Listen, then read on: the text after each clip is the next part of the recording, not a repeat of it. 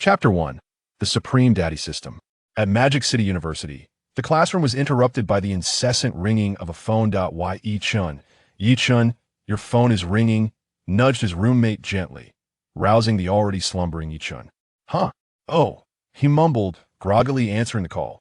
Hello, who is this?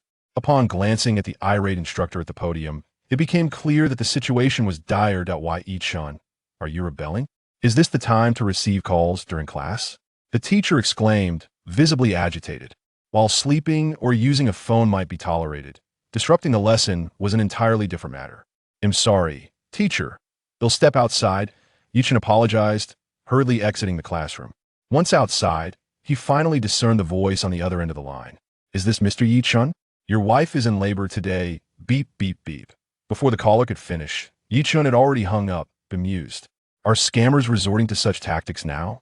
The absurdity of the claim struck him. He wasn't even married, let alone a father-tobe. With a sigh, he lamented the loss of his fanciful dreams. Just as he was about to return to class, the phone rang again. Beep beep. Growing impatient, he was about to speak when the caller preemptively questioned him. Is your girlfriend named Ji Weiwei? This is her contact information, and she has indicated you are the father of her child. Are you implying Ji Weiwei? Chen's words faltered as the realization dawned on him. Yvei? Wasn't that the girl he met at the bar? 10 months prior, amidst the haze of alcohol, they had found themselves in a hotel room together. Could it have happened then? Chen pondered, stroking his chin in contemplation. Could he truly have been so influential as to have conceived a child in one night? Just as he was musing over this revelation, the nurse on the line pressed him to act. Since you are Mr. Chen, please come quickly. Miss Ji Weiwei is in the emergency room, ready to give birth. The background noise indicated urgency, as if the call was on the verge of being cut off. Wait, you haven't told me which hospital? Chen exclaimed in frustration. Surely they could at least provide him with that crucial detail. City Maternal and Child Health Hospital beep beep. With that, the nurse abruptly ended the call. Now aware that Ji Weiwei was indeed pregnant and knowing the location, Chen felt a sense of responsibility rather than retreat. He promptly sought leave from his advisor and hailed a taxi, rushing to the City Maternal and Child Health Hospital. Upon arrival, he spotted a rather attractive young nurse anxiously pacing about on the first floor, her phone in hand. She was dialing a number repeatedly, muttering, "Why hasn't he arrived yet?" Chen silently speculated that perhaps someone was pregnant, anxiously attempting to reach her husband, who was proving to be unresponsive. Just then, his own phone rang once more. The young nurse glanced at her phone, then looked at Chen, uncertainly asking, "Are you Mr. Chen?" Chen felt a wave of irony wash over him. Was he truly scolding himself? Yet, Chen still responded to the nurse's inquiry, "Yes, I am Chen." Upon hearing this, the nurse's eyes sparkled with excitement as she grasped his hand and hurried him upstairs. Chen, somewhat bewildered and unclear about the unfolding situation, questioned, "What is happening?" The nurse, not releasing her grip, urged, "There's no time for explanations. Hurry." Upon reaching their destination, the entrance to the delivery room, the nurse and Chen crouched down, panting heavily. An older doctor, appearing slightly seasoned, handed Chen a consent form, stating, "Mr. Chen, your wife, Ms. Ji Weiwei, is on the verge of delivery and has already entered the delivery room. Please sign this liability waiver and proceed downstairs to settle the payment." Chen was taken aback to learn that she was already at the brink of childbirth. Without a moment's hesitation, he promptly signed his name and hurried downstairs to pay the meager savings he had for living expenses. After completing the payment, Chen returned upstairs and inquired, "Where is Ji Weiwei? How is she doing?" The doctor shot him a stern glance and gestured towards the delivery room, saying, "Ms. Ji Weiwei is in labor. Mr. Chen, please remain calm and wait outside." Listening to the doctor's words, Chen could only comply and settle into the waiting area outside the delivery room. As time ticked away, an unusual emotion began to swell within him. Was about to become a father, and soon he would have his own child, prompting him to grin in delight. At that moment, a chime echoed, ding. The ultimate daddy system has been successfully activated. Scanning for host. Binding host. Host binding successful. Due to the paternal love emanating from the host, you are now on the path to becoming a true father. The system shall cultivate you through tasks and rewards. Ding. Congratulations, host, you have received a novice gift package. Ding. Congratulations, host. You have received a cash reward of 100,000 yuan. Ye Chen felt a wave of confusion wash over him. What exactly was this ultimate daddy system? Was it truly designed to assist him in becoming a genuine father? What did the tasks, rewards, and novice gift package entail? Just as Yi Chen pondered these questions, his phone vibrated in his pocket. He pulled it out to discover a notification. Your Shanghai bank card ending in 4444 has received a transfer of 100,000 yuan. Current balance, 101,000 yuan. It turned out the novice gift package truly contained 100,000 yuan. Overjoyed, Yi Chen reveled in the unexpected fortune, especially since he had just exhausted his savings on the payment. This windfall brought him immense joy, as it meant he could now provide well for his child and Ji Weiwei, A.S. for evading responsibility. Yi Chen had never contemplated such a notion that was not in his character. Having made the decision, he would embrace his responsibilities wholeheartedly. However, amidst his joy, an overwhelming sense of worry washed over him, concern for Ji Weiwei's safety. After all, she was merely a young woman in her early 20s. Yi Chen pondered that he must treat his dear younger sister with utmost care in the future. Outside the delivery room, he silently prayed for both her and the child. The doctor glanced at Yi Chen. His perception shifting slightly initially, he regarded him as a careless scoundrel, but now he realized that this fellow was not entirely without merit. He had covered the medical expenses and now appeared quite anxious outside the ward. After an indeterminate period, a nurse emerged from the delivery room, announcing, "Congratulations. Both mother and children are safe triplets, 1 boy and 2 girls." Chapter 2. Providing you with the best conditions, Yi Chen was momentarily taken aback by the nurse's words. What was happening? Triplets? Did that mean he was now the father of 3 children? Shortly thereafter, 2 more nurses emerged from the delivery room, cradling the newborns and announcing, "Congratulations. 1 boy and 2 girls, an older brother and 2 younger sisters, each weighing 6 pounds and 6 ounces. The doctor nearby jested that the older brother would have to protect his younger sisters. The nurse holding the children playfully chimed in. What a delightful coincidence. 6-6 harmony. Filled with overwhelming excitement, Yi Chen hurried forward to gaze upon his children. However, their skin appeared wrinkled, resembling little monkeys. This was his first encounter with newborns. Yet, he found them endearing. These were his children, and he was now a father. The more he thought about it, the more thrilled he became, and the more he admired their cuteness. He longed to reach out and touch them, but just as he extended his hand, a nurse intervened, stating that it was not permissible to touch the newborns. The nurse then took the children away to the nursery. Yi Chen felt a profound sense of reluctance, following them with his gaze until he suddenly remembered that his dear sister had not yet emerged. He hurried back to wait for her. As he stood there, he reflected on the 3 adorable children that she had brought into his life, and a wave of guilt washed over him. He chastised himself for only now realizing that throughout the past 10 months, he had not been by her side to properly accompany and care for her. It must have been incredibly arduous for her, a young girl, to bear such a heavy burden.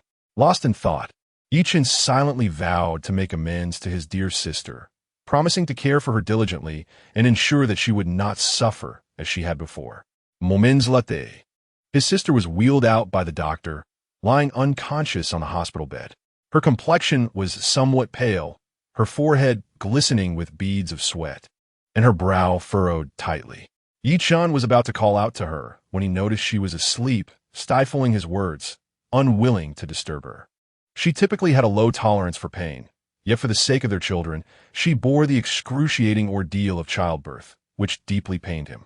At that moment, the doctor gently advised, "Ms. Ji Weiwei is currently quite weak, and I hope you will take good care of her. Every girl-S delivery is a perilous and challenging experience." Yi Chen nodded, his gaze fixated on his sister's delicate and beautiful face, filled with boundless concern. Without needing the doctor's reminder, he was determined to care for her well. He gently pushed his sister back into the ward, noticing the sweat on her forehead. He tenderly wiped it away with a towel and spoke softly, "Dear sister, I am sorry.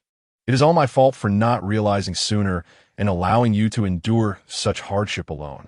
I promise to take good care of you and the children from now on." As soon as he finished speaking, his sister slowly opened her eyes. Upon seeing Yi Chen, she seemed a bit shy and said, "Yi Chen, you're here? I didn't mean to trouble you. I could have managed on my own. But the doctor insisted on having a family member sign, which is why I called you. I'm sorry. Upon hearing this, Yi-chan felt an even deeper pang of sympathy. This foolish girl was attempting to shoulder such a significant burden all on her own. He said, "Silly girl. Do not worry. I will take full responsibility. You should have informed me about your pregnancy sooner. How could you keep it from me for so long? Nevertheless, fret not, as I will be by your side from now on, taking care of you and our little ones." "Who asked you to take responsibility?" the naive girl replied. Her cheeks flushed. Hearing Yi-chan's earnest declaration made her feel bashful and warmed her heart. While she protested, her tone was undeniably playful. As she turned to gaze at the children peacefully sleeping beside her, Yi-chan chuckled softly, assuring himself that he would indeed fulfill his promise.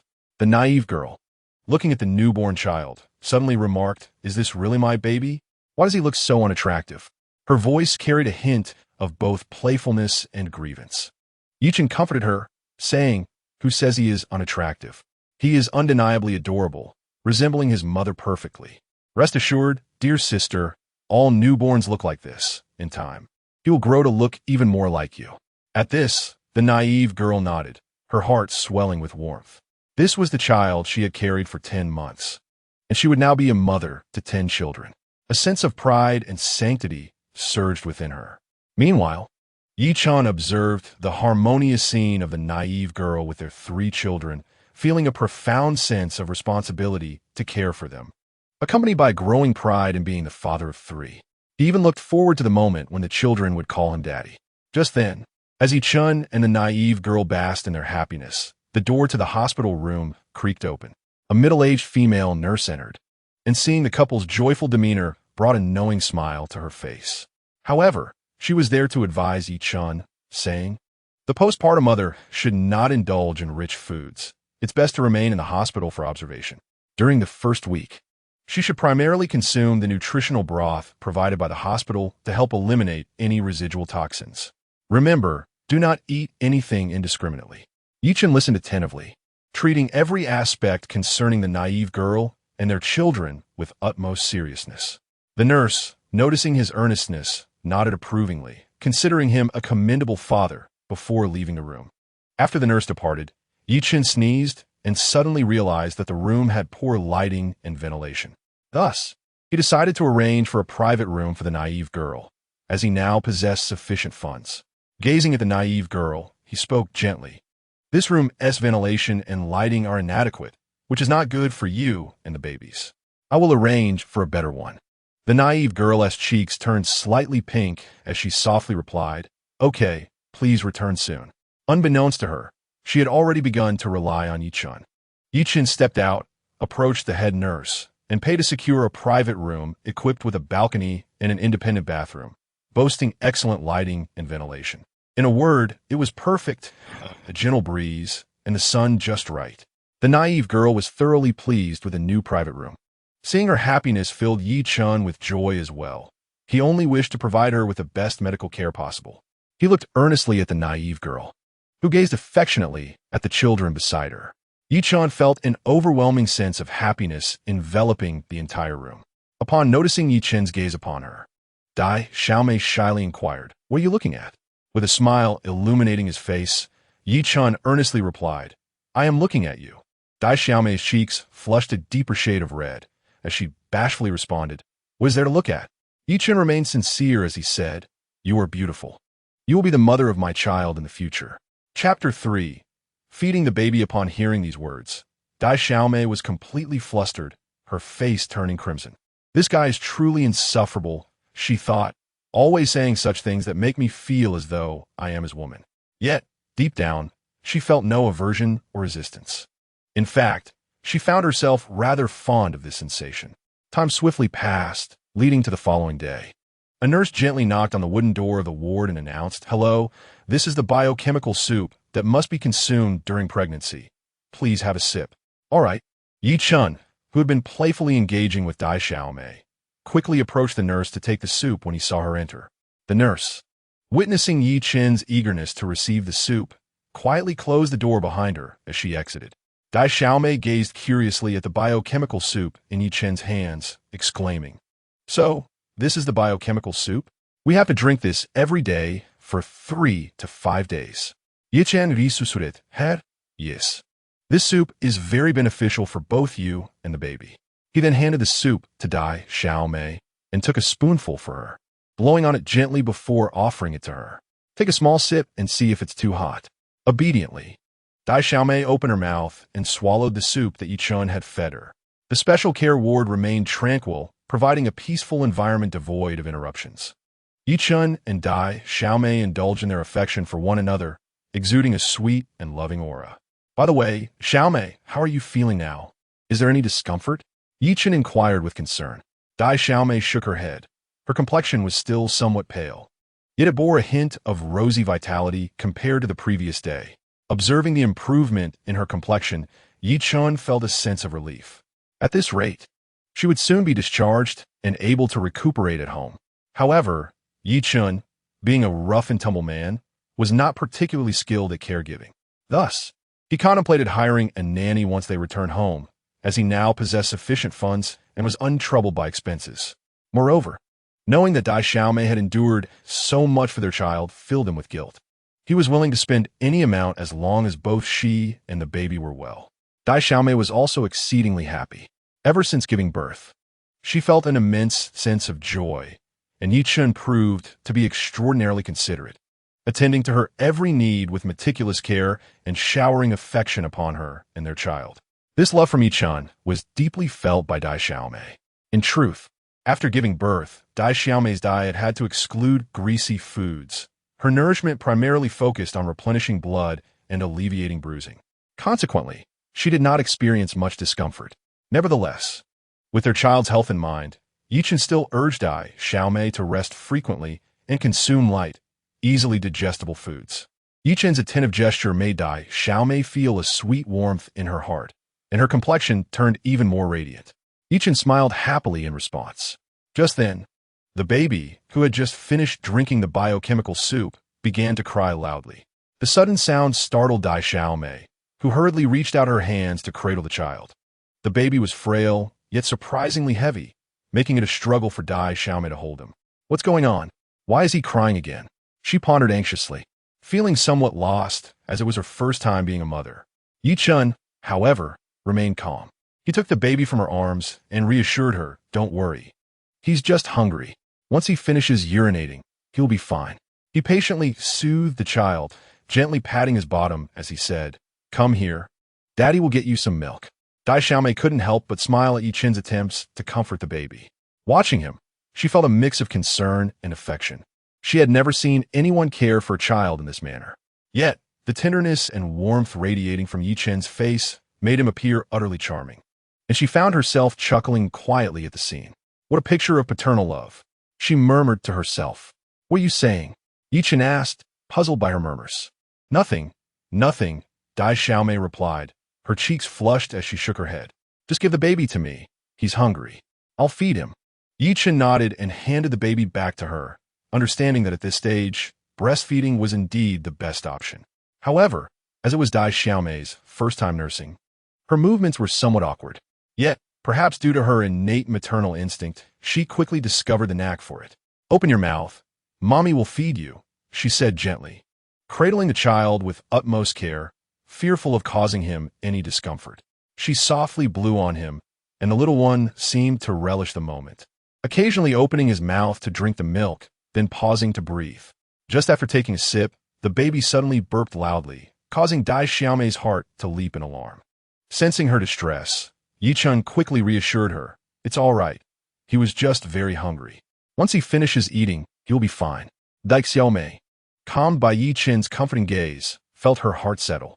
However, she also felt a bit embarrassed for having been startled by such a small child, finding the situation somewhat amusing. Then it struck her that Yi Chun had been watching her while she nursed, which made her blush furiously at the thought of being exposed in such a vulnerable moment. Noticing her flushed cheeks, Yi Chun felt a tinge of embarrassment himself, realizing he had indeed been staring. Yet, it was unintentional. He chuckled awkwardly, internally grappling with the thought of how to manage with 3 children, knowing that Dai Xiaomei's current capacity would hardly suffice. Fortunately, The baby was small and not consuming much milk, or else they would be facing a hungry situation. First, the younger sister must eat, then the elder sister, and only after that, the brother can partake. Such is the duty of an elder brother. He must yield to his younger sister. However, the younger sister felt a surge of anger. She had just been subjected to his gaze and ridicule, leaving her utterly mortified. How could she possibly face anyone after such humiliation?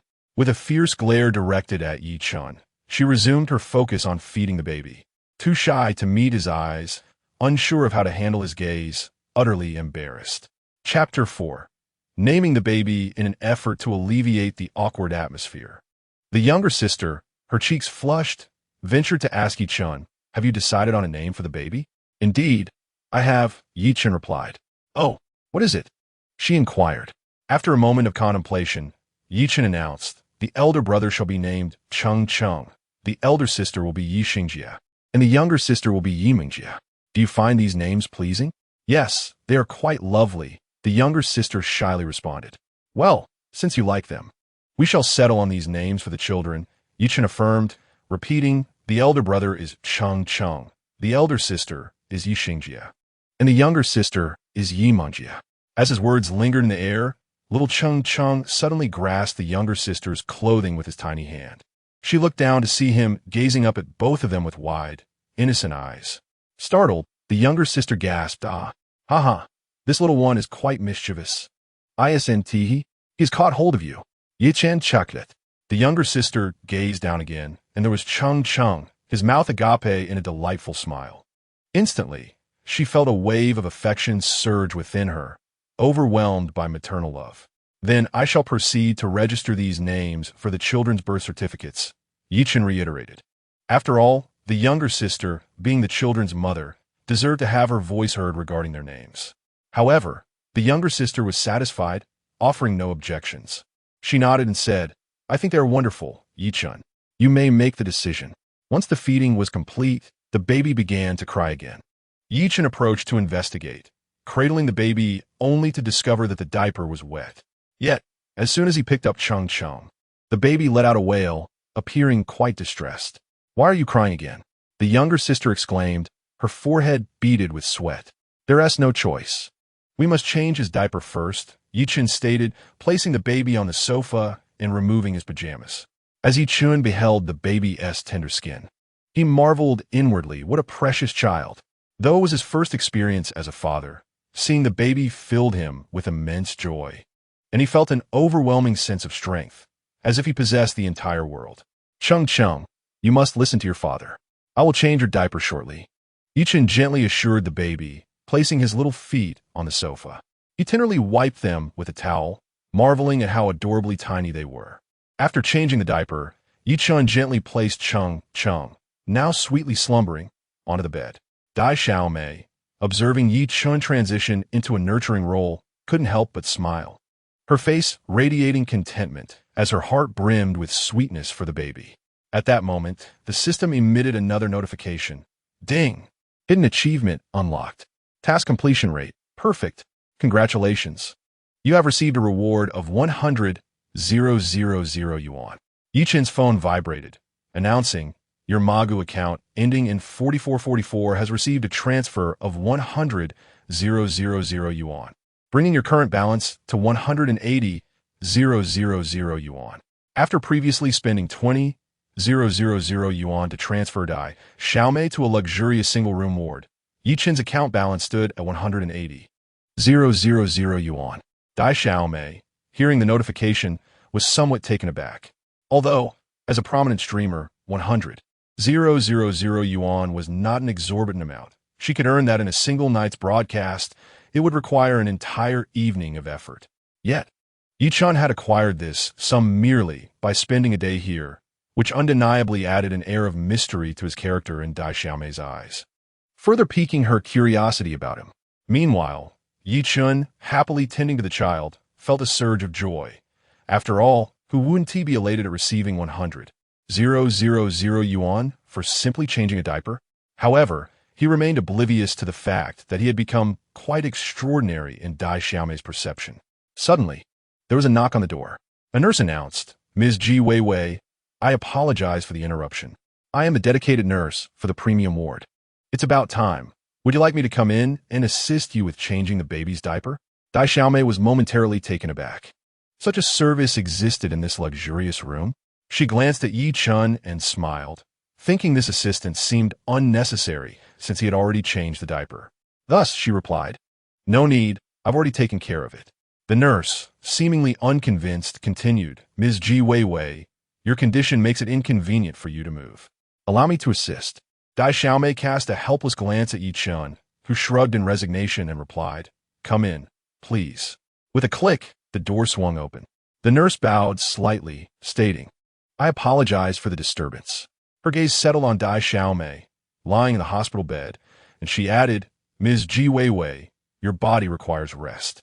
Dai Xiaomei nodded in agreement. Upon noticing the diaper in Yi Chen's hand, the nurse quickly surmised that this man must be the baby's father, having just changed the diaper. Initially, before entering the ward, the nurse had heard from her colleagues about a husband in the premium ward who was exceedingly irresponsible, completely unaware of his wife's pregnancy and arriving at the hospital only after the birth.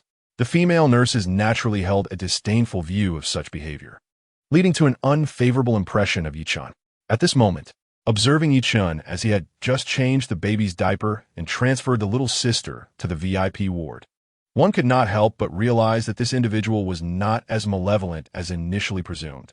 After all, the VIP ward was quite costly. Yi Chun felt a flicker of confusion within, oblivious to the thoughts swirling in the nurse's mind. As he noticed her gaze fixed upon him, a hint of shyness overcame him, prompting him to inquire, "Hello, I assist you with anything else?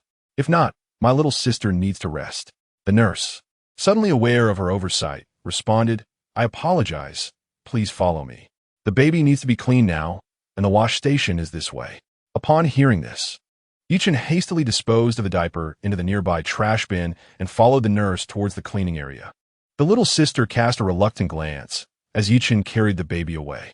Along the way, they encountered several elderly women who, upon seeing Yi Chun cradling 3 infants, began to whisper among themselves.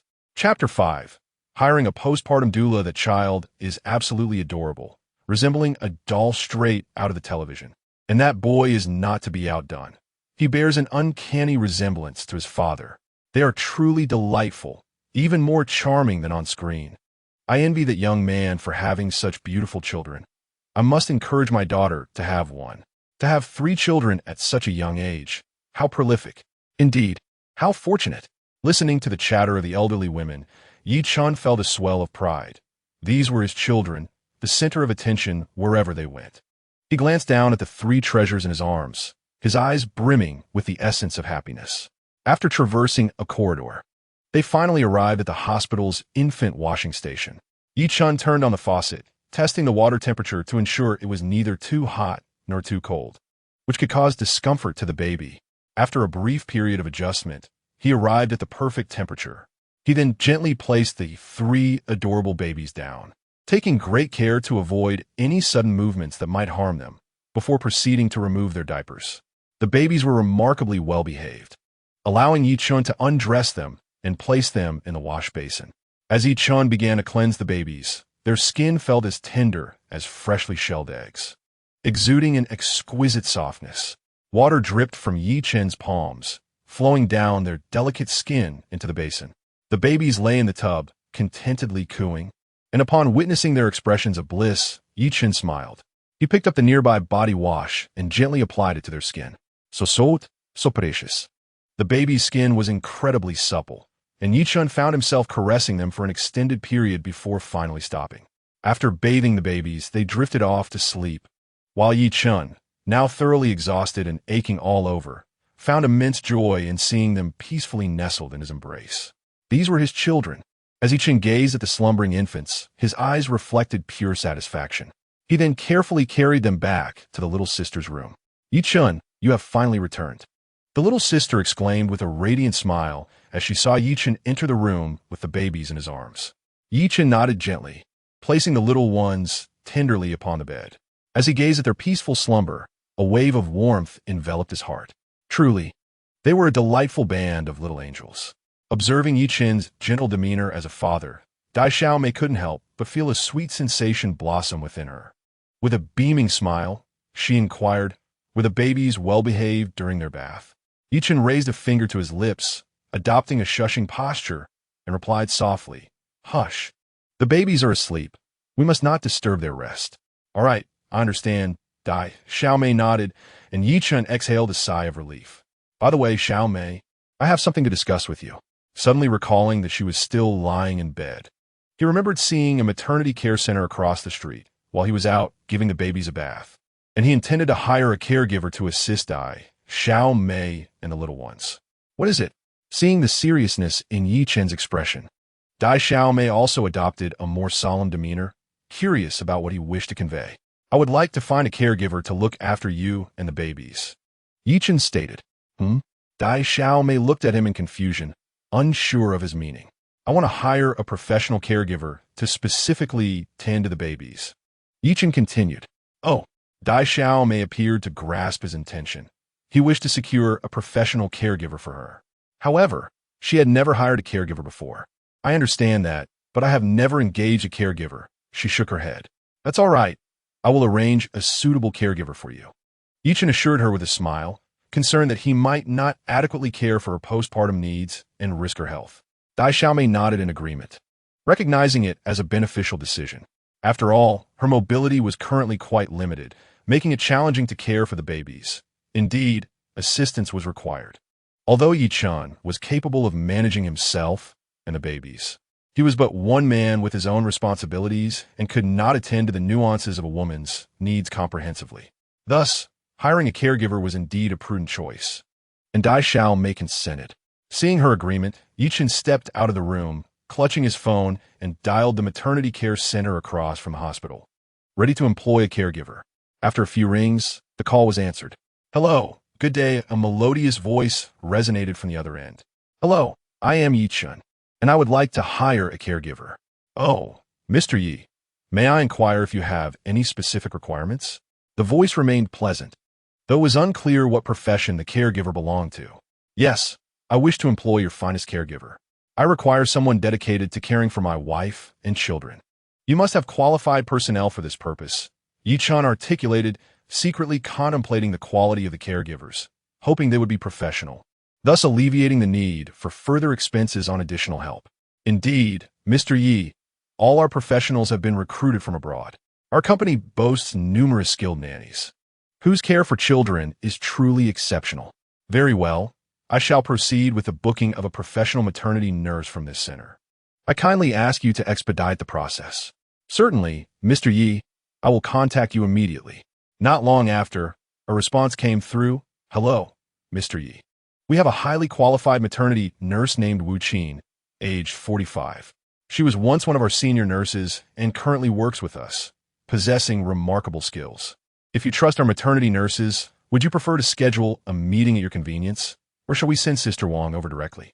Let her come to the VIP ward of the Shanghai Maternal and Child Health Hospital. And by the way, how is the payment arranged?" Chen inwideth, feeling confident that this nurse Wu Qin would be satisfactory, so he got straight to the point. "Since Aunt Wu is our company's star maternity nurse with extensive service experience, the price may be somewhat steep, approximately 20,000 yuan per month," replied the voice on the other end.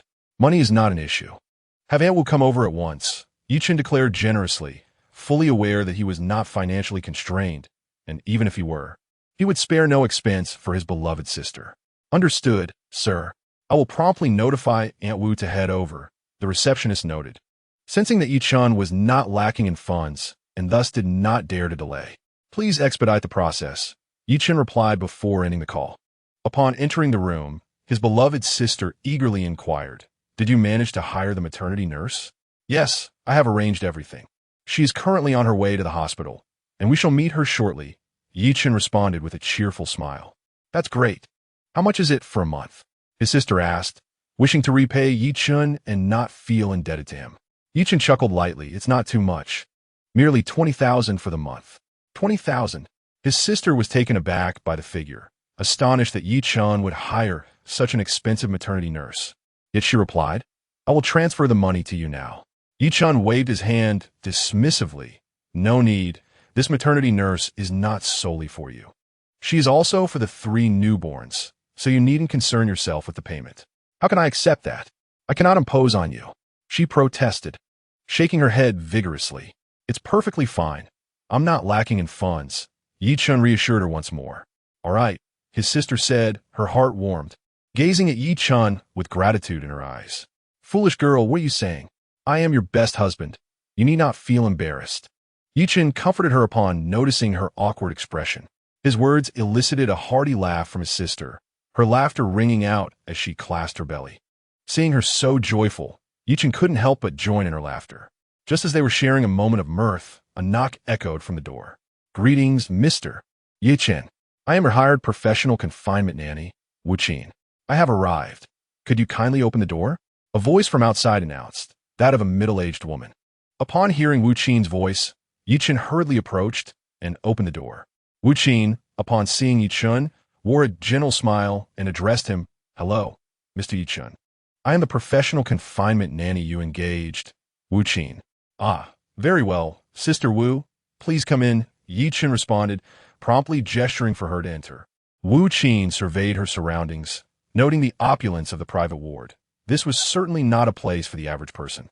It was evident that these individuals were quite affluent, which prompted Wu-chin to adopt an even more cordial demeanor. At that moment, Yi-chun glanced at the time and realized it was nearly lunchtime. He turned to Dai Xiaomei and inquired, Sister, it's time for lunch. You must be hungry. What would you like to eat? I can have Sister Wu prepare it. Sister Wu quickly chimed in, Indeed, Ms. G, please let me know what you would like. I will prepare it right away. Very well. I appreciate your help, Sister Wu. Dai Xiaomei pondered for a moment, recalling that she was currently in confinement and had dietary restrictions. She replied, I'm not sure what to eat. Please decide for me, Sister Wu. Prepare something suitable for postpartum recovery. Certainly, I shall prepare a confinement meal for you, focusing on nourishing soups. During the first week postpartum, it's primarily soups. You should avoid greasy foods, Sister Wu assured her, having prepared such meals countless times before with ease. Since it was indeed the first week postpartum, only light soups were suitable. That sounds good, Sister Wu. Here, take my house key. Please go to my home and prepare the dishes. And bring them back in a thermal container to keep the soup warm, Yi-chun suggested, handing her the key, considering that cooking required a suitable place. Wu-chin nodded in agreement. All right, I will follow your instructions and deliver the food shortly. Rest assured, I won't take too long. She then turned to gather her belongings and departed. Once Sister Wu had left, Dai Xiaomei looked at Yi-chun and said, Yi-chun, am I being too much? I gave birth to our child without notifying you. I'm truly sorry. A hint of guilt flickered across her face. It's all right, sister. You're my wife, and you have brought our child into the world. Having you by my side fills me with happiness, Yi-chun said, smiling and shaking his head, not at all perturbed by the incident. Really? Dai Xiaomei, seeing the sincerity in Yi-chun's eyes, felt an unexpected wave of sweetness wash over her, as if she were cherished. This man was exceptionally kind to her. As she absorbed Yi-chun's affectionate tone, her heart gradually succumbed to his warmth. Yi-chun, observing her bashful demeanor, gently teased her by playfully brushing her nose and said, Indeed, when have I ever deceived you? Now, let us not dwell on such thoughts. By the way, are you thirsty? Yi-chun inquired, recalling that Daixiomi had mentioned her hunger earlier. I do feel a bit parched, Daixiomi replied, glancing around the empty room. Wait a moment, I shall fetch you a glass of water. All right, she responded. Afterward, Yi-chun rose from the hospital room and poured a glass of plain water for Daixiomi. Upon returning, he handed the water to her and said, Here, drink some water. It will warm your stomach. Daixiomi smiled as she accepted the glass. Thank you, Yi-chun. Silly girl, there is no need for such politeness between us. You have endured much. Make sure to rest well, Yi-chun replied. Okay, I will rest for a while. If you need anything, call me. If you feel tired, you should head back. Don't overexert yourself, Daixiomi said with concern in her eyes. Rest assured, you take your time. I will keep watch over you, he assured her. Thank you, silly girl. Who are we to each other? Yi-chun teased, affectionately ruffling Daixiomi's hair.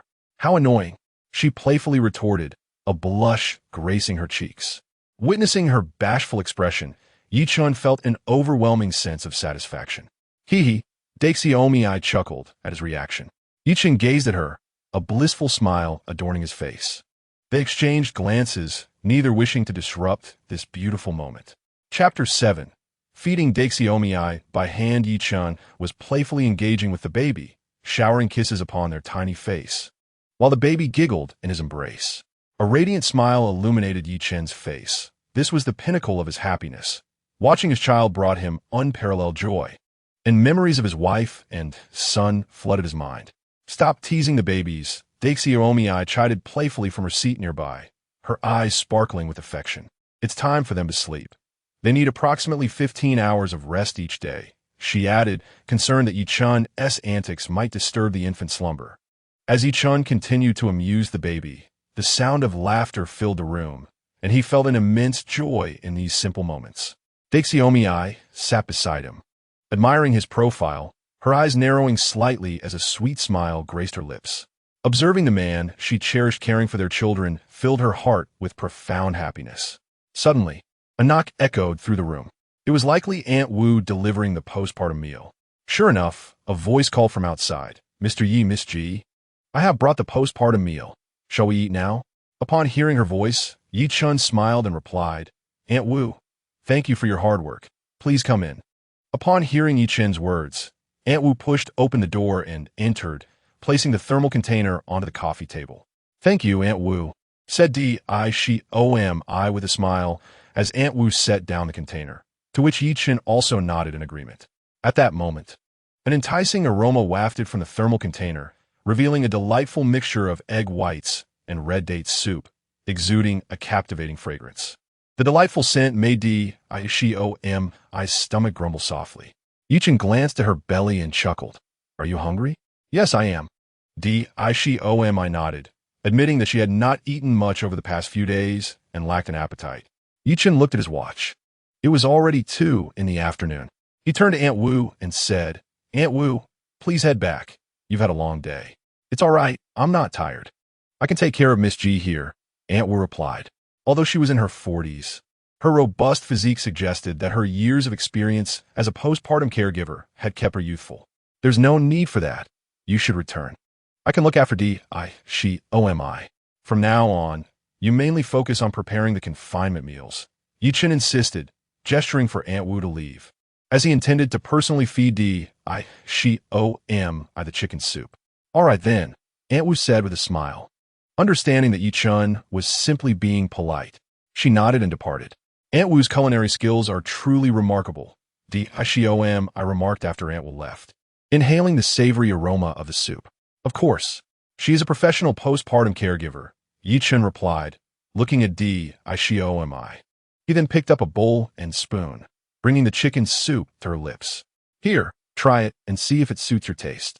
However, Daxiomi felt a bit shy, lowering her head and blushing as she said, No, Yi Chen's fine.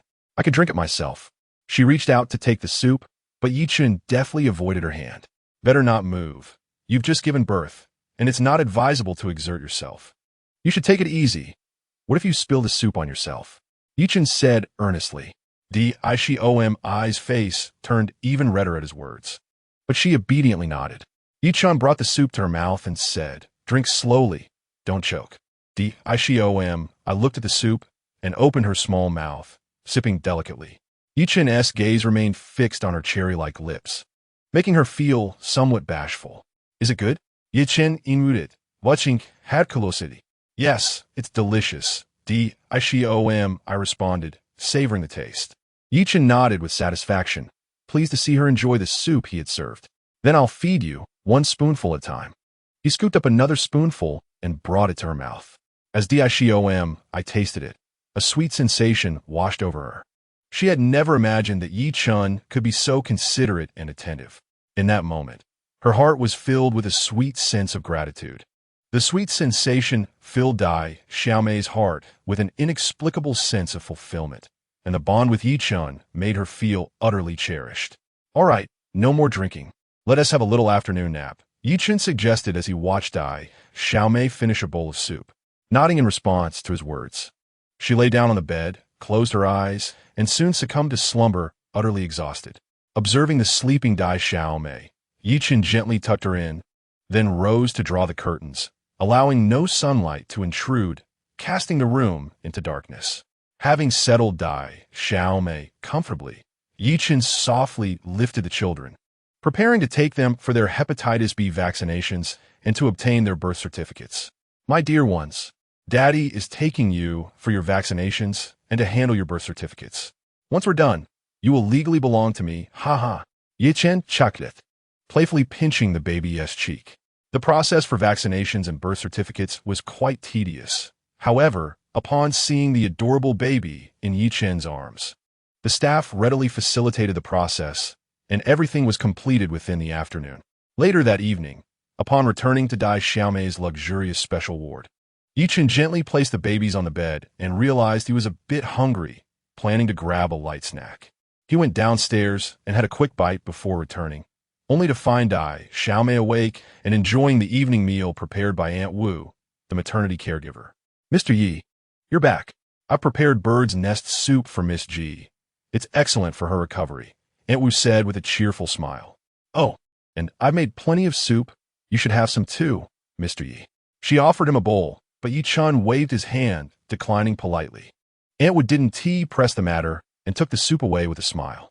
Watching Dai Xiaomei eat with such delight, he handed her a glass of water, saying with a grin, "Take your time. No one is competing with you." Chapter 8. Vigil over the babies. After Dai Xiaomei finished her meal, Chen asked Aunt Wu to head home, deciding to stay the night with Dai Xiaomei and the babies. Aunt Wu, you can go back now. I'll stay here tonight. Just bring breakfast in the morning, Chen told her. He had resolved to remain at the hospital for the next few nights, knowing that Dai Xiaomei needed a man's care at this moment. Aunt Wu nodded in understanding, gathering the dishes before leaving the ward. Seated by the bedside, Chen gazed at the three little treasures in slumber, unable to resist reaching out to caress their cheeks. All three children were remarkably beautiful, especially his two daughters. At that moment, Dai Xiaomei spoke up, "Chen, aren't you going to rest? You haven't slept in days. You must be so tired." Her tone was filled with concern. "I'm fine. I'm not tired. You should rest. Tonight, I'll take care of the babies while you get a good night's sleep." Chen replied with a cheerful smile. Chen was indeed not tired. He felt invigorated, even a bit euphoric. He gazed at Daxiomei and the three children, all of whom he cherished dearly, and found it hard to part from this scene. Thus, he resolved to stay and care for them throughout the night. Upon hearing Chen's intention, Daxiomei considered her own fragile state and the need to tend to the children, realizing that she indeed required a good rest. She nodded and said, "All right, you take care of yourself. I will go to sleep now." "Very well," Chen replied with a cheerful smile. "I shall sleep now." "Yes. Good night," Daxiomei responded, her cheeks flushing at Chen's words, avoiding his gaze as she covered her face with the blanket. It wasn't long before Daxiomei drifted into slumber. While Chen observed the three children, admiring their serene sleeping faces, a gentle smile gracing his lips. As he looked at them, an unusual warmth surged within him. He understood that these were his own flesh and blood, filling his heart with affection. Chen watched over the children until midnight, during which they showed no signs of fussiness or waking. Sitting beside them, he felt a profound tranquility as he admired their adorable sleeping forms. Suddenly, the peaceful atmosphere was shattered when the eldest, Chung, began to wail. Chen hurried over to the child, softly patting his back as he murmured, There, little one, do not cry. Do not be afraid, Daddy is here." He cradled Chung in his arms, gently soothing him. Yet, the child seemed increasingly distressed, crying louder. Chen pondered whether the diaper was wet. He looked down at the little one, perplexed. The child continued to wail. Hastily, Chen turned the baby over and unfastened his clothing to check the diaper. It was dry. What could be the reason then? Was he perhaps hungry? Chen sipijulatit. After a moment's thought, he stood up, intending to feed the baby. However, upon glancing at the peacefully sleeping Daxiomei, he felt a pang of hesitation. Seeing her sleep so soundly, he was reluctant to wake her, but the baby's cries tugged at his heartstrings. Ultimately, he resolved to take a compromise. He would let the sleeping Daxiomei nurse the baby. "Be good, little one, do not cry," Chen whispered tenderly to the infant. Gently, he lifted the blanket off Daxiomei, preparing to position the baby for feeding. Upon unveiling the blanket and catching sight of Daixi nestled beneath it, Yi-chan was momentarily taken aback. Her graceful, curvaceous figure was revealed before his eyes, and upon noticing her exquisite form, his throat constricted and his heart raced. With Daixiomi's delicate form exposed, he positioned the baby near her bosom, beginning to nurse the child. As soon as the milk flowed, the baby ceased crying and eagerly began to suckle, and Yi-chan, witnessing this tender scene, found himself captivated. After the baby had eaten to their heart's content, they drifted into a peaceful slumber, while the little sister remained blissfully asleep, showing no signs of waking. Observing the little sister's alluring sleeping posture, Yi-chan contemplated, "Tonight, let me protect you and the 3 children." He then shook his head, dismissing all other thoughts, and devoted himself entirely to caring for the peacefully sleeping infants. Time slipped away, and before Yi-chan realized it, it was already past midnight. Yet he felt no trace of fatigue. Rather, he was invigorated. For within Yi-chan's heart resided a singular conviction: to care for the 3 little ones. He remained vigilantly by the bedside, gazing at the baby's serene, sleeping forms and cherubic faces, his heart brimming with happiness and contentment. Suddenly, one of the babies began to cry, not the elder brother Ching-chung, who had just finished his milk and was now soundly asleep, but rather the sister, Yi-xingjie. Yi-chan hurried over and, upon seeing her distress, recognized immediately that hunger was the culprit. He swiftly lifted his sister, soothing her with gentle words, "Do not cry. My little darling, you must be hungry. Father will soon ask mother to feed you. Be good, sweet baby." He then placed her in the embrace of the little sister. To Yi-chan's delight, Yi-xingjie seemed to take a liking to the little sister, displaying remarkable intelligence. As soon as she caught sight of her, she eagerly nestled into her arms, showering her with affectionate kisses. Yi-chan couldn't help but marvel at her cleverness and charm. After a little over 10 minutes, Yi-xingjie was finally satiated and drifted back into a deep sleep. Yi-chan gently laid her back on the bed, allowing her to rest peacefully once more. Watching over the slumbering children, he finally exhaled a sigh of relief. While placing his sister on the bed, he cast a glance at the tranquil little sister and then at the little sister's bosom, inwardly sighing, "It seems I must strive harder in the future. If I can earn more, the babies could enjoy the freshest milk and the finest food every week." As Yi-chan gazed at the 3 sleeping children, he felt a deep sense of fulfillment. He truly believed he was fortunate to be surrounded by his beloved wife and children, experiencing a profound happiness that enveloped his life. Chapter 9. The devoted father. Throughout the night, Yi-chan remained by the side of the 3 children, feeling no weariness at all. In the blink of an eye, the entire night had slipped away. Yi-chan had never felt so leisurely. He spent the night in the company of his wife, daughter, and the children, relishing the tranquility of an ordinary evening. Around 6 in the morning, sunlight streamed in, casting a warm glow on the children's faces, enhancing their delicate skin, which emanated a faint scent of milk, truly enticing. Yi-chan rose quietly, assisting them in getting dressed and washed. Just as he had finished dressing the babies, the elder brother, Ching-chung, began to wail again. And once more, the reason for his cries was the same as the previous night: hunger. Yi-chan hastily lifted Ching-chung to feed him, while his sister, Yi-xingjie, continued to sleep peacefully. This little one had consumed milk the previous night and was now resting soundly. "Oh, my dear child, you must be quite hungry. Rest assured, when you grow up, your father will ensure you have the finest delicacies. For now, just endure a little longer," Yi-chan whispered gently, placing his brother, Ching-chung, at the breast of his dazed younger sister. At that moment, the little sister awakened. As she opened her sleepy eyes, she was taken aback to find her brother, Ching-chung, feeding from her bosom, looking utterly content. Instantly, her cheeks flushed crimson. Overwhelmed with shyness, she did not, however, deter her brother from nursing. She felt it was her duty to provide ample nourishment for the child. Thus, she cooperatively allowed Ching-chung to suckle. Despite her embarrassment, she found a sense of happiness in the act. An hour later, both children had their fill and drifted off to sleep. Yi-chan sat nearby, observing with a smile, recognizing the genuine affection his younger sister held for her children. It was not solely due to their tender age, but also their sweet and understanding nature. Noticing Yi-chan's mischievous grin, the little sister shot him a playful glare. Hey, Yi-Chun chuckled without uttering a word. By the way, did I sleep too soundly last night? The little sister suddenly inquired, recalling her exhaustion that rendered her unaware of how she had returned home or when she had succumbed to slumber. Indeed, you were utterly fatigued, which is why you fell asleep. I spent the entire night here, watching over the 3 children, feeding the baby when he cried for milk, Yi-Chun responded.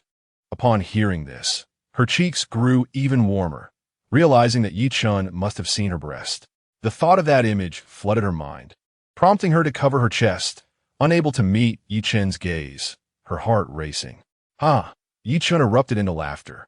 The sight of her bashful demeanor was truly delightful. What are you laughing at? She shot Yi-Chun a look. I laugh at how easily you blush, he replied, still chuckling. I do not blush easily, she retorted defiantly. Ha ha ha ha. Yi-Chun laughed heartily, but soon his expression turned serious. Last night, the baby was hungry and cried incessantly. It pained me to see you like that, which is why I had no choice but to let you feed him, he explained. His words only deepened her blush, making her appear even more adorable. Yi-Chun couldn't resist reaching out to pinch her cheek, exclaiming, You're simply adorable. She exclaimed, startled. Why are you pinching me? She glared at him. I was complimenting you. Yi-Chun smiled in response. You're so annoying. I'm off to freshen up, she pouted, standing up and rushing out. Amidst the laughter provoked by the adorable demeanor of the charming young lady, Yi-Chun could not help but chuckle heartily. In truth, the young lady felt a pang of sympathy for Yi-Chun, who had stayed awake all night tending to her and the baby. However, her disposition made it difficult for her to express her concern for him. Initially, she had no intention of revealing her pregnancy to Yi-Chun, believing it unnecessary for him to take responsibility. Yet, upon reflection, she realized that a child so young ought to have a father. It would be utterly tragic otherwise. Thus, she confided in Yi-Chun about her pregnancy, hoping to foster a connection with him and assess the situation. To her surprise, Yi-Chun proved to be a remarkably devoted father, not only caring for the 3 little ones with great diligence, but also attending to the young lady with utmost thoughtfulness, which deeply moved her. Suddenly, a knock echoed from outside the door. Mr. Yi, good morning. I have brought breakfast for you and some fresh clothes for the baby, called out Aunt Wu from the other side. Upon hearing Aunt Wu's voice, Yi-Chun promptly opened the door to welcome her inside. Noticing the items she carried, he expressed his gratitude and invited her to sit down, recognizing the effort it took to bring them from afar. Thank you, Mr. Yi, Aunt Wu replied, placing the items on the table before introducing the nourishing postpartum meal she had prepared. Her culinary skills were exceptional, and among the dishes was a selection of porridge she had personally simmered, which prompted Yi-Chun to praise her profusely. There is also a pot of stewed pork liver. It's incredibly beneficial for Miss G's digestion. This postpartum meal is truly essential. Aunt Wu beamed at Yi-Chun's compliments, relishing the praise for her cooking, especially coming from him, which filled her with joy and confidence. Yes, thank you, Aunt Wu. I truly appreciate these dishes, Yi-Chun replied with a smile. At that moment, the young lady had finished her morning routine and entered the living room. Upon seeing the lavish breakfast laid out on the dining table, her mouth watered. Wow, it smells delightful, she exclaimed with a grin. Aunt Wu chuckled modestly. Oh, miss, you flatter me. As long as you enjoy it, that is what matters. By the way, I have prepared 2 sets of fresh undergarments for you. This set is for men's underwear and shirts, while this one is a lady's lingerie and dress. After saying this, Aunt Wu presented a black and white lace bodysuit to the young lady. The women's undergarments were slightly larger, fitting loosely, while the men's were a perfect fit, sure to look dashing on Yi-Chun. Thank you, Aunt Wu. We will change into them right away, Yi-Chun said with a smile. Chapter 10. Adorable little ones, hearts melting given that she had just given birth. The young lady and the baby needed to change into clean clothes daily for their health, and since Yi-Chun was in the hospital providing care, he too needed to ensure he changed into fresh garments every day for the sake of their close contact. Thus, when Aunt Wu departed last night, Yi-Chun specifically instructed her to procure 2 sets of new clothing for himself and the adorable little sister. Aunt Wu complied with his request. The 2 entered the bathing area to change into their new attire, emerging shortly thereafter. Upon seeing the little sister adorned in her fresh garments, Yichen could not help but exclaim in admiration. Although she had already given birth, her unique physique allowed her to recover swiftly, and she appeared to have gained a bit of weight. While she was no longer as plump as before, she still had some softness to her figure and was even more beautiful, making her particularly suited for a dress. The little sister looked even more enchanting in her new outfit. Her elegant and pure demeanor rendered her utterly captivating. "How beautiful!" she gasped as she gazed into the mirror. "It suits you perfectly. Chen equally impressed." The little sister's face was aglow with a radiant smile. Seeing her so joyous filled Yi Chen's heart with delight. "Indeed, it is truly fitting for you, Miss G," Aunt Wu praised from the side. "All right, let us hurry and have breakfast. It will get cold if we delay." Yi Chen gestured towards the nearly cooled meal, adding, "You eat first. I will tend to the baby." "Okay," the little sister nodded in agreement. Aunt Wu's culinary skills were indeed commendable. The selection of dishes was meticulously chosen, and their delightful flavors made for a satisfying meal. Yi Chen sequentially carried the babies out to wash them. Since they were still asleep, he gently washed their faces and feet, wiped their bodies, and changed their diapers. Finally, he applied a fragrant moisturizer to their delicate skin. Throughout this time, the older siblings, Cheng and Xing, were remarkably well-behaved, neither crying nor fussing. Particularly, Xing. After the wash, smacked her lips and gazed at Yi Chen with wide eyes, exuding cuteness. Overwhelmed by their adorable nature, Yi Chen planted a gentle kiss on their soft little faces, eliciting delightful giggles from the babies. Witnessing their joyful expressions filled Yi Chen with a profound sense of warmth and happiness. The essence of family was undeniably wondrous. "Aunt Wu, I am full. It was delicious. Please, could you tidy up?" the little sister said after letting out a satisfied belch. "Oh, certainly. I will clean up right away," Aunt Wu replied. At that moment, Yi Chen had also finished bathing the babies. Clad in the new garments Yi Chen had purchased for them, they looked utterly charming. "Come, Mommy will feed you," the little sister said, reaching for the baby Xing dressed in a monk's outfit. As Xing was lifted into her mother's arms, she immediately opened her mouth wide in anticipation of her milk, her little face radiating a brilliant smile that made it impossible for the little sister to put her down. Observing her expression, Yi Chen chuckled, and at that moment, baby Xing mirrored Yi Chen's smile, her grin wide and adorable. The sight of the baby's joy also brought a rosy glow to the little sister's cheeks, enhancing her charm. Feeling somewhat shy about nursing in front of Yi Chen, the little sister was quite bashful. However, when she glanced at the baby, whose bright, sparkling eyes were fixed upon her, her heart instantly softened. Daxiomi shot another look at Yi Chen, noticing his unwavering gaze upon her. With a determined bite of her lip, she straightened her chest and expressed her milk into the little mouth of Xing. The baby's soft lips allowed the milk to flow down the corners of her mouth, dripping onto the floor. Xing appeared to savor the breastfeeding experience, enjoying the nourishment with great enthusiasm. Observing the scene, Daxiomi's face became even more flushed. At that moment, a playful thought suddenly crossed Yi Chen's mind. "Daxiomi, why is your face so red?" Upon hearing Yi Chen's teasing, Daxiomi's cheeks flushed crimson, and she shot him a glare, shyly retorting, "Who is blushing?" "Oomph." After saying this, she hurriedly lowered her head to continue feeding the baby. "Ha ha ha." Yi Chen erupted into laughter at the sight of Daxiomi's bashfulness. "Oomph. You are insufferable. What are you laughing at?" Daxiomi shot a quick glare at him in response to his laughter. "Hee, I'm not laughing at anything," Yi Chen replied with a smile. Just then, the third sister, Meng, suddenly began to cry. Hearing her cries, Yi Chen rushed to the bedside, lifting Meng gently into his arms, softly patting her back while soothingly saying, "Don't cry, sweetheart. Daddy is here." Daxiomi, filled with concern, asked, "What is wrong with Meng?" At this moment, Aunt Wu, who had been tidying the table, chimed in. Having worked as a confinement nanny for a considerable time, and being a highly esteemed one at that, she could easily discern that Meng was hungry. However, Aunt Wu continued her task without pausing, stating, "Mr. Yi, Miss G, the baby is likely hungry." Upon hearing Aunt Wu's words, Daxiomi quickly replied, "Yes. The baby must be hungry. Yi Chen, hurry and hand her to me. I will feed her some milk." By this time, the elder sister, Xing, had nearly finished her meal. All right, you feed her, Yi-chan said, handing the baby over to Daxiomi while taking Xing Xing into his arms. Sweetheart, are you hungry, Ming Ming?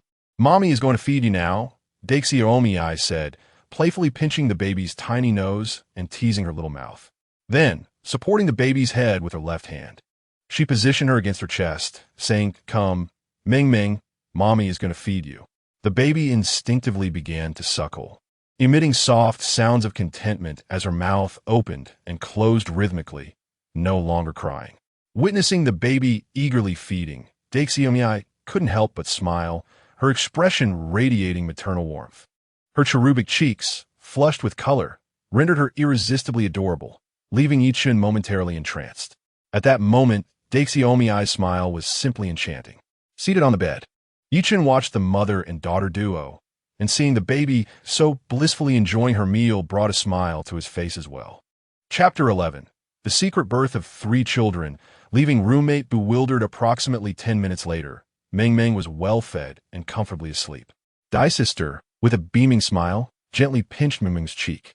Yi-chan swiftly took her and placed her in the crib. Ming Ming certainly had a hearty appetite. Dai sister stretched her somewhat sore arms after continuously nursing 2 children. Feeling the strain, at this stage of her growth, Ming Ming was particularly voracious. Yi-chan smiled, remarking that her mouth resembled a large pot, eagerly accepting whatever was offered, leaving no space for anything else. Truly a greedy little one. Dai sister nodded in agreement. Once all 3 children were lulled to sleep, Yi-chan assisted Dai sister in settling her into bed and tucking her in. After ensuring everything was in order, he finally had a moment to glance at his phone. Upon opening it, he discovered several unread messages from his counselor, Su Xiaofan. Su Xiaofan, you didn't return to the dorm last night. I was quite worried about you. Are you all right now? Seeing the message, Yi-chan quickly replied, reassuring her, I'm doing well. Thank you for your concern. Su Xiaofan seemed to be waiting by her phone as she responded promptly. Su Xiaofan, what are you doing? Why haven't you returned to the dorm? Yi-chan replied again, I'm currently in the hospital. Su Xiaofan was taken aback. How did Yi-chan suddenly end up in the hospital? Surely, nothing unfortunate had happened? She hurriedly called him. As soon as the call connected, Su Xiaofan inquired anxiously, Yi-chan, why are you in the hospital? What is wrong with you? Noticing her urgency and concern, Yi-chan decided to share the news of his 3 children. He had no intention of hiding this from anyone, especially not from his counselor. Informing her now would also allow him to take an extended leave to care for Dai sister and the babies. After Yi-chan explained the entire situation to Su Xiaofan, she exclaimed in disbelief, What? You already have 3 children? She was utterly astonished, never expecting Yi-chan to suddenly become a father to 3. Indeed, Yi-chan replied with a smile, feeling fortunate to embrace such a blessing at a young age. You're unbelievable. I must come and see how you're doing. Send me the address of the hospital. Are you managing on your own? Su Xiaofan uget.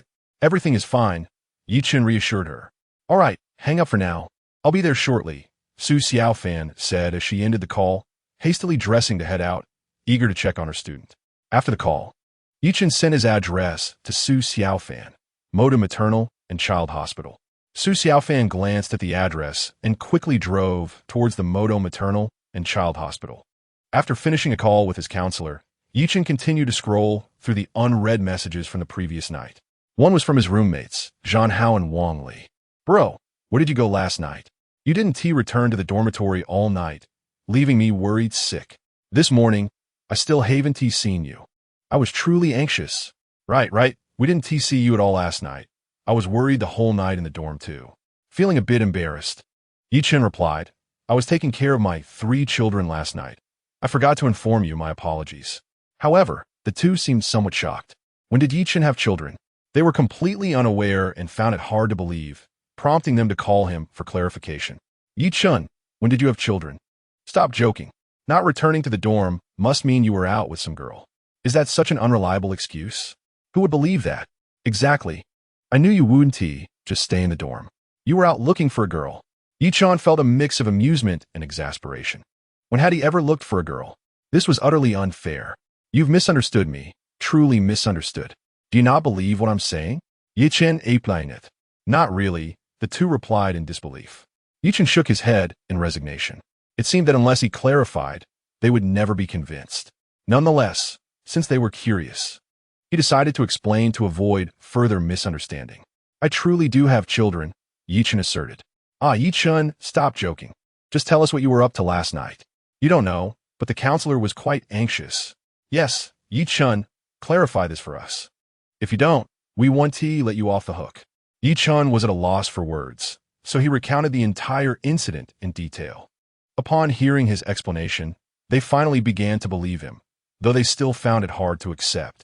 Wow, Chen, you actually have 3 children. Why have we never heard you mention this? Have you been keeping it a secret? Quickly tell us. Are they boys or girls? Zhang Hao exclaimed excitedly. The two had always had a close relationship with Chen and were classmates, so they knew him well enough to recognize that he was not lying. What do you think? Chen commented. The two exchanged glances, and Zhang Hao was the first to guess. Could they be a pair of twins? Yes, definitely twins. This guy is so lucky to have a pair of twins. We're so envious, Zhang Hao said excitedly, while Wang Li looked equally envious beside him. Seeing their enthusiastic reaction, Chen couldn't help but laugh heartily. Their response was rather exaggerated. Suddenly, Wang Li seemed to have an epiphany and exclaimed, "So, does this mean we are to become uncles?" "Indeed, this is wonderful. I'm going to be an uncle," Zhang Hao also shouted with excitement. In that moment, the two young men appeared to be foolishly elated. Chen, observing their exuberance, couldn't help but chuckle. "Quickly, open the video. I want to see my little nephews and nieces," Zhang Hao urged impatiently. Yes. I also wish to see the little girls," Wang Li echoed. Seeing his roommates so animated, Chen could only smile helplessly before sending them the video. On the screen, the cherubic faces of the children appeared, and warmth spread across the faces of Zhang Hao, Wang Li, and Chen. As they gazed at the 3 little ones, their hearts brimmed with happiness, making Chen's life feel even more enriched. "This is brother Yi Chengcheng, this is sister Yi Xingjia, and this is sister Yi Mingjia." Chen introduced the 3 little ones to Wang Li and Zhang Hao, who were all delicately beautiful and utterly adorable. Zhang Hao, in particular, instantly fell in love with the trio. Noticing the beaming smiles on Zhang Hao and Wang Li's faces, Chen knew they would undoubtedly adore the children. At that moment, Zhang Hao suddenly declared, "Seeing my little nephews and nieces so charming, as an uncle, I must generously give them a substantial red envelope." "Right? You're absolutely right. I, as their elder brother, cannot be stingy towards my little nephews and nieces. Let us prepare red envelopes for these little ones, ensuring they eat well, sleep well, and play well," Wang Li concurred. This proposal resonated well, as they believed that while giving money was important, it was essential to present a substantial gift, especially since it was their first encounter with the children. Thus, they exchanged glances and both sent Chen a transfer of 6,660 yuan as a red envelope. However, Chen declined to accept it, as he was not in need of such funds. "Thank you, my brothers, but you keep this money. I truly do not require this much. I am not lacking in finances," Chen politely refused. Seeing Chen reject their generous offering, Zhang Hao and Wang Li felt disheartened. They understood Chen's financial security, yet they wished to contribute something for their little nephew or niece, wanting to express their goodwill. "Chen, please accept it. If you don't, we will feel uneasy," Zhang Hao urged. "Yes, please accept it. We would feel remiss otherwise. Besides, this isn't for you. It's for our adorable little nephews and nieces," Wang Li chimed in. Nonetheless, Chen remained resolute in his stance. Upon observing Chen's unwavering resolve, Zhang Hao and Wang Li ceased their attempts to persuade him, remarking, "Very well. Since you are so determined, we shall not press further. Later, the 2 of us will visit the hospital to see you and our little nephews." "Agreed." Chen readily acquiesced. "Can you guess?" Chen feigned mystery. "Huh, are you reluctant to share?" "Bung li teasa. You will find out when you arrive." Chen replied mischievously. Fine, keep your secrets, but why the theatrics?" Wang Li retorted before abruptly ending the call. After Wang Li hung up, Chen couldn't suppress his laughter, exclaiming, "Ha ha ha." Once the call concluded, the naive younger sister curiously inquired, "Who are you speaking with?" "My counselor and 2 roommates. They mentioned they would come to visit you and the baby shortly. Chen replied candidly. Ah, isn't the counselor teacher? The naive younger sister suddenly felt a pang of anxiety, recalling her long-held fear of teachers since her school days. Oh, are you afraid of meeting teachers? Chen asked, puzzled. The naive younger sister nodded, admitting, I am afraid of teachers. Chen chuckled softly and reassured her, it's all right. My counselor is a very kind person. Is that true? She responded, somewhat skeptical. Chen nodded with a smile. All right then, I shall go prepare myself. I'll see you shortly. With that, she made her way to the bathroom, intent on meticulously adorning herself. After she entered, Chen glanced at the recently ended video call on his phone, a smile gracing his lips. He had not anticipated such an eventful day, which filled him with joy. Although he declined the monetary gifts from Zhang Hao and Wang Li, he felt deeply touched, for he knew these three individuals genuinely cared for him and acted with sincere intentions. Despite their financial abundance, their generosity moved Chen profoundly, as their heartfelt gesture was sufficient gratitude in itself. He pondered how best to express his appreciation, believing that when they eventually wed, he would certainly present them with a generous dowry, allowing them to marry and start families in splendid fashion. Such were his musings. Yet, he momentarily overlooked the fact that neither of them had even begun to date, let alone contemplate marriage. Lost in thought, Chen couldn't help but chuckle. After Su Xiaofan confirmed the address following her call with Chen, she promptly drove to the hospital. However, upon arrival, she encountered a minor issue. Once she reached the hospital where Chen was staying, it struck her that she had no knowledge of a specific ward. In a flurry, she called to inquire. Upon learning that Chen was on the 5th floor of the inpatient department, Su Xiaofan hurriedly ascended to locate him. The 5th floor housed the most upscale wards, while the general rooms were on the 4th. Upon reaching the ward where Chen was situated, she gazed at the door before her, filled with an indescribable curiosity about why Chen was residing in such a ward. Observing the exterior of the hospital room, it was evident that this was a luxurious suite. How could an ordinary ward possibly boast such opulent decor? Chen was merely an average university student. How could he afford such a high-end room? Little did she know that Chen had activated the divine caregiver system. With a hint of curiosity, Su Xiaofan knocked gently on the door, and soon enough, Chen's voice echoed from within. Guomin. As Su Xiaofan stepped inside, she was greeted by Chen at the doorway. Intrigued, she inquired, how come you're residing in such a VIP room?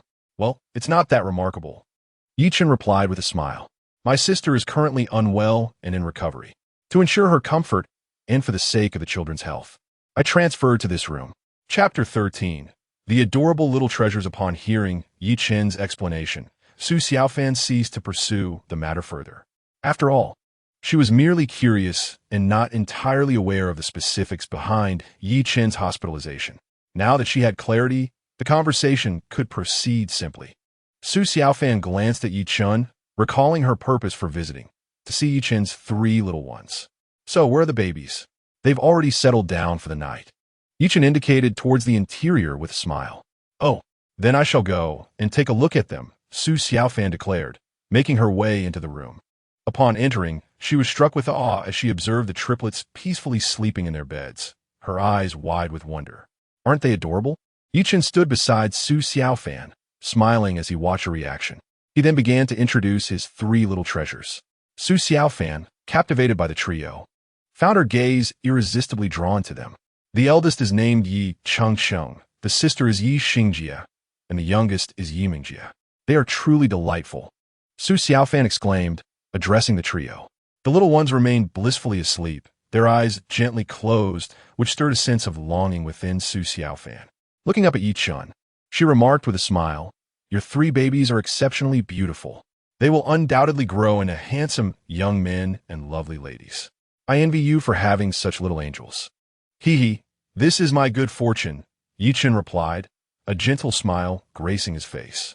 Indeed, you are blessed, Su Xiaofan echoed, her gaze returning to the peacefully slumbering triplets. She had grown quite fond of Chen's children. Her earlier doubts about Chen's honesty had dissipated upon witnessing them, and she found herself smitten with the trio. Gazing at the sleeping triplets, Su Xiaofan suddenly turned to Chen, her eyes fixed on him as she earnestly asked, "Yi Chun, may I hold the babies?" Yi Chen, taken aback by her request, smiled and replied, "Of course." He approached the bed, gently lifting the triplets one by one and handing them to Su Xiaofan. "Wow, they are incredibly soft, much softer than I had imagined. How adorable." Su Xiaofan gently cradled the triplets in her arms, a tender experience she had never encountered before. Overwhelmed by their softness, she could not suppress a gasp of delight, her eyes radiating love and warmth. Her heart felt entirely captivated by the three adorable little beings. They were simply enchanting. Su Xiaofan playfully interacted with the trio, a look of utter satisfaction gracing her face. Not only was she holding the triplets, but her hands also caressed their cherubic faces, a sweet smile curling at the corners of her lips. Witnessing her expression, Yi Chun was moved. He had not anticipated that Su Xiaofan would be so fond of children. Their mother must surely adore them, and how fortunate these children were to have such loving parents. "May I take a photograph with them?" Su Xiaofan asked, her heart brimming with anticipation as she gazed at the three delightful little ones. Though she had never held a child before, having seen many baby pictures online, she imagined capturing their cuteness in photos would be delightful, prompting her desire to create lasting memories. "Of course, I will help you take a few," Yi Chen replied, reflecting on Su Xiaofan's eagerness, surprised by her affection for the little ones. "Great, thank you," Su Xiaofan said, extending her phone toward Yi Chun, signaling him to assist in capturing a few snapshots. Observing her enthusiastic demeanor, Yi Chen shook his head in resignation but proceeded to take several pictures, which Su Xiaofan admired with great satisfaction. "I have finished taking the photos," Yi Chen announced, presenting the phone to Su Xiaofan. "Oh, thank you so much, Yi Chun," she exclaimed, her heart swelling with joy as she viewed the pictures. "You're welcome," Yi Chen replied, unable to resist smiling at her elation. At that moment, the elegantly dressed Dai Xiaomei emerged from the restroom. Having just given birth, she opted for a light makeup to avoid any harm to the baby. Yet even in her understated beauty, she remained strikingly lovely. Su Xiaofan could not help but smile, surprised by the beauty of Yi Chen's wife, which explained his inability to resist her charm and the arrival of their three adorable children. "Counselor, this is my wife, Dai Xiaomei," Yi Chen introduced, then turned to Dai Xiaomei, saying, "This is my counselor, Su Xiaofan." Upon hearing the introduction, Dai Xiaomei promptly greeted Su Xiaofan with a polite smile, her tone slightly nervous. "Hello, hello." "Hello," Su Xiaofan replied with a beaming smile. "So, you are Dai Xiaomei? You are so beautiful." Su Xiaofan gom lim, noticing Dai Xiaomei shao si de meno. Dai Xiaomei's cheeks instantly flushed with a rosy hue at the praise. Observing her endearing shyness, Yi Chen could not help but chuckle. Su Xiaofan possesses a naturally affable disposition, which fosters a harmonious relationship between the two. Observing the camaraderie between Dai Xiaomei and Su Xiaofan, Yi Chen felt a sense of relief wash over him. Although he recognized that Dai Xiaomei was a kind-hearted girl, witnessing the ease of their interaction allowed him to completely set aside his concerns. It appeared that his worries had been unwarranted. The two conversed for an extended period, and as their meeting drew to a close, Su Xiaofan presented Yi Chen with a sizable red envelope, stating that it was a token of appreciation from their teacher. "Oh no, that's unnecessary. I am not in need of money," Yi Chen swiftly declined. Upon hearing his response, Su Xiaofan chuckled and insisted, "I merely came to check on the situation. Please accept it. There will be plenty of occasions in the future when you might require funds." Given Su Xiaofan's insistence, Yi Chen relented. He then suggested, "Once Xiaomei feels better, let us treat our teacher to a meal." "Certainly. That sounds wonderful." Su Xiaofan deeply cheerfully. Subsequently, Yi Chen accompanied their counselor downstairs, bidding farewell as the counselor departed. Chapter 14. Teach me how to find a partner after seeing off the counselor. Yi Chen returned to the hospital room, where Dai Xiaomei remarked, "Mr. Su is truly a good person." Hearing her words, Yi Chen smiled, acknowledging that Mr. Su was indeed an exceptional teacher who took great care of them. At that moment, Yi Chen received a phone call from his roommate, Zhang Hao. They had previously agreed to visit the hospital to see their little ones, and Yi Chen was surprised by their prompt arrival, so he answered the call. Upon connecting, Zhang Hao exuberantly shouted, "Yi Chen, we have arrived at the entrance of the Shanghai Maternal and Child Health Hospital. Where are you? I do not know your ward. Responding quickly, Yi Chun said, "Oh, I'm inside the hospital. Please wait a moment. I will come down shortly." After ending the call, he turned to Dai Xiaomei and said, "Xiaomei, my friends are on their way. I need to go greet them. Please rest for a while." "All right, I understand. Hurry down and do not delay them." Dai Xiaomei replied with a smile. "Well then, I shall take my leave," Yi Chun said as he stood and waved at her. Watching him exit the room, a radiant smile spread across Dai Xiaomei's face. "Yi Chen, why are you only just coming down?" As Yi Chen stepped out of the elevator, he spotted Zhang Hao and another roommate, Wang Li, waiting at the entrance. Upon seeing Yi Chun, Zhang Hao excitedly exclaimed, "Huh, Yi Chen, we finally found you." Bang Li, equally animated, approached and said, "Yi Chun, why are you so calm? You're not dead, are you?" Yi Chun chuckled. "Whether I am alive or not is uncertain. But what I do know is that we are all eager to meet our little nephew and niece." Wang Li replied with enthusiasm, "Exactly. We are absolutely eager to see our precious little ones." Zhang Hao chuckled in agreement with Wang Li's words. Yi Chen smiled and, glancing at Zhang Hao and Wang Li, remarked, "Since you both are eager to meet your precious nephew and niece, what are you waiting for? Let us proceed, as we are all prepared." Upon hearing Yi Chen's words, Zhang Hao immediately replied, while Wang Li grinned at Yi Chen. "Let's go inside," Yi Chen suggested cheerfully. Subsequently, the two followed Yi Chen into the hospital room. Upon entering, Zhang Hao and Wang Li were taken aback by the sight of the girl sitting on the bed. "Isn't that the famous Dai Xiaomei of Dosha?" Zhang Hao exclaimed, his astonishment rendering him somewhat tongue-tied. Why, you are Dai Xiaomei of Dosha." "Indeed, why? Does it not seem so?" Dai Xiaomei inquired, laughing at Zhang Hao's reaction. "No, it certainly does. It's astonishingly similar." Zhang Hao responded, "How did you come to know Dai Xiaomei of Dosha? I've always heard that she seldom interacts with men. How is it that you are so close, and she has borne you 3 children? What story lies behind this?" Zhang Hao asked Yi Chun, clearly puzzled. "Guess." Yi Chun replied with a smile. "Come on, are you really keeping us in suspense?" Zhang Hao exclaimed, wishing he could deliver a few playful punches to Yi Chun. However, considering that Yi Chun was now a father, Zhang Hao refrained from further outbursts. Wang Li chimed in, "Indeed. How did you come to know Dai Xiaomei of Dosha?" "I am all ears." Yi Chun, somewhat amused, looked at them and said, "All right, if you wish to know, I shall tell you." "Go ahead, we are very interested." Zhang Hao and Wang Li urged eagerly. "All right, pay close attention, as this story is rather lengthy," Yi Chun stated, feigning mystery, which only heightened Zhang Hao and Wang Li's curiosity. Yes, please share. We are listening," they urged. Yi Chun then recounted how he had met Dai Xiaomei and, under the influence of alcohol, had engaged in intimacy with her, not realizing she had become pregnant until 2 days ago when she was about to give birth. Zhang Hao and Wang Li listened intently, and once Yi Chun concluded, they bore expressions of realization. "Yi Chun," Zhang Hao remarked, "who would have thought you were so fortunate? That Dai Xiaomei of Dosha would actually choose to bear your children is quite incredible." Indeed. Dai Xiaomei of Dosha is renowned for her beauty, and it is astonishing that she would go to such lengths for you," Wang Li added, gazing at Yi Chun with envy. "You two seem to be filled with envy and jealousy. But I must remind you, do not set your sights on Dai Xiaomei. She is mine and must not be coveted," Yi Chun declared, looking at them with a smug expression as they gazed at him with a mix of admiration and envy. Upon hearing Yi Chun's words, Zhang Hao and Wang Li simultaneously cast disdainful glances at him. Wang Li then winked playfully at Yi Chun and said, "What are you talking about? We've never even considered making advances toward the top streamer Dai Xiaomei. We're merely envious."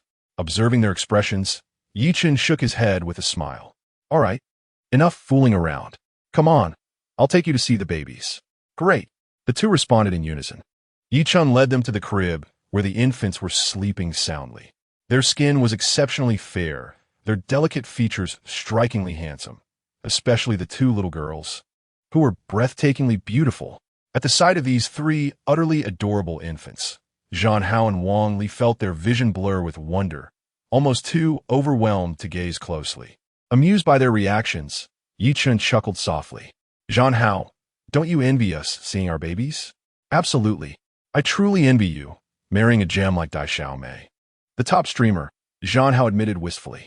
And having 3 such precious children, you're practically the epitome of life success. Wang Li added, his face brimming with admiration. Enough flattery. Here, pick one up and hold them, Yi Chen urged. At his prompting, Zhang Hao and Wang Li eagerly cradled the infants. Zhang Hao studied them intently, gently pinching one's rosy cheek. My, how soft. Chapter 15. Their beauty will surely blossom. Yi Chen guided them back to the crib, where the babies slumbered peacefully, their porcelain skin flawless, their features exquisitely refined. The little girls particularly enchanting. Overwhelmed by the trio's cuteness, Zhang Hao and Wang Li could scarcely believe their eyes, hesitating to examine them too closely. Yi Chen smiled at their awestruck expressions. Zhang Hao, don't you feel envious seeing our little ones? Of course, marrying someone as extraordinary as Dai Xiaomei, that's true fortune. Zhang Hao sighed longingly. In raising 3 such adorable children, you've won at life. Wang Li echoed, admiration playing on his face. Spare me the praise. Go on. Hold them properly, Yi Chen said.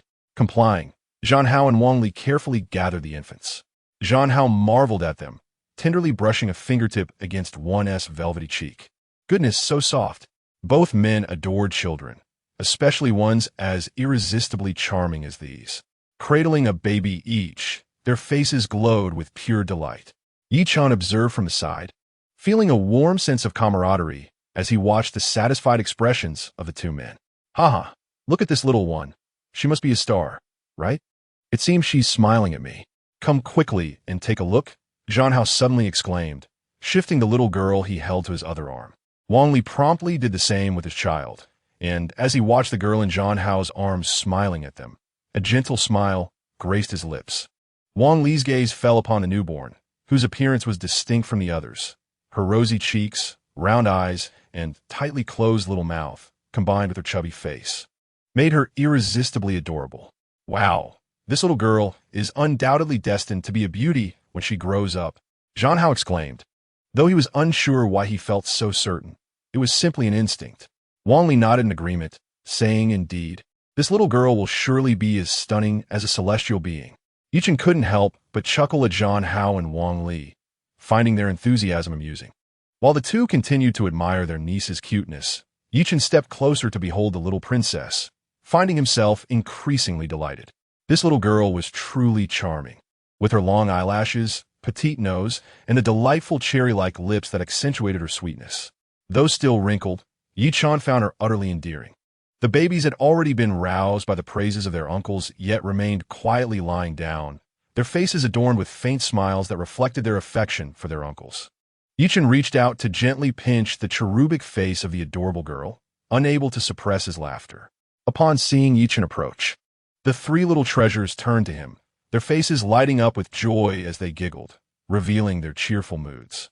I really want to take these little darlings home, Zhang Hao suddenly remarked, his face beaming with affection for the babies. Wang Li chimed in with a grin. I completely agree.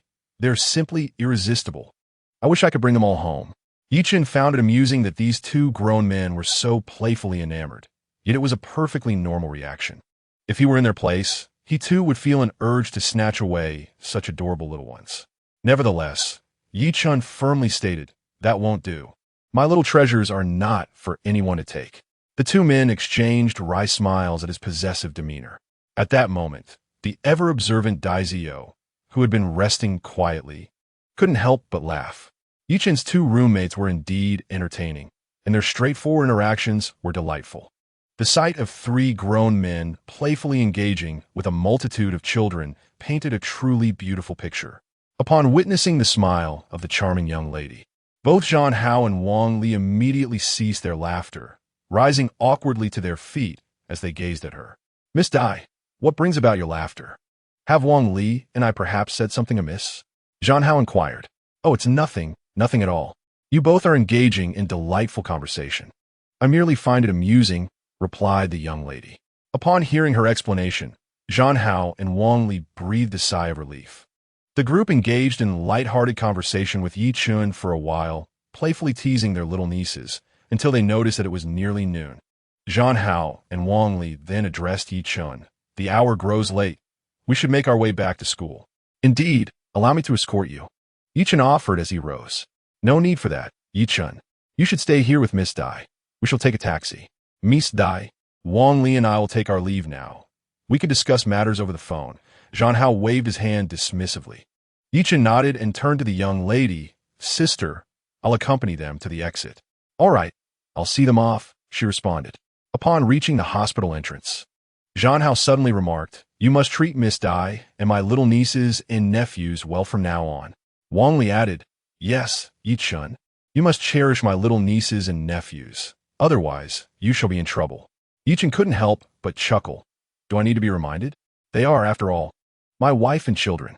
If I do not cherish them, who else would I cherish? Haha, you're indeed fortunate. Zhang Hao and Wang Li exchanged glances, unable to stifle their laughter. Yi-Chen jested, You two should also make an effort to find yourselves girlfriends. Zhang Hao and Wang Li shared a knowing look inside. You are aware of our circumstances. It's been 18 years since we held a girl's hand. Please do not mock us. Upon hearing their words, Yi-Chen laughed heartily. All right, be on your way. Do not delay, and drive safely. Okay, goodbye. Zhang Hao and Wang Li bid farewell before hailing a taxi and departing.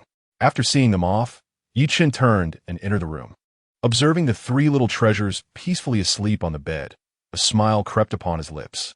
At that moment, Aunt Wu knocked and entered, bringing with her the midday confinement meal. Chapter 16. The three foodies. Miss Dai can barely hold on. Aunt Wu had prepared a sumptuous confinement meal for lunch, featuring vegetable shrimp noodles, baby bok choy, and delightful red date millet porridge. The three portions were not only nutritionally balanced but also visually appealing, enticing the appetite with their aroma and color. After placing the meal on the dining table, Yi-Chen assisted Miss Dai in sitting down to enjoy lunch. Yi-Chen, today's lunch is quite splendid, prepared by Aunt Wu herself. Her culinary skills are beyond compare, remarked Miss Dai as she savored the meal. Hearing her praise Aunt Wu, Yi-Chen smiled and responded, Indeed, Aunt Wu is a gold medal confinement nanny with extensive experience in this field, and she is particularly warm-hearted. Yes, what Yi-Chen says is entirely correct. Dai Xiaomei lifted her gaze towards Yi-Chen and cheerfully remarked, Miss G is just joking. Aunt Wu also offered a gentle smile. Observing the beaming expression on Dai Xiaomei's face, Yi-Chen felt his spirits lift. He served her a bowl of millet porridge and handed it to her, saying, Here, have some porridge. Aunt Wu made it. It's exquisite in flavor and incredibly nutritious. Give it a try. Dai Xiaomei took the spoon and cautiously sipped the porridge, nodding as she exclaimed, Aunt Wu's culinary skills are remarkable. It's truly delicious. Enjoy it. Your body needs nourishment, Yi-Chen encouraged. Dai Xiaomei nodded again and took another sip, the refreshing taste sliding down her throat, eliciting a soft, pleasant sigh from her. She smiled contentedly and remarked, Yes, it's delightful. Witnessing her enjoyment, Yi-Chen's face also lit up with a smile. It was evident that Dai Xiaomei was genuinely happy. Seeing her revel in her meal warmed Yi-Chen's heart. Before long, the two finished their lunch, and Yi-Chen asked Aunt Wu to tidy up before they settled on the bed to chat. Feeling a bit shy, Dai Xiaomei inquired, Do your roommates all know me? Yi-Chen responded matter-of-factly, Of course. We often watch your live streams in the dorm. Upon hearing this, Dai Xiaomei's cheeks flushed slightly, and she lowered her head, saying, No wonder they recognized me. Am I very unattractive without makeup? Yi-Chen shook his head, assuring her, You are inherently beautiful. There's no need for makeup.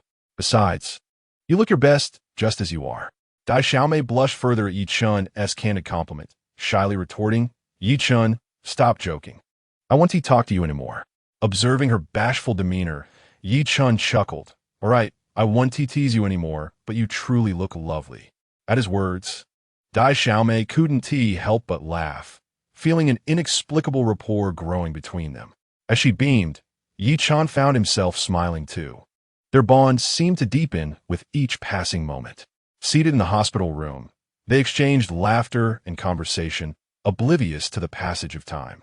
Suddenly, Meng began to cry. She had woken up hungry, her little head shaking back and forth in search of her mother, which also startled the baby awake. Meng, don't be afraid. Daddy will be there shortly, Yi-Chen said hurriedly. Seeing little Meng in tears, Yi-Chen quickly picked up the baby, soothing him. The little one was crying, but it wasn't the usual loud wail. Rather, it was a soft pout on the verge of tears. Observing this, Dai Xiaomei furrowed her brow, her concern for the baby evident as she exclaimed, "Yi Chen, could the baby be hungry?" Nodding in agreement, Yi Chen replied, "Yes, he must be hungry." Upon hearing Yi Chen's affirmation, the naive little sister hurriedly exclaimed, "Quickly, hand me Meng Meng. I shall feed her some milk." Realizing the sense in her words, Yi Chen passed Meng Meng to her. After entrusting Meng Meng to the naive little sister, Yi Chen seated himself on the opposite side, quietly observing her. Watching her cradle the infant, Yi Chen found himself at a loss for words. Although the naive little sister was not particularly tall, her figure was undeniably curvaceous, exuding a soft and alluring elasticity that captivated Yi Chen's attention. Noticing Yi Chen's gaze lingering on her bosom, the naive little sister's cheeks flushed a delicate shade of pink, and she playfully shot him a reproachful glance. Realizing he had been caught, Yi Chen quickly averted his eyes. Awkwardly chuckling, "Hee, little sister, do feed Meng Meng." Startled by his prompting, the naive little sister regained her composure, giving him a pointed look. However, she soon adjusted herself and began to nurse the baby. As the infant latched onto her breast, she immediately settled into a serene state, her eyes fluttering shut, and her cherubic face radiated pure bliss. Witnessing this tender moment brought a smile of satisfaction to the naive little sister's face. Yi Chen, too, smiled gently, his gaze filled with profound tenderness as he observed the baby. Once Meng Meng had been satiated and had drifted off to sleep, the naive little sister, unwilling to disturb her, passed the infant to Yi Chen. He cradled the baby in his arms, gently swaying her, confirming her peaceful slumber. Respecting her tranquility, he embraced the little one and tenderly placed her on the bed. Subsequently, the naive little sister prepared to feed Cheng Cheng and Xing Xing with formula. The two little ones devoured their milk with great enthusiasm, creating a delightful ruckus. "Ha! It seems these little rascals were quite hungry." The naive little sister chuckled. Yi Chen nodded in agreement. Indeed, these three little ones must have been starved. However, they devoured their food rather rapidly. He was taken aback by their voracious appetites. The naive little sister sighed, "What can we do? They are simply little gluttons." Unable to suppress his laughter at her expression, Yi Chen reached out with his right hand, gently caressing the baby's chubby cheeks, remarking, "Our baby is undeniably adorable." The affectionate look in Yi Chen's eyes filled the naive little sister's heart with sweetness, her cheeks glowing with a soft smile. "Yi Chen, thank you for being here with me," she suddenly expressed, gazing at him. "Fool," he replied, tenderly tousling her silky hair. "I will always be by your side." Chapter 17.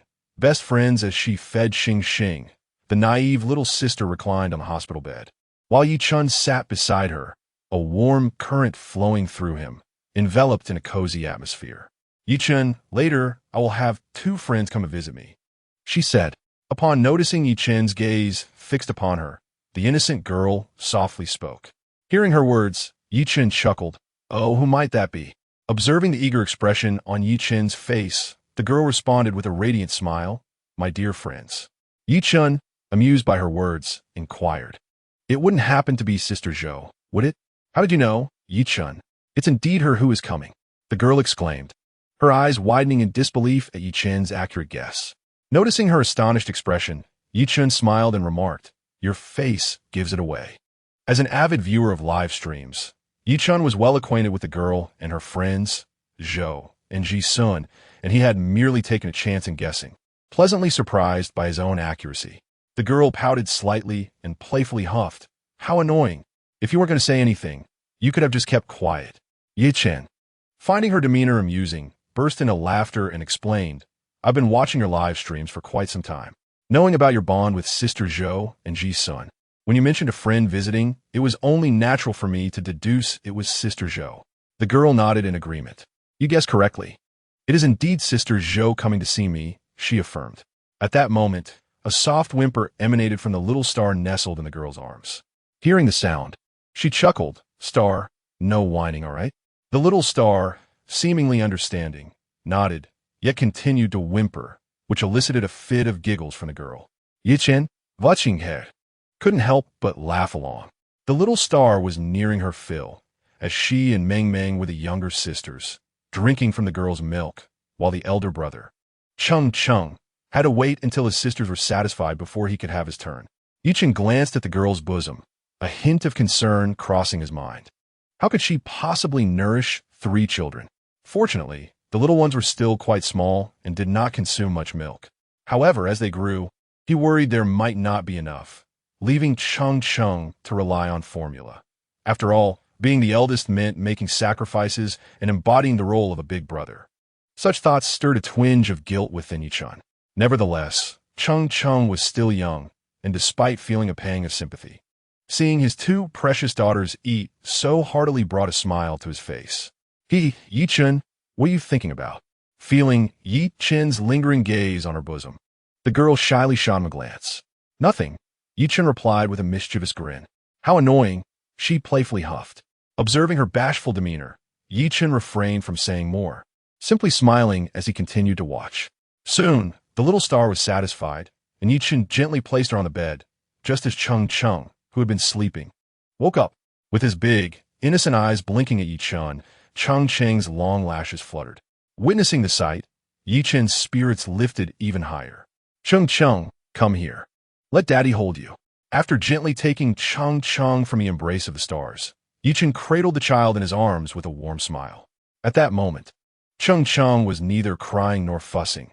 Instead, he flashed a grin at Chen, a smile as radiant as the brilliant sunshine of a March day. Observing Chen felt his spirits lift even further. All right, stop being mischievous. Hand Chen over to me. I need to feed him as well, Daimei playfully chided, casting a mock glare at Chen. With a chuckle, Chen complied. All right, hurry and feed him. He passed Chen to Daimei, who beamed at her eldest son before settling down on the bed to nurse him. As Chen watched Daimei, he couldn't help but admire her transformation. Before she formed the brotherhood with Ji Sun and Tao Yuan, Daimei had been delightfully carefree and somewhat clumsy. However, after becoming a mother, her demeanor had shifted remarkably. She had grown increasingly gentle, exuding an enchanting grace. Chen chose not to interrupt her as she nourished the child, confident that as Daimei's health gradually improved, her beauty would only enhance. At that moment, Chen busied himself by assisting Daimei in watching over the child.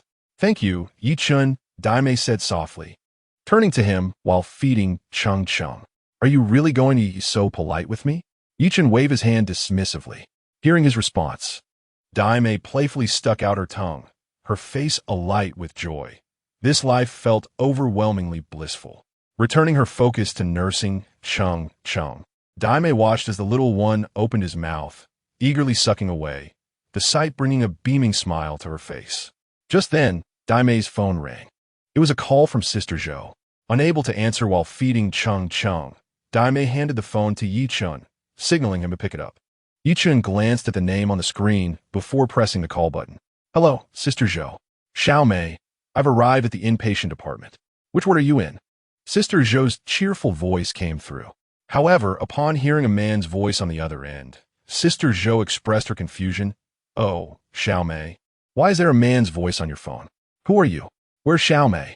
Taken aback by Sister Zhou's inquiries, Chen chuckled and glanced at Daimei before responding. Oh, Sister Zhou, the situation is this. Xiaomei is currently nursing, so she couldn't answer the phone. I'm just helping her out. Where are you in the inpatient department? I'll come to meet you, Chen added. After a moment of hesitation, Sister Zhou replied, All right then, thank you. I'm on the first floor of the inpatient department. Please wait a moment. I will come down to get you, Chen said before hanging up. He turned to Daimei. Sister Zhou has arrived at the hospital entrance. I'm going down to meet her. Xiaomei smiled and nodded, responding affirmatively. Chapter 18. Do you still doubt me? Upon arriving at the lobby of the inpatient department on the first floor, Chen, having frequently watched Sister Zhou's live broadcasts with his roommates, immediately recognized her. Approaching Sister Zhou, he greeted her. Sister Zhou, who are you? Sister Zhou inquired, puzzled, as she had never met Chen and thus did not recognize him as the person she had just spoken to on the phone. Sister Zhou, I forgot to introduce myself earlier. I am Chen, the one who just called you, he explained. Upon hearing Chen's introduction, Sister Zhou's expression shifted to one of realization.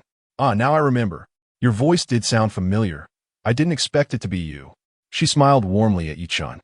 Yes, Sister Zhou, Xiaomei is in the hospital room over there.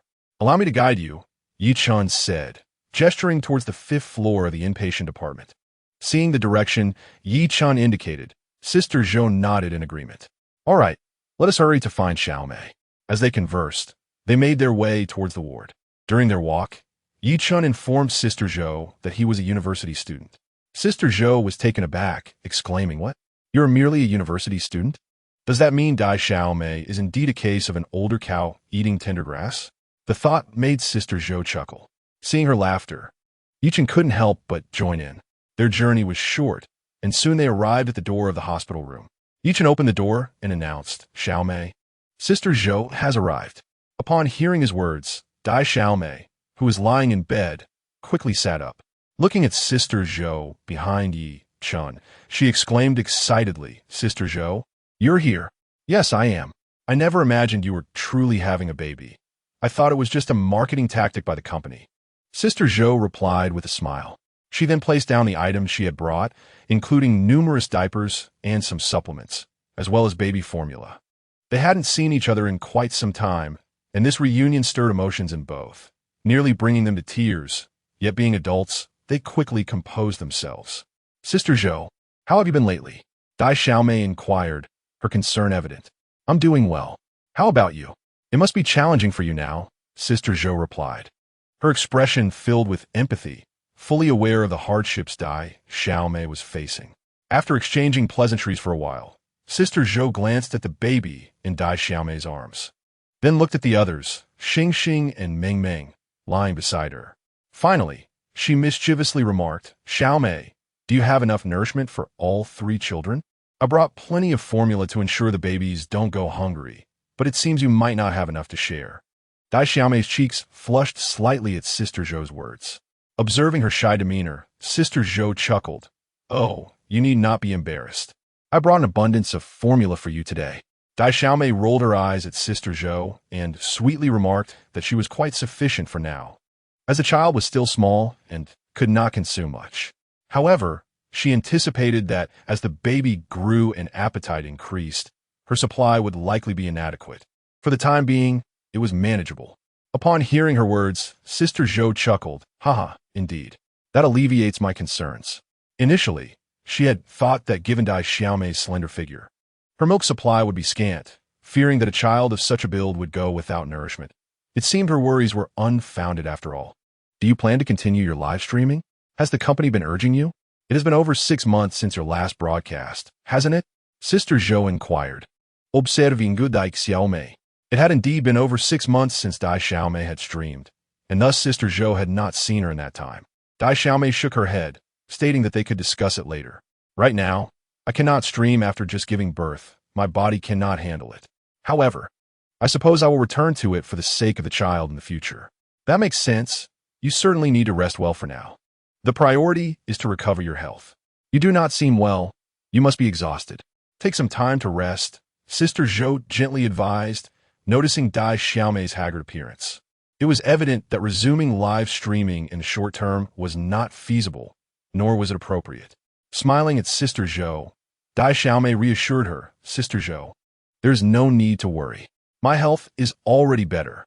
You should take care of yourself too, working so hard." Sister Zhou chuckled and shook her head in response. "My health is much better than yours. I assure you, I am fine. You, however, must pay attention to your well-being." "Yes, I will. I feel great now, so do not fret about me.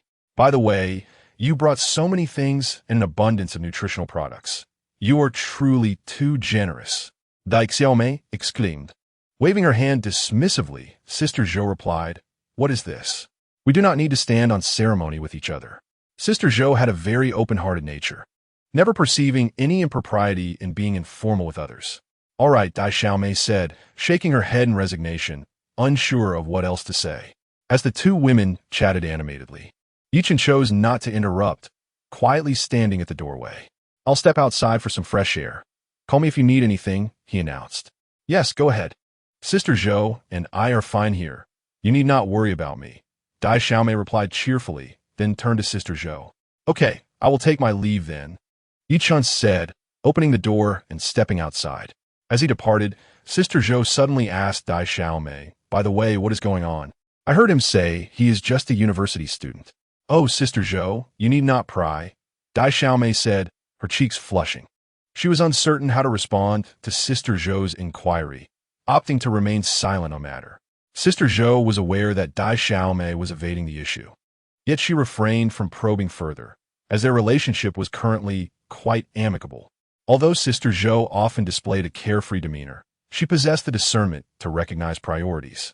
Observing Dai Xiaomei's reaction, she understood that the young woman was not yet ready to discuss the matter, so she chose not to press on. Chapter 19. Are you not planning to get a certificate?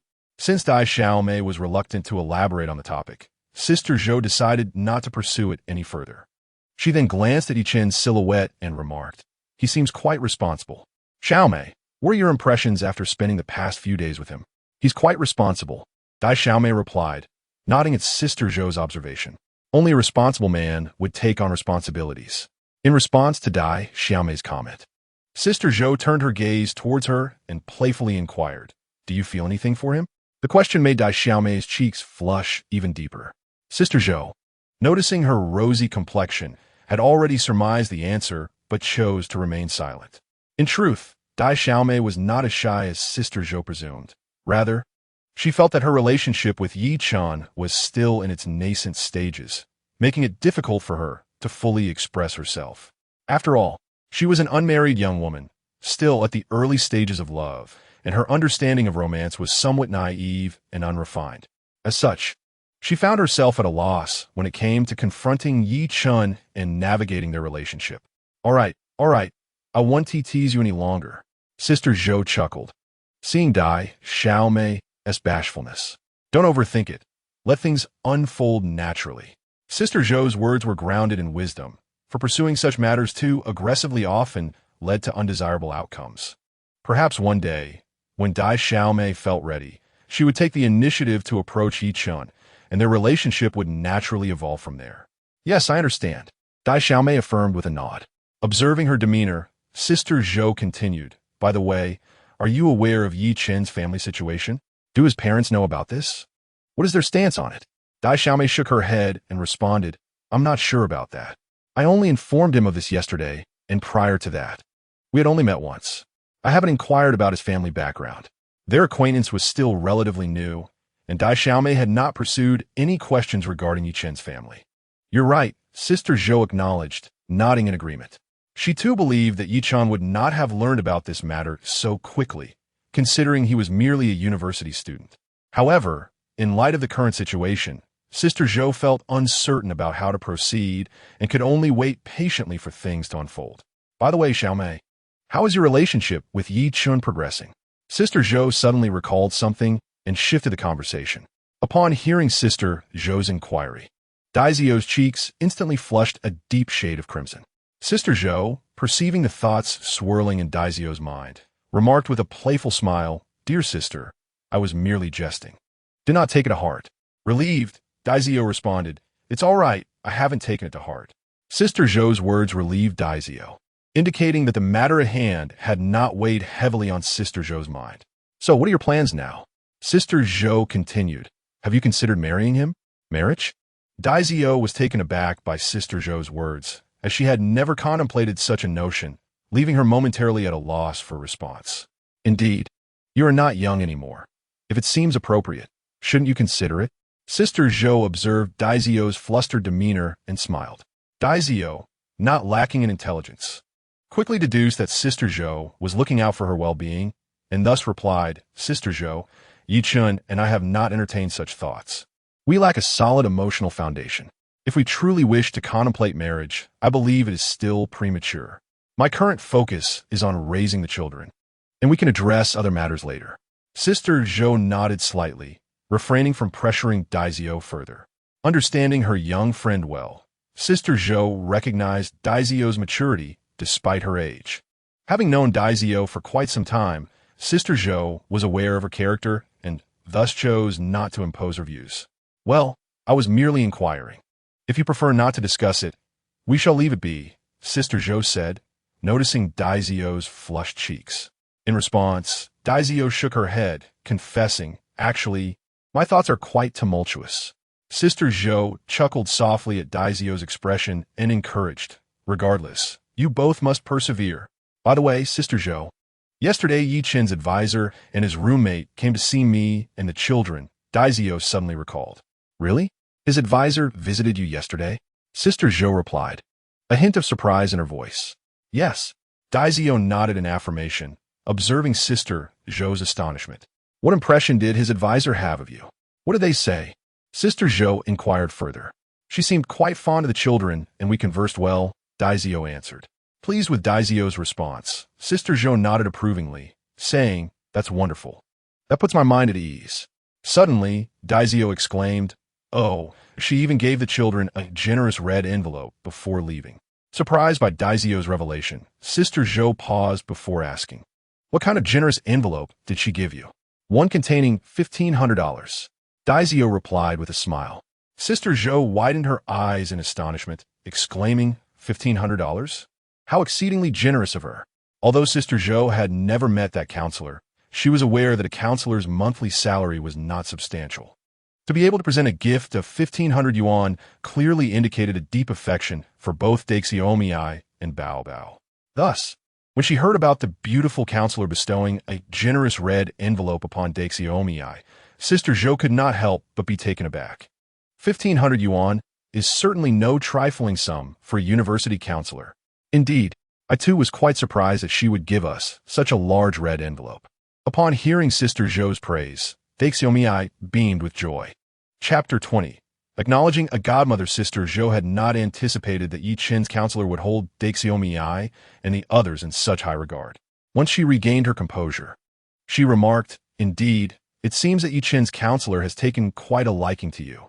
Yes, Daixiomi replied, expressing her admiration for Yi Chen's counselor, particularly because the beautiful counselor was strikingly attractive. It appears you possess quite the charm, Sister Zhou quipped in response to Daixiomi's words. Oh, Sister Zhou, you tease me. Daixiomi playfully pouted, feeling a bit shy at Sister Zhou's jests. Observing Daixiomi's adorable demeanor, Sister Zhou burst into laughter. At that moment, Cheng, nestled in Daixiomi's arms, had likely finished nursing, emitting gentle gurgles as she patted his back. Cheng, my sweet, look at Aunt Zhou, isn't she lovely? Sister Zhou, hearing Cheng's sounds, reached out to hold him, saying, Well, our little darling must be full now. Come, let Aunt Zhou hold you. Responding to his mother's words, Cheng extended his tiny hands towards Sister Zhou. Seeing his cute expression, Sister Zhou could not resist pinching his little nose. Giggling, Cheng laughed joyfully as Sister Zhou playfully rubbed his nose. Ha ha, this little one is truly adorable. Sister Zhou exclaimed with delight. Hearing her words, Cheng laughed even more, waving his tiny fists in the air, uttering sweet coos and babbles. Observing Cheng's charming demeanor, Sister Zhou smiled and said, This little one is utterly delightful. I simply adore you. Sister Zhou, please don't tease him too much. If you keep this up, you won't be able to sleep, Daixiomi chuckled, delighted to witness Sister Zhou's affectionate indulgence toward Cheng for the first time. In response to Daixiomi's comment, Sister Zhou laughed. I am not teasing him at all. Just look at his chubby little face. When he smiles, his eyes nearly close. Doesn't that show how adorable he is? At that moment, Daixiomi, feeling playful, teased. Since you adore children so much, Sister Zhou, why don't you hurry and find a boyfriend, get married, and have a lovely baby of your own? Upon hearing this, Sister Zhou's cheeks flushed slightly, and she shot Daixiomi a playful glare, saying, You mischievous girl, what nonsense are you talking about?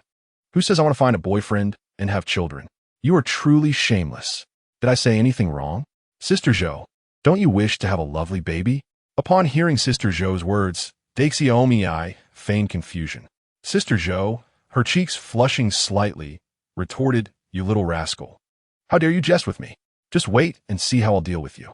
As she spoke, Sister Zhou reached out to tickle Daixiomi. No. Sister Zhou, please stop. Daixiomi quickly begged for mercy, laughing heartily. Observing Daixiomi's exuberant laughter, Sister Zhou ceased her playful assault, warning, Let us see if you dare to speak carelessly again. After this, Sister Zhou began to tease Cheng, and though Daxiomi remained silent, she couldn't help but chuckle quietly at the scene. Witnessing Sister Zhou amusing Changcheng filled Daxiomi's heart with joy. After a while of entertaining Changcheng, Sister Zhou turned her attention to Xingxing and Mengmeng. Unable to resist the charm of their cherubic faces, she gently caressed their soft little cheeks, marveling inwardly. Sister Zhou was pleasantly surprised by how adorable Xingxing and Mengmeng were, especially Xingxing, who appeared exquisitely beautiful, akin to a finely crafted doll in her delicate white shirt. Gazing at the two, Sister Zhou expressed her envy. These little ones have such beautiful skin. It's truly enviable. Daxiomi nodded in agreement, acknowledging the observation. Sister Zhou's complexion was fair, bordering on pale, a result of years spent in front of the camera, but it bore a flawless luster reminiscent of exquisite jade. In contrast, Xingxing and Mengmeng possessed a tender, rosy hue, akin to freshly cracked eggs, making one yearn to take a bite. Sister Zhou found herself tempted to nibble on them, but restrained her impulse, fearing that such an action might frighten the little ones. Their skin is absolutely marvelous, and their figures are splendid as well. I truly envy you both. Your complexion is even more enchanting than that of those female streamers. Sister Zhou remarked while continuing to play with the two little ones. Watching Sister Zhou's captivated expression, Daxiomi smiled and said, Sister Zhou, you are not lacking either. I think your skin is quite lovely too. Just look at how smooth and delicate it is. It's evident that it's natural. It surpasses that of many female streamers. If I could marry you, it would be the happiest thing ever. Hearing Daxiomi's words, Sister Zhou shot her a playful glare, saying, You cheeky girl, always with your sweet talk. I'm not being sweet. It's the truth, Daxiomi replied confidently, then lifted Xingxing and Mengmeng from the sofa and presented them to Sister Zhou, saying, Xingxing, Mengmeng, look at you both. Aren't you just stunning? The stars and Mengmeng gazed around them, their faces adorned with expressions of utter bewilderment. It felt as though they were enveloped in someone's embrace, their little heads nuzzling against Sister Zhou's chest, causing her heart to race slightly. Observing the dazed looks in the eyes of the stars and Mengmeng, Sister Zhou found herself caught between laughter and tears. Noticing Sister Zhou's expression, the simple-minded girl chuckled and remarked, Sister Zhou, don't be fooled by their confusion. They are actually quite clever. They simply lack the means to express themselves. Sister Zhou shook her head with a smile, saying, These little ones know nothing of expression. They only know how to act cute. With that, Sister Zhou burst into a sweet, delightful laughter. As Sister Zhou conversed with the simple-minded girl, playfully teasing the children, their dialogue meandered through various topics, reminiscing about amusing moments from their past live broadcasts to discussing the latest gossip surrounding female streamers. Chapter 21, Private Conversations. Once they delved into gossip, their words flowed effortlessly, and their conversation became engrossing. The topics shared between the two young women were predominantly devoid of male concerns, revolving instead around feminine secrets. Time slipped away, and as the clock approached 4 or 5 in the afternoon, Sister Zhou finally decided to release the simple-minded girl from their chat. A glance at her phone startled her. She was taken aback by how swiftly the hours had passed. Oh dear, it's quite late already. I had no idea time flew by so quickly. Little sister, I must be on my way now, she announced, rising from her seat and picking up her bag from the sofa, preparing to leave. The simple-minded girl watched Sister Zhou and said, Take care, Sister Zhou. Come back to play when you have time. Hearing her words, Sister Zhou smiled and replied, I will certainly visit often. As she reached the door, Sister Zhou suddenly turned back and said, By the way, little sister, you must take good care of yourself. Don't let your youth make you lax. It could lead to lingering ailments that would trouble you in old age, understand? The simple-minded girl promptly agreed, I will. And you too, Sister Zhou. Then, as if recalling something important, Sister Zhou turned around, reached into her bag, and handed a large red envelope to the simple-minded girl, saying, Little sister, this envelope is for you and the children. The simple-minded girl received the envelope, hastily declining, Sister Zhou, this is too generous. I cannot accept it. Sister Zhou, slightly vexed, replied, Silly girl, this is a gift from me to you. Just accept it. After all this time, you still don't consider me family. That's simply one do. Faced with Sister Zhou's mild irritation, the simple-minded girl reluctantly accepted the red envelope, saying, "Thank you, Sister Zhou." Sister Zhou waved her hand dismissively, saying, "We're like family.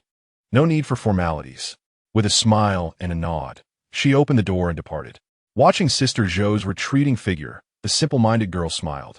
After Sister Zhou left, she tucked the large envelope into her bag and turned back to her bed, gently stroking the heads of the stars and Ming Ming, her heart brimming with joy. Dai Xiaomei gazed at Xing Xing and Ming Ming and exclaimed, "How adorable you are! Just look at how much Aunt Zhou cherishes you. She even prepared a large red envelope for you. Aunt Zhou is truly wonderful." After saying this, she lowered her head to kiss Xing Xing's forehead. While showering Xing Xing with affection, she chuckled, "Your Aunt Zhou is the most beautiful aunt in the world, and I adore her the most. You must also love Aunt Zhou and cherish your relationship with her as you grow older." Xing Xing and Ming Ming appeared to comprehend Dai Xiaomei's words, their wide, bewildered eyes fixed on her as they blinked in curiosity. Witnessing their innocent charm, Dai Xiaomei couldn't help but laugh, remarking, "How can you two little ones be so delightful?" With that, she gently brushed her fingers against the bridge of their noses. The touch elicited a chorus of giggles from Xing Xing and Ming Ming, filling the air with their infectious laughter. Their joyful sounds warmed Dai Xiaomei's heart, enveloping her in a sense of happiness. Just then, as Sister Zhou opened the door and prepared to depart, Chen noticed her and called out, "Sister Zhou, why are you leaving so soon? Won't you stay a little longer?" Sister Zhou turned her head, glanced at Chen, and replied with a smile, "No, it's getting late. I must return home." As she walked towards the door, she turned back to remind Chen, "Please take good care of Xiaomei and the babies." Chen responded with a smile, "Rest assured, Sister Zhou, I will treat Xiaomei and the little ones well. After all, they're my children. Who else would I care for if not them?" Sister Zhou chuckled and said, "All right then, I shall take my leave." With a cheerful farewell, she turned and exited, while Chen watched her enter the elevator before returning his gaze. Upon re-entering the room, Chen saw Dai Xiaomei joyfully playing with Xing Xing and Ming Ming, a smile unconsciously spreading across his face. "Sister Zhou has left. How was your conversation with her? Did you enjoy it?" he inquired, looking at the cheerful children. Dai Xiaomei, engrossed in her play, nodded enthusiastically and replied, "Yes. We had a wonderful time." "That's good to hear. I was worried that if Sister Zhou stayed too long, she might forget all about me," Chen teased. Observing Dai Xiaomei esse bashful de minor. "Oh, that is not true," she quickly retorted. Unable to contain himself, Chen burst into laughter, saying, all right. I won't tease you anymore. You continue playing with Xing Xing and Ming Ming. I'll go check on Changcheng." Dai Xiaomei nodded in agreement, replying, "Okay." Although Changcheng was her older brother, he was still a little baby. He had fallen asleep shortly after lying in bed and was now in a deep slumber. Chen approached the bedside, gazing at the peacefully slumbering Changcheng. With a gentle smile, he caressed the child's cheek and softly murmured, "My dear, are you enjoying your dreams?" Changcheng, lost in the realm of dreams, seemed oblivious to Chen's words, his eyes firmly shut, embodying the essence of deep sleep. Noticing the absence of a response, Chen chuckled softly, his heart swelling with affection as he marveled at the child's adorable visage, his cherubic face, rosy complexion, delicate nose, and soft pink lips rendered him an irresistibly charming baby. After a moment's contemplation, Chen extended his hand towards Changcheng, intending to playfully pinch the little one's nose. However, before his fingers could reach their target, they were ensnared by Changcheng's tiny hand, which grasped Chen's finger and playfully brought it to his mouth, gnawing on it with delight. The sound of giggles erupted, revealing that Chen had inadvertently roused the child from his slumber. Hearing Changcheng's laughter, Chen couldn't help but join in the merriment. As Chen smiled, Changcheng's laughter intensified, and he began to suck on Chen's index finger, as if savoring the taste. Observing his now rosy finger, Chen chuckled, "What a mischievous little rascal you are, my naughty little one." With that, he gently flicked Changcheng's nose, withdrawing his finger playfully. Chapter 22. You truly are my little angel. Chen reveled in the playful antics with his baby, a surge of paternal love overflowing within him. Yet, Changcheng, having lost the delightful object in his mouth, pouted unhappily at the disappearance of the tasty morsel. Seeing this expression, Chen couldn't help but laugh. He then extended his other arm, cradling Cheng Cheng close, teasing him affectionately. "You, my little imp, are far too mischievous," Yi Chen exclaimed with a grin. Cheng Cheng's laughter rang out, and Yi Chen's spirits soared even higher at the sight of the child's joy. "Cheng Cheng, just look at how adorable you are. Such a beautiful child. If other little ones saw you, they would be envious." Cheng Cheng seemed to grasp Yi Chen's words, erupting into another fit of giggles. Yi Chen shook his head with a smile, declaring, "You are so playful and so endearing. Whenever I see you, my heart fills with such fondness. You, my little rascal, are destined to be my child for life. There's no escaping that." Yi Chen's words elicited more laughter from the child nestled in his arms, who grinned widely, revealing a set of pristine teeth. The sight of such a delightful little one brought more laughter to Yi Chen's lips. After a brief moment of mirth, he couldn't resist pinching Cheng Cheng's tiny nose once more. This child was simply too adorable, and his cleverness made him all the more endearing. Yi Chen found himself unable to resist the urge to pinch him a few more times. Seeing Cheng Cheng smile so joyfully, Yi Chen's face also broke into a blissful grin as he remarked, "Cheng Cheng, your laughter is so delightful. My child is truly a little angel." Upon hearing Yi Chen's praise, Cheng Cheng swelled with pride, wiggling his little bottom in sheer enjoyment of the compliment. Observing Cheng Cheng's adorable demeanor only deepened Yi Chen's affection for him. Indeed, he was his little angel. With a smile, Yi Chen gently set Cheng Cheng aside and approached the window. Gazing at the scenery outside, he couldn't help but exclaim, "Ah, how beautiful! So splendid." At that moment, dusk was settling in, the sun was gradually fading, and the golden rays of the setting sun bathed the earth, illuminating the entire city in a breathtaking glow that left onlookers in awe. The way the sunset draped the city felt as if it had donned a gown of gold. Truly magnificent. Captivated by the stunning sunset, Yi Chen couldn't suppress his laughter. Under the fading light, he admired this enchanting sight, his face adorned with a smile of happiness. As the sun dipped lower, Yi Chen lifted his gaze to the sky once more, mesmerized by the vibrant clouds, and his heart swelled with emotion.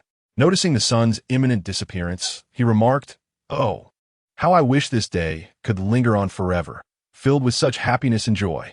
With that, Cheng Cheng burst into a fit of giggles, seemingly delighted by Yi Chen's words. Hearing Cheng Cheng's laughter, Yi Chen playfully pinched his nose, prompting another round of giggles. Yi Chen continued to tease him, and Cheng Cheng appeared to revel in their playful game. Witnessing Cheng Cheng's sheer delight brought a wave of comfort to Yi Chen's heart. However, suddenly, amidst the laughter, Cheng Cheng began to cry. Alarmed, Yi Chen quickly stood up, gently swaying his arms as he approached, soothingly asking, "My dear, what is the matter? Why are you crying?" Holding Cheng Cheng in his arms, Yi Chen looked on with concern. Cheng Cheng clutched Yi Chen's clothing tightly, gazing up at him as if pleading to be held.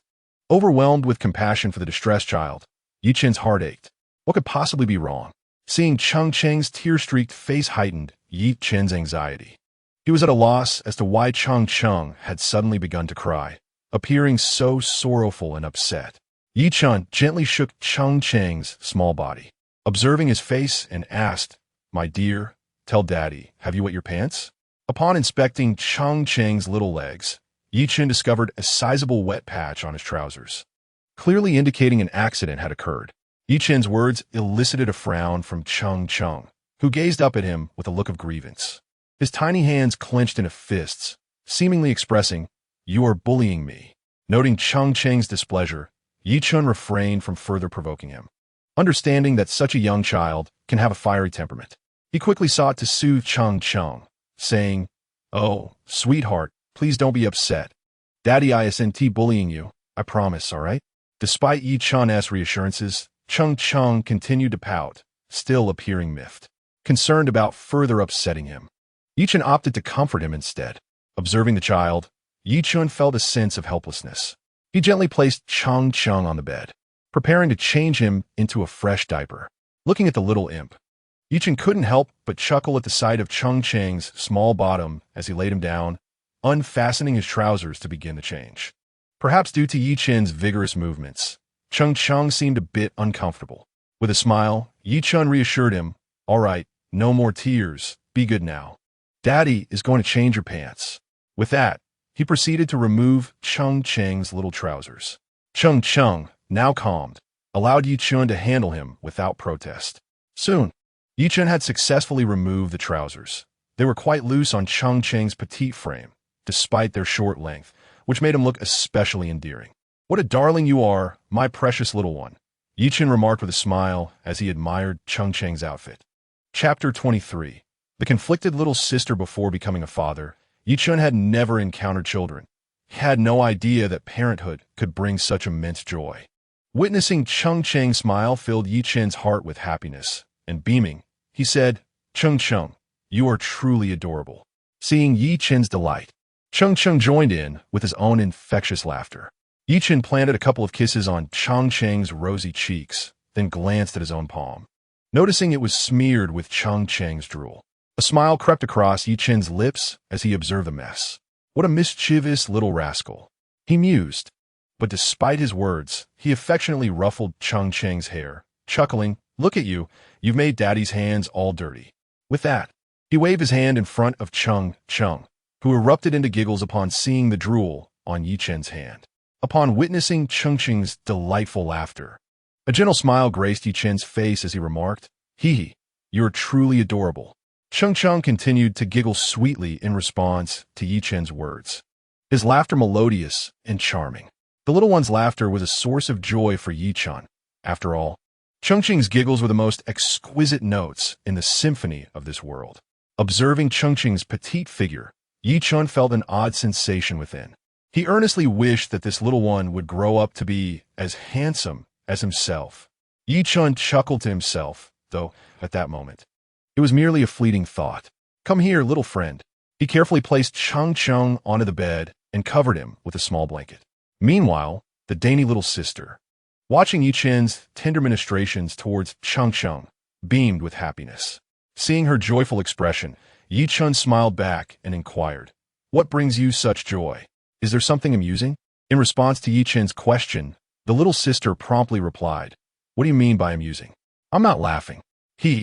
I'm just delighted by how adorable Cheng is." Though she claimed there was nothing funny, Yi Chun felt a surge of happiness at Cheng's cuteness and replied, "Is that so? I find Cheng quite adorable as well. I trust you feel the same." Nodding in affirmation, the little sister agreed. Suddenly, she turned to Yi Chun and asked, "Where shall we reside once we are discharged from the hospital?" The little sister, who worked as a streamer, did not own a place of her own, but rather rented a small apartment. Living alone was manageable, but with the arrival of a baby, such arrangements became less feasible. There were concerns about safety, as she frequently encountered overzealous fans who would show up uninvited, harassing or threatening her. Moreover, the area where many streamers rented was notoriously noisy, both day and night, which was unsuitable for a baby who required a tranquil environment. Thus, she needed to contemplate her next steps carefully. Upon hearing her concerns, Yi Chun pondered for a moment before suggesting, "Why not stay at my place? I am prepared for your arrival. I can arrange for a vehicle to pick you up once you are discharged in a couple of days." Though Yi Chun had a rental apartment of his own, it was somewhat small, as he was merely an ordinary male college student without the means or desire for lavish accommodations. He simply sought a place to rest occasionally. However, now that he had a baby and a little sister to consider, he realized that more thought was necessary to ensure their safety and comfort. Fortunately, Yi Chun had some savings, which led him to contemplate renting a better apartment in a few days, allowing him to accommodate both the little sister and the baby comfortably. With financial resources at his disposal, securing a suitable living arrangement was no longer a daunting task. As the sweet girl heard Yi Chun's words, she felt a twinge of embarrassment. Was she really going to stay at Yi Chun's place? However, having never cohabited with another man before, she questioned whether it was truly appropriate. Yet, upon seeing the baby, her hesitation deepened, leaving her at a loss for how to decide. Observing her demeanor, Yi Chun understood that she was a girl who would naturally feel shy and out of her element. Therefore, he did not rush her. If she desired to, he would wholeheartedly support her decision. The girl looked at Yi Chun and said, "Isn't this inappropriate?" Yi Chun chuckled, calling her a silly girl. Upon hearing this, she shot him an indignant glance, retorting, "Humph, you're the silly one. I'm certainly not." Yi Chun, unfazed by her response, simply replied, All right. You are not silly. Then what are you? After pondering for a moment, she declared, I am a clever girl. Chen couldn't help but smile at her assertion, for it was the first time he had heard such a proclamation. He gazed at her and smiled. Well then, since you are a clever girl, tell me, where would you like to live? Upon hearing this question, she hesitated. In truth, she had contemplated this matter long before. Although she now had a baby, she was uncertain about residing in Chen's house. After all, she was still a girl and felt somewhat shy about living under the same roof with him. However, faced with Chen's inquiry, she found herself at a loss for words. What is wrong, sweet girl? Are you considering finding an entire building? You are aware of the exorbitant housing prices these days. Even renting a place would not be resolved in a moment. You wouldn't want the baby to live in a shabby environment, would you? Shaking her head, she expressed her reluctance. She certainly did not wish for her baby to dwell in such dilapidation, as it would only cause distress. After all, she had just given birth, and her own body had yet to fully recover. Prolonged exposure to such conditions would surely be detrimental to the baby. Moreover, even if she were willing, Chen would never allow it. He could not bear the thought of his little treasure living in such a place. Thus, he was determined to find her a more suitable residence. Chapter 24. Reward. High-rise apartment at Imperial Garden. With these thoughts in mind, she reluctantly acquiesced. Realizing she could not refuse Chen, she genuinely wished to move in with him, especially for the sake of the baby. At that moment, she felt an overwhelming need for warmth, which led her to agree. All right then. Seeing her acceptance, Chen felt a wave of relief wash over him. As long as she consented, he had nothing to fear. Just then, the system's voice chimed in once more. Ding! How could a supreme daddy system allow the baby to be without a place to stay? Congratulations to the host on acquiring an apartment in the Imperial Garden community. Upon hearing the system's notification, Chen momentarily paused, perplexed by the unexpected announcement. In that area, the surroundings were entirely comprised of upscale communities, where even the most modest apartment commenced at several million. Chen had been contemplating renting a place, yet the system had unexpectedly bestowed upon him a residence. Overwhelmed with joy, he could scarcely breathe. Ha ha, this is truly wonderful, Chen exclaimed, astonished by the serendipitous fortune of encountering such a splendid property. The Imperial Garden community is renowned as an enclave for the affluent, housing only the wealthy, with apartments priced in the millions. Amenities include a swimming pool, gym, and various other facilities, making it one of the most prestigious neighborhoods. The vibrancy of the community is palpable every evening, and the property management is notably stringent, preventing entry to the general populace. Residents typically possess considerable wealth, influence, or connections, thus necessitating a robust security presence to ensure safety. The absence of violent incidents attests to the effectiveness of their security measures. Moreover, Chen observed the images provided by the system, revealing a fully furnished apartment adorned with exquisite decor, ready for immediate occupancy. This delightful discovery further elevated his spirits, as it meant that his companion, Xiaomi, could recuperate and care for their baby in comfort. Filled with enthusiasm, Chen inquired, would you like to see the apartment? Xiaomi, initially puzzled by Chen's sudden exuberance, eventually responded, all right, I'd like to take a look. However, she speculated that, as an ordinary university student, Chen likely could not afford a particularly luxurious apartment, yet she would be content as long as the place was decent. Upon receiving her affirmative response, Chen cheerfully replied, great, please wait a moment. Chen then retrieved his phone, locating the images of the Imperial Garden community to show Xiaomi. He pointed to a particular apartment in the photo and asked, what do you think of this one? Xiaomi scrutinized the image, her surprise evident as she asked, is this really the Imperial Garden community? Indeed. What do you think? Isn't it splendid? Chen inquired with a smile. Really? Upon hearing Chen's words, Xiaomi's face lit up with excitement. She had not anticipated that Chen would possess an apartment in such a prestigious area, famed for its exorbitant property values, with each unit worth at least 10 million. It was no wonder she felt astonished. Xiaomi once dreamed of residing in such a charming community, yet that remained merely a fantasy. She never once aspired to possess such a property, nor did she dare to envision it. Now, Finding herself living in the prestigious Dai Jinjuan community felt utterly surreal. Observing the gleeful Dai Xiaomei, Yichen couldn't help but smile, embracing Xingxing in his arms. Although Xingxing appeared somewhat dazed, she reached out to hug Yichen, her bright, sparkling eyes fixed on him, exuding an adorable charm. As Yichen gazed at the precious child in his embrace, he playfully kissed her cheek and said, "Good girl." It seemed that Xingxing understood his words, as she giggled in response. Witnessing this delightful interaction, Dai Xiaomei couldn't help but exclaim, "Little one, you are simply too adorable." She laughed as she gently stroked Xingxing, who also chuckled, clearly enjoying the affection. Yi Chen, amused by the scene, turned his attention back to Dai Xiaomei, and in a moment of affection, he reached out to pat her small head. To his delight, Dai Xiaomei offered no resistance, relishing the tender gesture, which brought her immense comfort. Soon, Yi Chen began to entertain Xingxing further, gently rocking her in his arms. The little girl, unable to contain her laughter, erupted into giggles. "Ha! Look at this little one. She's nearly exhausting me," Yi Chen remarked with a smile, prompting Dai Xiaomei to join in his laughter. Continuing to amuse Xingxing, it wasn't long before she dozed off in Yi Chen's embrace.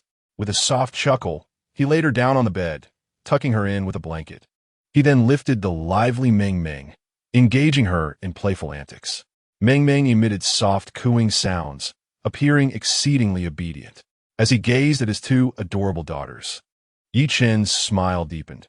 He felt an overwhelming sense of happiness, reveling in the joy of having three delightful children. Life at this moment felt exquisitely wonderful, making Yi Chen feel as though he were floating, wishing time could freeze in this idyllic present. Xingxing tenderly touched Yi Chen's face with her soft, delicate hand, which felt incredibly gentle against his skin. Seeing the smile on Yi Chen's face, Xingxing beamed back, her laughter infectious. Yi Chen was utterly enamored with this charming little girl. Chapter 25. Xingxing had a nightmare. This adorable child captivated his heart. Meng Meng's hand gently caressed Yi Chen's face, as if soothing him, and a look of bliss washed over him. In that moment, gazing at his two precious daughters, Yi Chen felt as though he possessed the entire world.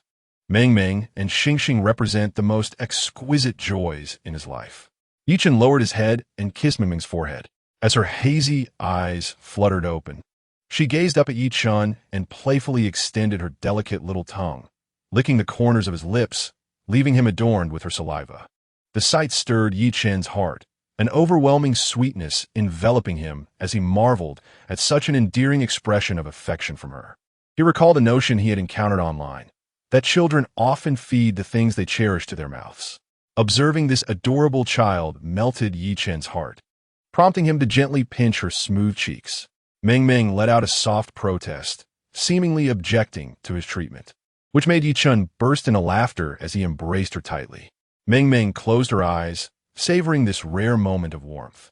In his other arm, Yi Chen cradled Xingxing, feeling immense joy and happiness as he held both precious little ones. Gazing at these three treasures before him, a profound sense of bliss filled Yi Chen's heart, even stirring a tearful impulse within him. He suddenly felt the urge to weep, a strange sensation that caught him off guard. Taking a deep breath, he suppressed the tears, fearing that succumbing to such emotions might shatter the beauty of the moment and bring sorrow to his beloved children. Looking fondly at the sweet faces of his three little ones, Yi Chen felt that he would willingly embrace death at that very moment. For the richness of his current life filled him with contentment, revealing that his existence was indeed worthwhile. Meng Meng and Xingxing's sleeping faces became exceptionally adorable. Leaning down, he placed gentle kisses on their foreheads before gently laying them back onto the bed. As he gazed at the peacefully slumbering trio, a satisfied smile graced Yi Chen's face. His heart brimmed with joy, for he knew he possessed the entire world at that moment. Such happiness defies verbal expression. Only through personal experience can one truly comprehend the beauty and allure of bliss. Meng Meng, Xingxing, Yi Chen softly called out to the two charming little girls, feeling an unprecedented sense of fulfillment wash over him as he watched them sleep soundly. "Chung Chung, you sleep like a little pig," he chuckled. Naturally, Chung Chung was also present, yet she was in such a deep slumber that she remained oblivious to Yi Chen's words. Observing Xingxing's petite form filled Yi Chen with warmth. Their existence made his life infinitely more beautiful. Suddenly, Xingxing furrowed her brow, her features contorting as if she were caught in the throes of a nightmare. Upon witnessing his precious daughter ensnared in a nightmare, Yi Chen swiftly took her into his embrace, gently patting her little backside in an effort to rouse her from slumber. Indeed, under Yi Chen's tender touch, the little star gradually awakened, her gaze falling upon her father, who cradled her in his arms, softly calling her name. The delightful fragrance emanating from him instantly captivated her senses. As the little star slowly emerged from her dreams, she opened her drowsy eyes to meet Yi Chen's gaze. Seeing that she was awake, Yi Chen released her and turned his attention to Meng Meng, who remained blissfully asleep. He chose not to disturb her, instead reaching for a tissue to delicately wipe the beads of sweat from her cherubic face. After tending to both girls, Yi Chen gently placed his hand on the little star's back, continuing to soothe her. As time passed, the little star's furrowed brow began to smooth, while Meng Meng's gentle snores grew ever louder. A smile of contentment graced Yi Chen's lips. The presence of his three little treasures filled his heart with warmth and boundless sweetness. The little star grasped his arm, prompting him to affectionately ruffle her hair before resuming his rhythmic patting on her back, hoping she would drift back to sleep. Gazing at the little star's profile, Yi Chen was suddenly struck by an overwhelming sense of affection. She was undeniably beautiful, and he envisioned her growing into an exquisite young woman. In that moment, he realized that his darling daughter would surely be unparalleled in beauty when she matured. Moreover, her adorableness was a treasure beyond compare, a dream daughter for any man, and his most cherished little angel. As he continued to pat the little star, Yi Chen's smile deepened. His hand gently caressed her small backside, and a satisfied grin spread across her face. The little girl was particularly adorable, leaving Yi Chen to ponder how such charm could emanate from his daughter. He resolved to buy her beautiful clothes and give her more baths, ensuring that she would only become more lovely with time. As he continued to pat her, Yi Chen suddenly noticed that the skin beneath his palm felt as smooth and delicate as silk, a sensation both comforting and delightful. This little darling possessed such radiant skin. However, as he observed her, Yi Chen felt a sudden dampness beneath his hand and quickly withdrew it. To his surprise, his palm was now stained with moisture. A chuckle escaped him. This little one had wet the bed. Shaking his head in bemusement, he set his hand aside and sat up, glancing at the little star, who was still soundly asleep, showing no signs of waking. Yi Chen felt a twinge of exasperation. How could she still be in such a deep sleep? Barely moments after waking? Dear little one, allow your father to assist you with a change. Yi Chen gazed at Meng Meng with a tender smile, observing her innocent demeanor. Chapter 26. Gradually opening one's heart, this little star is quite the rascal, sleeping so soundly that she still managed to wet the bed. Truly, she is a bit too mischievous. Yi Chen rose and approached the bedside, gently lifting the blanket to cradle the star in his arms. As he looked at his daughter, a bittersweet smile graced his face.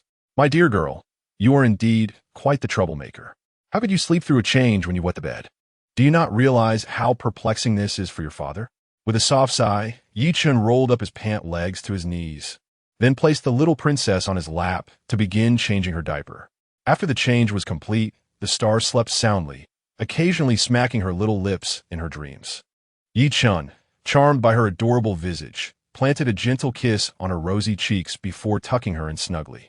Having completed this tender task, Yi Chen turned to smile at the dainty sister, who beamed back at him, observing Yi Chen's care for both her and the babies.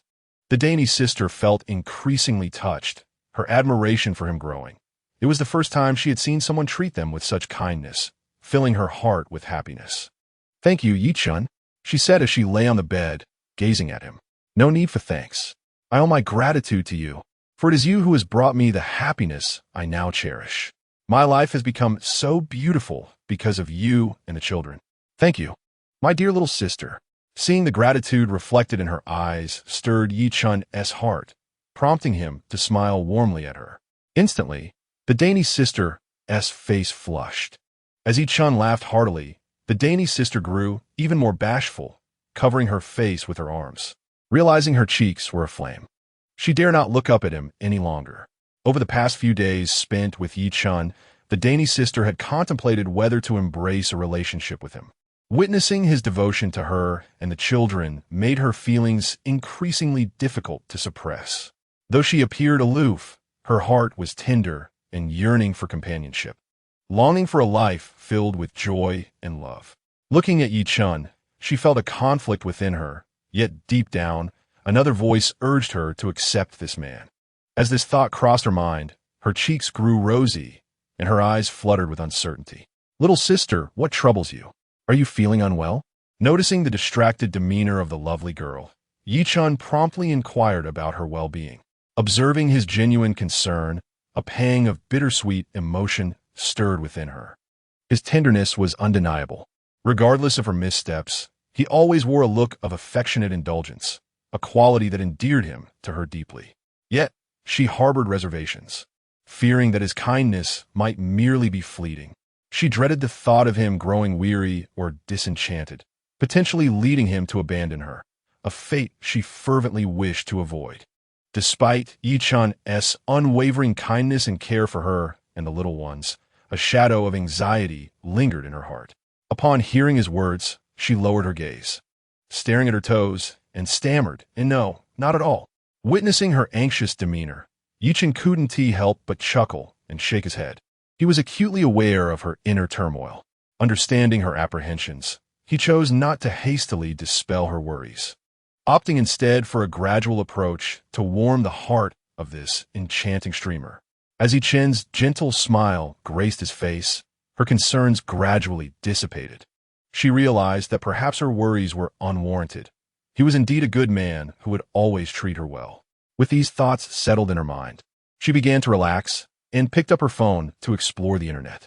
After her withdrawal from the streaming world, rumors about the well-known beauty circulated widely online. Fueled by the innate curiosity of netizens, they flooded the comments section, eager to inquire about the reasons behind her sudden absence.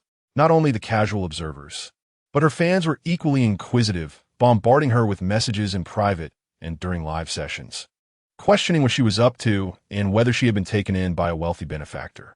Caught off guard, she found herself at a loss for words, unsure of how to clarify her situation.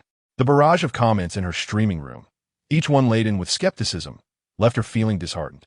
Yet, there was little she could do, such as the nature of the internet. As she observed the misinformed discussion surrounding her, a sense of helplessness enveloped her. She longed to convey to her fans that she was not in the clutches of a patron, but had stepped back from streaming for other reasons. However, sharing that information could provoke an even greater uproar.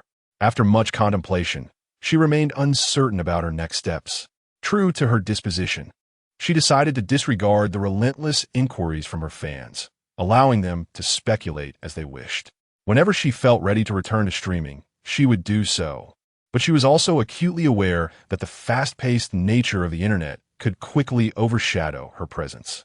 During her absence, the platform would undoubtedly elevate others, and upon her return, her popularity might pale in comparison to what it had been, potentially resulting in a significant loss of followers.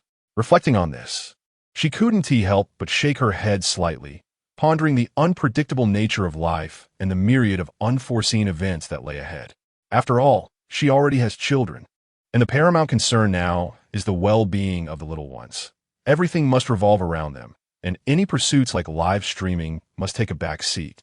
Daixiomi suddenly pondered that if her fans were to discover her motherhood, she would undoubtedly lose a considerable number of her admirers. This realization made her popularity diminish significantly. With a sigh, she reflected on this notion.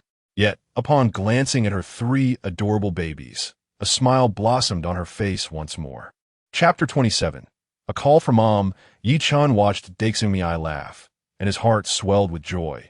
He cherished seeing her smile, for this version of her was truly enchanting. "What are you thinking about, little sister? Why did you suddenly burst into laughter?" he inquired, curiosity piqued as he gazed at her. Just as Yi Chun was about to continue their conversation, his phone rang unexpectedly. He retrieved it to discover a call from his mother, Li Miling. "Hello, Mom. What is the matter?" He answered cheerfully as he picked up the call. "Little Chun, can I call you if there's nothing wrong? I'm your mother. I thought of you and wanted to reach out," Li Miling replied with a teasing tone. Of course, you can call whenever you wish, mother. Feel free to reach out to your son anytime. I miss you a lot, haha. Yichen responded with a grin. You little rascal, so glib with your words. Li Miling laughed, playfully chiding him. Hearing his mother's playful reprimand, Yichun chuckled softly, replying, I speak nothing but the truth, Mom. If you don't believe me, you can ask Dad. You cheeky boy, if you truly missed me, why haven't you called these past few days? Upon realizing that his mother was teasing him as well, Yichun was momentarily speechless. He anticipated his mother would join in on the jest. Mom, what prompted you to call me today? He quickly shifted the subject. You impudent child. After so long, you haven't even checked in on me. Don't you miss your mother? Li Miling asked with a hint of melancholy, slightly miffed that her son hadn't reached out. Mom, you're mistaken. I've been thinking of you every day, constantly keeping you in my thoughts. Yichen replied earnestly over the phone. Is that so? Li Miling chuckled upon hearing his words. Although she feigned indifference, her heart swelled with sweetness. Hearing her son express his longing for her brought her immense happiness. It was indeed a positive sign that her son cared for her so dearly, was it not? Yes, indeed. Dear mother, I swear, I think of you every single day. I ponder your every movement. I cherish your radiant smile. And I long to fly to your side at this very moment. Haha, never mind, you're just being cheeky. Upon hearing Yichen's words, Li Miling couldn't help but chuckle and scold him lightly. Hee. Upon hearing Li Miling's response, Yichun smiled and scratched his head. Little Chun, the reason I called today is to inquire about your academic progress. How has your studying been lately? How is life at school treating you? Is your money sufficient? If not, I can send you some more, Li Miling asked with genuine concern. Hearing his mother's heartfelt concern warmed Yichen's heart, enveloping him in the essence of home, where someone cares for you, where someone thinks of you. Such a feeling is truly delightful. Yichen cheerfully reassured his mother, saying, Mom, rest assured, everything is going well for me at school. You can focus on your work without worrying about my studies. I have enough money, so do not fret. At his age, he felt he should no longer burden his mother with worries. Now that he had reached adulthood, he was determined to stand on his own 2 feet and not rely on her indefinitely. He did not wish to see his mother perpetually making decisions on his behalf. You little rascal, always boasting. Do you think I am a fool? I know your character all too well. I don't care if you're thriving out there. I fear for the trouble you might get into. Let me tell you, if you dare to stir up any more chaos, I won't let you off easily. Li Miling retorted dismissively over the phone. She understood her son well. He had always been one to attract trouble. However, now that her son had grown and gained his independence, she realized that she could no longer control him as before. If he wished to soar, she could only support him. Don't worry, Mom. I won't cause you any concern. Just take care of yourself at home. As for me, you needn't fret unnecessarily. Yichen replied over the phone. However, upon hearing his words, Li Miling did not respond but chuckled and scolded him again. You little rascal. At that moment, Yichen contemplated whether to share the news about Dai Xiaomei and the 3 little ones with his mother. He hesitated, for if he did not bring it up beforehand, it would be troublesome when his parents eventually found out. Yet, keeping such matters from them was also not an option. They would learn about it in due time, especially since the counselor would certainly not keep it from them. After deliberating for a while, Yichen ultimately decided it was best to inform his parents sooner rather than later, to avoid a potential uproar when they discovered it unexpectedly. Just as Yichen was about to speak, it seemed he heard his father's voice from the other end of the line, reproachfully asking Li Miling why she hadn't called him to join the conversation. Hearing his father's voice, Yichen smiled and said, Dad, I'm currently on the phone with Mom. I'll call you back later. By the way, how have you been at school lately? Is your money sufficient? If not, I can send some over. On the other end of the line, Yichen's father, who had always been quite indulgent towards him, inquired with genuine concern. He sincerely adored his son and handled Yichen's tuition, which made him particularly attentive to his well-being. Dad, I'm an adult now. There is no need for you to worry about me. Rest assured, I have plenty of money. For now, you needn't fret. I promise to earn substantial wealth in the future to take good care of you and Mom. All right? Upon hearing Yichen's words, Li Miling chuckled and spoke to her husband on the phone. Alrigged, Malasia boy. I won't interrupt your conversation with your mother any longer. You two carry on. Chapter 28. You're going to be a grandmother. After Yi Chen's words, his father laughed and, having said what he needed, left the two of them to chat. At that moment, Yi Chen took a deep breath, preparing to share the news about his little sister and the 3 babies with his mother. Mom, there is something I want to tell you. Once he gathered his thoughts, Yi Chen spoke to his mother on the phone with a smile. What is it? You sound all mysterious, Li Meiling inquired curiously, puzzled about what her son wanted to discuss. You're going to be a grandmother, Yi Chen said cheerfully over the phone. On the other end, Li Meiling was momentarily stunned. She had no idea why Yi Chen suddenly brought this up. Xiao Chun, what are you talking about? When did I become a grandmother? This isn't something to jest about. Li Meiling quickly responded, feeling alarmed. She could not comprehend why Yi Chen would make such a statement, considering it a serious matter that should not be taken lightly. Mom, I'm not joking. I'm telling you the truth. I now have 3 children, which means you have 3 grandchildren, Yi Chen said with a grin over the phone. What 3 grandchildren? Li Meiling was utterly bewildered, unable to fathom that Yi Chen could have children so soon. Just moments ago, she thought he was fabricating stories, but now it seemed he was speaking the truth. To be precise, 1 grandson and 3 granddaughters. Noticing Li Meiling's lingering disbelief, Yi Chen continued to reassure her with a smile. Is this real? Am I dreaming? On the other end of the line, Li Meiling, filled with disbelief, asked. The notion that her son had grandchildren was simply beyond her comprehension. Mother, this is not a dream. It is indeed true. You now have 3 grandchildren, all exceptionally intelligent and remarkably understanding. I am utterly enamored with these children. Are you truly speaking the truth? Upon hearing Yi Chen's words, Li Meiling found it difficult to believe. She could scarcely fathom that she had grandchildren. Yet Yi Chen's tone was undeniably earnest, leaving no room for deception. What on earth could this mean? What should be done? Consequently, Yi Chen recounted to his mother, Li Meiling, all about his partner, Dui Xiaomei, and the 3 little ones, including their names. After absorbing Yi Chen's revelations, Li Meiling was left in a state of shock. She could never have imagined that her son had become a father of 3. Overwhelmed, she exclaimed into the phone, Old Yi, come quickly. I need to discuss something with you. Shortly thereafter, Yi Chen's father, Yi Feng, arrived. Upon entering, he noticed Li Meiling's discontent and remarked, What is it? You're fussing like a child. He complained to his wife, puzzled by her urgency. Old Yi, our little Chen. As her husband, Yi Feng, approached, Li Meiling's excitement was evident. What about our little Chen? Speak slowly, I am listening. What is the matter that has you so animated? Seeing his spouse in such a state, Yi Feng was somewhat bewildered. Realizing her emotional outburst, Li Meiling quickly composed herself and responded, Old Yi, our little Chen has 3 children now. What? Yi Feng's expression turned to one of astonishment as he gazed at his wife, unsure if he had misheard. Old Yi, you did not mishear. It is indeed true. Come quickly and see for yourself. I will have Chen confirm it for you. Seeing the disbelief etched on Yi Feng's face, Li Meiling felt a sense of exasperation. Father, it's true. Yi Chen interjected from the other end of the line, sounding somewhat resigned.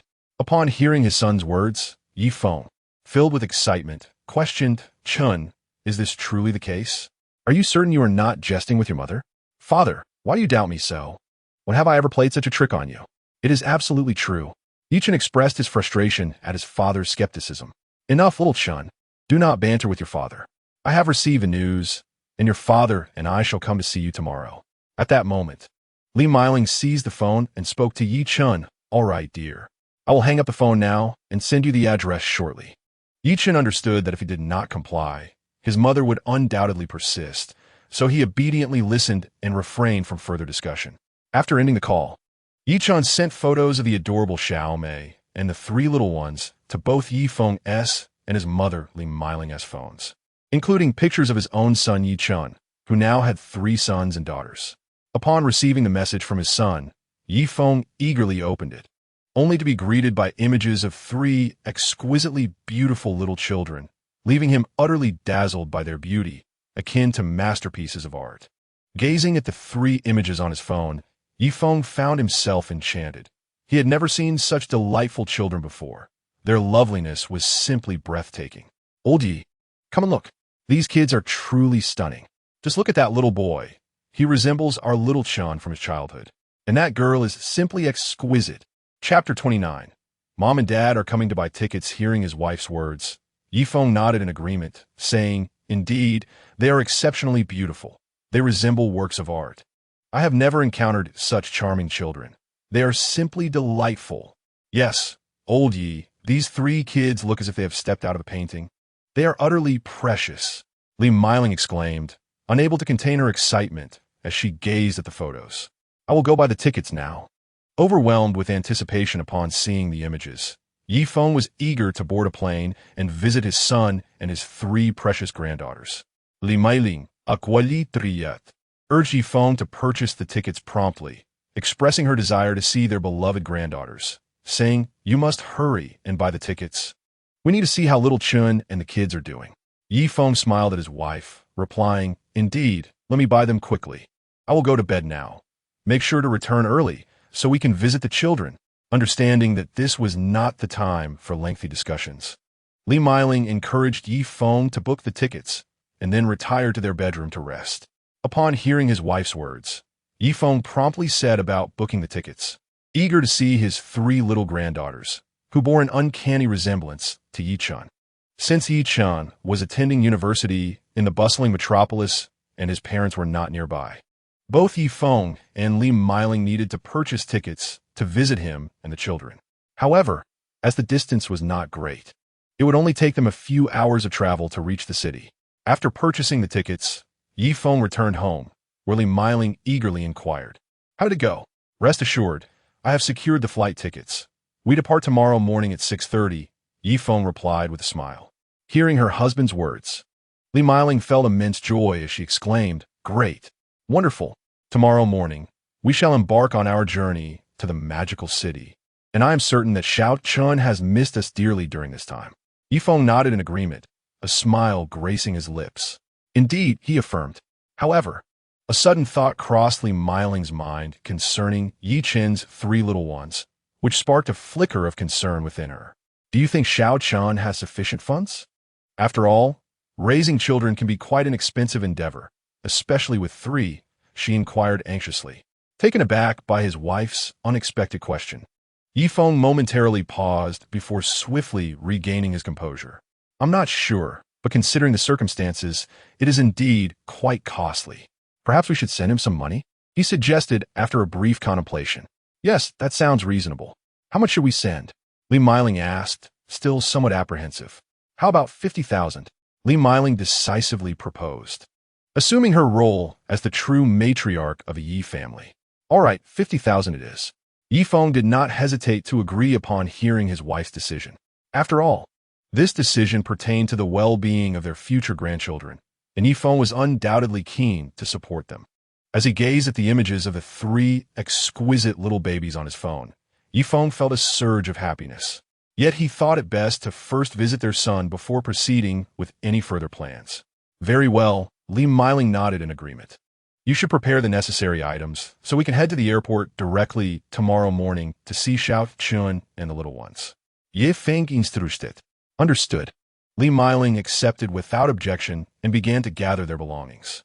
Meanwhile, Yifeng took the opportunity to shower and change his attire. Once they both settled into bed, Li Miling suddenly asked, "By the way, we still do not know who Xiao Chen's girlfriend is, nor the mother of the babies." Upon hearing his wife's question, Yifeng recalled that he had indeed forgotten to inquire about this matter with their son. "You're right. I neglected to ask that young man about the identity of the baby's mother," he admitted. "Should we call Xiao Chen now to ask?" Li Miling suggested tentatively. "Perhaps not. It's quite late. They are likely resting. Let them enjoy their slumber. We shall see them tomorrow, and then we can discover who the mother is," Yifeng reasoned. "All right then. Since you prefer not to ask, we shall wait until tomorrow to meet them. We will find out then," Li Miling replied with a smile directed at her husband. "Indeed," Yifeng responded. "Let's get some rest. We have an early morning ahead." With that, Li Miling lay down, and Yifeng turned off the lights, and together they drifted into slumber. Meanwhile, in the hospital room, Yi-Chen had just received a 50,000 yuan transfer from his father, filling him with great joy, as it was the largest sum his family had ever sent him. Although Yifeng did not divulge the matter, Yi-Chen surmised that his parents must be quite concerned about it. While Yi-Chen is not lacking in financial resources, He is deeply touched by the care his family shows him. His parents have always regarded him as their precious treasure, doing everything for his well-being. And Yi-chun is immensely grateful for their concern. As he contemplated this, a smile crept across his face, and he murmured, "Mom and Dad, you're so good to me." At that moment, the naive girl noticed Yi-chun had just finished a phone call and was now lost in a silly grin, which piqued her curiosity. She inquired, "What are you smiling about?" "Oh, I'm just happy," Yi-chun promptly replied. Upon hearing this, the naive girl found it even more perplexing. "What's so funny? What are you happy about?" She pressed on. "Hee, it's nothing. I'm just genuinely happy," Yi-chun responded with a smile. "Don't try to deceive me. I can tell you're thinking about something else. Just spill it. What could possibly make you this joyful?" Yi-chun, reflecting on his recent conversation with his parents, thought it would be unwise to keep the news of their impending visit a secret from her. Thus, he decided to share it. "I just spoke with my parents on the phone." The naive girl was taken aback. "You just called your parents?" Chapter 30. An unsightly bride must meet her in-laws. The naive girl was surprised to learn that Yi-chun had spoken with his parents, causing her to feel a bit anxious. "What did you discuss with them?" she asked eagerly. It was nothing much, just informed them about our situation and the baby," Yi-chun replied with a smile. "How could you do that?" she muttered, clearly displeased. "Why not? It's not illegal," Yi-chun countered. "But how could you? Don't you realize I am not ready for this?" she protested. "Don't worry. This is something we would have to tell our parents eventually.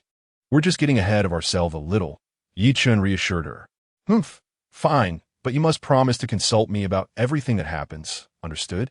"All right, I promise," Yi-chun agreed. "Humph, that's more like it." With that, the naive girl felt relieved.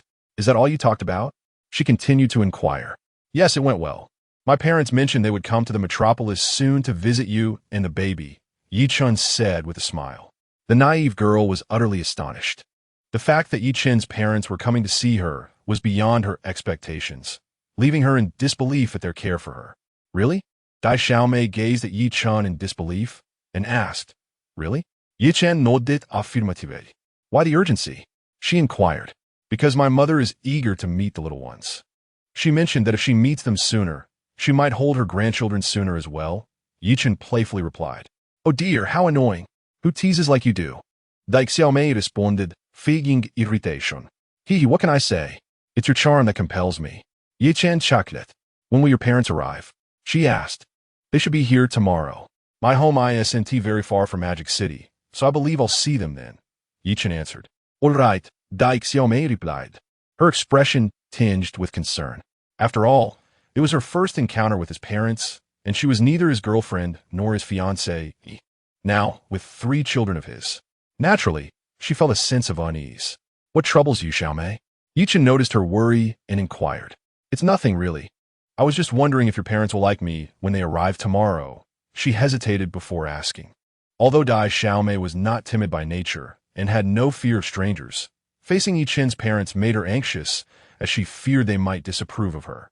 Unbeknownst to her, a profound, indescribable feeling for Yi-chun had begun to blossom within her, growing deeper and more inseparable. She was uncertain how to present herself to his parents and wished to leave a good impression, hence her apprehension. Yi-chun, recognizing the worry etched on her face, comforted her. "Do not be afraid. Regardless of anything, they are my parents, and they love me dearly. As long as you maintain a calm demeanor while interacting with them, all will be well." "Yes, I hope so," Dai Xiaomei replied, feeling a bit more at ease after hearing his words. "Besides, every daughter-in-law must eventually meet her in-laws," Yi-chun said with a mischievous grin. "You're insufferable." "Who's ugly?" Dai Xiaomei retorted, her cheeks flushing with indignation. "Haha, I was just teasing." Yi-chun laughed. "Humph, you're unbearable." She shot him a playful glare. "And who said anything about marrying you?" she added shyly. Upon hearing her words, Yi-chun chuckled. "That remains to be seen. Perhaps you will come to like me." "As if I would," Dai Xiaomei responded defiantly. "Well, you never know," Yi-chun replied, delighting in her spirited retort. "Stop it. If you keep talking nonsense, I'll ignore you," she warned. "I'm not being nonsensical. I'm merely stating facts. If you do end up liking me, there will be no escaping," he teased. "I certainly won't. I have no feelings for you," the naive girl retorted. Yet a faint blush crept on her cheeks. "Ha ha ha." Observing the shy demeanor of the naive girl, Chen couldn't help but burst into hearty laughter, thoroughly enjoying the playful banter. Ha ha, Chen chuckled it. Hey, have you finished laughing yet? Seeing Chen's exaggerated amusement, the naive girl exclaimed, somewhat irritated. Of course not. How could I possibly stop when you were so adorable? Upon hearing Chen tease her again, the naive girl huffed. You are quite mischievous. To toy with me like this. Ha ha ha, how could I? I'm merely stating the truth. I haven't said anything wrong, and you are genuinely very cute. Chen explained with a smile. All right, enough of the laughter, the naive girl insisted. Fine, Chen coincided, just as they were playfully sparring. A knock resounded at the door. Knock, knock, knock. Mr. Yi, Miss G, I have brought the supper, came Aunt Wu's voice from outside. Yes, come in, Chen replied. Certainly, Mr. Yi. Upon hearing his words, Aunt Wu set the supper on the table and then turned to leave. Once Aunt Wu departed, the naive girl gazed at the exquisite supper on the table, swallowing hard. The meal Aunt Wu prepared was rather light, considering the naive girl had just given birth. During the first week, her focus was on expelling residual fluids, and she would not indulge in rich or spicy foods. It smells so good, the naive girl exclaimed, captivated by the aroma wafting from the table. Chen shook his head with a smile, saying, Indeed, Aunt Wu has truly become more considerate. Hearing Chen's words, the naive girl nodded with a smile and picked up her chopsticks, taking a bite of the supper. Chapter 31. Love Grows Over Time. Come, try some of this supper.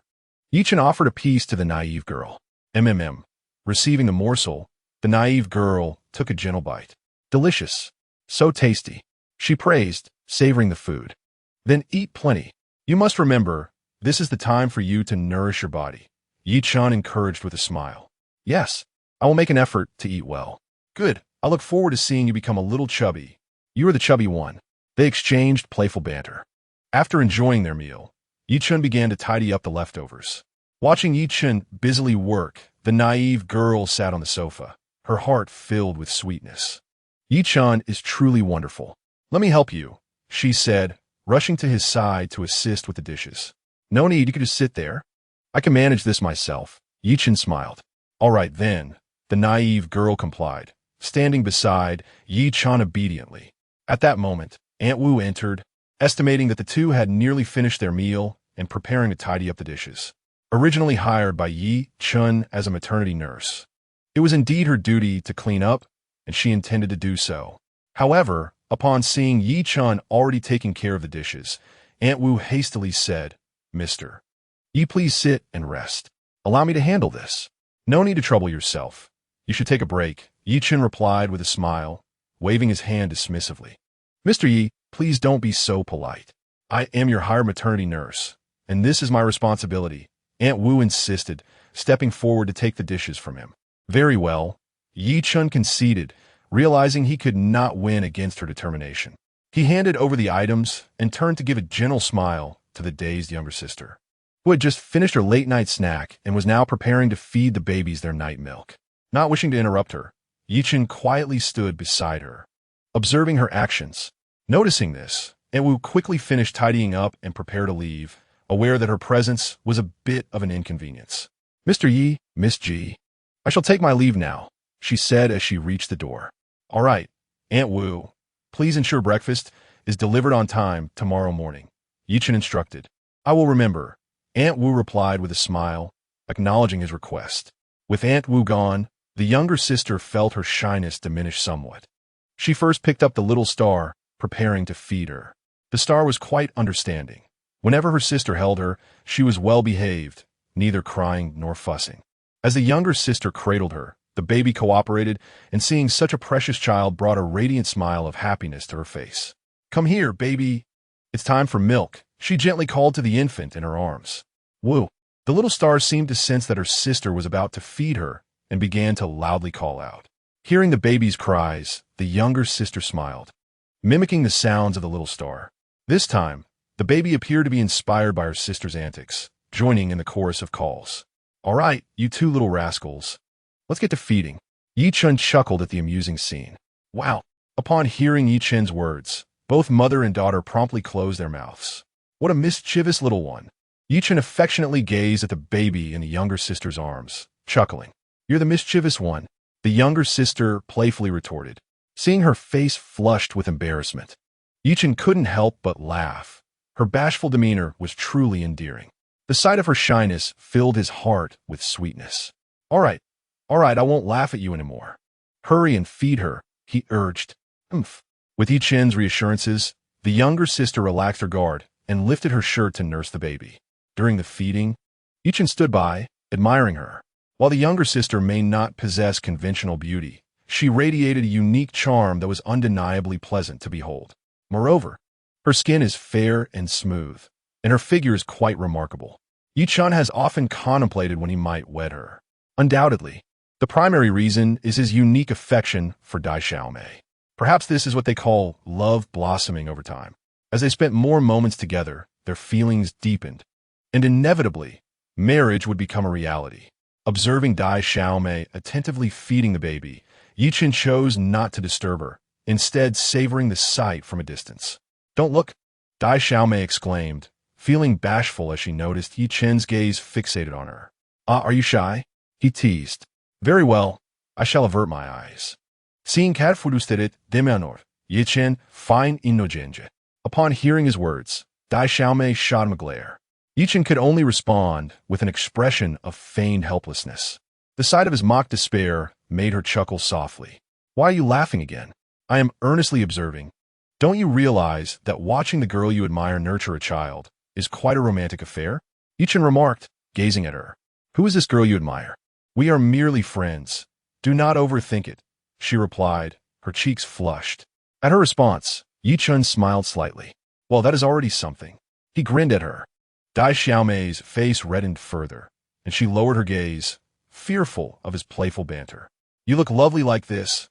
I adore it, Yichen said, observing her lowered head with a grin. Her shyness intensified at his compliment, yet deep within, she felt a burgeoning happiness, slowly beginning to accept Yichen, albeit requiring a bit more time to adjust and convince herself. All right, don't be shy. Hurry and feed the baby, he urged, noticing her reluctance to lift her head.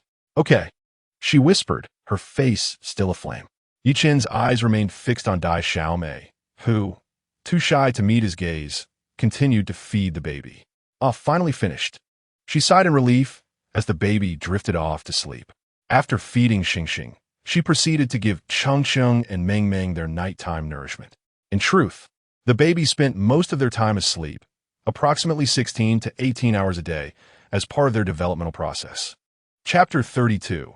Yichen's parents come to visit their grandchild, seeing the weary Dai Xiaomei. Yichen felt a pang of sympathy in his heart. You should rest. I can take care of the baby, he said reassuringly. All right, she acquiesced. With her consent, Yichen cradled the three little ones in his arms. He gently placed them on the bed and covered them with a blanket to protect them from the chill.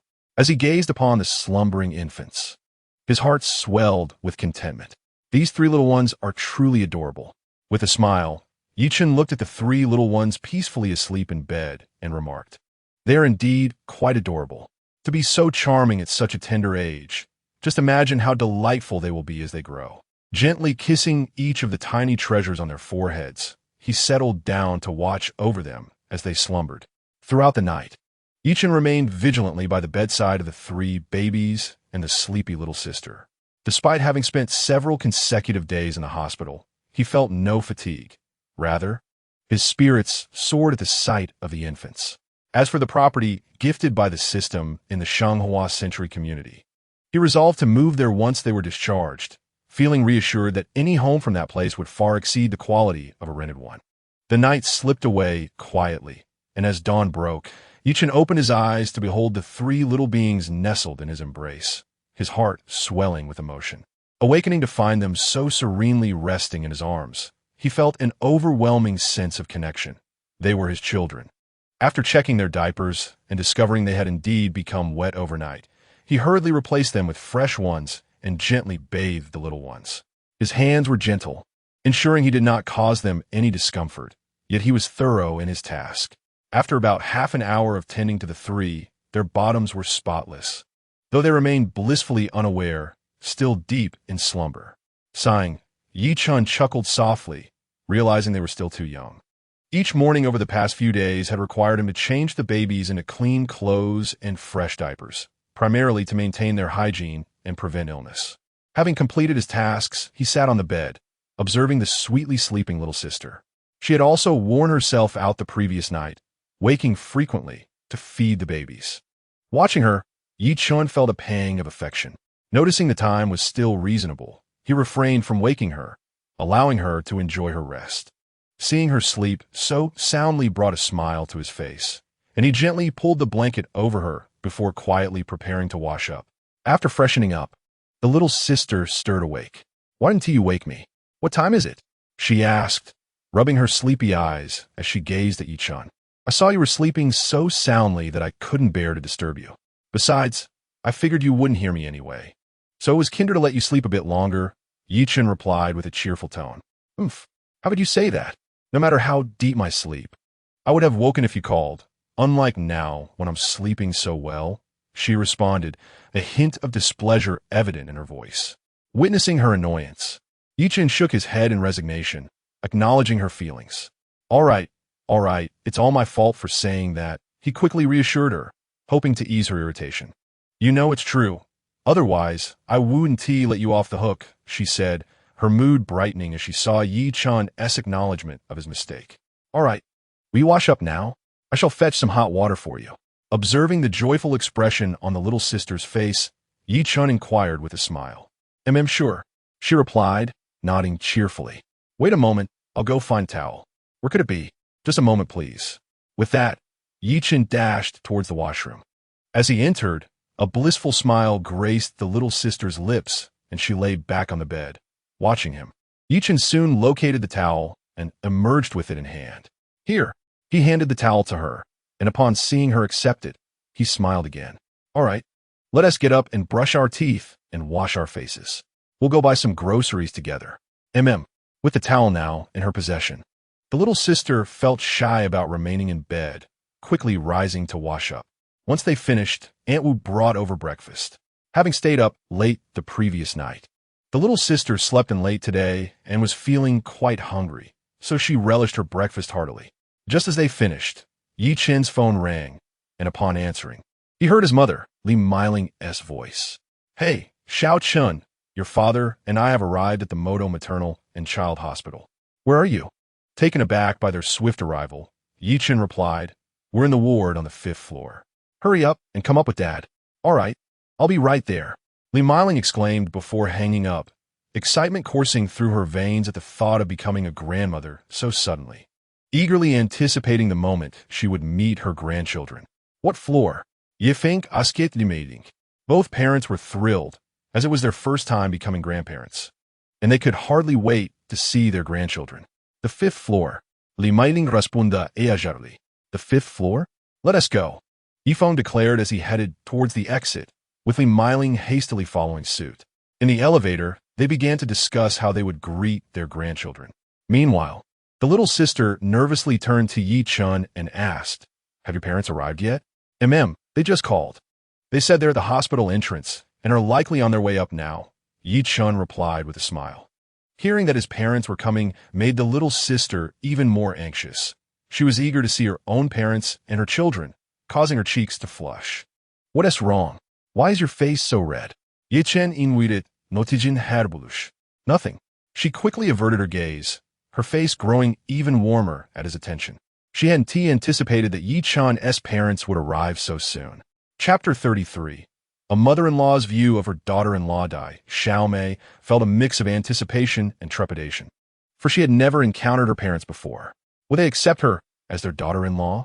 As these thoughts swirled in her mind, a profound sense of inner turmoil enveloped her. "All right, do not fret. They will not make things difficult for you. Just relax." Observing Dai Xiaomei's bowed head, Yi-chun surmised that she was preoccupied with concerns about her parents. He offered her words of comfort, unaware of the true source of her anxiety. Upon hearing Yi-chun's reassuring words, Dai Xiaomei's tension eased considerably, though she still clutched her hands tightly, her heartbeat quickening. This anxious emotion lingered for quite some time, to the point where her heart felt as though it might burst from the strain. Ding! The elevator arrived with a chime.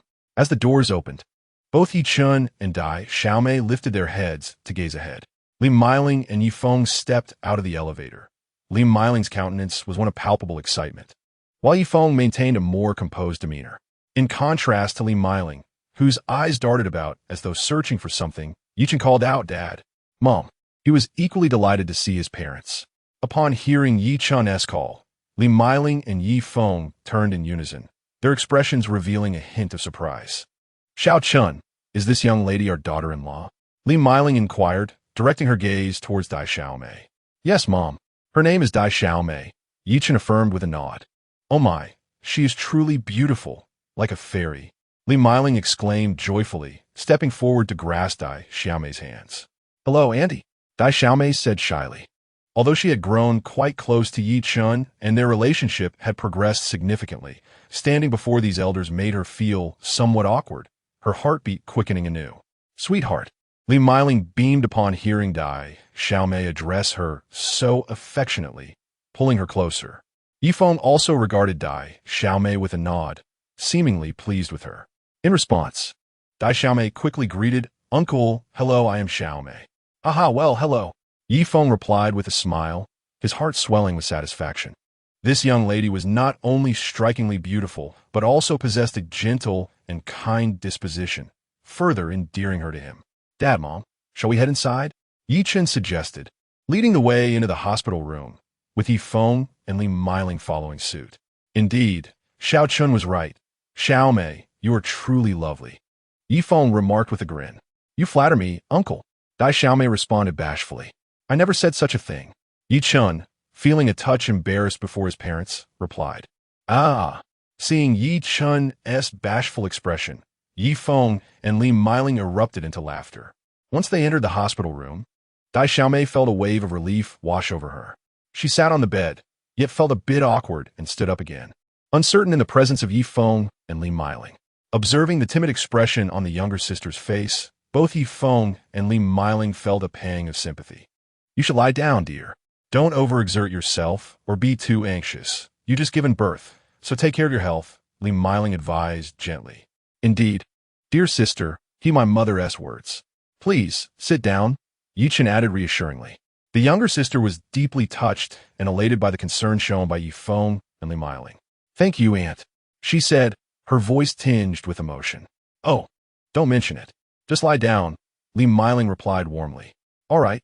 Upon hearing Li Meiling's words, the younger sister hurriedly settled back onto the bed, finally able to breathe a sigh of relief after feeling quite tense just moments before. "Here, Aunt will peel you an apple," Li Meiling said, retrieving an apple from the fruit basket, then placing the basket into Yifeng's arms, who could only shake his head in resignation. "Thank you," Aunt the younger sister expressed, touched by her kindness. "No need to be so polite, just enjoy the apple," Li Meiling said, feeling a bit reluctant to let the younger sister suffer unnecessarily. "Mom, let me help you peel the apple." Seeing the younger sister's politeness, Yi Chun could no longer stand by. "What do you have to do with this? Step aside. I'm peeling this for my daughter-in-law," Li Meiling retorted, scolding Yi Chun. Upon hearing his mother's words, Yi Chun dared not interject further and stood silently to the side. The younger sister couldn't help but chuckle at the sight of Yi Chun being reprimanded by Li Meiling. She hadn't anticipated that he could be put in such a position. "What are you laughing at? What is so amusing?" Yi Chun pretended to glare at the younger sister. "Why are you being so fierce? Do you dare to bully her while I'm here?" Li Meiling shot a stern look at Yi Chun, scolding him loudly. Seeing Yi Chun being chastised by his mother, the younger sister burst into laughter once more. "Mom, no. You're mistaken. I'm not bullying her. It's she who is bullying me," Yi Chun protested, feeling wronged. "Umph. Stop your clever excuses, you little rascal. You're full of tricks. Do you think I don't know?" Li Meiling replied dismissively. "Mom, you're truly unfair. I have no tricks at all. Look at you, always accusing me unjustly. I don't have any tricks." Yi Chun continued to defend himself. "Umph. You, naughty boy, go play somewhere else." Li Meiling cast a disdainful glance at him. "Fine, I'll go play, and I won't bother you anymore," Yi Chun conceded. Li Meiling shot him another unimpressed look. As Yi Chun noticed the younger sister watching him, he refrained from teasing her further and turned to walk away. The younger sister couldn't help but smile at the sight of Yi Chun being humbled. This fellow, who usually appeared so formidable, today found himself being schooled. She chuckled at the thought. Li Meiling gazed at the younger sister with an increasingly fond expression, akin to a mother-in-law admiring her daughter-in-law, her heart swelling with satisfaction. "Dear aunt, what troubles you?" asked the bewildered girl, noticing her mother staring intently at her. "Oh, it's nothing. I simply find you extraordinarily beautiful. I can hardly tear my gaze away," Li Meiling replied with a smile.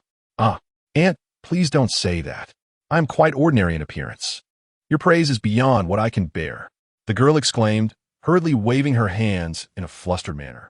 "Ah, my dear, you are far too modest. Li Meiling remarca. Hee, but I speak only the truth. If you continue to flatter me, I might not accept it," the girl jested playfully. "You little rascal, how mischievous you are." Li Meiling lauga. Hee, am I really mischievous? "I merely speak the truth," the girl replied with a hint of playfulness. "All right, enough of your modesty. Come, have some more fruit," Li Meiling said, bringing a piece of fruit to the girl's lips. The girl looked down at the fruit platter, which was brimming with apples. Feeling slightly embarrassed at the sight, she hesitated, but the expectant look in Li Meiling's eyes made it difficult to refuse. "Thank you, aunt," she said sweetly as she accepted the apple and began to eat. "Take your time, don't rush, or you might choke," Li Meiling cautioned. "Thank you, aunt." "Oh dear. Silly child, why thank me? You are to be our daughter-in-law. This is all you're due. You can simply call me mother from now on," Li Meiling said kindly. "Mother, what are you saying?" Chen interjected, feeling a bit awkward. "What? Are you unwilling?" Li Meiling glanjit at Chen. "Of course not. I just don't understand what you mean," he replied, feeling somewhat embarrassed. "Do you not grasp my meaning? Our little sister is so remarkable in her looks and intelligence. If you were to marry her, I would be at ease," Li Meiling explained. "Mother, why are you saying this all of a sudden? What do you mean by our little sister?" "I am your son." Chen felt puzzled, as if the girl had suddenly taken his place. "I speak the truth. If you marry her, I will have less to worry about," Li Meiling continued. Hearing these words, the girl blushed even deeper. Seeing Chen's bewildered expression, Li Meiling added, "Xiao Chen, do you not wish to marry her?" "Of course I do," he replied earnestly. "Since you are willing, then it's settled. We should set a date for the wedding, considering you both already have a child. If we delay any longer, it might be too late. Spend this time with her, and after the wedding, you shall be married," Li Meiling instructed. "Mother, why don't you consider my feelings?" Chen said, feeling a bit wronged. "You have such a large son here. What more should I worry about?" Li Meiling remarca. "Besides, your father has already agreed to this." "Dad, Mom, how could you do this? Such a significant matter, and you didn't even consult me." Upon hearing Li Meiling and Chen's words, Chen felt a wave of frustration. He was utterly unaware of when his parents had resolved this issue. Li Meiling cast a somewhat disapproving glance at Chen before turning to Dai Xiaomei. "What do you think about this matter?"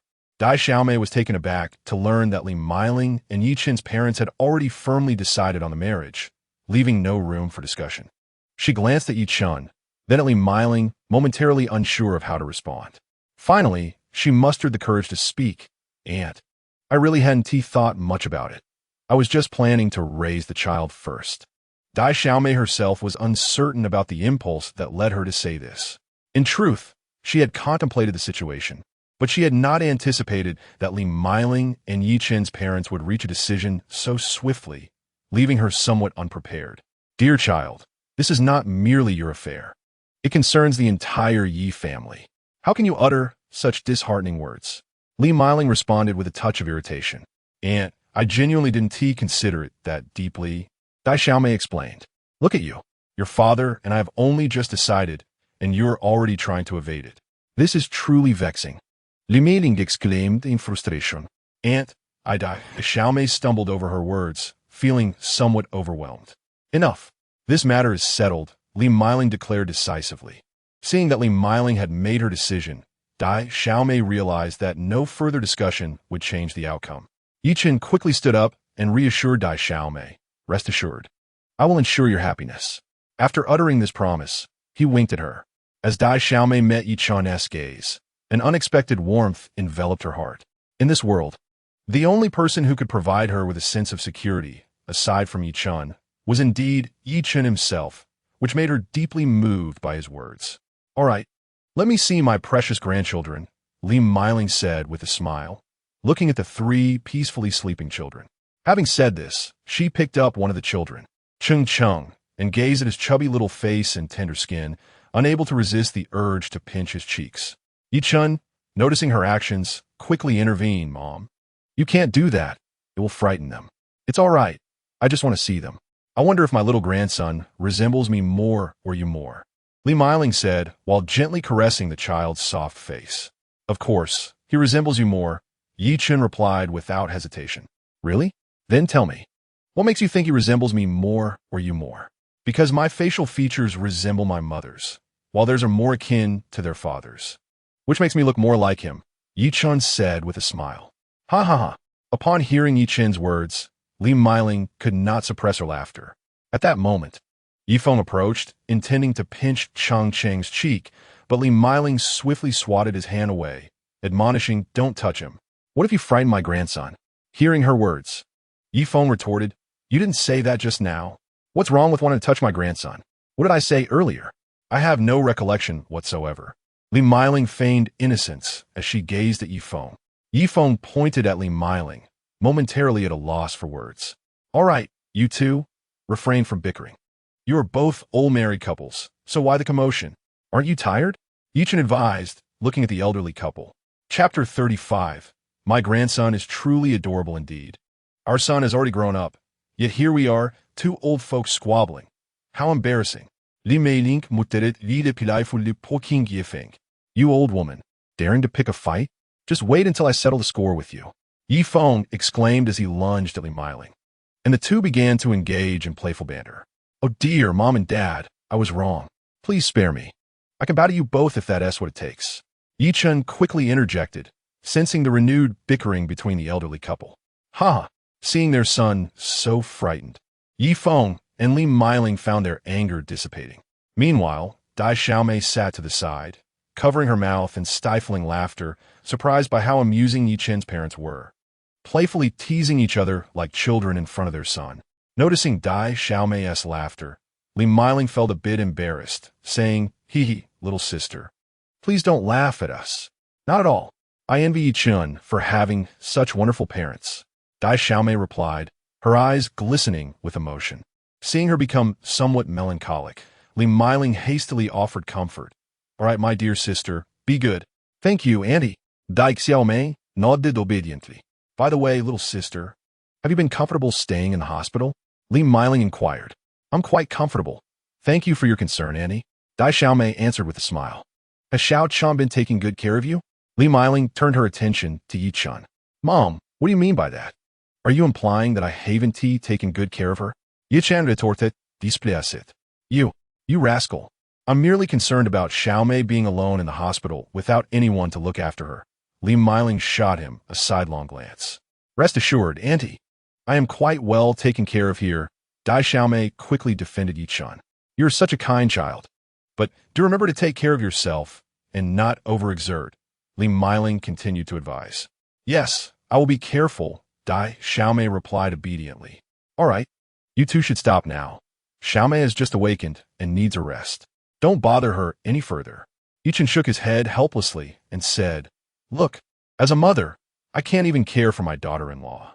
I truly doubt whether you hold any regard for me as your mother," Li Meiling complained. Mom, didn't you say I have never been filial to you? So I'm here to show you my filial piety," Yi-chun replied with a playful grin, moving to sit beside Li Meiling to massage her shoulders. "Oomph, you little rascal, you actually know how to give me a shoulder rub," Li Meiling desa, casting a playful glance at Yi-chun. Yi-chan chuckled. At that moment, Chung, nestled in Li Meiling's arms, awakened, his large, grape-like eyes scanning the surroundings, making soft cooing sounds. Upon noticing Chung Cheng's wide-eyed gaze, Yi-chun playfully poked the tip of Chung Cheng's nose with his right index finger. Chung felt the slight discomfort and waved his little arms in response. Li Meiling, seeing her baby become upset due to Yi-chun's antics, immediately scolded, "You little rascal.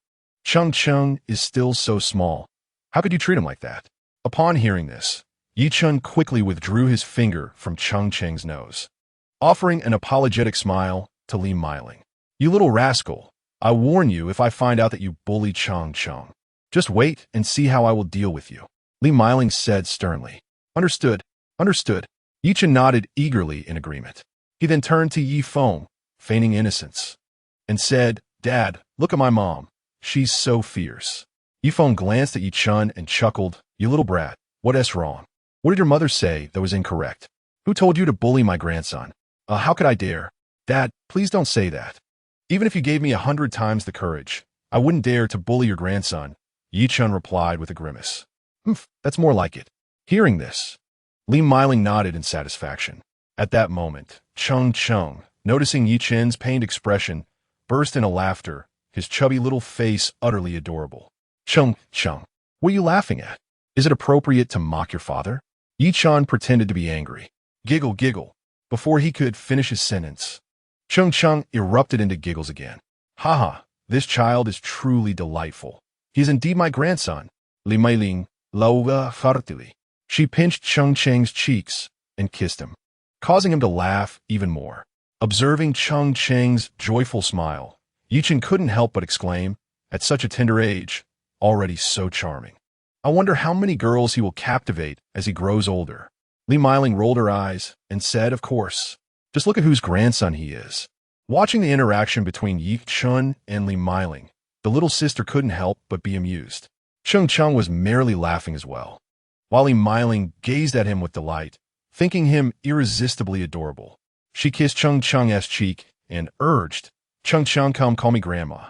At that moment, Yi Feng also joined in, saying, Cheng, quickly call me grandpa. Come let grandpa hold you. As the laughter resonated, Cheng remained silent.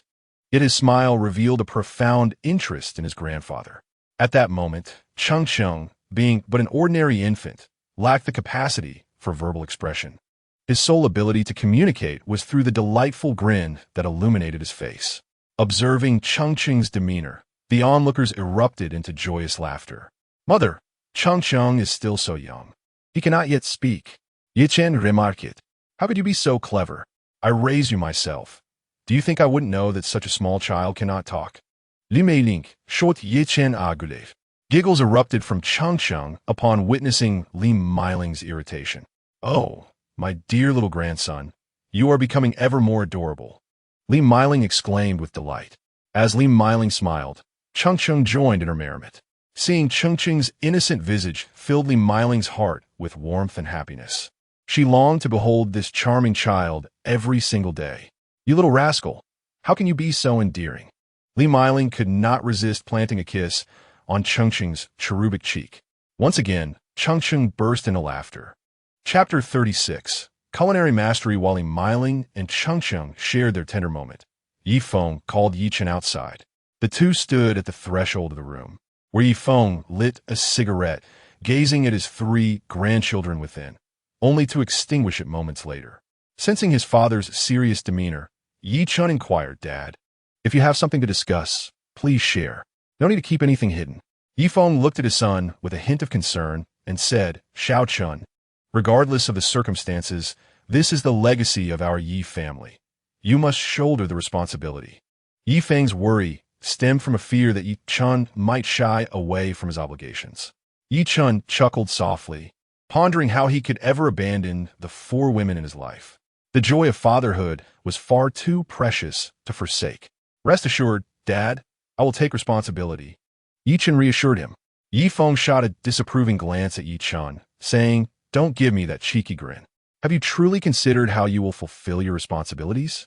You are merely a student with no job. With that, he wore an expression of exasperation. Beat task issued.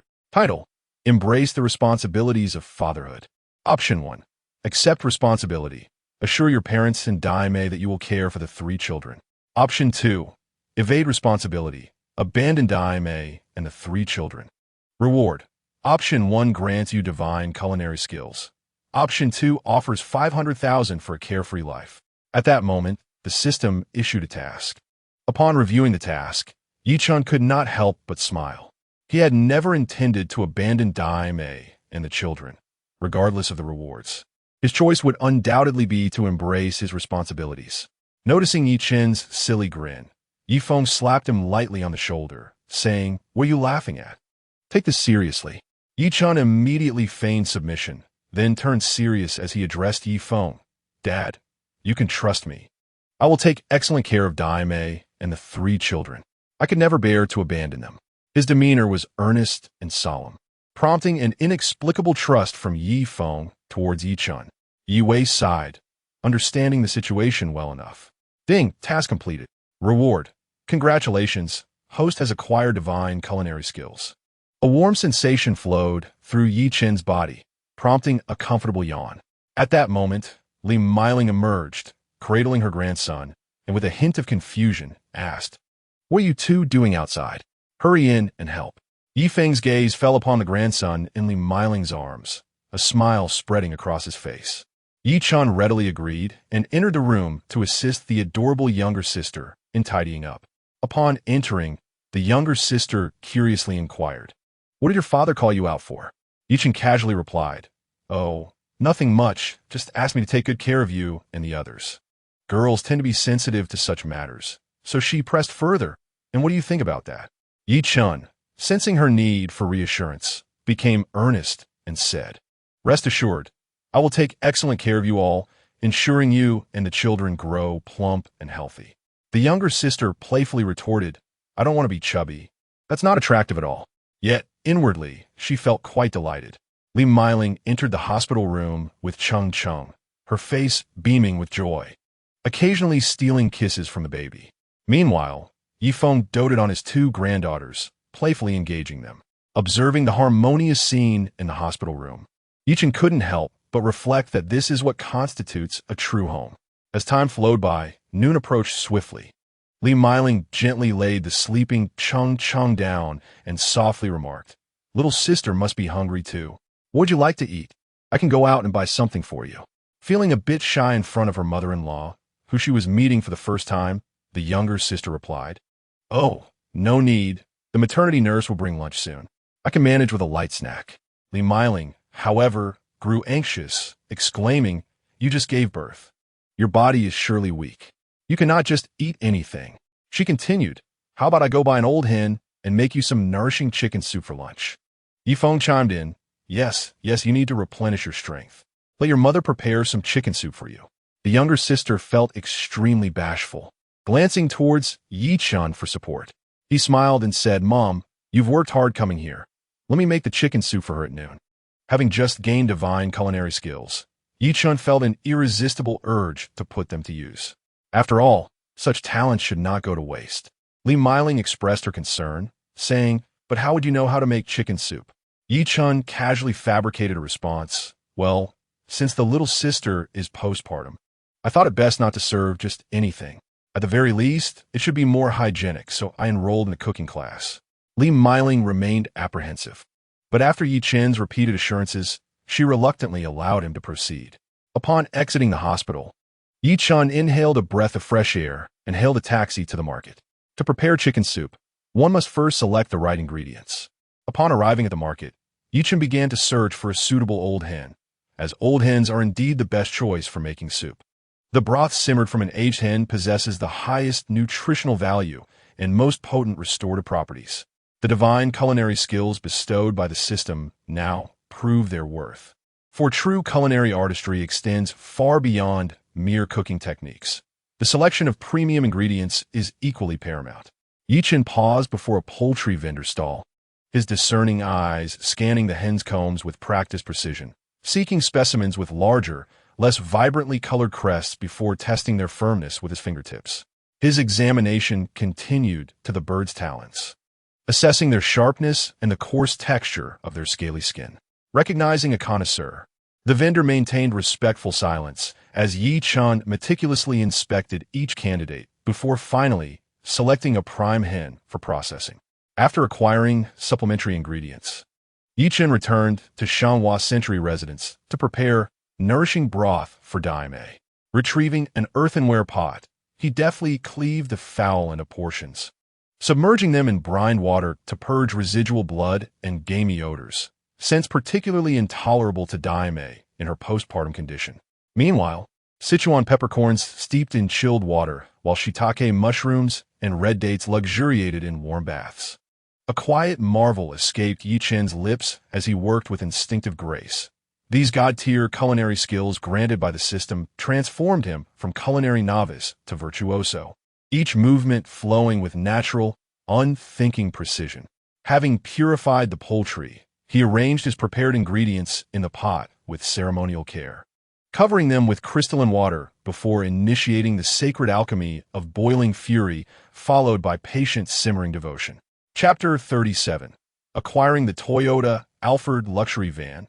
At the marketplace, Yi Chen embarked on his quest for the perfect aged hen, for only such a specimen could yield broth worthy of its restorative reputation.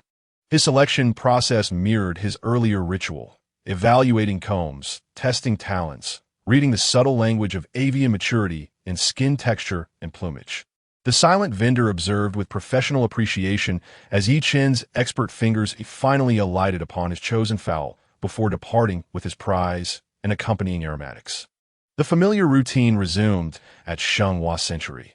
The earthen pot's emergence, the rhythmic percussion of blade meeting bone, the purification ritual of brine immersion.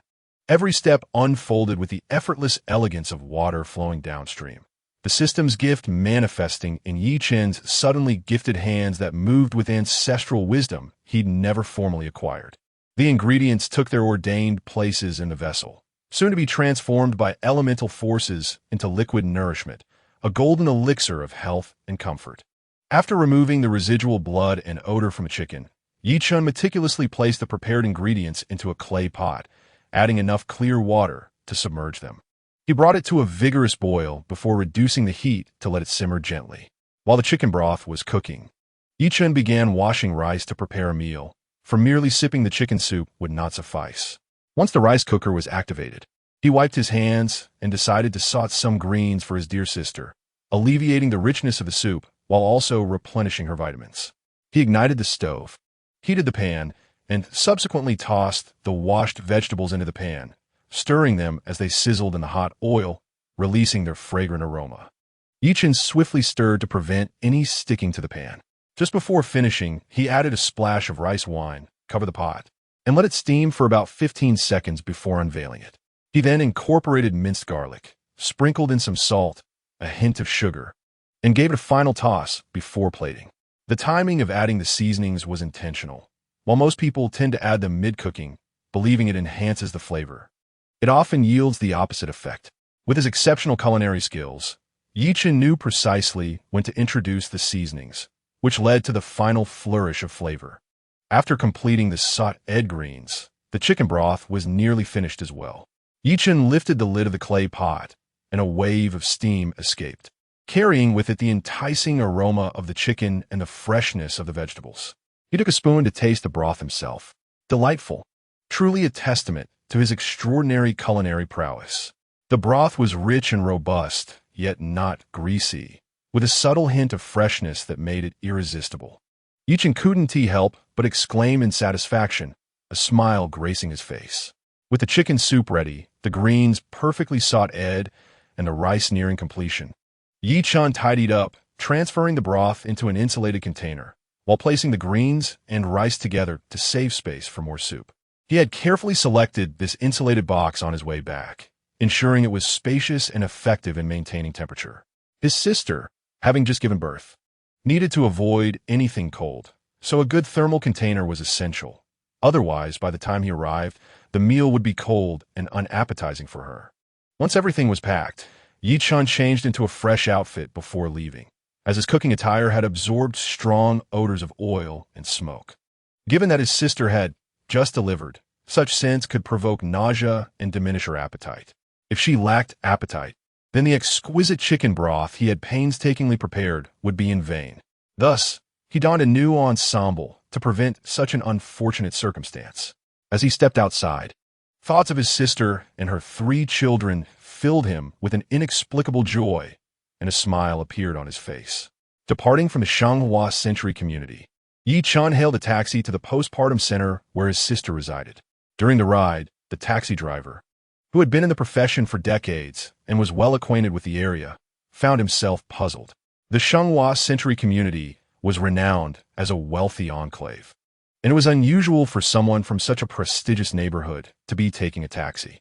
Accompanying him in the taxi, Yi-chun appeared to be clad in garments that, while not entirely brand name, exhibited high-quality fabric and exquisite stitching, suggesting he hailed from affluence.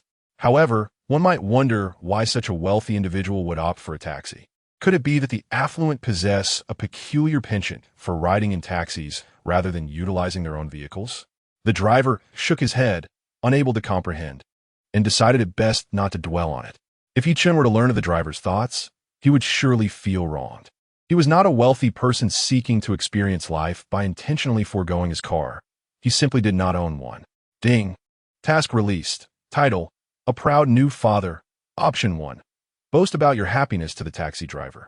Option 2. Maintain silence throughout the journey. Reward for Option 1. A Toyota Alphard nanny van. Reward for Option 2. Silence is golden.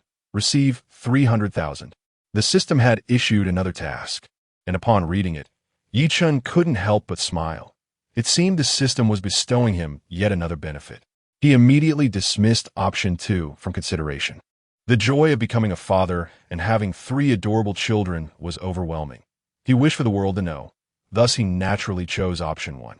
Clearing his throat, Yi-chun initiated a conversation with the driver. Do you have children?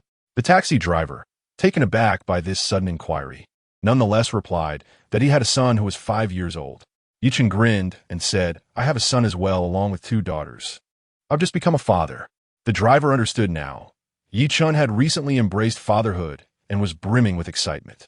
He recalled his own experience of becoming a father, a time when he too felt the urge to share the news with everyone, eager for all to know about his son. The taxi driver exclaimed, Congratulations! He added, a hint of envy in his voice, that he too wished for a daughter. Every time he saw someone else's little girl, he felt a pang of jealousy.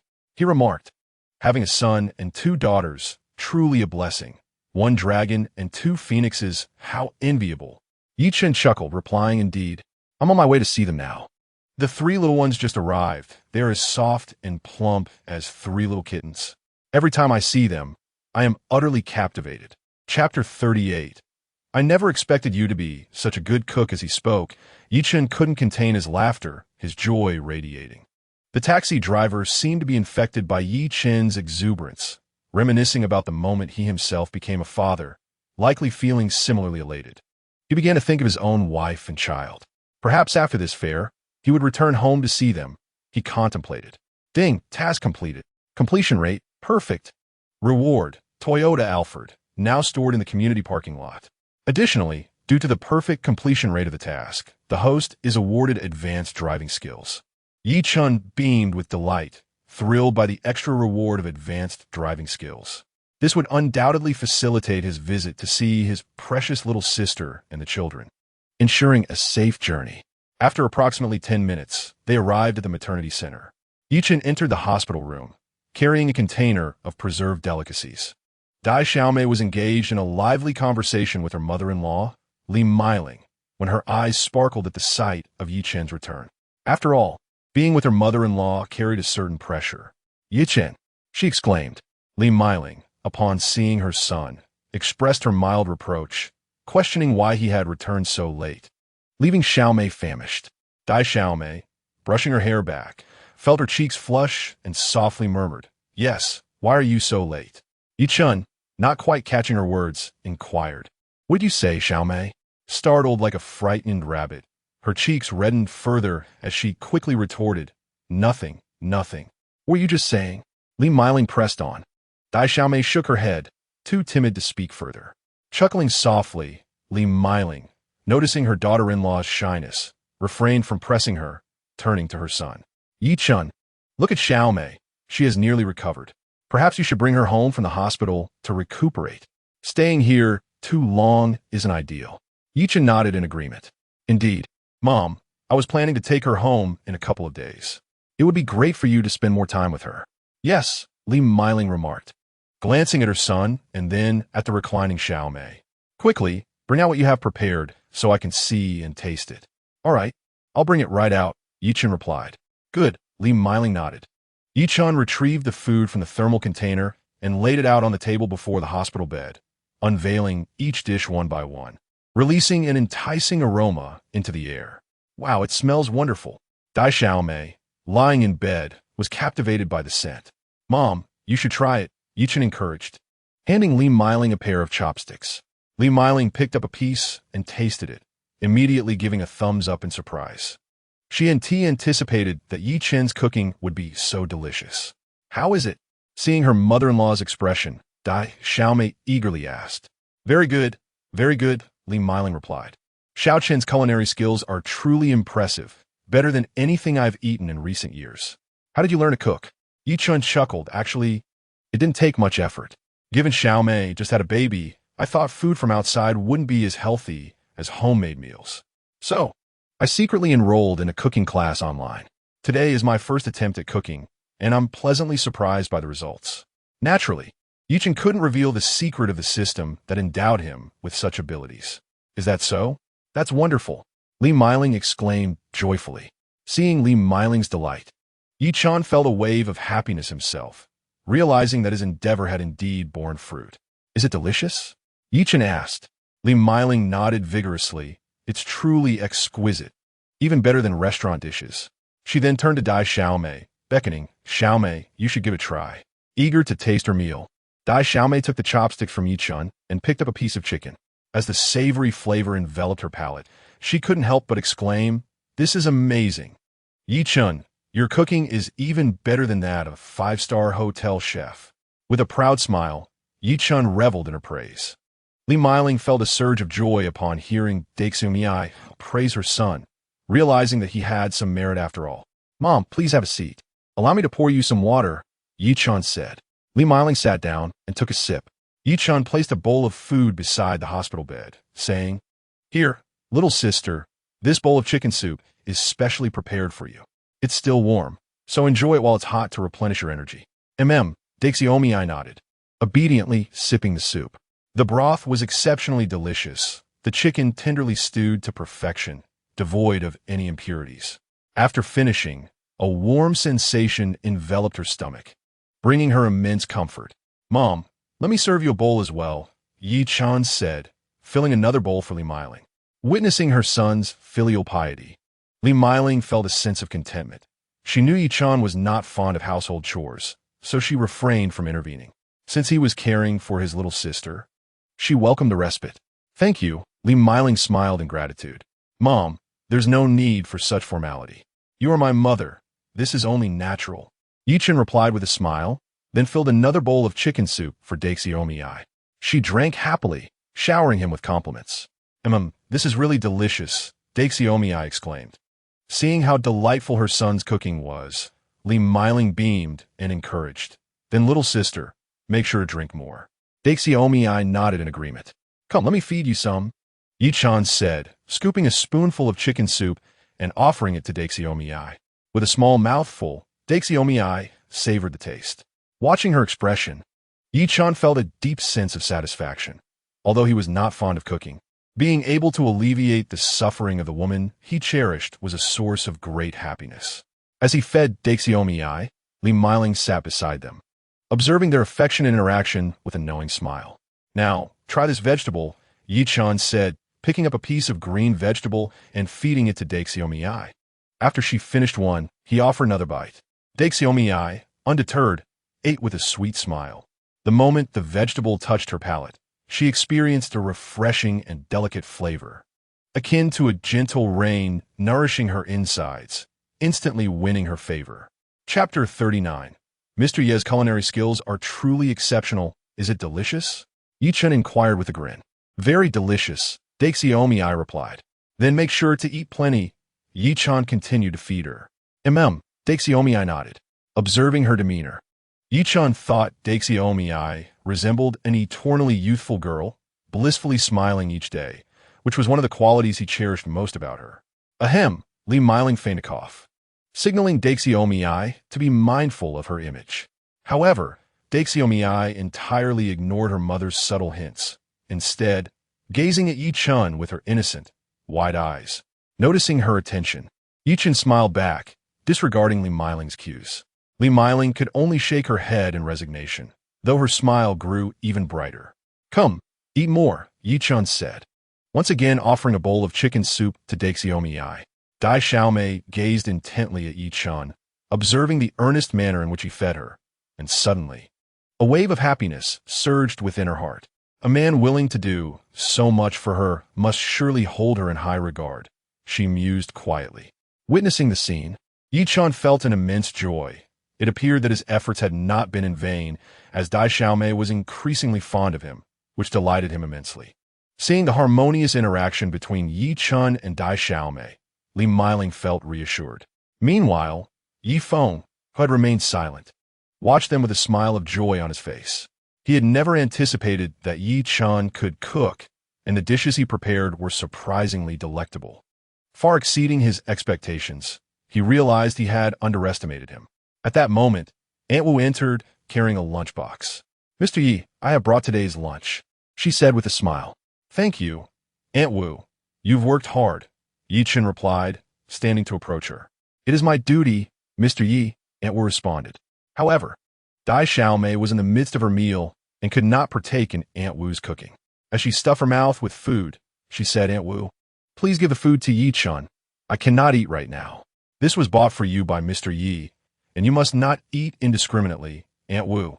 A seasoned maternity nurse insisted. "He specially made this for me, Aunt Wu, so you need not worry. He is quite skilled," Dai Xiaomei reassured her. "Really? Mr. Yi is truly that impressive?" Aunt Wu's expression reflected her astonishment upon hearing Dai Xiaomei's words. "Let me see," she added. Quickly, Dai Xiaomei handed the bowl of chicken soup Yi Chun had prepared to Aunt Wu. Upon seeing the fresh soup, wafting a subtle fragrance, Aunt Wu recognized it must have been freshly made. She examined the bowl closely before bringing it to her nose for a sniff. The aroma was enticing, indeed, evoking an overwhelming desire to taste it. "Yi Chun, this chicken soup is truly marvelous." Aunt Wu is nearly drooling, Dai Xiaomei said with a grin. "Ha ha, then you should enjoy it without being picky," Yi Chun replied, gazing at Dai Xiaomei with affection. "The chicken soup you have prepared is indeed excellent. Even better than what I make," Aunt Wu sincerely praised. She then glanced at the other dishes Yi Chun had created, which were equally appealing in flavor and presentation, particularly the plate of vegetables, which looked incredibly appetizing. "Mr. Yi, your cooking is exceptional. It seems you are quite a culinary expert," Aunt Wu remarked with a smile. "Oh, I'm hardly a culinary master. They are merely simple dishes," Yi Chun humbly replied. "Aunt Wu, don't just look at what I've made. You should sample it as well and see how it tastes," he encouraged her with a smile. Upon hearing Yi Chun's words, Aunt Wu chuckled, ladled some soup into a new bowl, and took a sip. The flavor of the chicken soup was indeed exquisite, surpassing even her own culinary creations. "So, Aunt Wu, how does it taste?" Upon seeing Aunt Wu's demeanor, Yi Chun smiled and inquired. "Delicious, truly delicious, Mr. Yi. You are indeed a devoted husband," Aunt Wu praised. It was remarkable that Yi Chun, despite his youth, possessed such exceptional culinary skills and demonstrated genuine concern for Dai Xiaomei. Men of such caliber are indeed rare. "Ha. Yi Chun felt rather bashful at Aunt Wu's commendation. "I shall take my leave now." After savoring the dishes prepared by Yi Chun, Aunt Wu felt reassured. The meal was neither greasy nor comprised of foods that postpartum women should avoid. Instead, it was perfectly suited for the recovery of a new mother. Being a certified confinement nanny, she was committed to delivering the quality of service commensurate with her fee, regardless of her employer, prioritizing the health of the mother. As Aunt Wu departed, Yi Chun turned to Dai Xiaomei with a smile. "How do you find my cooking?" "Quite impressive. Yi Chun, you are truly a wonderful man," Dai Xiaomei replied with a grin. "Indeed, if you were to marry me, I could assure you that you would enjoy such delightful meals every day," Yi Chun boasted proudly. "Who will want to marry you?" Dai Xiaomei teased, her cheeks flushed. "Isn't that so, Dai Xiaomei?" Yi Chun chuckled. Hearing his words, Dai Xiaomei's face turned crimson once more. She understood the implication behind his statement, but could she truly accept Yi Chun's proposal? Noticing her silence, Yi Chun surmised her inner turmoil. "All right, I shall not pressure you. Take your time. Just enjoy your meal," he said with a smile. Li Miling observed the playful banter between the two with a contented smile.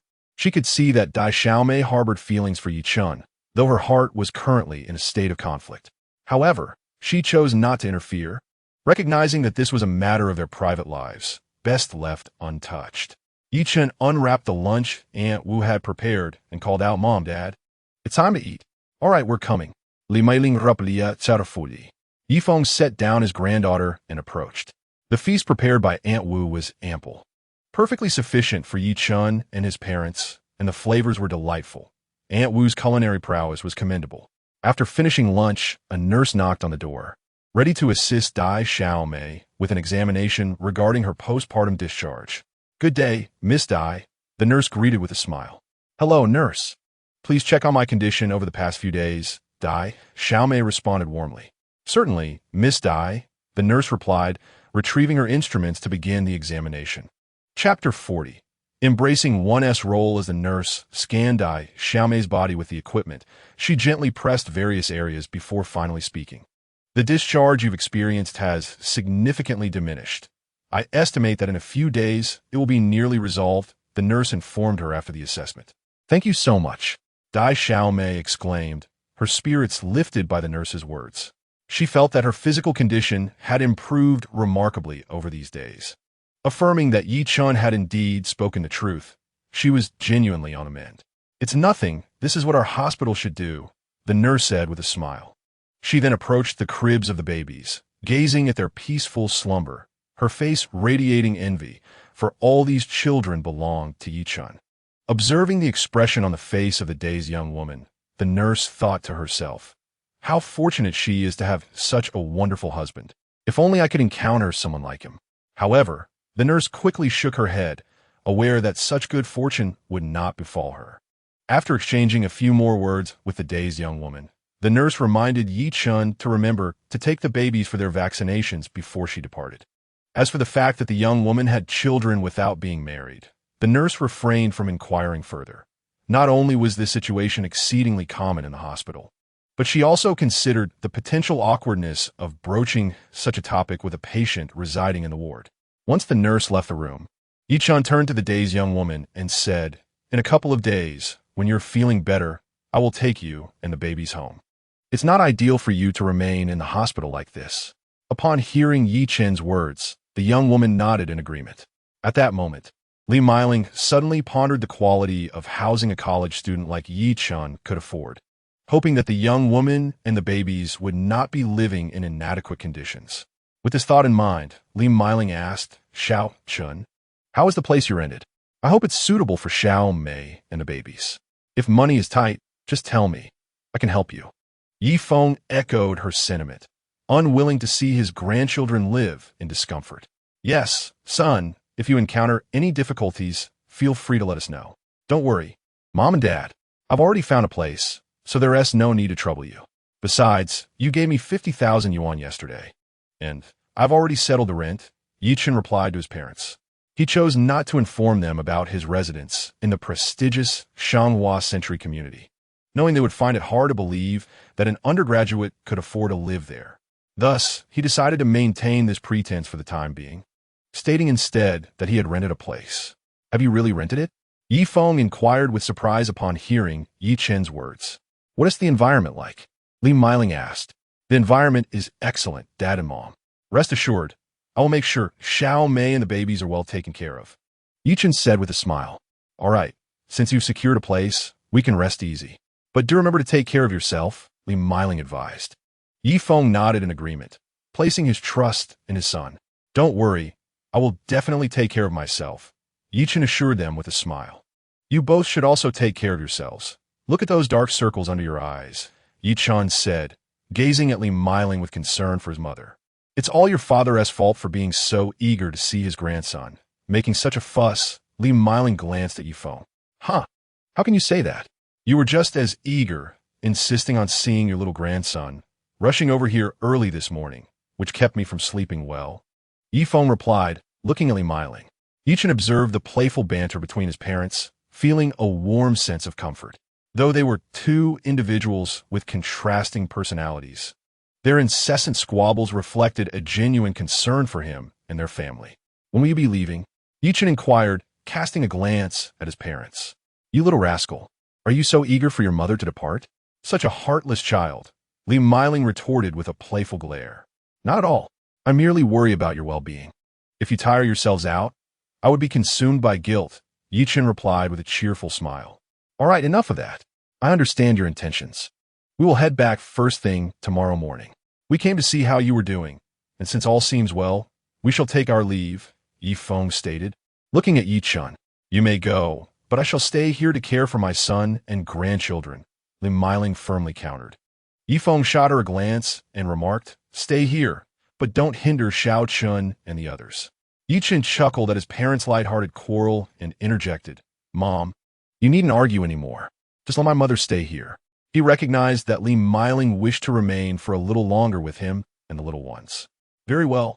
Since you wish for your mother to stay, I shall not oppose, Yi Feng conceded after contemplating Yi Chen's words. That's splendid. Yi Chen exclaimed with delight upon hearing his father's reply. Indeed, my son is so considerate, Li Meiling said with a beaming smile directed at Yi Chen. Of course. It would be unfilial of me not to be, Yi Chen mischievously responded. Such a glib tongue. I shan't entertain you any longer, Li Meiling playfully chided. Well then, I shall take my leave, Yi Feng announced to both of them. After saying so, he turned to exit, reminding Li Meiling to dutifully care for Dai Mei and the little ones. Dai Mei, lying in bed, hurriedly exclaimed, Uncle, let me see you off. There's no need. You have just given birth and must rest. Stay here with Yi Chen, Yi Feng smiled gently. All right then. Xiao Chun, take good care, Dai Mei. I am leaving, but I will visit again when I can. Father, drive safely, Yi Chen responded, watching his father depart the ward. He then returned to Li Meiling's side and said, Mom, Dad has left. Yes, your father is all bark and no bite, Li Meiling remarked to Yi Chen. I understand, Yi Chen replied with a smile. Then, looking at Li Meiling, he added, Aren't you also all bark and no bite? Upon hearing this, Li Meiling shot him a playful glare and said, Less of your cheek. You dare to jest with your mother now? Yi Chen chocolate heartily. Chapter 41. The baby learns to be upset, Mom. Don't be angry. I was just joking with you. You look quite lovely when you're upset. Li Meiling burst into laughter at Yi Chen's words and replied, Such flattery. After finishing her words, Li Meiling picked up a nearby fruit knife and began to peel an apple. Her technique was remarkably deft. In no time, a large apple was sliced into thin, delicate pieces. Here, little sister, have some fruit, she said, placing the neatly cut apple before the dazed younger sister. The younger sister accepted the apple with a grateful thank you. Yi Chen, reclining on the bed, observed the interaction between Li Meiling and the younger sister. Noticing the rosy glow on the younger sister's cheeks, Yi Chen was suddenly reminded of a saying, Joyful occasions uplift the spirit. At that moment, the younger sister embodied the sentiment, gazing around her to see her 3 children lying nearby, all of whom were sired by the man she adored. Although she may not admit it at present, it was undeniable that she had indeed developed feelings for Yi Chen. Seeing the blissful and sweet expression on the younger sister's face, Yi Chen couldn't resist extending his left hand to gently grasp the apple in her right hand. The younger sister looked down and noticed Yi Chen holding the apple she was clutching. Her cheeks flushed with shyness, and she swiftly withdrew her hand from his grasp. Yi Chen, observing her reaction, understood that she felt bashful yet was reluctant to let go, which indicated that he too had begun to harbor affections for her. With this thought, the younger sister lifted her head, gazing at Yi Chen and playfully biting her lip. She asked, What? Do you want to eat an apple too? Ha ha, I don't want to eat. I wish to watch you eat, he replied. Then I want to let you see, she retorted, lowering her head to continue enjoying the apple in her hand. Yi Chen recognized that she was merely teasing him and couldn't help but laugh. The rapport between them was blossoming, growing ever more intimate. Li Meiling watched them from the side, her eyes reflecting a sense of satisfaction. Seeing Yi Chen with the younger sister filled her heart with sweetness, akin to savoring honey. With Yi Chen and the younger sister together, all of Li Meiling's worries vanished, and she no longer felt any aversion to the idea of the younger sister becoming her daughter-in-law. At that moment, Cheng rolled over, tossing aside the blanket that had covered Yi Chen, then climbed onto his belly. Yi Chen looked down and smiled at Cheng's adorable face. Cheng, upon seeing Yi Chen smile, burst into delighted giggles. Yi Chen reached out to stroke Cheng's forehead, chuckling, This little rascal is truly mischievous. Cheng responded by sticking out his tongue playfully. Ha ha, Chung is just too amusing, Yi-Chen remarked, unable to contain his laughter. With a playful laugh, Chung lay on Yi-Chen's belly and began to tickle him. Hee, Yi-Chen observed Cheng's antics, once again breaking into laughter. Chung, seeing Yi-Chen's joy, joined in the laughter, rolling back and forth on Yi-Chen's stomach. Li Meiling, witnessing their joyful interaction, couldn't help but interject. Chung is such a lovable child. You must take good care of him, Xiao Chun. Indeed, came the reply. Yi-Chen turned to Li Meiling and said, I will surely cherish him in the future. All right, you two continue your conversation here. I will step out to buy a few things. Mom, why don't I accompany you? I have nothing to do right now, Yi-Chen suggested. No need, just stay here and keep your little sister company, Li Meiling replied, waving her hand, then stood up and walked toward the door. Okay, take care on the way, Mom, Yi-Chen reminded her. After Li Meiling left, Yi-Chen and the adorable little sister continued to entertain Chung in the hospital room. Chung was quite playful, crawling all over Yi-Chen's belly, causing him to feel an overwhelming ticklish sensation. Haha, Yi-Chen chuckled as he watched Chung, then reached out to tickle him. Seeing Yi-Chen's reaction, Cheng's laughter grew even more exuberant, his hands exploring Yi-Chen's belly. Yi-Chen, responding to Cheng's movements, laughed heartily as he felt the delightful tickling. Chung, hearing Yi-Chen's laughter, joined in with his own. Their laughter echoed throughout the hospital room. Unable to contain his affection for the adorable Chung, Yi-Chen pinched his chubby cheeks and exclaimed, Oh, you are simply adorable. Upon hearing Yi-Chen's praise, Chung laughed even more heartily. Yi-Chen, unable to resist the charm of Cheng's expression, reached out to pat his little head. Chung seemed to sense Yi-Chen's fondness and reached out to touch Yi-Chen's face, causing a ticklish sensation. Yi-Chen playfully swatted away Cheng's little hand, which was wandering on his face. As Chung continued to scratch at his own face, Yi-Chen laughed and said, All right, you little rascal, quickly move your hands away from my face. Hearing Yi-Chen's words, Chung giggled and reached out again to tickle Yi-Chen's face. All right. Yi-Chen quickly raised his hands to shield his face, saying, Hurry and remove your claws from my face. Cheng's laughter filled the room, and the little sister couldn't help but chuckle as well. Observing her amusement, Yi-Chen shook his head in exasperation, thinking, I truly cannot handle these two little treasures. He then turned back to Chung, teasing him again. Chung, if you don't move your hand away, Mommy will have to punish you. Yi-Chen pretended to be stern. Upon hearing this, Chung obediently withdrew his little hands from Yi-Chen's face, which made Yi-Chen burst into laughter. Chung, noticing that Yi-Chen was laughing at him, turned his head away in feigned displeasure, ignoring Yi-Chen. Seeing Chung like this, Yi-Chen found him particularly endearing. He reached out to pinch Cheng's cheek and said, All right, Chung, you mustn't be so mischievous anymore. Chung no longer paid any heed to Yi-Chen, turning away with an air of indifference.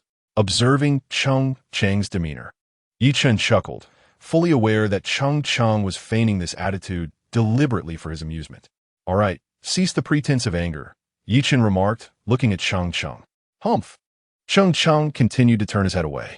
I was wrong, Yi-Chen quickly conceded, observing Cheng's expression. Humph. Upon hearing Yi-Chen's admission, Chung finally turned his head back to its original position, satisfied. Chapter 42. Wishing to challenge my Achilles heel, you rascal, ha. Witnessing Cheng's antics, Yi-Chen could not suppress his laughter. Humph. Chung turned his head away once more, ignoring Yi-Chen. This sight only made Yi-Chen laugh even more heartily. Looking at Chung, the Navi little sister chimed in. All right, enough teasing Chung. Bring him over. I shall feed him some milk. Following her instructions, Yi-Chen grinned as he placed Chung onto the bed. Lying in the embrace of the Navi little sister, Chung opened his mouth wide.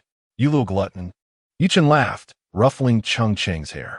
Chung, feeling ticklish from Yi-Chen's affection, playfully tugged at Yi-Chen's hair. Seeing his own hair in disarray from Cheng's tiny hands, Yi-Chen couldn't help but laugh.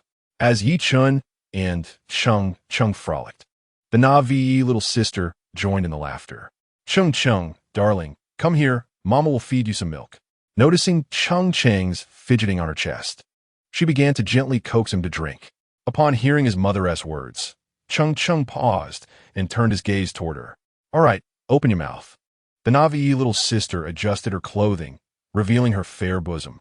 Chung Cheng's eyes widened in astonishment, staring intently at her.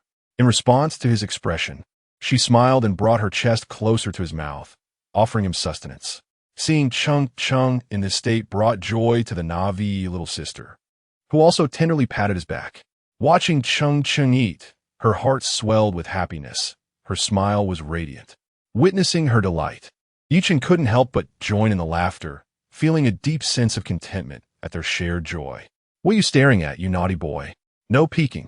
The Navi little sister, slightly embarrassed by Chen's gaze, admonished him. All right, I shall close my eyes. After saying this, Chen shut his eyes, but left a small gap to sneak a glance at her.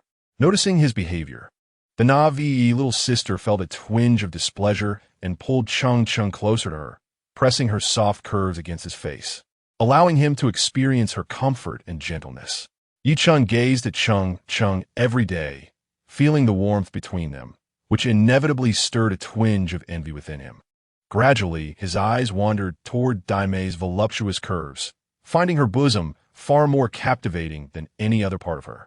Notijing ye chanslingerink gaze. Daime felt a flush of shyness. She gently laid Chung down and began caressing the child's smooth, delicate bottom, her fingers tracing tender circles. Watching Daime's affectionate touch, Chen felt an unexpected thrill. The sight of her alluring charm quickened his pulse, and as his eyes lingered on her soft contours, his throat tightened with a swallow. How breathtakingly beautiful she is, he mused inwardly. Hey, you had enough of staring? Daime, sensing his fixation, spoke with a hint of bashfulness. Snapped out of his reverie, Chen swiftly averted his gaze and chuckled.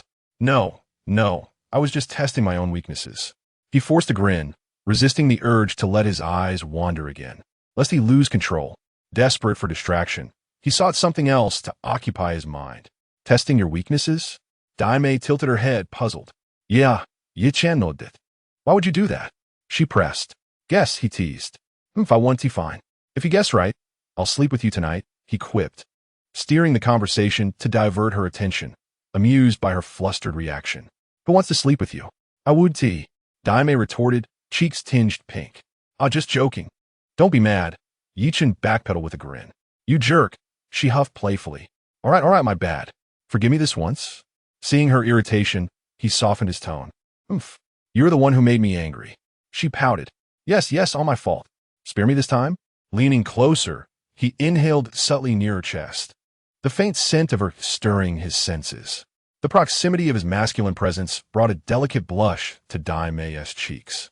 Stop taking advantage. Just take Chung away already. Right away. Don't be mad. Obediently, Chen scooped the child from her arms. Chung found himself lifted into the embrace of Chen, his eyes wide with confusion as he gazed at his father, unable to comprehend the reason behind this sudden affection. Why was his father increasingly inclined to hold him close? Silly little one, now that you've had your fill. It's time to prepare for a nap, Chen chuckled, planting a gentle kiss on Chung Cheng's cheek. He then carefully placed Chung onto the bed, tucking him in snugly. Observing this tender interaction, Day's little sister couldn't help but smile. Though she was aware of Chen's playful demeanor, she felt no aversion. Rather, it seemed to her a natural expression of intimacy, akin to that shared between genuine lovers, devoid of any impropriety. In fact, she found herself anticipating what the future might hold for her and Chen, even if the specifics remained uncertain.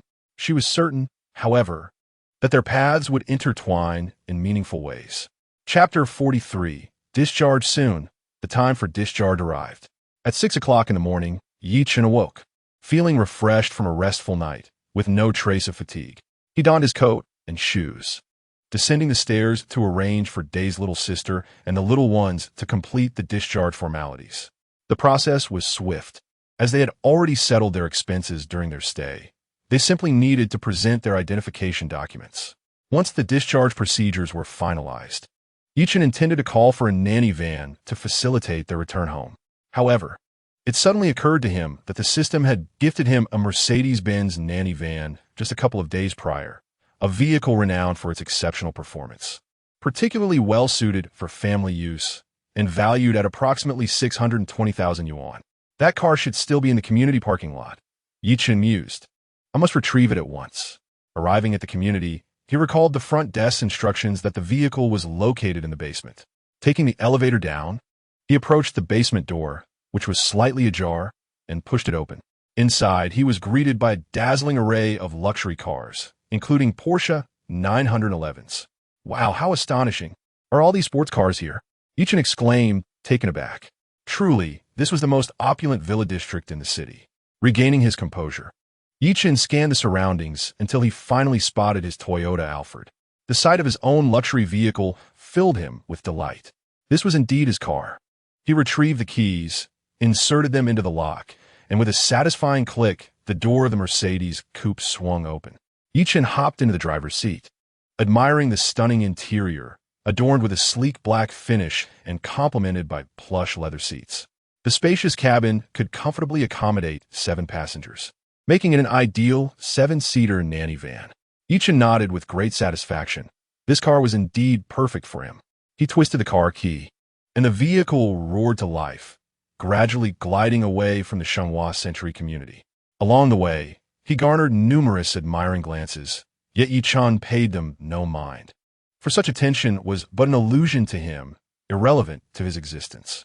Soon, he drove back and halted at the entrance of the Magic City Maternal and Child Hospital, before ascending to the ward. Inside the ward, Li Meiling and the gentle Xiaomei had risen early, attending to their morning routines. Once refreshed, Xiaomei sat on the bed, nurturing her baby, while Li Meiling busied herself tidying up Xiaomei's belongings, their conversation flowing easily. Xiaomei, do you feel any discomfort? If so, do inform me promptly. Auhig. With the discharge approaching, Li Meiling expressed her concern, fearing that Xiaomei had not fully recovered or might be unwell.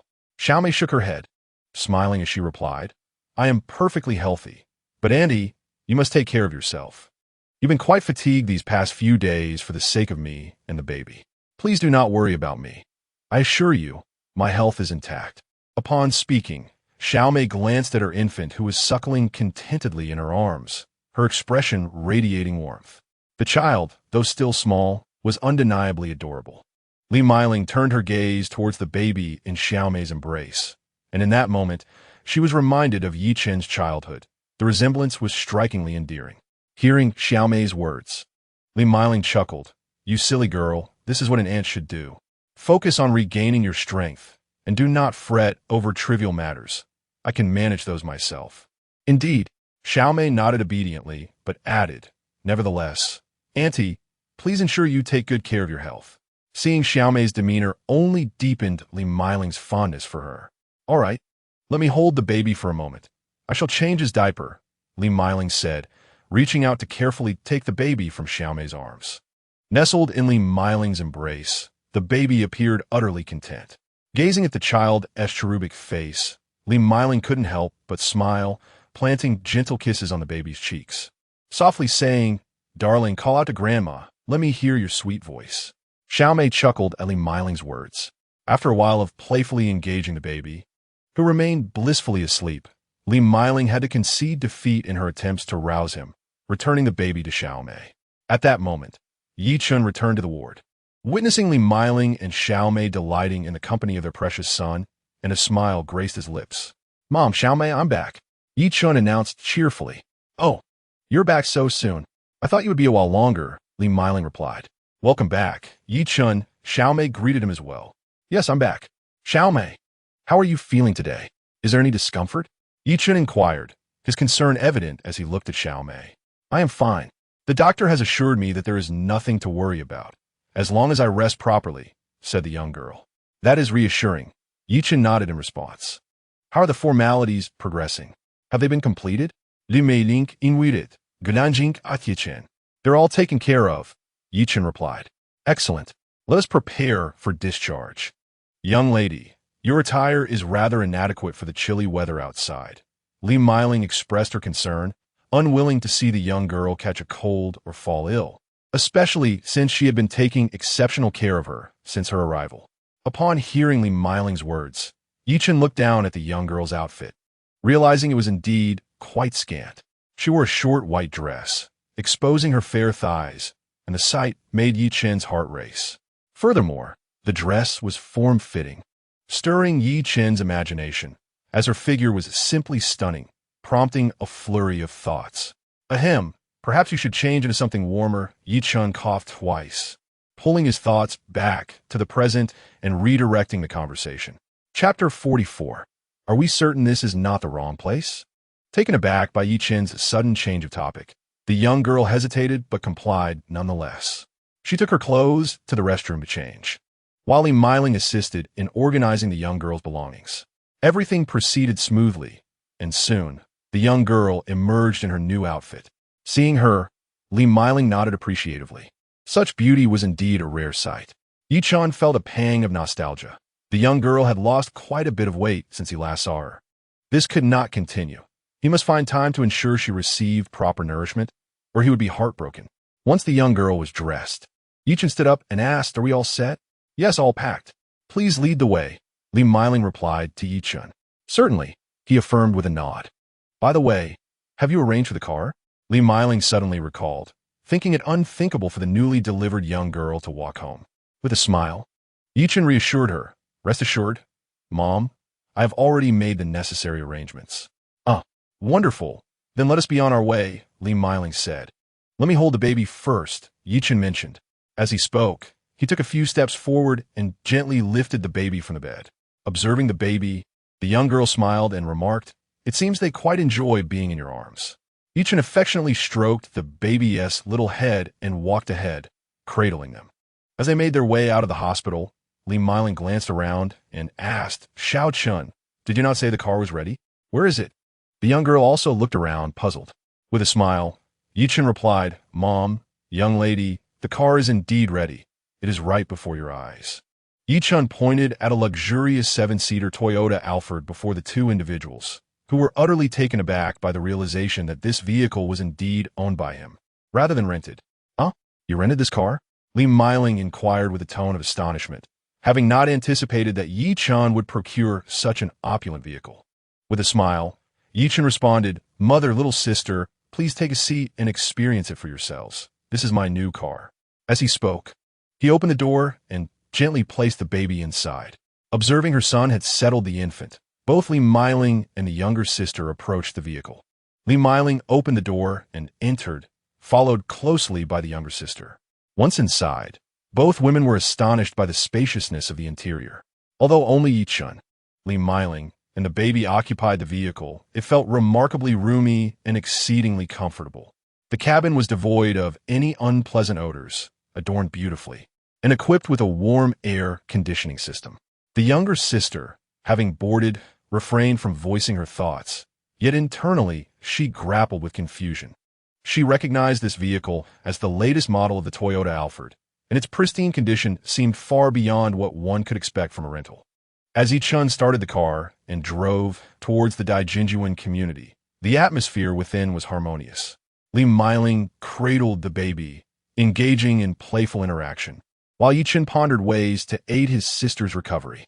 Upon arriving at the entrance of the Daijinjuan community, Chen halted the vehicle, and the automatic barrier slowly lifted. At that moment, Li Miling felt a pang of curiosity as she noticed Chen's car had stopped at the entrance of the community. "Chen, why are you stopping here? This isn't the place where you previously rented, is it?" she asked, her gaze fixed on him. Chen replied, "Mother, this is my newly rented apartment." "What? Are you mistaken?" Li Miling questioned in surprise upon hearing his words. "There's no mistake. The previous place was too small, so I rented a new apartment here. It has 4 bedrooms, 2 living rooms, and 2 bathrooms, with an area of approximately 150 square meters." Chen explained with a smile. Seeing the sincerity in Chen's demeanor, Li Miling's face reflected sheer astonishment. Renting such a property in the bustling metropolis would cost at least several thousand per month. Moreover, her son had yet to graduate and secure employment. She pondered the source of his finances. However, considering the younger sister was present, Li Miling chose to suppress her inquiries, responding only with a subdued, "Oh, I see." Yi Chan smiled knowingly, aware that his mother would undoubtedly harbor suspicions regarding his circumstances. After all, what kind of jobless college student could afford to rent such a lavish place? However, he felt no trepidation, for he had already devised a plausible explanation and promptly sent a message to his mother via WeChat. Mom, rest assured, this money was earned through legitimate means. Yi Chen replied. Li Meiling furrowed her brow upon reading her son's message, yet his demeanor revealed no signs of discontent or guilt. Given that Yi Chen seemed truthful, she chose to accept his words as genuine. Relieved to sense no deceit in her son, Li Meiling responded with curiosity. How did you manage to earn it? Upon receiving his mother's inquiry, Yi Chen couldn't help but chuckle. He meticulously crafted the explanation he had prepared. It's just that I've accumulated a bit of spare money recently and decided to invest, hoping to provide a better living standard for the little ones and my dear sister. To my surprise, I've made quite a profit, which is why I moved here. Li Meiling was momentarily taken aback by her son's message, surprised by his ambition. As parents, they would certainly support such aspirations. But she couldn't fathom how her son mustered the audacity to invest. This was not a venture for the faint-hearted. It required immense courage and keen insight. It wasn't merely a matter of throwing money into an investment and expecting returns. Chapter 45. The luxurious flat. Well, that sounds promising. But aren't you a bit too young for such risks? What if you lose everything? Li Meiling expressed her concern, fearing her son might stray down a perilous path. Although he was not financially deprived, this was not an endeavor for an ordinary child. It entailed handling millions, even tens of millions of funds. Rest assured, I am confident in my abilities, Yi Chen replied with a smile. You're confident? Then do enlighten me about your assurance, Li Meiling questioned. While she recognized her son's capabilities, she was acutely aware of his youth and inexperience in the face of life's tumultuous challenges. An astute mind and charming looks. Bata bodeol, iemme fortunate. Ah. Yi Chen jested, sending the message. Naturally, he could not share the intricacies of the system with anyone, not even his mother. You cheeky boy, your wit is something else, Li Meiling chuckled, realizing her son was growing increasingly cunning and resourceful, just like his father. Yi Chen glanced at his phone and shook his head, smiling. Mom, you needn't worry. I'll manage it well. Just trust me, okay? Yes, I trust you. My dear. However, the stakes are quite high this time. Please be cautious, and if you do incur losses, I will help you settle the debts, she cautioned. Don't worry, Mom. I'm not that kind of person, Yi Chen assured her with a grin. Li Meiling, feeling a sense of helplessness, shook her head as her son had grown older, developing his own thoughts and actions. Although she harbored some skepticism regarding Yi Chen's investment endeavors, she refrained from voicing her concerns. As a mother, she was undoubtedly aware of her child's capabilities. Despite her doubts about Yi Chen's ventures, she remained confident in his abilities, believing that he could certainly take good care of the three little ones. Before long, they arrived at the base of Building 3 in the district. Upon alighting from the vehicle, Yi Chen retrieved the keys and unlocked the door, gently carrying each of the three little ones out. Li Meiling and Dui Xiaomei stood at the entrance, their faces beaming with smiles. The arrival of the babies heralded a new era. Anyone who laid eyes upon them could not help but marvel at their adorableness. They were truly a delightful trio, their features exquisitely chiseled, particularly their bright, expressive eyes that sparkled with vitality. Passers-by, upon spotting these charming little beings, could not resist pausing to admire them, launching into a chorus of remarks. Wow, what adorable triplets! Look at that little one, resembling a doll. Simply too cute. And those eyes are so large and glistening, they could bring tears to one's eyes. It's truly enviable. Indeed, just look at their figures and those cherubic faces, so fair and smooth. They are nothing short of princes from a fairy tale. I feel my heart melting. I wish to have a little treasure like that. The enthusiastic chatter of the crowd brought a chuckle to both Yi Chen and Li Meiling, and the three little ones, unperturbed by the attention, blinked their large, sparkling eyes curiously at their surroundings. With the three little ones cradled in his arms, the family of four surveyed the gathering crowd. Oh my, your three babies are simply stunning. Seeing them makes me feel faint, exclaimed an admiring aunt. Upon hearing such praise for her precious children, Both Li Meiling and Dui Xiaomei felt a surge of joy, aware that the onlookers' gazes were laced with admiration. "Wait for me here for a moment.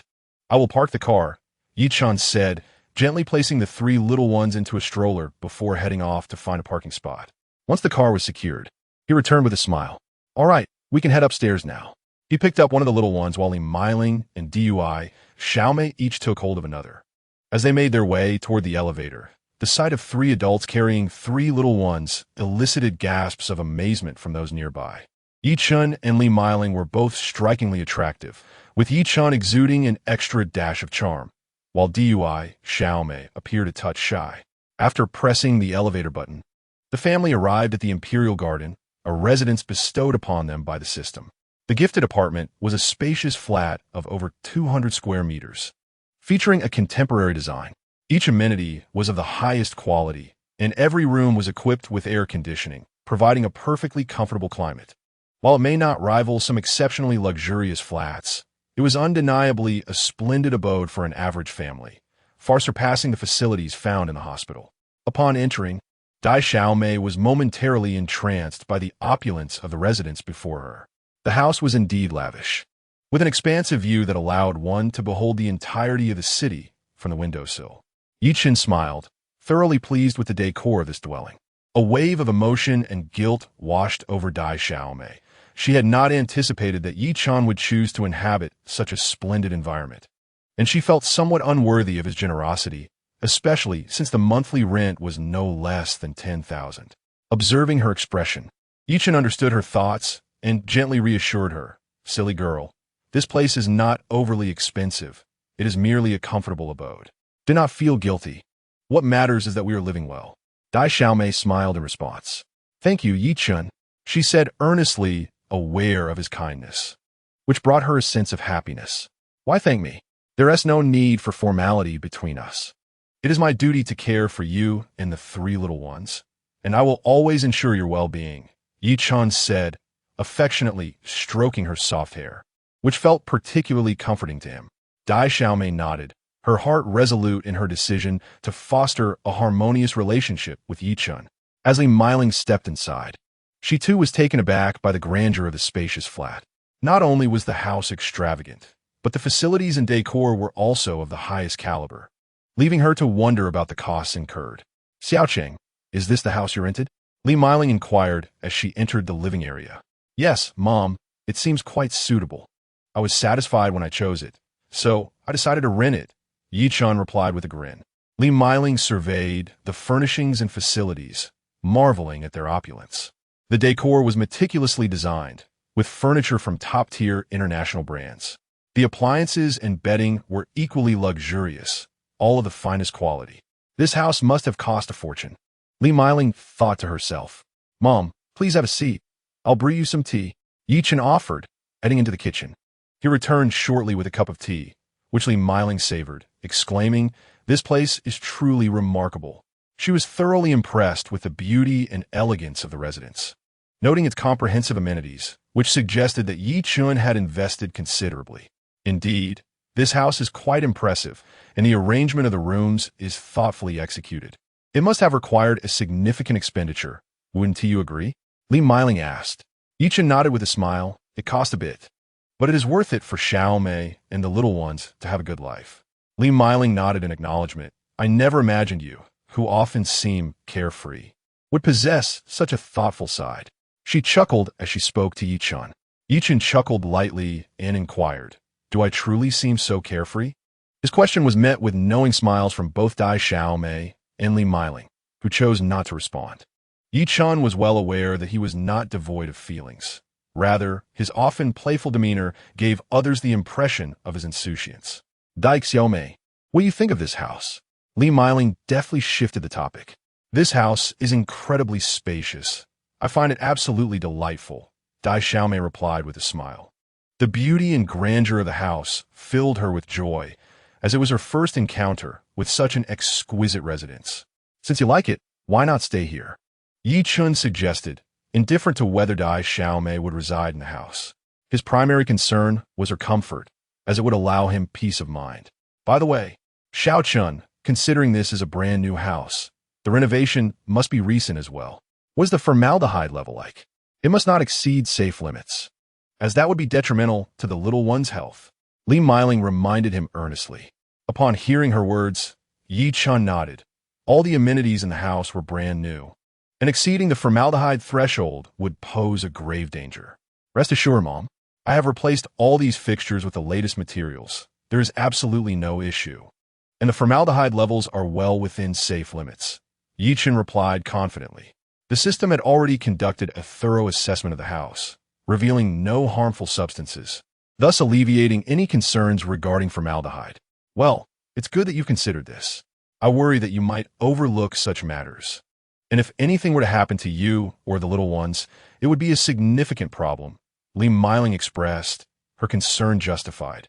In today's world, health is paramount, especially post-delivery.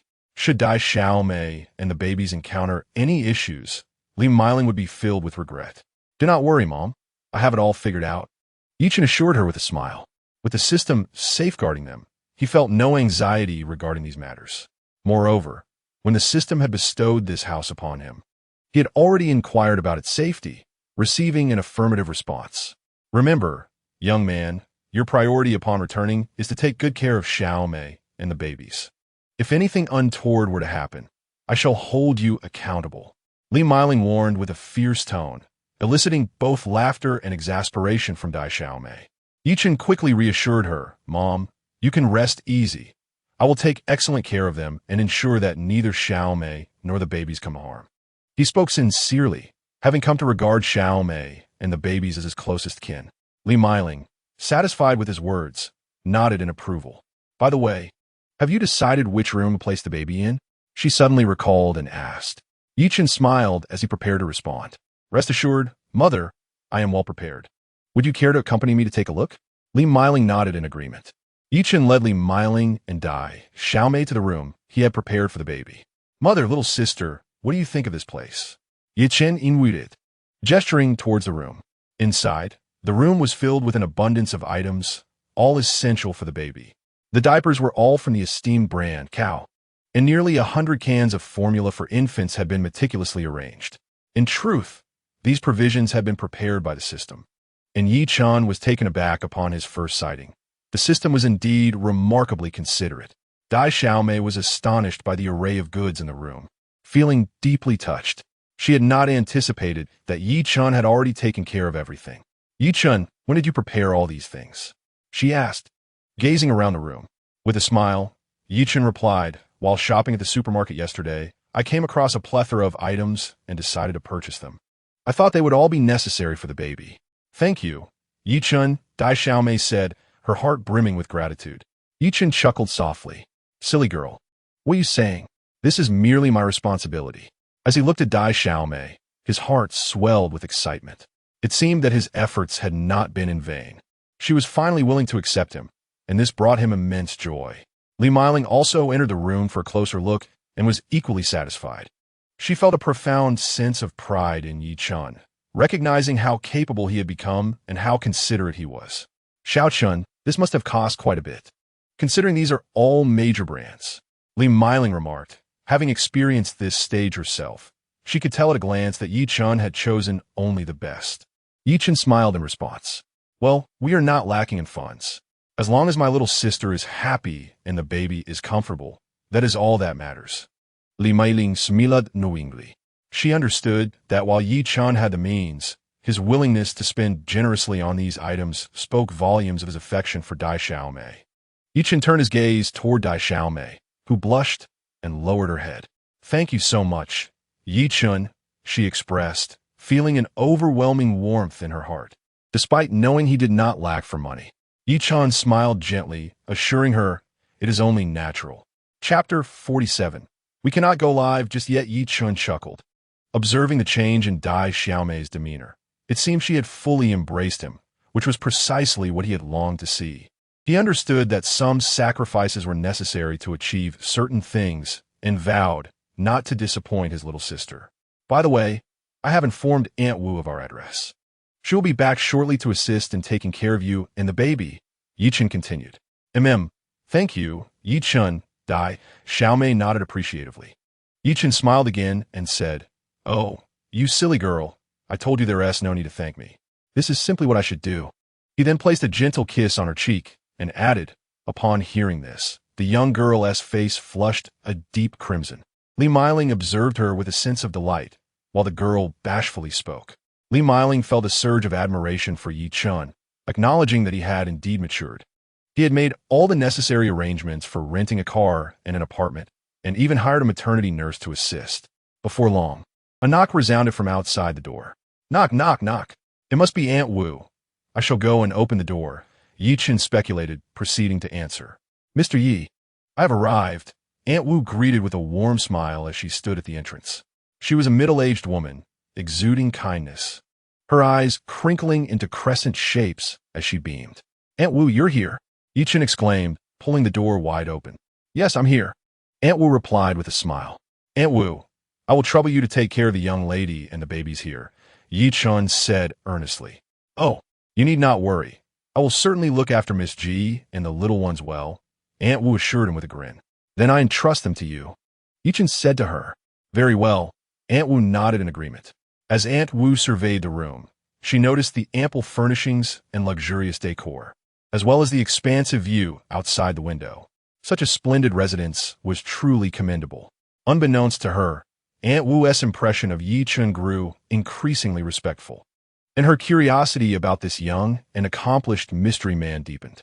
"Come now, Aunt Wu, don't just stand at the door. Please come inside," Chen invited with a smile. "Oh, certainly," Aunt Wu chuckled as she entered the room. "By the way, Aunt Wu, here is something for you," Chen said as he produced a key. "What is this?" Aunt Wu inquired, examining the key with curiosity. "This is the key to our home. From now on, you can open the door yourself without needing to knock each time," Chen explained with a smile, as Chen and the babies would be residing there. And with Aunt Wu coming to look after them, it would be quite inconvenient to have to open the door every single time. "All right, Mr. Yi," Aunt Wu replied, accepting the key. "Aunt Wu, here is another key, the car key. You will likely find it useful for grocery shopping. By the way, Aunt Wu, do you have a driver's license?" Chen continued, presenting her with the key to the Toyota Alphard. Since Aunt Wu would need to go shopping regularly, having a vehicle would certainly ease the process. "Of course," she affirmed, then hesitated, "but isn't this a bit inappropriate, Mr. Yi?" Aunt Wu declined the offer, feeling somewhat embarrassed. "There's nothing to it. I often have pressing matters to attend to, so I'll rely on you for our daily needs. Moreover, both the young lady and I appreciate tranquility, so please do not hesitate to take good care of us," Chen reassured her with a smile. Very well, very well." Aunt Wu nodded eagerly in agreement.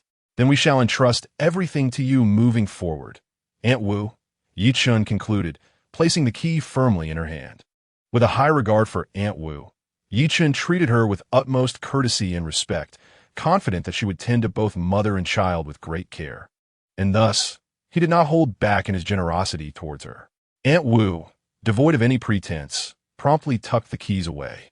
Observing this, Chen felt a wave of relief wash over him, allowing his heart to settle a little. "By the way, Mr. Yi, have you had lunch yet?" Aunt Wu inquired. How did you know we haven't eaten, Aunt Wu?" "We are indeed quite hungry," Chen replied. With a smile, Aunt Wu declared, "Well then, please wait here while I prepare a meal." With that, she turned and made her way to the kitchen.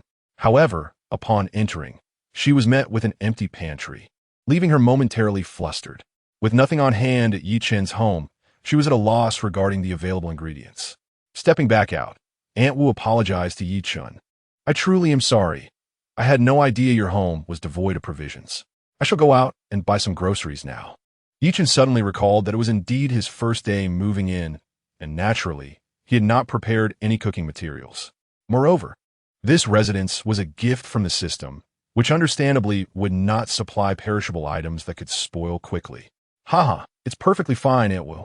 You need not trouble yourself," Chen reassured her with a smile. "Very well, I shall head out to buy groceries now," Aunt Wu affirmed. Chen nodded in agreement. Just as Aunt Wu was about to leave, she was halted by Li Meiling's voice. "Little Wu, let me accompany you." "Ah, madam, that isn't necessary. I can manage on my own." Aunt Wu hastily waved her hand, considering Li Meiling was the mother of her employer, Chen. "Oh, it's no bother. Allow me to join you." I would like to prepare a hearty meal for Xiao Chun and Xiao Mei today. They have both lost quite a bit of weight lately and need some nourishment, Li Miling said with a warm smile. Well, all right then, Aunt Wu reluctantly acquiesced, feeling it was not ideal, but unable to refuse Li Miling's insistence.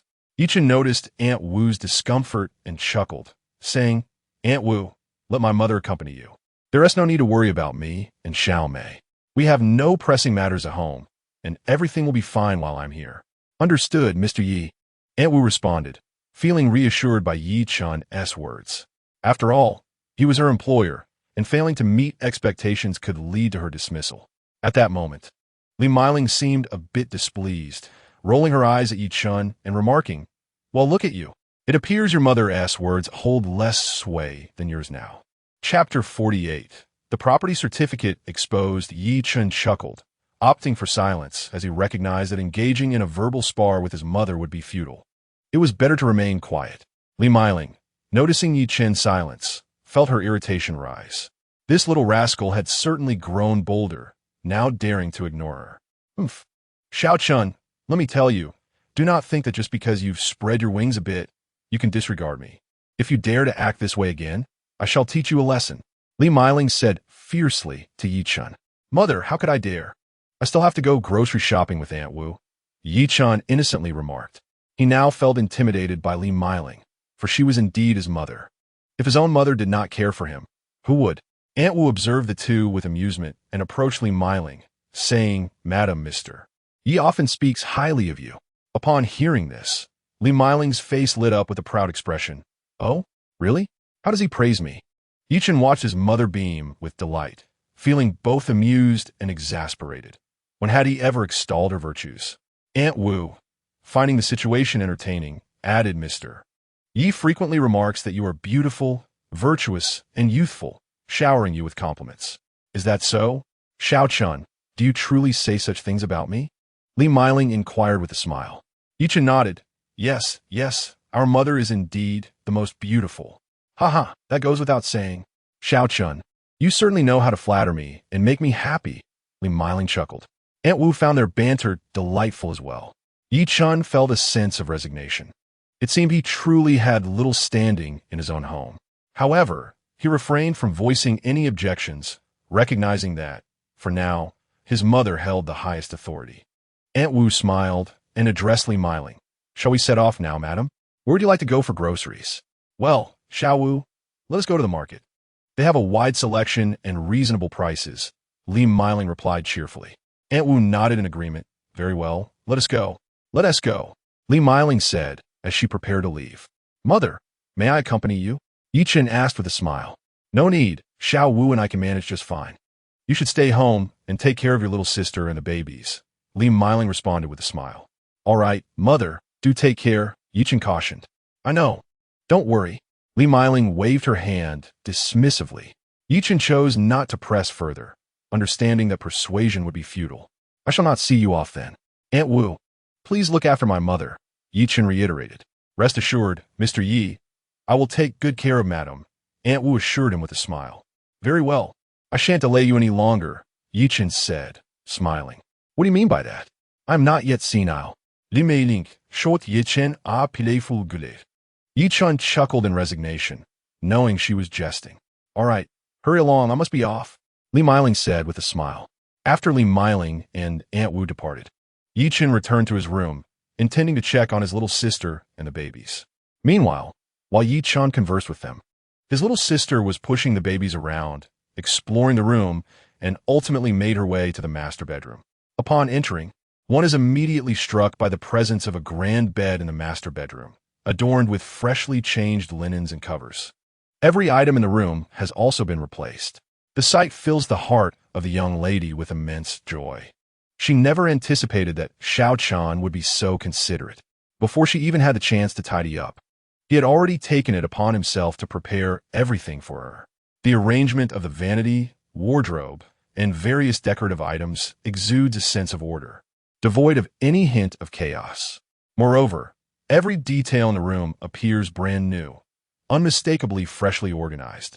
The vanity is brimming with an array of cosmetics, featuring numerous prestigious brands, which deeply touches the young lady's heart.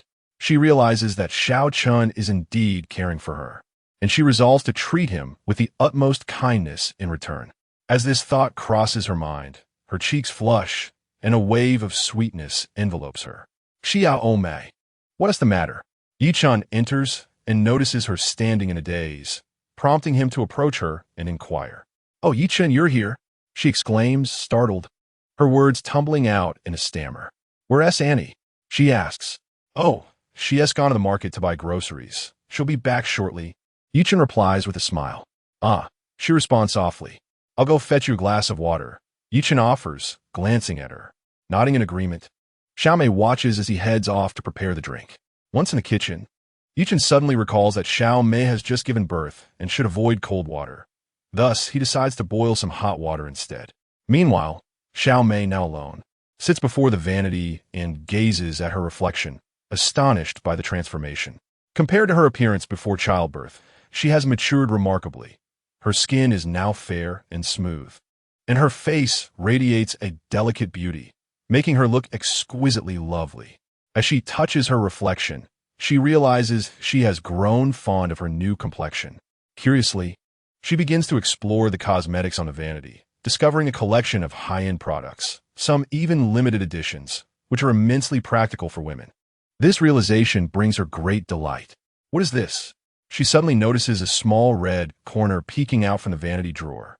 Intrigued, she opens it to find what resembles a property deed. Could it be that the landlord forgot to take this? She wonders, puzzled. With a sense of curiosity, she retrieves the property deed and opens it, her eyes widening in disbelief as she reads the name inscribed on it. Yi Chun. This revelation indicates that the house belongs to him, meaning he is not merely renting, but is, in fact, the rightful owner. As she contemplates this discovery, her astonishment deepens. Xiao Mei is no fool. She is acutely aware that given the current location, the property value starts at a minimum of 80,000, with a size of 150 square meters, suggesting the house is worth at least 12 million. Chapter 49. Where did you get the money to buy this house? Yi Chun claimed that he rented this house himself, a revelation that left Xiao Mei astonished, as she had never anticipated such a turn of events. While she had speculated that the original owner might be a wealthy individual, she was utterly surprised to learn that the proprietor was, in fact, Yi Chun himself. Initially, she had perceived him as an ordinary person, but now it became evident that he possessed considerable wealth, leaving her both shocked and incredulous.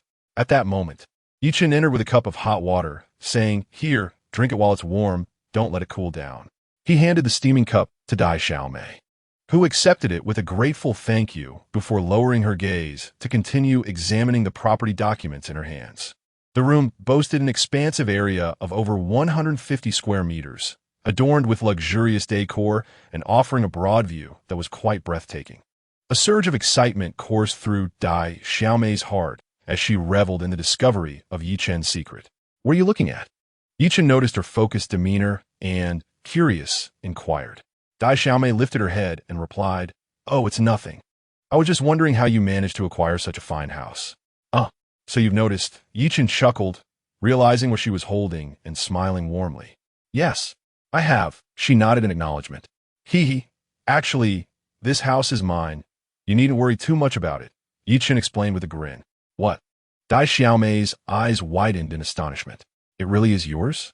Although she had gleaned this information from the property documents, hearing it confirmed by Yi Chun felt entirely different. "Indeed," he affirmed. "Then why haven't you mentioned it before?" she asked, puzzled.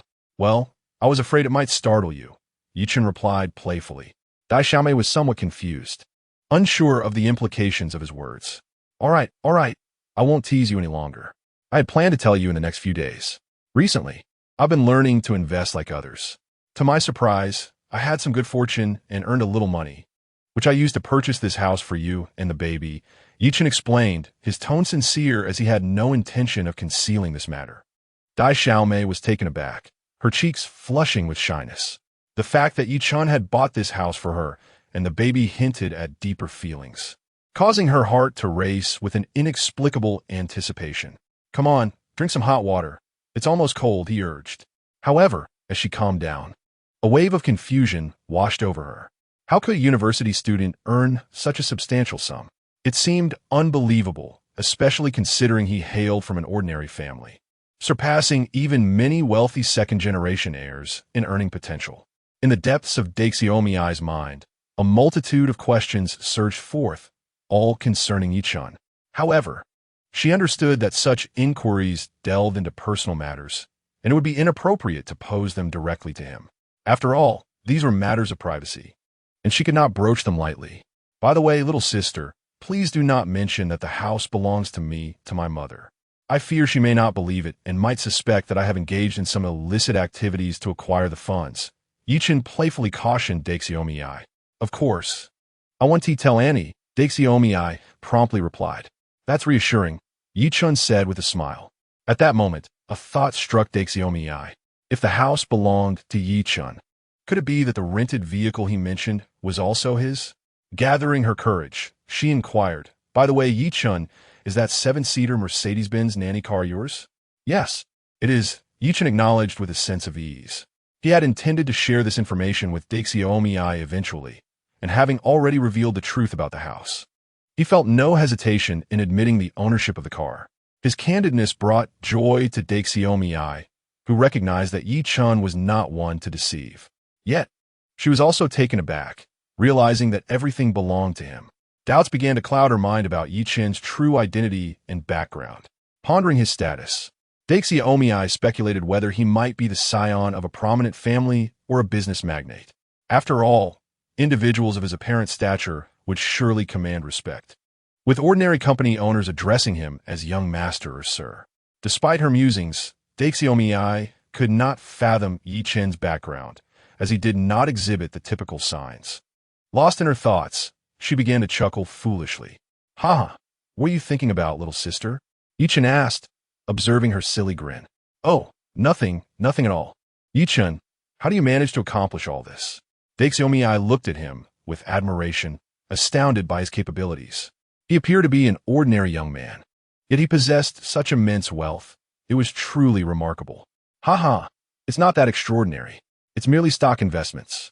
I earned some money and used it to purchase the house and the car," Yichun explained with a cheerful demeanor. But how were you able to invest such a substantial amount in stocks?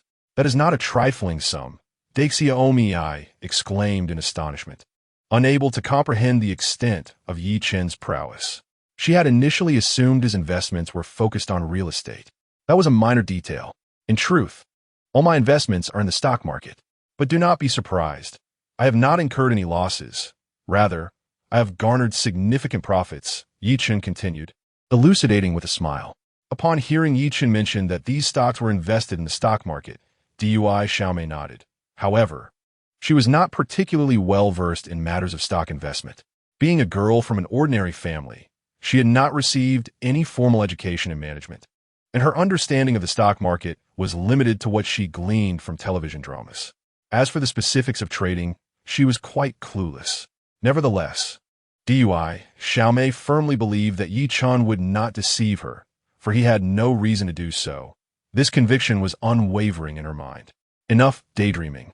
Drink your water before it cools, Yichun reminded her with a smile. Chapter 50. Investing in Affluent Families, Dui Xiaomei responded, swiftly finishing the water in her cup. After she took the cup to the kitchen to wash it, Yichun settled beside her on the bed to engage in conversation. Yichun exhibited remarkable patience, listening attentively to whatever Dui Xiaomei had to say, while she reciprocated by conversing with him in earnest. As they chatted, they were surprised to find that time had flown, and it was already midday.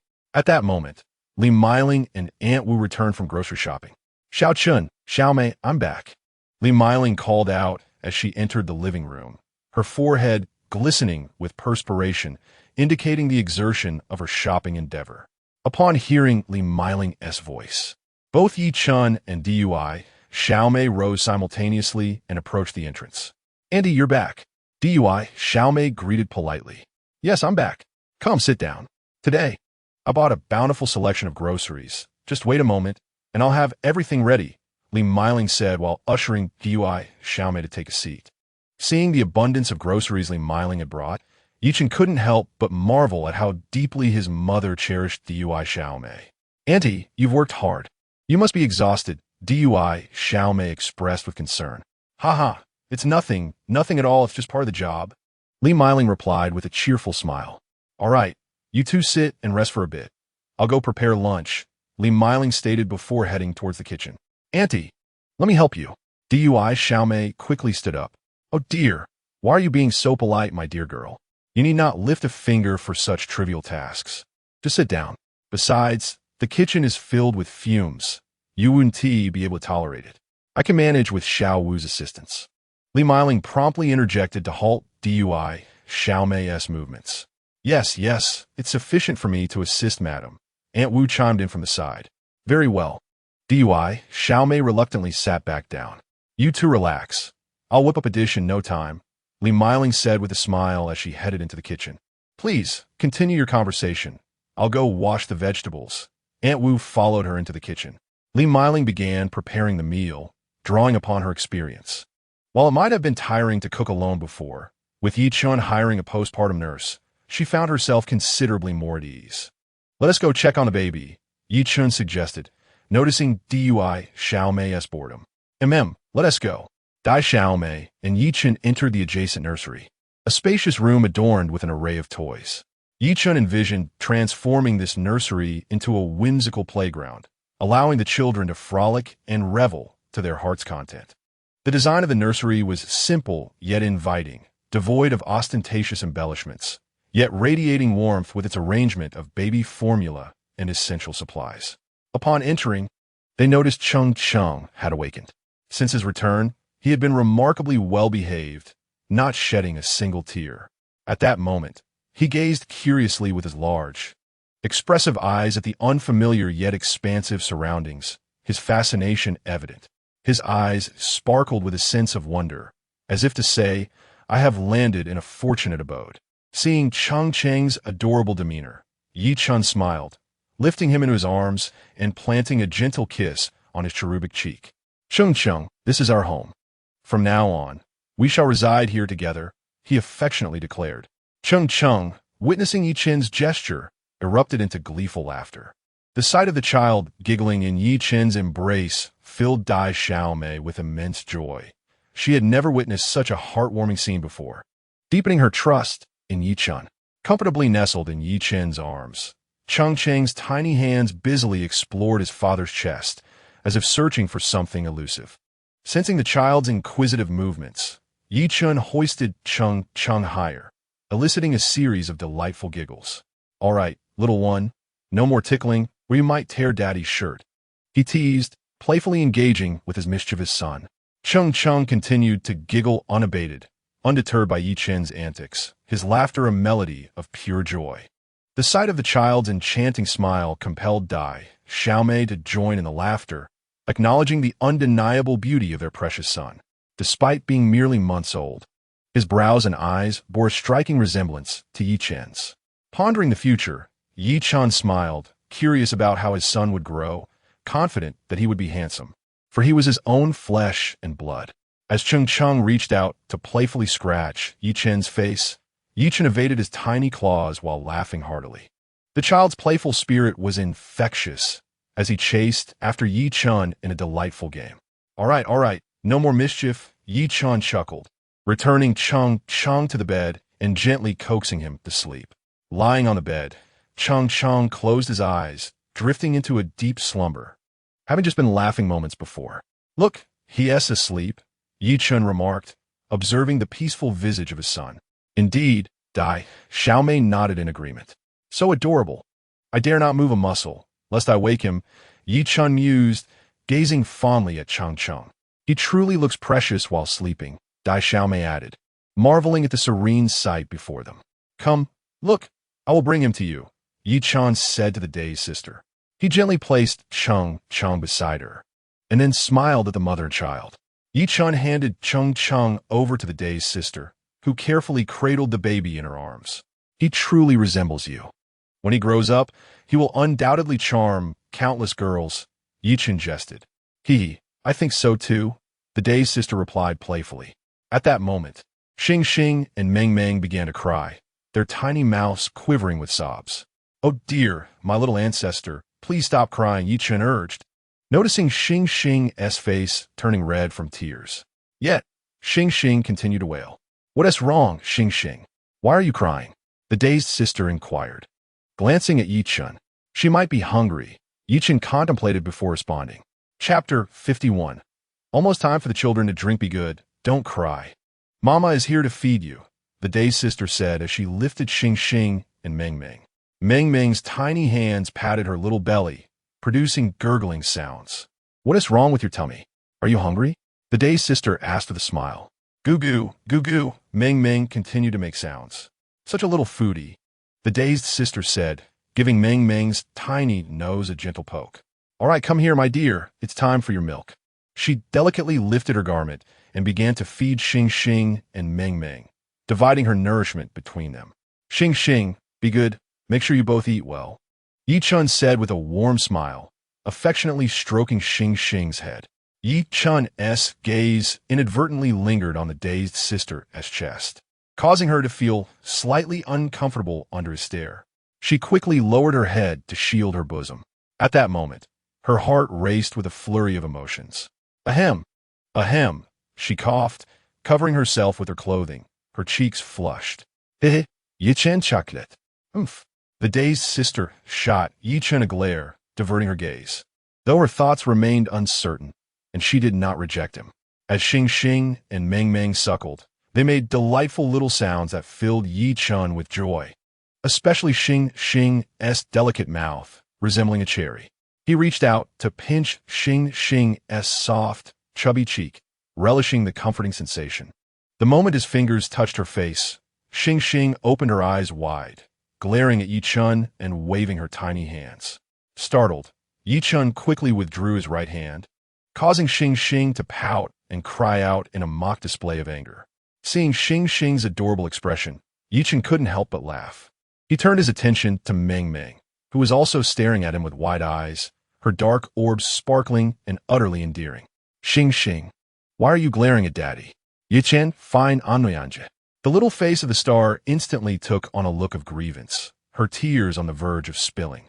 However, she resolutely held back her tears, biting her small lips with determination, her tiny hands clasped over her chest, appearing quite pitiable, which tugged at Yi Chen's heartstrings.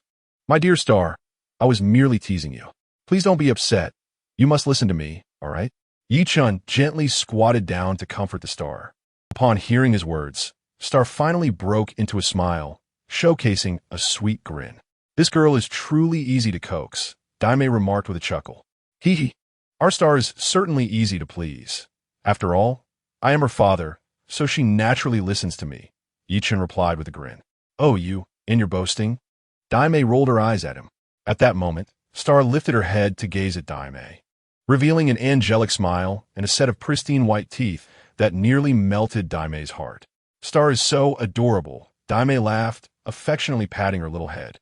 "Indeed, quite adorable," Yi Chen agreed with a smile. "All right, little sister, little Chen, dinner is ready. Come eat," Li Miling called as she entered. "One moment. My sister is still feeding the baby," Yi Chen responded. "Ah, I see. Mom, you can go out first. We'll join you once my sister finishes feeding," Yi Chen added. "All right, I'll step outside," Li Miling said as she exited. After Li Miling left, Star had nearly finished her milk, and Daimei ceased feeding, handing the bottle to Yi Chen. Once Star was content and no longer crying, she lay in bed playing games, while Meng Meng had also stopped crying. "All right, Star and Meng Meng, it's time for you to sleep. Mommy will go eat now," Yi Chen said to them. After stepping outside, Yi Chen found that Daimei and Li Miling had prepared the meal. They sat down together, and Yi Chen picked up his chopsticks to begin eating.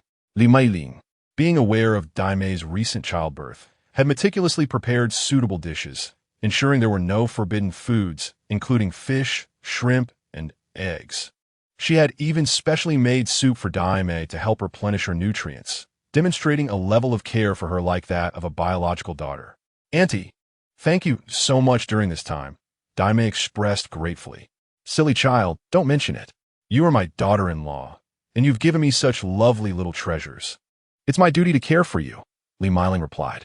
"Hee hee," Daimei smiled shyly, fully aware that Li Miling's affection stemmed from her fondness for her, which filled her heart with happiness. Having such a caring mother-in-law made her feel incredibly blessed. Come, eat more, Li Miling encouraged, serving her dishes while her gaze remained tenderly focused on Dai Mei. Thank you, Auntie, Dai Mei said with a smile. What are you thanking me for? Just eat more. Look at how thin you've become, Li Miling said with concern. Yes, I will definitely eat more. Don't worry, Auntie, Dai Mei promised. Yi Chen felt a sense of comfort witnessing the mutual concern between Dai Mei and Li Miling. Yi Chen gazed intently at Day's girl and Li Miling as they engaged in conversation, and he felt that this was the epitome of happiness for him. If he could witness such a scene every day, it would be an enviable blessing. However, Yi Chen could only entertain such thoughts. 4 Day's girl had yet to unequivocally agree to marry him, leaving him at a loss for words. Suddenly, an idea struck him. He yearned to bring Day's girl home as his bride. Although she had not yet consented, her attitude was decidedly encouraging. Regardless of the circumstances, Yi Chen was determined to win her approval, especially since she had already borne him 3 delightful children. What are you daydreaming about? Hurry up and eat, Li Miling remarked, noticing Yi Chen's stare with a hint of annoyance. All right, I'm coming. Yi Chen quickly snapped back to reality. Li Miling observed the expression on Yi Chen's face as he ate, shaking her head in bemusement. This fellow seemed lost in thought one moment, and then grinning foolishly the next. Oh, this rib is delicious. Mom, your culinary skills have improved remarkably. Yi Chen exclaimed, attempting to alleviate the awkwardness. Li Miling rolled her eyes, retorting, this is specially prepared for Day's girl. Why are you meddling? Come, Day's girl, do try it. She placed a piece of rib into Day's girl's bowl. Chapter 52. Astonishment, 3 children? Upon hearing Li Miling's words, Yi Chen's expression darkened slightly. His mother was clearly biased towards Day's girl, neglecting to consider his preferences or serve him any meat. Yet, Li Miling was oblivious to Yi Chen's feelings. Her face alight with anticipation as she awaited Day's girl's praise for her cooking. Day's girl looked at the rib in her bowl, smiled, and then picked it up to taste. After chewing and swallowing, she beamed. Auntie, this is absolutely delicious. Your cooking is simply exquisite. Ah! As long as you find it tasty. Li Miling's heart swelled with joy at Day's girl's compliment. Xiao Chen, did you hear that? Your mother's cooking is indeed delightful. She chuckled. Yes, it's delicious. Yi Chen nodded in agreement. Make sure to eat quickly. It will get cold if you dawdle. Li Miling urja. All right, Mom. You should eat too. Yi Chen replied with a smile. The 3 of them continued to eat and chat. Xiao Chen, I've noticed that Day's girl seems much more spirited, Li Miling remarked, taking a bite of her chicken leg. Yi Chen glanced up at Day's girl. Indeed, she appeared more vibrant, her complexion noticeably rosy. Yes, it seems your health is recovering swiftly, he commented. Day's girl nodded in affirmation, seeing her so lively filled Yi Chen with immense happiness. After the meal, as Li Miling prepared to clear the dishes, Day's girl offered, Mom, let me help. It's all right, dear. Andy can manage this. You should rest. Besides, I have Xiao Wu here to assist, so we'll handle it, Li Miling insisted, reluctant to burden her precious daughter-in-law with chores. Aunt Wu quickly chimed in. Indeed, Miss G, you should go rest in your room. Leave these tasks to us.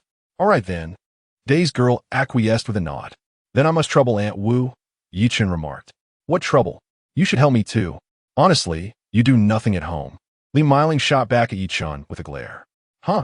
Yi Chen was somewhat bewildered, trying to grasp the situation. What do you mean, huh? Come over and lend a hand, Li Miling said, her dissatisfaction evident. Oh, I'm coming, Yi Chen replied reluctantly. Yi Chen assisted Li Miling in tidying up the table, then washed the dishes thoroughly, and finally organized the kitchen, deeming the task complete. At that moment, the Day's younger sister yawned, prompting Li Miling to say to Yi Chen, Xiao Chen, please escort the little sister back to her room for some rest. All right, Mom. You rest first. I'll take the little sister to her room, Yi Chen responded. Li Miling nodded before turning to head towards the bedroom. After Li Miling left, the Day's younger sister pulled Yi Chen into her room, opening the door and saying, Yi Chen, I'm tired. I'll help you back to your room to rest. Yi Chen said gently, aware that the little sister needed proper recuperation after childbirth, which made her more prone to drowsiness. Okay. She nodded and followed Yi Chun into the room. Sit down and rest for a bit. I'll pour you a glass of water, Yi Chun offered. The younger sister replied, sitting on the bed and watching Yi Chun. What is wrong, little sister? Why are you staring at me? Yi Chun inwitted. Nothing, she replied. After pouring the water, Yi Chun handed it to the younger sister, saying, drink some water. After that, you should rest. She said, taking the cup and sipping from it. Once she finished, she set the cup down and said to Yi Chun, could you keep an eye on my phone? If someone messages, you can reply for me. The younger sister now held immense trust in Yi Chun. Sure, you need not worry about that. I'll handle any inquiries. Yi Chun assured her. That's great. Thank you, Yi Chun. The younger sister expressed her gratitude. No need to be polite. Just focus on resting. Yi Chun repeated.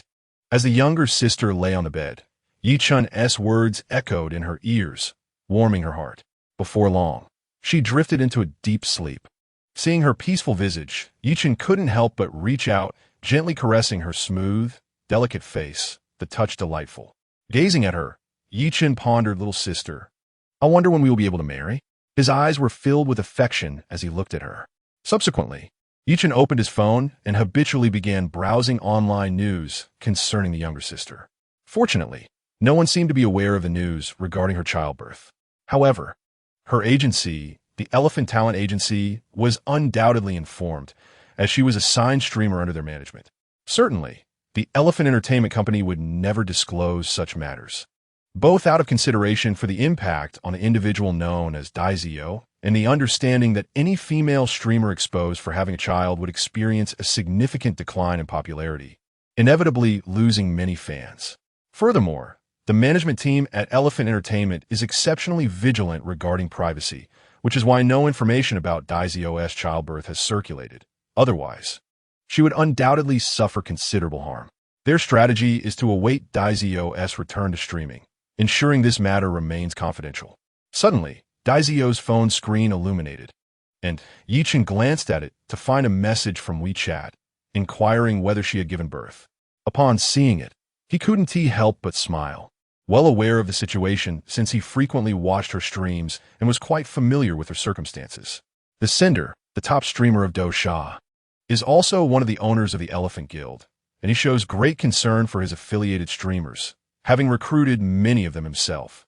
He shares a good rapport with Daizio and often watches her broadcasts, staying updated on her activities despite their inability to be together regularly. The message was simply a greeting. Yi Chun replied, yes, she has given birth. Thank you for your concern. Initially, he hesitated to respond, but recalled that Daizio had mentioned if anyone messaged her, he should reply on her behalf. The next inquiry was about the gender of the child, indicating his genuine interest in Daizio's offspring. Yi Chun replied that there was one boy and 2 girls. Chapter 53. My brother, you are quite the dandy. Goodness, not just 1, but 3 children. And even more astonishingly, 1 boy and 2 girls. This was simply extraordinary. Could it be the legendary dragon and phoenix twins? Indeed, triplets. Yi Chun chuckled in response, as he too was taken aback by this revelation. The mention of triplets truly startled him. It was quite an exaggeration. Congratulations. Congratulations, he exclaimed, wishing him well from behind his computer, for he had grown quite familiar with Daizio and trusted her honesty. Therefore, when Yi Chun stated that she had indeed given birth to triplets, he believed it wholeheartedly. Ha ha, mutual congratulations, Yi Chun jestingly replied. What's there to celebrate? I haven't even had one, came the somewhat dejected complaint from the other end of the line. Upon hearing this, Yi Chun couldn't help but chuckle inwardly. 1 child? I'm not sure about that, but it should be quite simple. Once you have your first, you'll know for yourself, he teased, intentionally poking fun. Indeed, after Yi Chun made this remark, silence ensued on the other end. He smirked, realizing he had perhaps overstepped. All right then, I won't ramble on. Since you've had triplets, I should be generous and gift you a substantial red envelope. Ultimately, he could not resist the urge. It's merely a small token of appreciation. A grand sum of 18,888 was bestowed as a generous red envelope, a hallmark of the Dosha platform. When one decides to act, It is with remarkable extravagance. Haha. In truth, I am not the person you think I am, yet I am a devoted admirer of yours. Leaf Dust conveyed with a smiley face. There was no longer any need for pretense, so I decided to lay my cards on the table. Upon reading Leaf Dust's message, he was momentarily taken aback. Then he sent a reply. If you are not that person, then who are you? This revelation left him bewildered, unable to fathom how Leaf Dust could be conversing with him through the phone of the girl he affectionately referred to as silly little sister. He then noticed his wife standing at the door, fully dressed and waiting. With a guilty glance, he caught her eye. "Why are you looking at me?" His wife inquired, clearly annoyed. He hastily explained, "I was just admiring how particularly beautiful you look today. Am I not beautiful on other days?" She retorted, "No, you are stunning regardless of how you dress." He hastily flattered. His sweet talking earned him a playful glare from his wife. She knew him well. His silver tongue had a way of charming her effortlessly. "I am Leaf Dust, your loyal and ardent fan. And I am also the father of the triplets. Little sister is currently asleep, so she asked me to respond to your messages," Leaf Dust replied. Upon reading this, his eyes widened in astonishment, unable to believe that Leaf Dust was indeed the father of triplets, and moreover, his own devoted fan. This was nothing short of surreal. "Is that truly the case? Are you certain you are not deceiving me?" he inquired in disbelief. The revelation was astounding. He had never imagined that the silly little sister would bear children for Leaf Dust. She was one of the most beautiful women on the Dosha platform. Blessed with both beauty and a fine background, she was the epitome of every man's dream. Yet here she was, having given birth to 3 children for a man. This was utterly inconceivable, a complete upheaval of his worldview. The world had become so fantastical. "Of course it is true. I am your loyal fan, and I would never deceive you," Leaf Dust assured him. "Wow, that is impressive, my friend," he exclaimed in astonishment. Leaf Dust chuckled and replied, "It is not bravado. It is merely the truth." Acknowledging Leaf Dust as a fan, he held him in high regard. "Ha ha ha. Truly remarkable. Please, teach me how one can have triplets.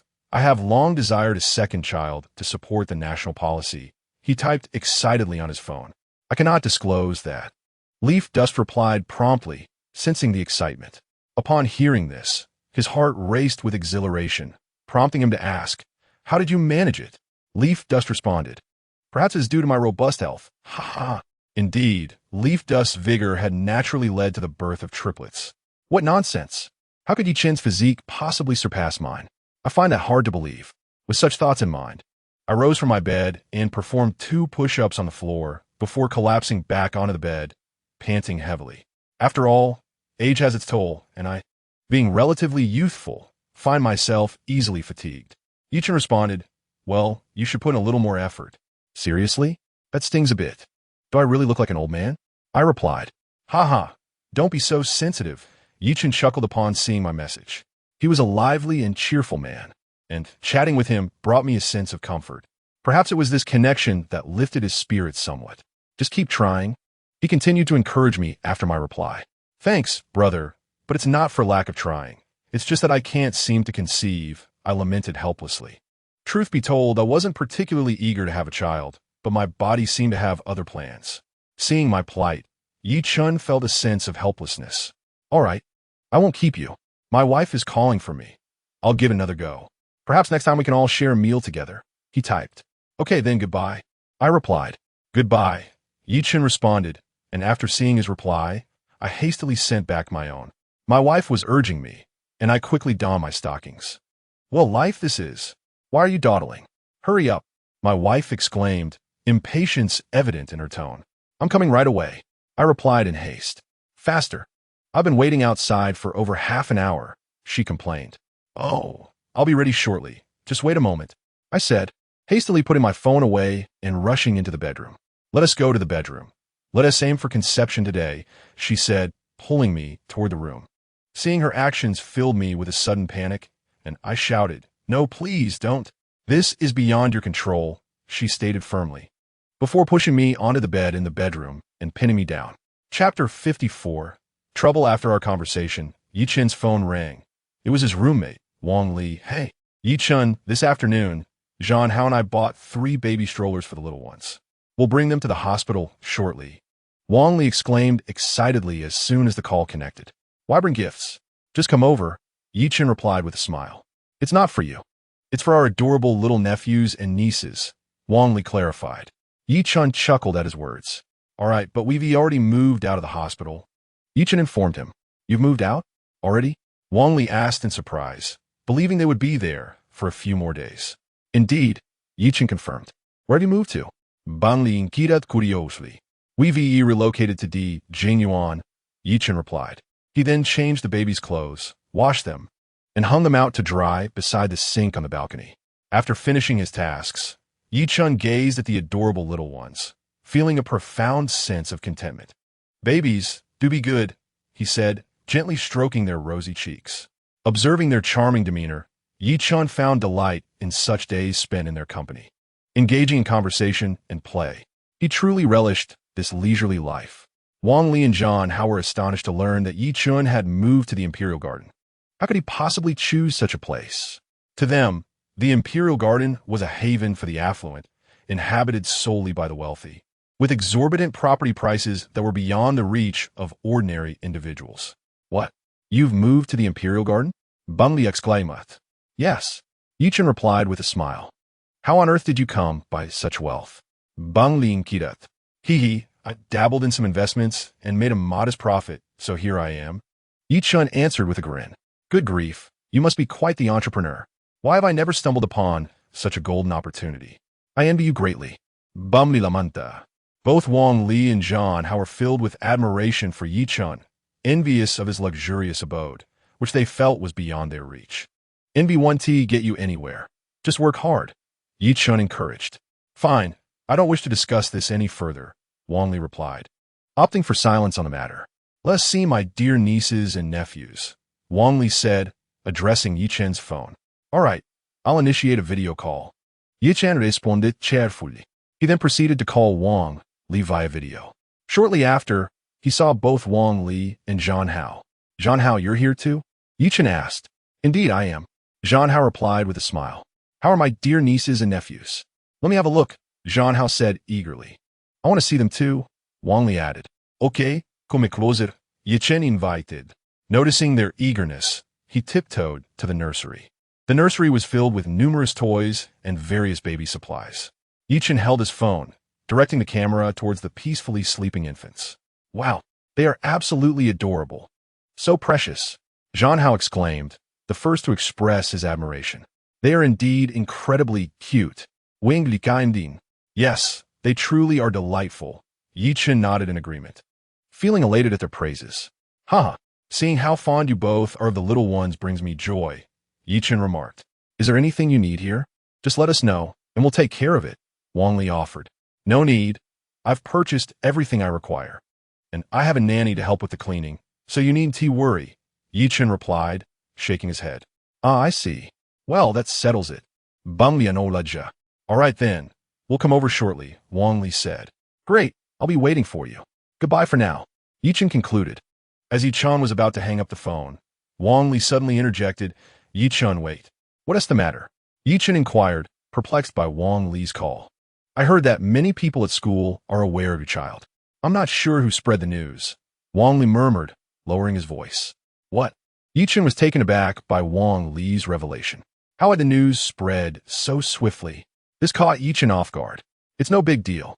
What difference does it make if others know? Yi Chen replied with a smile. All right, if you're not bothered by it. Then I and Zhan Hao are on our way, Wang Li stated. Okay, I understand. Come over, Yi Chen nodded in agreement. Great. After hanging up, Yi Chen tucked the phone into his pocket and began to change the baby's diapers. In truth, Yi Chen was not concerned about the news being known by others. It was inevitable that the truth would come to light eventually. Even if people found out, it was of little consequence. Unless Yi Chen decided to stop taking the child out, but as long as he did, the truth would be evident. At that moment, Cheng also awoke. Upon opening his eyes and seeing Yi Chen, he broke into a joyful smile. Yi Chen smiled back, and Cheng's laughter erupted. Wah wah wah wah wah. Upon seeing Yi Chen, Cheng gleefully extended his arms, yearning to be held. Yi Chen lifted Cheng into his embrace, kissing the baby's plump little cheeks. Oh my, Chung is awake. Yi Chen chuckled. Chung squirmed in Yi Chen's arms, seemingly searching for a comfortable position, making soft cooing noises. Haha, so mischievous. Yi Chen laughed heartily at Cheng's antics. Chung, responding to Yi Chen's words, laughed even more. At this moment, Yi Chen gently grasped Cheng's chubby little hand, relishing the sensation of its softness. Seeing Yi Chen holding his hand, Chung began to babble, producing a delightful array of sounds. Oh dear, are you calling for me? Yi Chen chuckled at Cheng's response. Giggle, giggle, giggle. As Chung continued to call out, Yi Chen playfully squeezed his little hand again. Giggle, giggle. Chung began to wriggle, attempting to break free from Yi Chen's grasp. Chapter 55. You know how fierce I can be, however, Yi Chen held on tightly, and Chung was unable to escape from the confines of Yi Chen's palm. Chung glanced at Yi Chen, seemingly contemplating how to liberate himself from the gentle hold. But he remained helpless, for Yi Chen's hand was too large for him to elude. Observing Cheng's struggle to escape, Yi Chen loosened his grip, allowing him the freedom to move. Giggle, giggle, giggle. Once liberated, Chung immediately exclaimed in joy, his face beaming with a radiant smile, clearly delighted. Chung is so clever, Yi Chen remarked, pleased by the sight of Cheng's happiness. Oof. Hearing Yi Chen praise his intelligence, Chung immediately became a bit proud. Come now, let's take a nap, Yi Chen said, cradling Chung as he walked toward the elevator. Oof. Chung continued to exhibit his cute stubbornness. Then let us sleep, Yi Chen concluded. Yi Chen cradled Chung in his arms as he entered the room, gently placing him on the bed and covering him with a blanket. Sleep well, he murmured, affectionately stroking Cheng's head. The little one closed his eyes and began to breathe softly, drifting into slumber. Yi Chen reclined beside the bed, gazing at the serene expression on Cheng's face, a faint smile gracing his lips. Subsequently, Yi Chen returned to the bedroom, intending to continue watching over the slumbering Daimei, only to discover that she too had awakened. Oh, you're awake? Why so silent? You nearly startled me, Yi Chen remarked as he approached her. Daimei sat up, her big eyes fixed on Yi Chen, then she stretched languidly. Seeing the adorable sight of Daimei, Yi Chen couldn't help but chuckle softly. What were you doing just now? Daimei inquired. I was playing with the little ones. Yi Chen responded. Oh, Daimei nodded in understanding. Yi Chen found her demeanor utterly charming. Are you thirsty? Would you like me to pour you a glass of water? He asked with genuine concern. No, it's fine, Daimei shook her head. That's all right. Then I shall fetch you a cup of warm milk. Yi Chen stood up, walked to the table, opened the cupboard, retrieved a milk cup and a glass, then returned to sit beside Daimei, handing her the cup. Thank you, Yi Chen, Daimei said as she took a gentle sip from the milk cup. Yi Chen noticed a faint blush on her cheeks, as if she were feeling shy. By the way, did anyone send me messages while I was asleep? After finishing her milk, Daimei turned to Yi Chen and suddenly asked. Oh yes, there were messages. Yi Chen replied promptly, retrieving Daimei's phone and offering it to her. Still groggy from her slumber, Daimei didn't quite grasp Yi Chen's response and repeated her question, seeking confirmation. She had forgotten that waking up often left her feeling rather drowsy. Indeed, Yi Chen reiterated. This time, Daimei understood his words clearly. Oh, what did he say? She inquired. Looking at Yi Chen, he asked how her little ones are doing and if everything is safe. Yi Chen elaborated. Oh, Daimei responded, then asked, how did you reply? I assured him that you're doing well, and that you gave birth to 1 boy and 2 girls, and that the little ones are also thriving. Telling him not to worry, Yi Chen explained. Oh, Daimei nodded, then asked what was his reaction. I was quite taken aback. I could practically feel his astonished expression through the screen, Yi Chen replied.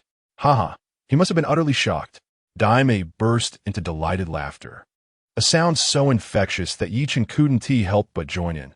Her humor was simply irresistible and immensely entertaining.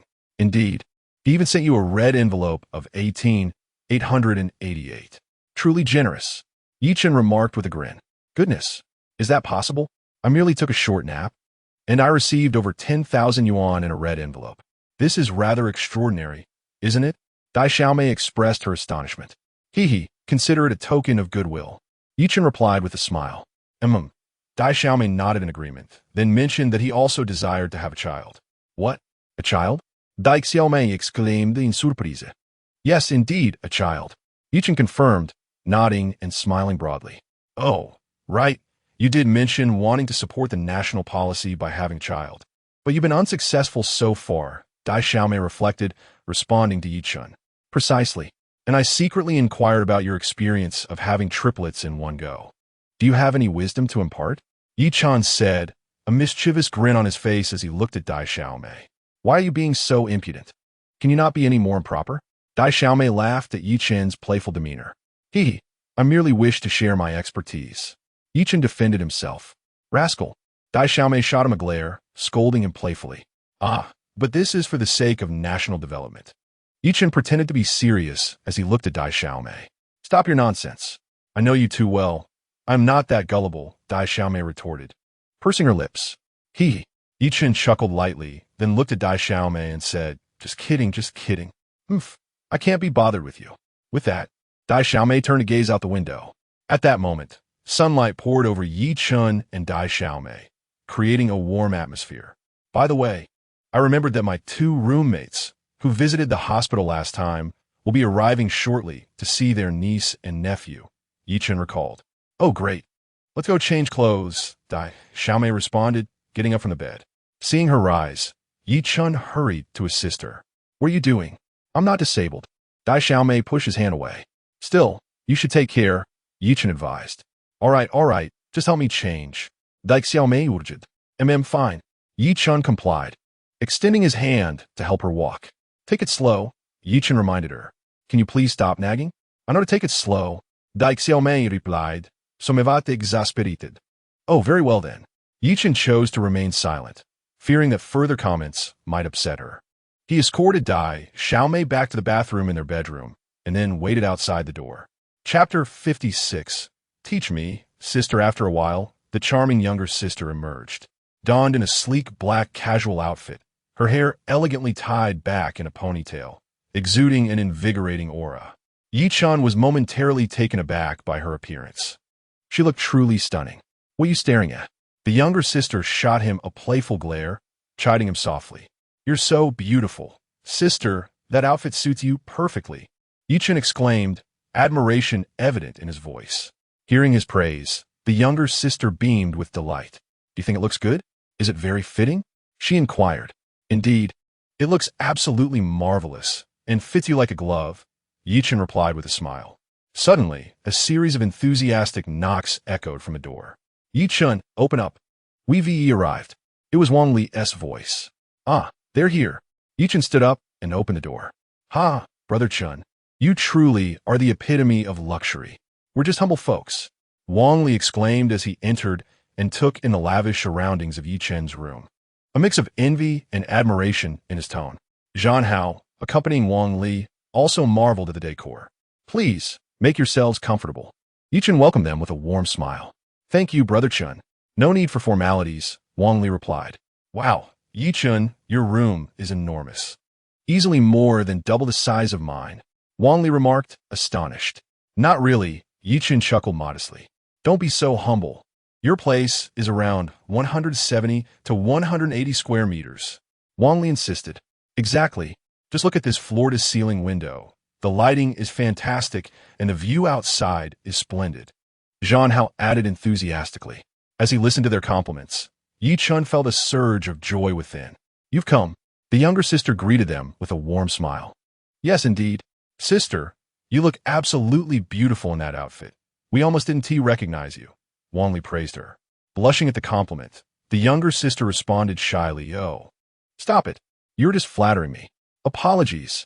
But truly, we're not just flattering you. We genuinely believe you're beautiful. Just ask Yichen.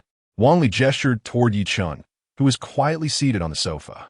Yichen smiled and affirmed, Yes, sister, you are indeed very beautiful. You're quite the smooth talker. The younger sister rolled her eyes playfully. I speak nothing but the truth. I genuinely think you're beautiful. Yichen insisted with a grin. The younger sister laughed softly at his words. How is your health improving, sister? Zhan Hao inquired. Much better. I can walk now. And I feel so much stronger these days.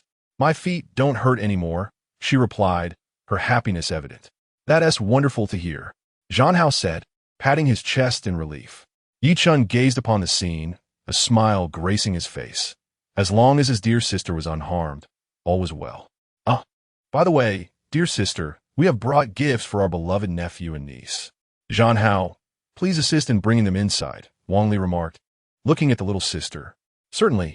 Upon hearing Wang Li's words, Zhang Hao hurriedly dashed out to help carry in 3 baby strollers.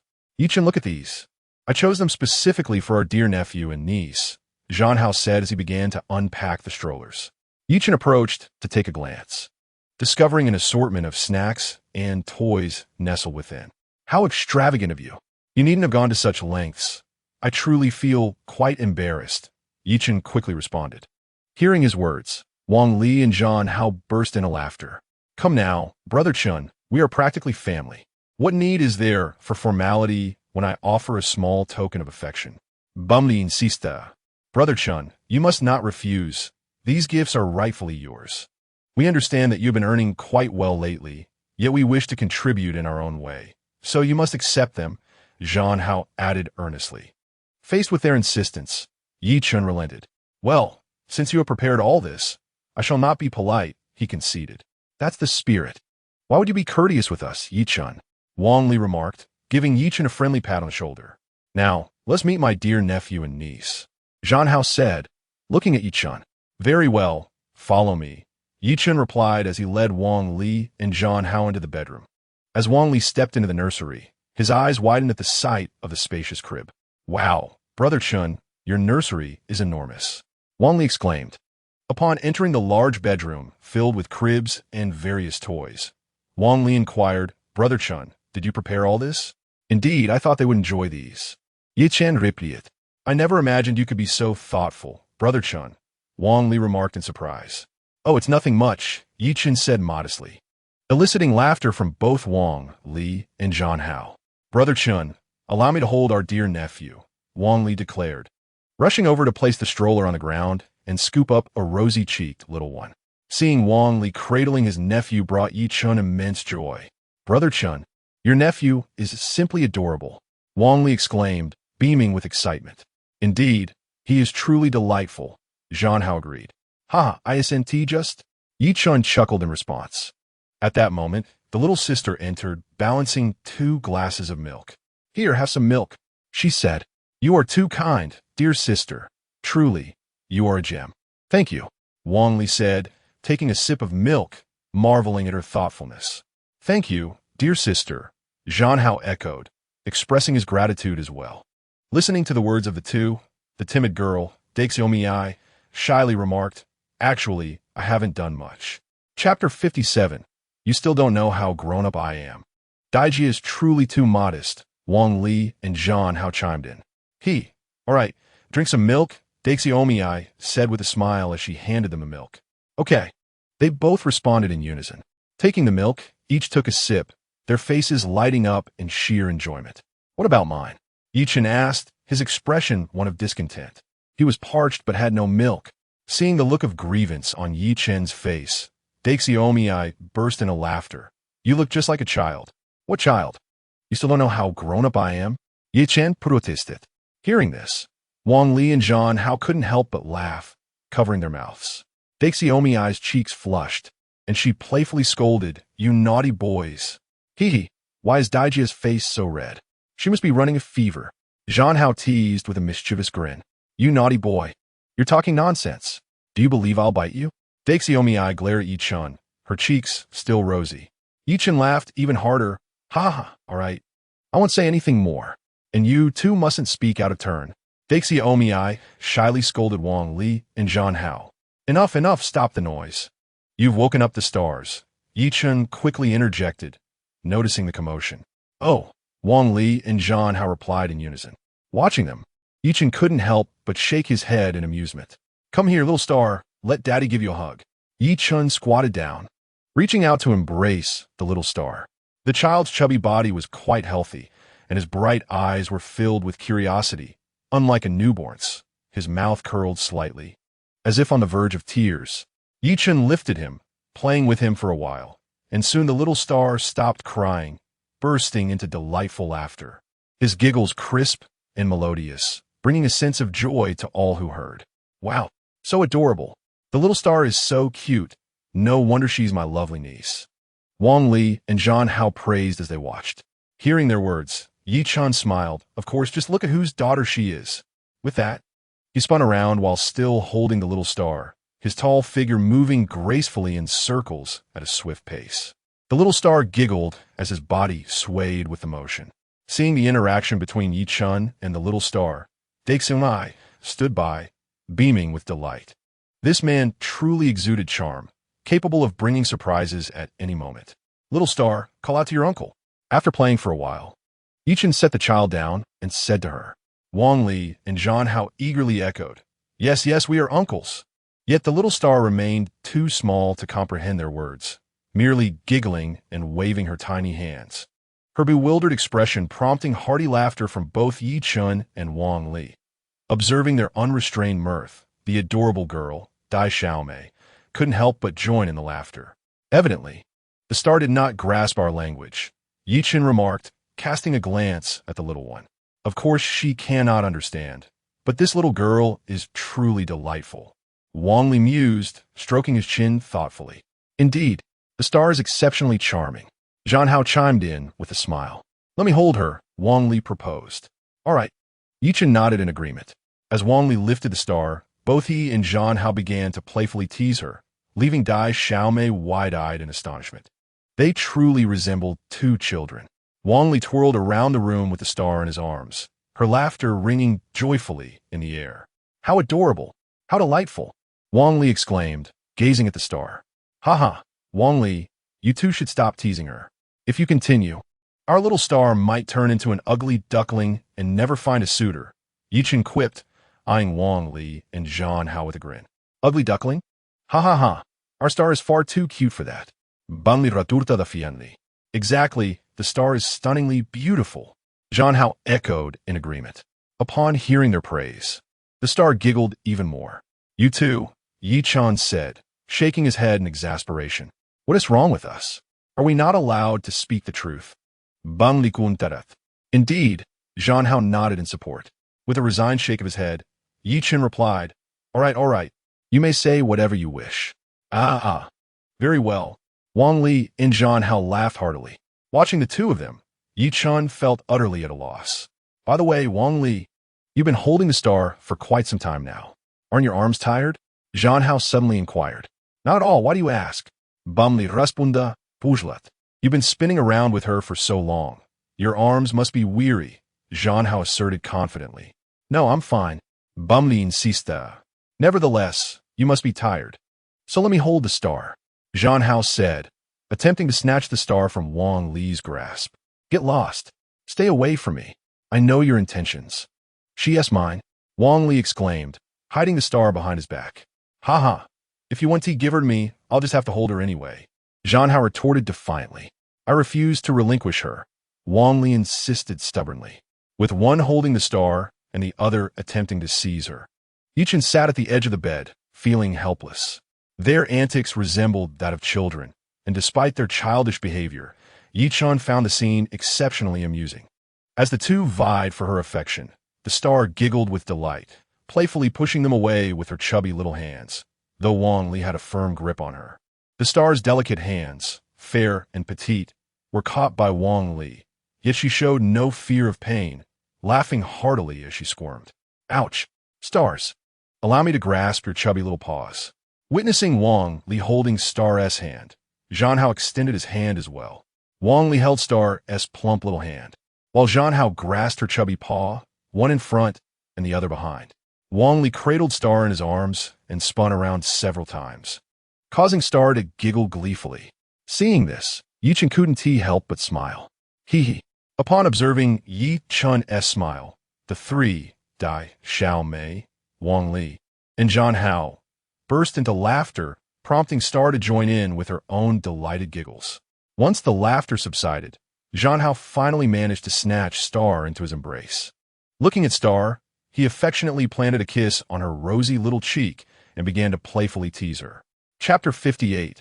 Still not getting the certificate? Ha! Star, this time you belong to me. and you mustn't compete with me, Zhang Hao said with a beaming smile as he gazed at the adorable little girl in his arms. Star is mine. Mine, Wang Li exclaimed loudly at Zhang Hao. Do not snatch my treasure, Zhang Hao countered defiantly. Yi Chen, observing the antics of Wang Li and Zhang Hao, couldn't help but chuckle, while Star wore an innocent expression. Consequently, Wang Li attempted to retrieve Star from Zhang Hao's grasp. No way, I simply adore Star. Star is mine, Zhang Hao declared, his face brimming with vigilance as he noticed Wang Li's intentions. Watching their playful rivalry, Yi Chen found it amusing to see these two young men competing for the affection of a little girl. Both of you behave yourselves. If Star falls, I will hold you accountable, Yi Chen admonished Wang Li and Zhang Hao. At his words, both fell silent. Hee, Star, look at how your father is threatening us again, Zhang Hao remarked to Star. Yet, Star remained blissfully unaware, gazing at Yi Chen without comprehending their conversation. All right, let us all settle down now, Yi Chen said with a hint of exasperation. Heeding Yi Chen's words, Zhang Hao and Wang Li finally calmed down. Time passed swiftly, and, after a while of play, Wang Li and Zhang Hao prepared to take their leave. Yi Chen, it's about time. We shall be on our way, Wang Li announced as he stood up to address Yi Chen. Do take care on your journey, Yi Chen advised. Understood, Wang Li and Zhang Hao replied in unison. Having exchanged their farewells, the two were about to depart when Li Meiling happened to emerge. After enduring the raucous noise from the room all afternoon, she could no longer resist her curiosity to see what was happening. Upon seeing Li Meiling, Wang Li and Zhang Hao promptly greeted her. Hello, Auntie. Hello, Auntie, they chorused. Who are you? Li Meiling, unfamiliar with Yi Chen's friends, inquired with curiosity. Yi Chen hurriedly introduced them. Mother, these are my friends, Wang Li and Zhang Hao, my roommates as well. Hello, Uncle. Hello, Auntie.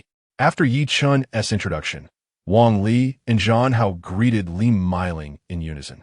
Li Meiling observed the two tall and handsome boys before her, who greeted her with such courtesy, and her heart swelled with joy. Hello there, she said with a smile and a nod. Auntie, it's getting late.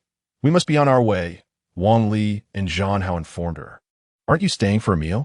Li Meiling inquired. No, we shall disturb you another day, Wang Li replied. Very well, then I shall not see you off.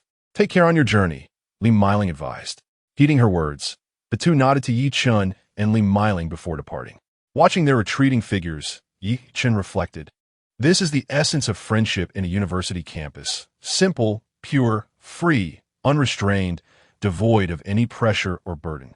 By the way, Xiao Chen, come here for a moment, Li Meiling called to Yi Chen. Oh, Mom, what do you need? Yi Chen followed her to the balcony. Noticing the puzzled expression on the innocent girl's face, Li Meiling smiled and explained, Silly girl, it's nothing serious. I just have a matter to discuss with Yi Chen. You may go and rest. Oh, all right. I'll take my leave, the innocent girl replied obediently. Once on the balcony, Li Meiling turned to Yi Chen and asked, What do you think of the innocent girl? I think she is quite lovely. She is very kind and well-behaved, Yi Chen responded. Have you considered her? She is beautiful and gentle, Li Meiling inquired, gazing at him.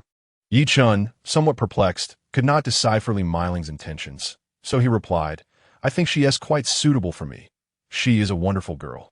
Indeed, I can see that she is truly well suited for you, and you both appear to be a perfect match. Why don't you two acquire a marriage certificate? Li Meiling asked with a smile. Yi Chen was taken aback upon hearing her suggestion, realizing he had neglected this matter, and said, Then I must discuss it with the girl. Yes, it is important that you talk to her about this. Be proactive. Do not let her slip away easily. She is attractive, has a good figure, and possesses a lovely temperament, Li Meiling advised Yi Chen. He chuckled, secretly wishing to obtain the marriage certificate soon, so he could be with the girl openly and without reservation. Mom, I understand. I will have a serious conversation with her, and if our relationship flourishes and she agrees, I will certainly take her as my bride, Yi Chen declared earnestly. Good, that is reassuring. Li Meiling felt at ease upon hearing Yi Chen's commitment. Oh, Xiao Chen, there's one more thing, Li Meiling suddenly recalled, and said to Yi Chen. What is it, Mom? Yi Chen asked. While I was out buying groceries with Xiao Wu at noon, I found a vehicle registration certificate in the car with your name on it. Did you not say the car was rented? What is the meaning of this? Li Meiling inquired, gazing intently at Yi Chen. Yet Chen was taken aback. He never anticipated that the system would be so lifelike. How could such a thing be placed in this car? With no alternative, he felt compelled to speak the truth. Mom, didn't I mention that I've been learning about investments and made a bit of money recently?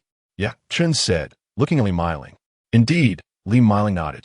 In truth, the funds I've acquired from my investments are quite substantial, just enough for the down payment on this vehicle. I decided to purchase it, but I feared you wouldn't believe me. You often suspect that I engage in illicit activities to earn money, so I had to keep it a secret and claim it was a rental, Ye Chen explained. Oh, I see. You nearly gave your mother a fright. If you hadn't said anything, I would have assumed you were up to no good, Li Miling sighed in relief. Rest assured, Mom, I would never engage in reckless behavior outside. You need not worry, Ye Chen assured her with a smile. Very well. I trust you, Li Miling replied with a nod. All right, Mom, you should get some rest, Ye Chen said, pleased that his mother no longer harbored doubts about him. Good night, Ye Chen declared as he prepared to leave the balcony. By the way, take good care of the baby. Don't let little sister tire herself out. Li Miling reminded him. Don't worry, Mom. Ye Chen responded confidently. After leaving the balcony, he returned to the bedroom, where the dazed younger sister inquired. What did Annie say to you?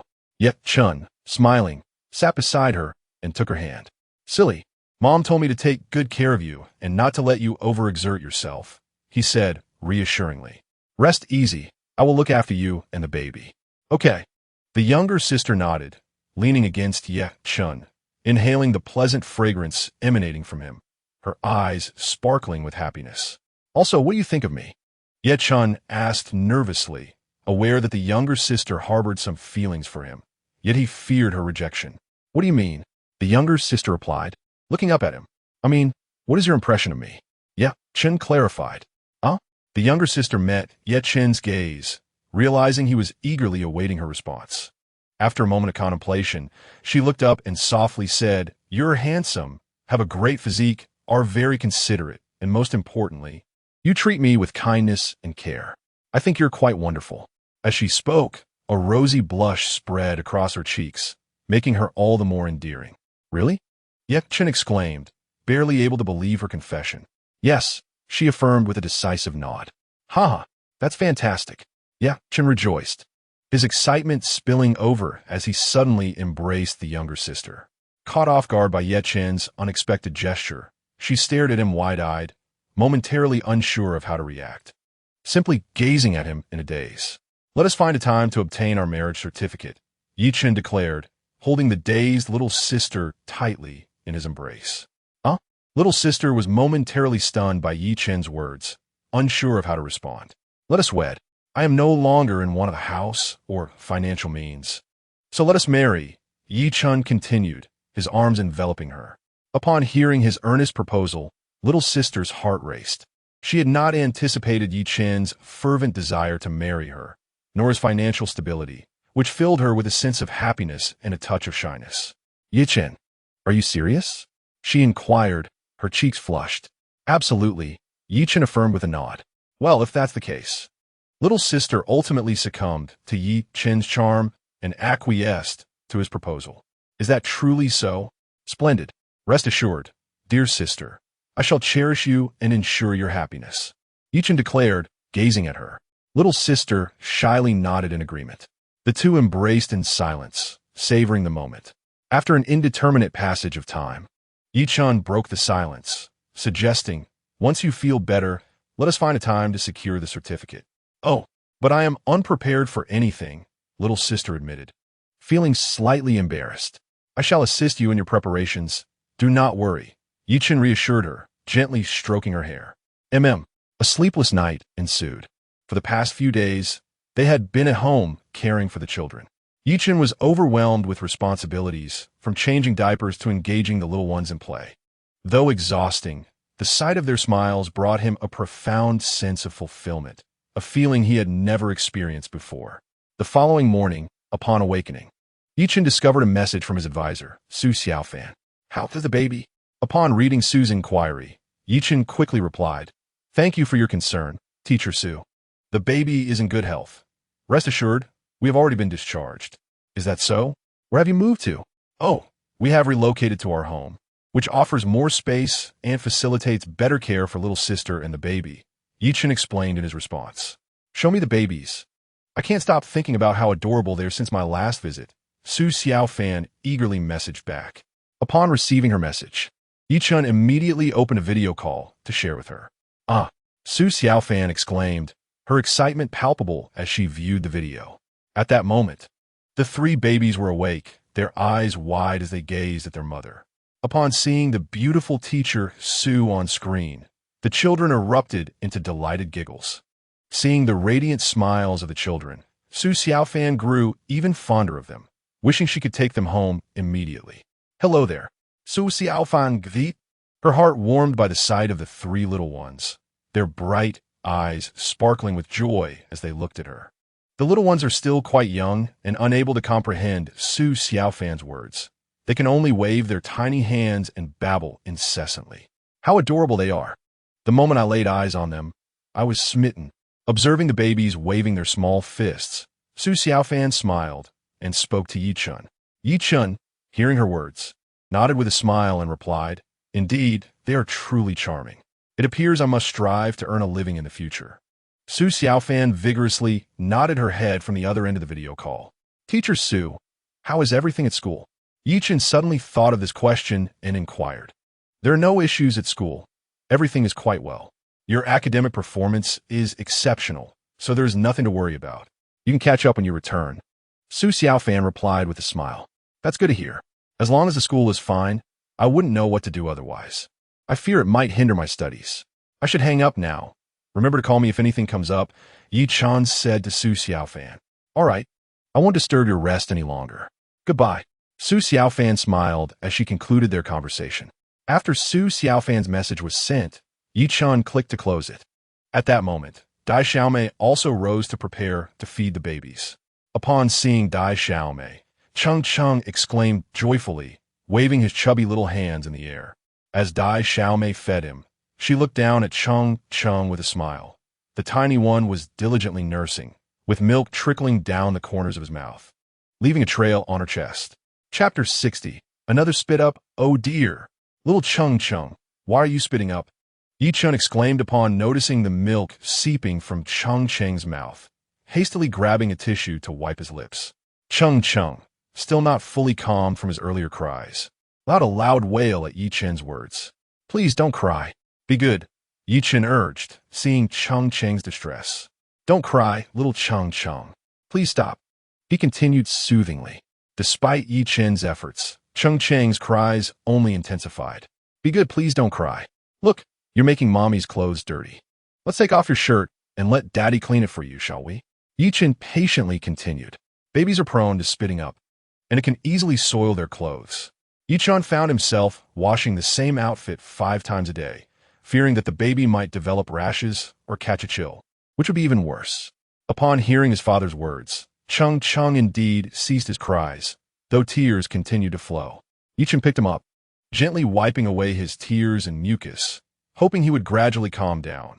After all, it is not uncommon for newborns to cry a bit. Once Chen had cleaned his face, mouth, and the remnants of milk, he said, You're being such a good boy. Now, Daddy will help you clean up. Chen carefully removed Cheng's clothing and gently wiped his body with a towel until he was impeccably clean. Cheng lay on Chen's lap, allowing him to tend to his needs. After thoroughly drying Cheng's body, Chen dressed him in fresh clothes. Once the change was complete, he placed Cheng on the bed. Cheng reclined, his eyes wandering, lost in thought. After ensuring Cheng was clean, Chen covered him with a blanket, pulling it up slightly to protect him from catching a cold, as Cheng had a tendency to kick off the covers while sleeping. Just then, Li Meiling entered unexpectedly and said, Xiao Chen, I plan to return to my hometown in the next few days. Chen, taken aback by her words, inquired, Mom, are you heading back? Why the rush? Is something wrong? Li Meiling replied, Your younger sister isn't well, and I intend to make her some chicken soup for nourishment. However, the old hens sold in the market are likely raised with hormones, which isn't good for her. It's essential that she eats well for the sake of the children. So I prefer to get free-range chickens and eggs from her hometown. Understanding her intentions, Yi Chun felt a pang of sympathy for Li Miling's worries for her children. Mom, how about I accompany you back? He suggested. Li Miling waved her hand dismissively and said, No, your sister needs you here to care for her and the babies. You can't leave them. Yi Chun pondered the situation. If he went with Li Miling, who would look after his sister? All right then, please be safe on your journey. By the way, how do you plan to travel? He asked. I'll take a bus. It's not far, Li Miling responded. I chose a plane last time because of the urgency when the babies were born, but a bus is perfectly fine. Yi Chun believed that traveling by bus was indeed the safer choice, despite being a bit longer. I should be off now. Take good care of your sister and the babies, Li Miling said as she picked up her luggage. Yes, travel safely, Yi Chun replied. I know, hurry along, Li Miling urged as she departed. Has Annie left? Why didn't she stay a few more days? Cheng Cheng asked, surprised by the news. Yes, she returned to her hometown. She asked me to take good care of you and the kids, saying that the hens from the market might not be healthy. And she wants to prepare chicken soup for you, Yi Chun explained with a smile. Annie is so kind. Cheng Cheng felt touched by Li Miling's thoughtful care. You're such a silly girl, Yi Chun said, affectionately ruffling Cheng Cheng's hair. Cheng Cheng smiled, but remained silent. As Yi Chun glanced at the time, he realized it was nearly noon. It's almost lunchtime. I'm going to the market to buy groceries. You rest well at home, and call me if you need anything, he advised Cheng Cheng. Rest assured, I will take good care of myself.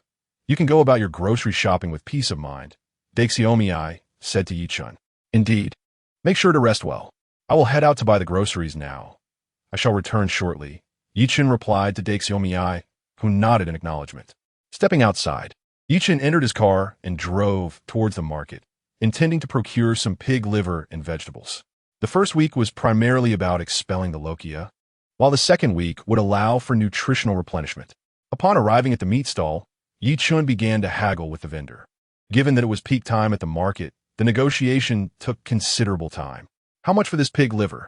Yi Chun inquired. 280, the vendor replied. Is it truly that expensive? This price seems exorbitant. I can purchase a pound of pig liver elsewhere for merely 6 yuan. Are you trying to take advantage of me?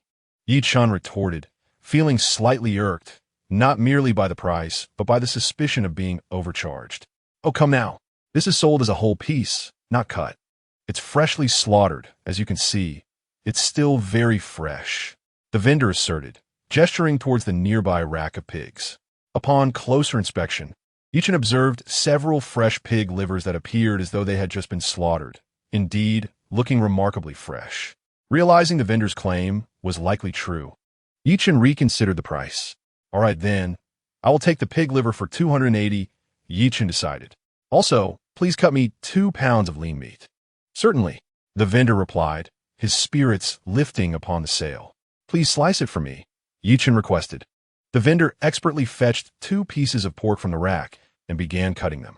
Subsequently, Yi Chun procured some vegetables, including tomatoes and asparagus. He had planned for the meals during Li Miling's absence.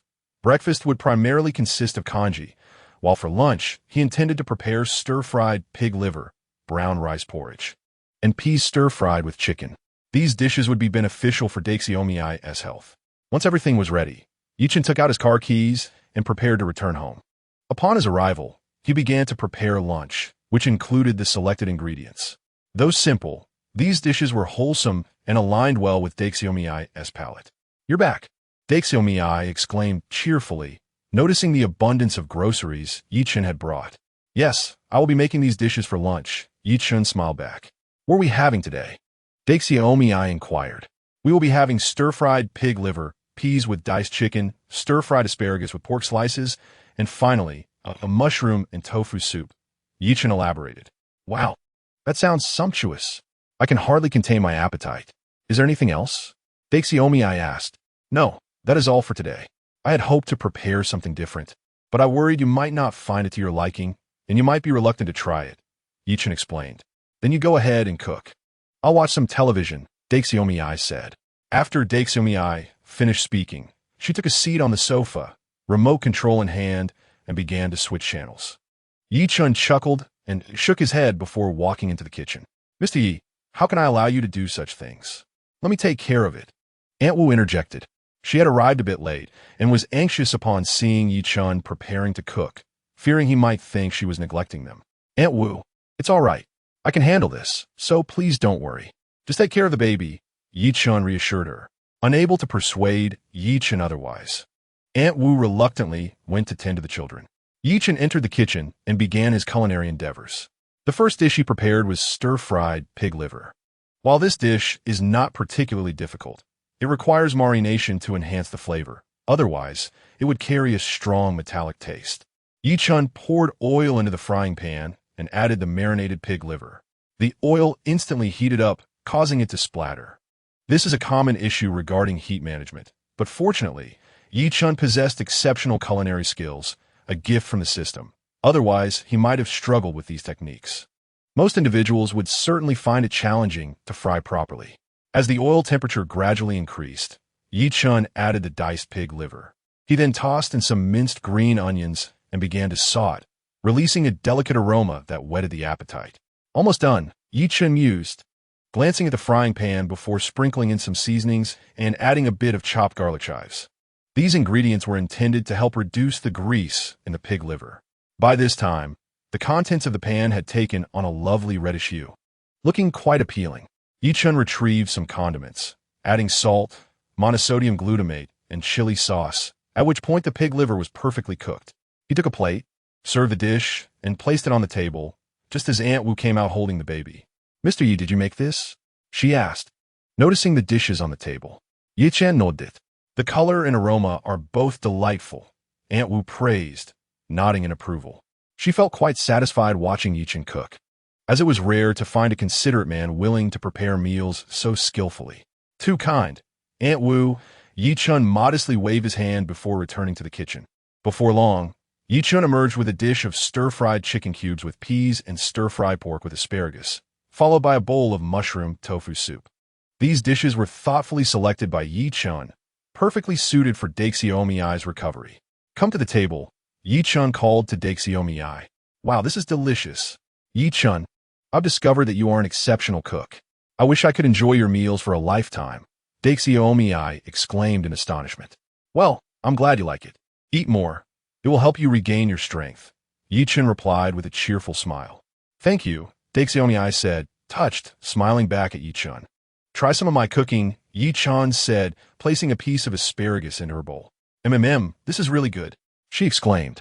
Dai Xiaomei exclaimed dramatically, her expression one of great satisfaction.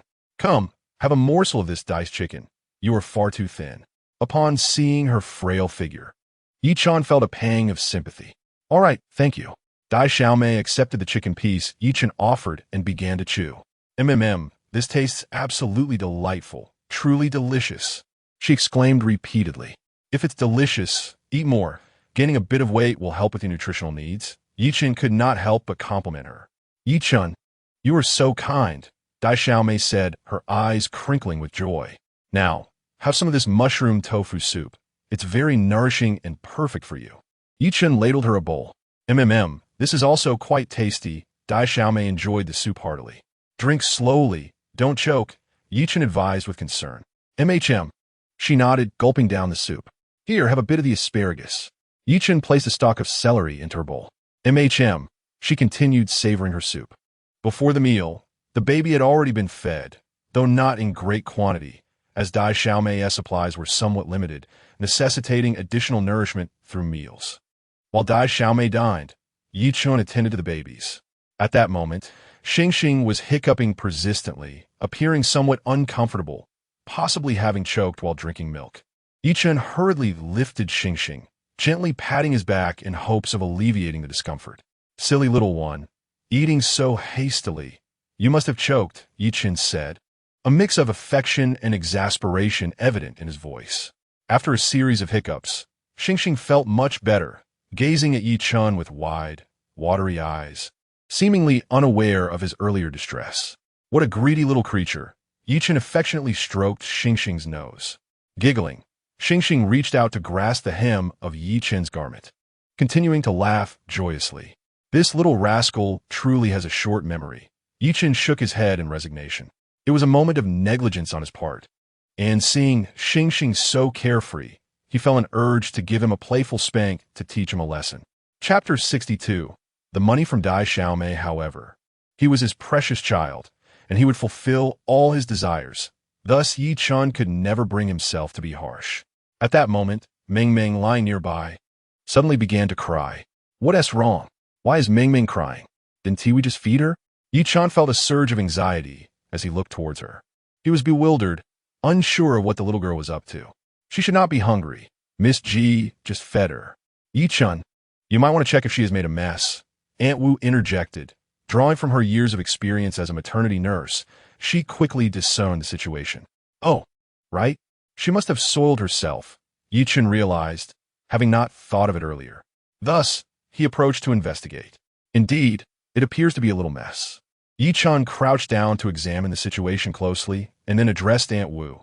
Could you please fetch a diaper? I shall assist in changing her. Of course, Mr. Yi. I will prepare it right away, Aunt Wu replied promptly. With that, Yi Chun stood up, cradling Meng Meng in his arms, ready to give her a bath. Maintaining the baby's hygiene is of utmost importance. At this tender age, her skin is exceedingly delicate. Daily applications of powder are essential, for otherwise she is prone to rashes, especially in this summer heat, where discomfort is easily exacerbated. Meng Meng, nestled in Yi Chun's embrace, continued to wail, her big eyes glistening with tears. Seeing his daughter cry tugged at Yi Chun's heartstrings. How could he not cherish her? Meng Meng, dear, do not cry. Daddy is here, he cooed gently. Alas, Meng Meng persisted in her whimpering. Sweetheart, please don't cry. Daddy is right here with you, he reassured her while tenderly stroking her head, hoping to soothe her distress. Meng Meng squirmed, yearning to escape from Yi Chun's grasp, but her tiny strength proved futile against his hold. Mr. Yi, here are the diapers you requested, Aunt Wu announced as she approached with a package in hand. Thank you, Aunt Wu. I'll take care of it, Yi Chun replied. All right then, you can change her, Aunt Wu said before leaving the room. Now, Meng Meng, let us start with your bath, Yi Chun spoke softly to her. He gently placed Meng Meng into the bathtub and removed her clothes, laying her back in the water while carefully supporting her head above the surface. At last, Meng Meng's tears ceased. Meng Meng, darling, come see how much fun bath time can be, Yi Chun smiled at her. Meng Meng blinked her large eyes at him, appearing quite adorable. He lifted her from the tub and began to clean her little body. She offered no resistance, obediently allowing him to tend to her. Come on, Meng Meng, let Daddy give you a bath, he said tenderly. Meng Meng gazed at Yi Chun with wide eyes, then opened her tiny mouth to blow bubbles. After her bubble making, she closed her eyes, relishing the pampering of her bath. Before long, Yi Chun had finished washing her, lifted her up, and dressed her in fresh clothes along with a new diaper. Once she was attired, Yi Chun looked at Meng Meng and said, Now we can sleep. Upon hearing his words, Meng Meng laughed joyfully. All right, shall Daddy take you to your room to sleep? Returning to the bedroom, Yi Chun retrieved the powder and applied it all over Meng Meng, then gently placed her into the cozy bed. Meng Meng opened her big eyes, exploring her surroundings, and reached out with her chubby hands, appearing quite pleased. Yi Chun sat at the edge of the bed and said, Meng Meng, Daddy will tell you a story. Upon hearing Yi Chun's words, Meng Meng broke into a smile. Yi Chun picked up a fairy tale book and began narrating a story to her. The tales he recounted were quite simple, yet whenever Meng Meng heard about princes, princesses, and lives filled with happiness, a blissful smile would adorn her face. She listened intently to the stories. Despite her tender age, she possessed a deep affection for them. Once a story concluded, Meng Meng's little head nestled into her pillow, and she drifted off to slumber. Witnessing this scene, Yi Chun felt a profound sense of emotion. Dai Xiaomei watched Yi Chun and Meng Meng from the side, her heart swelling with happiness. This was home. This was love. Yi Chun truly was a commendable father figure, and warmth enveloped Dai Xiaomei's heart. Yi Chun, it's time to eat. The food is getting cold, she called out, having just finished her lunch. Snapped back to reality, Yi Chun smiled and replied, Oh, you've already eaten? How was the meal? Did it suit your palate? He regarded Dai Xiaomei with a cheerful demeanor. Blushing, she lowered her head and softly responded, Yes, it was quite good. You should eat as well. All right, Yi Chun said. I didn't expect your culinary skills to be so remarkable. I thought you had gone out to buy it last time, Dai Xiaomei remarked. a hint of surprise in her voice. Not at all. I've only recently begun to learn. I'm glad you liked it, Yichen replied with a warm smile, causing Dai Xiao Mei's cheeks to flush deeper. As she gazed at Yichen, she found it difficult to articulate her feelings at that moment. Excitement surged within her. She felt she had indeed found the right man this time. Well, I shall go eat now, Yichen said, choosing not to tease her further. Dai Xiao Mei nodded in response. Just as Yichen was about to step out for his meal, Dai Xiao Mei called him back. Oh, Yichen, this is for you. She pulled an item from her bag and handed it to him. What is this? Yichen asked, puzzled as he looked at her. This is a gift I prepared for you, she said softly. A gift? Yichen questioned, bewildered. Dai Xiao Mei's face turned crimson, and though she struggled to find the right words, she finally mustered the courage to say, This is my bank card. Here, it is 500,000 in it. Why are you giving me a bank card? Yichen inquired, perplexed. Please don't misunderstand, Yichen. I simply want to share some of the burden with you. It's not fair for you to bear all the expenses for the child alone, Dai Xiao Mei explained, feeling somewhat embarrassed. Fool! Yichen chuckled at the sight of her flustered expression. Dai Xiao Mei's gesture of kindness deeply moved Yichen. She was a genuinely good-hearted girl, and her benevolence was hard to refuse. Yichen struggled to express his gratitude, as words seemed insufficient to convey the depth of his appreciation. He looked at the three little ones on the bed, his heart brimming with tenderness and joy. Take it back. Rest assured, I'm not in need of money. Just look at this house. I purchased it myself. Do I seem like someone who lacks funds? Yichen declined gently. After a moment of contemplation, Daizio realized the truth of the matter. How could someone residing in the prestigious Imperial Garden community possibly be short on funds? Although she felt immense gratitude towards Yichen, she resolved to share some of the financial burden. After all, Yichen had to spend quite a bit on groceries, and she did not wish for him to bear such expenses alone, especially since she was not without means herself. However, since Yichen had expressed his stance, Daizio decided not to press the issue. Very well, since the house is yours, let it remain with me for now. You can retrieve it whenever you need it. You wouldn't refuse, would you? How could I possibly refuse? Yichen replied with a faint smile. Just remember to let me know when you need it, Daizio said, batting her eyelashes at him playfully. Her demeanor was incredibly charming, and Yichen found himself captivated, nearly drooling at the sight. Unquestionably, at that moment, Daizio was exceptionally beautiful, clad in a white shirt and blue jeans, her feet adorned with canvas shoes, her entire aura transformed. Yet, her beauty remained intact, exuding an even more innocent and endearing charm. It must be acknowledged that Daizio was indeed a striking young woman, not only in appearance, but also in her ability to present herself, truly deserving of her status as a stunning streamer in the competitive arena. As Daizio noticed Yichen's gaze fixed upon her, a blush crept on her cheeks. She softly inquired, Why are you staring at me? Yichen responded, Because you are simply too beautiful. You are the most stunning girl I have ever encountered. How could I not gaze upon you? Upon hearing Yichen's words, Daizio shyly smiled and said, All right, enough of that. Go check on the baby. It's scorching hot, and we don't want him to break out in heat rash. This season was indeed sweltering, yet they could not turn on the air conditioning, especially since Daizio, as a new mother, was advised against it, as well as consuming cold foods to avoid any lingering health issues. Furthermore, the baby was still quite fragile and could not be exposed to the air conditioning, as it would lead to discomfort, particularly during this hot summer. Yichen nodded and entered the baby's room. The little ones were perspiring profusely, and upon touching their foreheads, he noted their discomfort. His heart ached at their plight, but he knew he could not turn on the air conditioning, as it would be unbearable for them. After a moment's thought, he retrieved a small hand fan and began to fan the babies, providing them with a welcome breeze. Little ones, it's no longer hot. Now, hurry and sleep, Yichen encouraged. Feeling the refreshing wind, the babies lost their restlessness and promptly closed their eyes, soon falling into a rhythmic breathing pattern. Observing their serene expressions, Yichen couldn't help but smile and gently stroke their faces. Fanning may appear to be an easy task, manageable for 10 or even 20 minutes, but what about 30 minutes or an hour? Before long, Yichen found himself drenched in sweat, his arms aching. Yet he bore it all without complaint, knowing it was a necessary sacrifice. Observing the contentment on the faces of the little ones, Yi-chan felt an immense satisfaction within himself. Despite the fatigue in his arms, he continued to fan the babies, prioritizing their comfort above all else. Yi-chan cared deeply for their well-being. He didn't mind sweating, as he could always wash it off later. The thought of the babies suffering from heat rash was unacceptable to him. Their adorable demeanor made the labor of caring for them a joy, as it brought him the greatest happiness. Meanwhile, in the bedroom, the ever-innocent Dai Xiaomei received a call from Sister Zhou. "Hey Xiaomei, what are you up to?"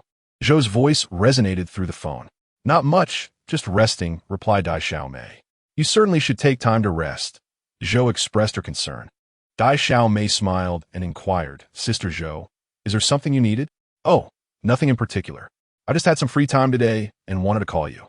I plan to visit the hospital later to see you and the babies. I miss them so much. They are truly adorable," Zhou replied cheerfully. "Then do come quickly. The babies and I miss you too," Dai Xiaomei said with delight. "All right, I'll head over now.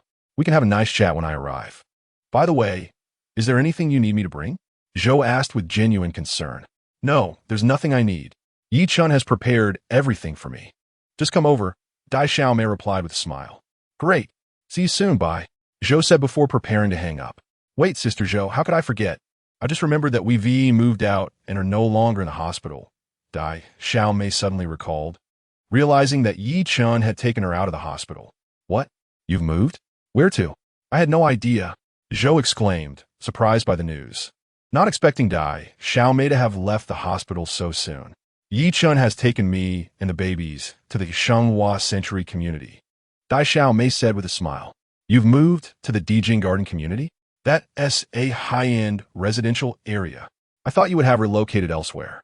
"I can't believe you've already moved," Zhou remarked with astonishment. "Yes, it was Yi-chan's decision to move here," Dai Xiaomei replied with a grin. "Now I understand. All right, wait for me. I'll be there shortly." "Where exactly are you?" Zhou asked with a cheerful tone. "Come on over, and I'll have Yi-chan come down to greet you," Dai Xiaomei responded. "Okay, I'll be on my way," Zhou said, hanging up the phone. She grabbed her bag and headed downstairs to the Dijing Garden community. After ending the call, Dai Xiaomei called out, "Yi-chan," hearing her voice. Yi-chan hurriedly exited the nursery and entered the bedroom. "What is the matter, Xiaomei?" he asked, sitting on the sofa and looking at her. "Sister Zhou mentioned she wants to visit me and the babies, but I'm concerned she might have trouble finding her way. Could you please go down and meet her?" Dai Xiaomei expressed her worries. After a moment of contemplation, Yi-chan remarked, "That's no problem. I shall go down to greet her. Please take good care of the little ones." With that, Yi-chan stood up and proceeded toward the door, having inferred from the voice of the dazed little sister that Sister Zhou might be arriving. To his surprise, his assumption proved accurate. Approximately 10 minutes later, Sister Zhou's phone rang again. "Hey, little sister, I've arrived. Where are you?" she inquired anxiously. "Sister Zhou, I'm downstairs. Please come up." Yi-chan responded with a smile. He understood that Sister Zhou was likely concerned about losing her way, although she could simply take a taxi. Yi-chan could not bear to see her wander off. "Please wait a moment. I shall be right down," the dazed little sister cheerfully chimed. "All right, I shall wait for you. The sun is quite fierce outside.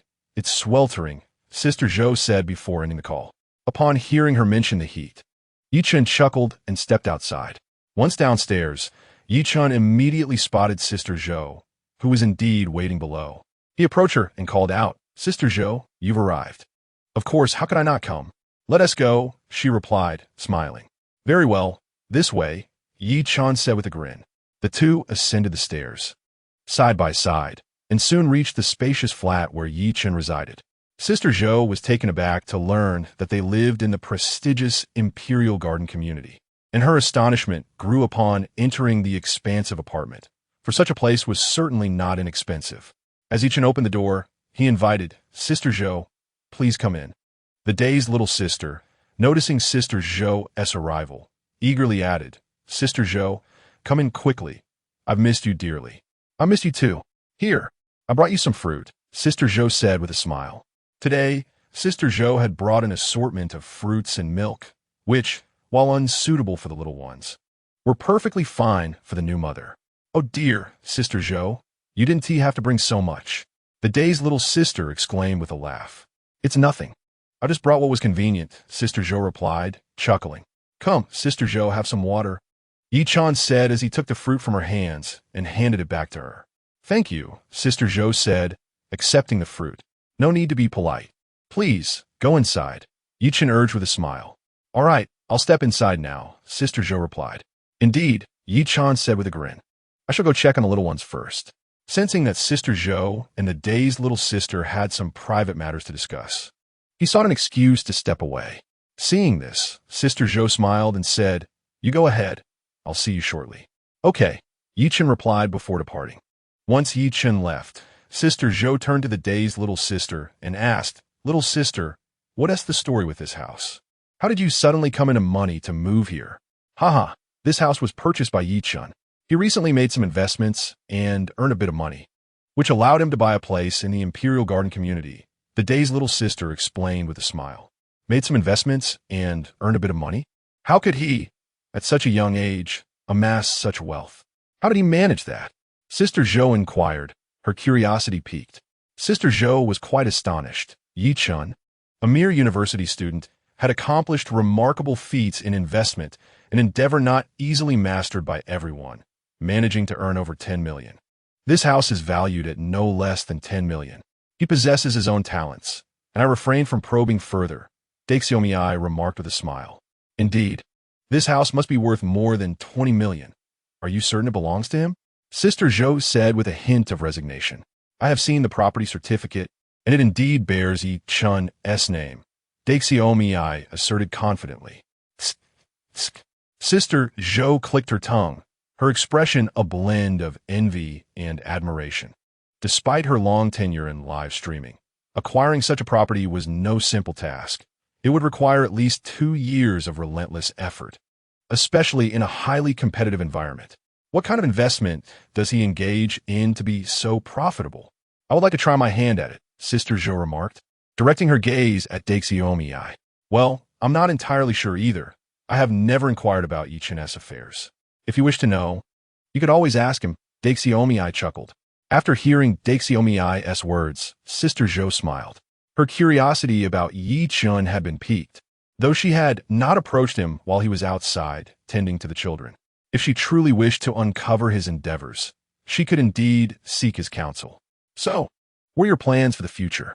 Sister Zhou inquired with a smile. I haven't decided yet. I plan to focus on the children for now, and perhaps consider the future once they have grown a bit, Daxiomei replied with a grin. Oh, that sounds good. What is your impression of Yi Chen? How is he as a person? Sister Zhou continued her inquiries. He is quite amiable. Why do you suddenly ask about him? Daxiomei questioned with a hint of confusion. Oh, it's nothing. Just a casual inquiry. What is he like? Sister Zhou asked with a smile. He is a genuinely good person, treating me well. During the day, he buys groceries and cooks while caring for the children, and in the evenings, he looks after them with meticulous attention. Daxiomei said with a smile. Is that so? Then I am reassured. Please don't take my curiosity amiss. I merely wish to inquire, Sister Zhou said, gazing at Daxiomei with a smile. Sister Zhou, I want to hold it against you, Daxiomei quickly replied.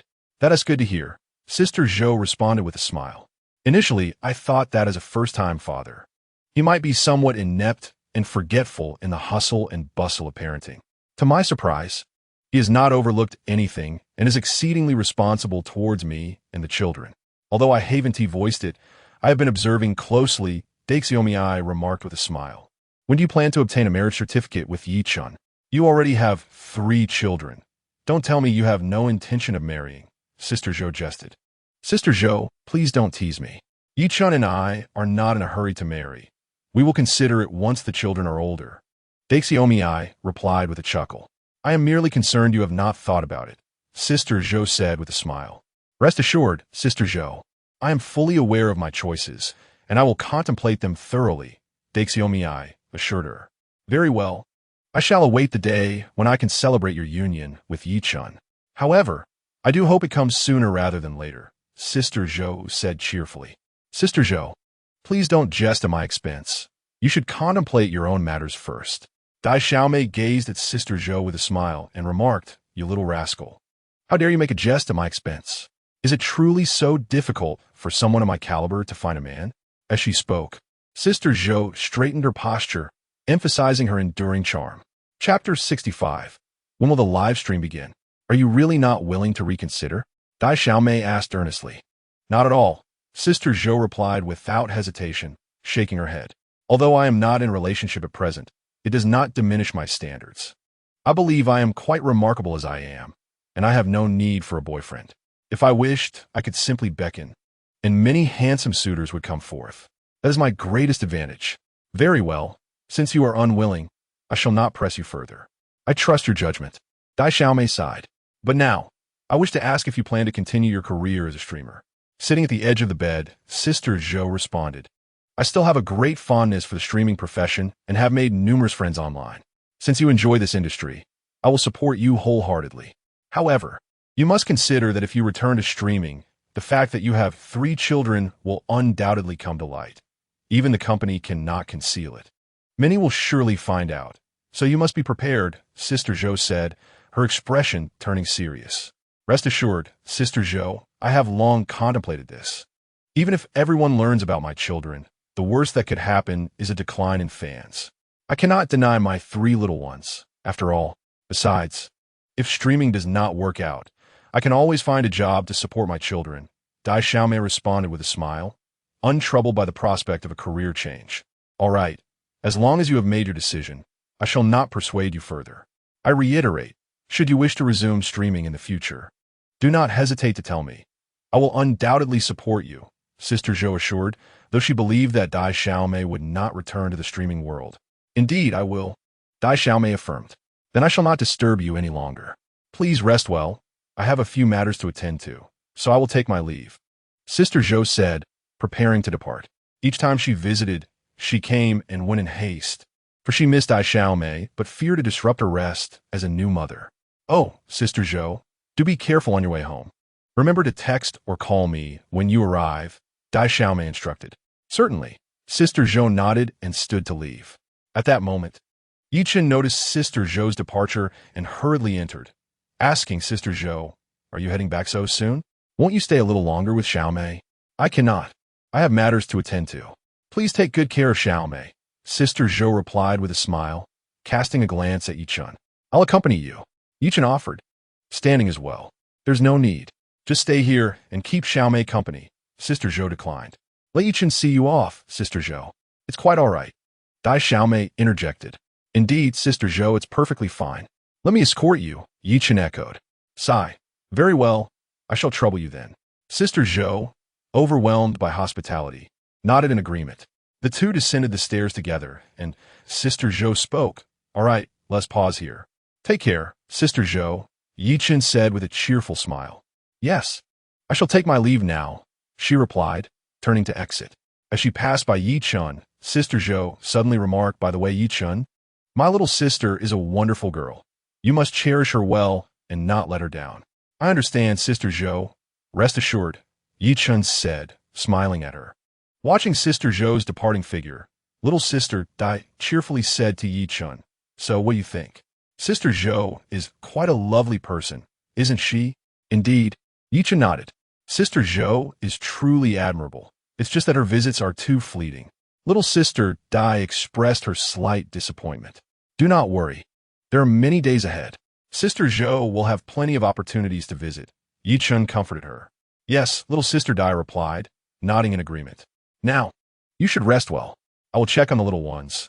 We wouldn't want them to overheat in this sweltering weather, Chen said before heading towards the room.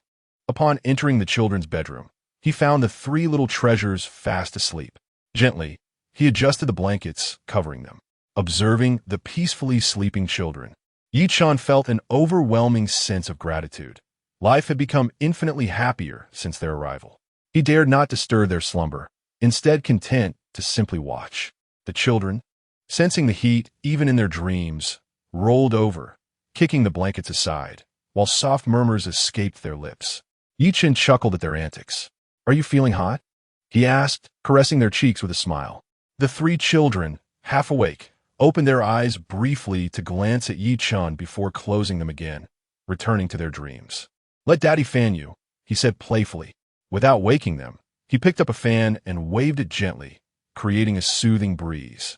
The children nestled deeper into the blankets, burying their faces in their pillows, utterly comfortable. Watching his three little ones sleep soundly, Yi-chun felt a warmth in his heart, a sensation he had never experienced before. This was love. The sight of their sweet slumber filled him with warmth and tenderness. As time slipped by unnoticed, nightfall gradually enveloped the world. Knock, knock, knock. There came a sound at the door. Xiao Chun, I'm back. Open the door quickly. It was Li Miling's voice from outside. Come in, Mom. Just a moment. Yi-chun replied, snapping back to reality as he hurried to open the door. Li Miling entered, carrying a multitude of items. Mom, why did you bring so much stuff? Yi-chun inquired. These are all from the countryside, brought for you. They are from our relatives' free-range farms. Now lend me a hand. Li Miling responded. What exactly did you bring? Yi-chun asked. Pork, chicken, duck, and eggs, among other delicacies, are sourced from our relatives' free-range farms. I pondered that the poultry available outside is rather subpar, so I took the liberty of bringing some items back for you, remarked Li Miling. Have you worked too hard, Mother? Yi-chun observed, somewhat taken aback by the multitude of packages Li Miling was carrying. Knowing my toil, yet failing to lend a hand. And all this is for your younger sister. I feel for my daughter-in-law, Li Miling retorted with a playful roll of her eyes. Yi-chun could not help but chuckle at his mother's expression, well aware of her genuine affection for his younger sister. Very well, Your Majesty, allow me to carry these. You should take a moment to rest, Yi-chun offered, reaching to take the burdens from his mother. Oh dear, you are quite incorrigible, Li Miling replied, shaking her head with a smile. Yi-chun assisted Li Miling to the sofa and then said, Mother, let me give you a massage. That sounds splendid. Please knee my shoulders, Li Miling responded. With a grin, Yi-chun began to massage her, his technique remarkably adept, bringing her great comfort.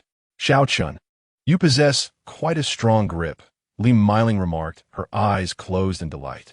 Indeed, I take pride in that, Yi-chun replied, brimming with confidence. Very good. Your skills are commendable. Now, I shall go and prepare the chicken. Do lend me a hand, Li Miling instructed. Absolutely, Yi-chun replied cheerfully. As Li Miling headed to the kitchen to prepare the chicken, Yi-chun followed closely to assist her. Their cooperation was seamless, and the task progressed smoothly. Throughout the process, Li Miling frequently commented, Xiao Chun, your knife skills are impressive. Your movements display great finesse, far from that of a novice. Indeed, I initially struggled a bit, but with time, I have become proficient, Yi-chun responded with a smile. The task of preparing the chicken was completed swiftly, and since they used the freshest ingredients, it was not long before they were done. Please wash these 2 chickens and place them in the refrigerator. They will keep for quite some time, Li Miling instructed, handing the chickens to Yi-chun. Certainly, I will take care of that and place them in the fridge. You should rest in the living room for a while. Yi-chun replied with a smile. After placing the chickens in the refrigerator, Li Miling observed her son with a sense of pride. He was quite capable, earning money and preparing meals, which brought her immense satisfaction. When she mentioned these thoughts to Yi Wei, he too marveled at how much their son had matured. All right, Mother, you should rest a bit. I will prepare dinner. Tonight, I will make a chicken soup for us, Yi-chun said with a smile. Very well, go ahead. Li Miling, Raplia. Li Miling settled down in the living room to rest, while Yi-chun returned to the kitchen to commence cooking. With all the necessary ingredients at hand, Yi-chun had long contemplated what delightful dish to create. After preparing the chicken, he cut it into pieces and arranged them on a plate, setting it aside for the next steps. After preparing the chicken, Yi-chun commenced the process of simmering the chicken soup. He poured a pot of chicken into a large cauldron, adjusted the flame, and then took a bowl to slowly heat some oil. Within a quarter of an hour, the delightful aroma of the soup permeated the entire kitchen. Satisfied with the finished broth, Yi-chun smiled, lowered the heat, and transferred the chicken onto a plate before beginning to stir-fry the vegetables. The process of stir-frying was rather intricate. It required marinating the chicken with salt first, followed by a brief saute with chili oil before adding soy sauce. After marinating the chicken with salt, Yi-chun tossed in slices of ginger and sauteed them for a while. Once he allowed the chicken to rest on the plate for a few minutes, he emerged from the kitchen, where Li Miling was already waiting in the living room. Upon seeing Yi-chun emerge with the plate, Li Miling exclaimed with a smile. My son is becoming increasingly skilled. Even your cooking is this delectable. Yichen replied with a chuckle. Well, this is all thanks to my mother's guidance. Haha, I wouldn't say that. It's all your extraordinary talent. Li Miling responded joyfully. Ah, please refrain from praising me too much. I fear I might become foolish from all this flattery. Yichen joked. Haha, you little rascal, daring to tease your mother. Li Miling laughed. All right, I shall go call your little sister for dinner. Yichen smiled and turned towards the bedroom. Okay, Li Miling, rapidly. As Yichen entered the bedroom, he found his little sister, Dui Xiaomei, fast asleep. He approached the bedside quietly and gently roused her, saying, Little sister, it's time for dinner. Oh, all right, Dui Xiaomei replied, rubbing her sleepy eyes. Get up quickly, Yichen urged. Still groggy, Dui Xiaomei sat up and complained. Why are we having dinner so early? I've only been asleep for 5 minutes. It's not early. You've been sleeping for nearly 2 to 3 hours, Yichen chuckled. Oh, I see. Dui Xiaomei acknowledged. Yichen helped her put on her clothes and tidied her disheveled hair. Together, they exited the bedroom to prepare for dinner. Ah, Xiaomei is awake. Come and eat. Li Miling cheerfully called out. Startled, Dui Xiaomei responded. Annie, you're back. I didn't even know you were here. Haha, I just returned. I saw you sleeping and didn't want to wake you. Now come on, wash up and let us eat. Li Miling said with a smile. Okay, Dui Xiaomei nodded. Then turned to Yichen, asking, Why didn't you tell me Annie was back? I forgot. I meant to let you know. But you seemed so deep in slumber, so I didn't disturb you, Yichen explained. Then why didn't you say anything earlier? Dui Xiaomei looked at him reproachfully. Well, I simply forgot, Yichen replied with a smile. You mustn't forget in the future, Dui Xiaomei insisted. All right, I promise to remember, Yichen said, smiling. Enough of this, let us eat. Li Miling beckoned with a laugh.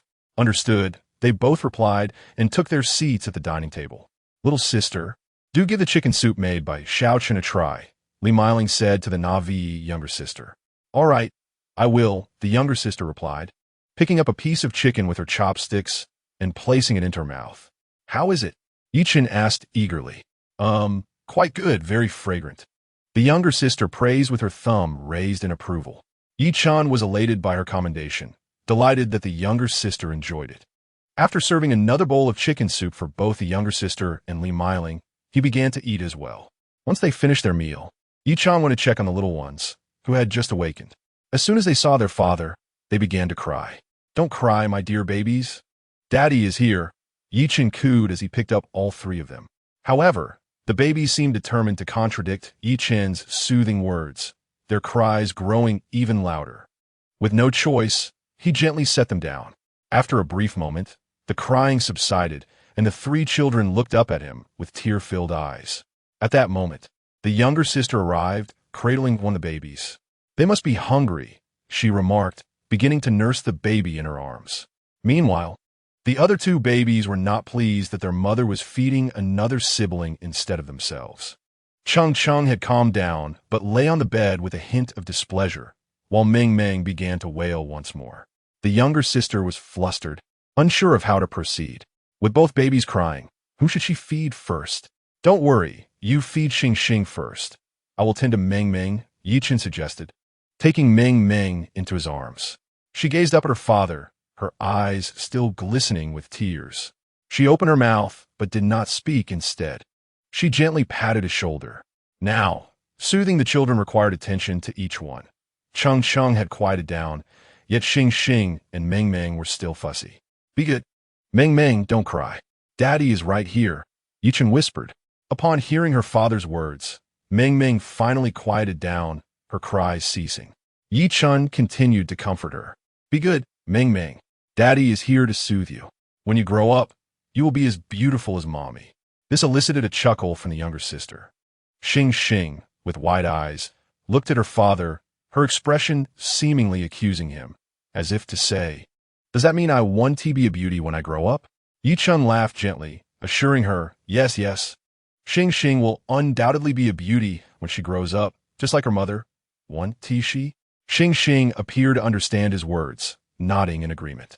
Before long, the younger sister had finished feeding Xing, and it was now Meng Meng's turn.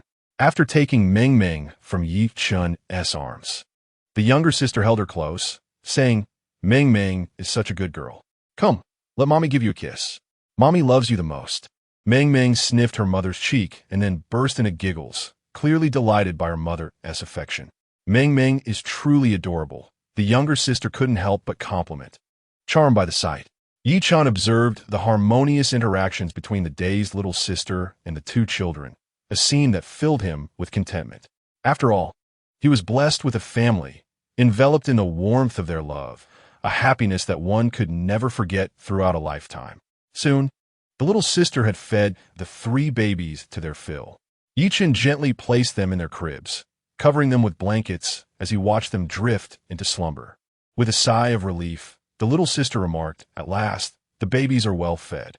Yes, it will be much easier once they grow up. Let's get some rest.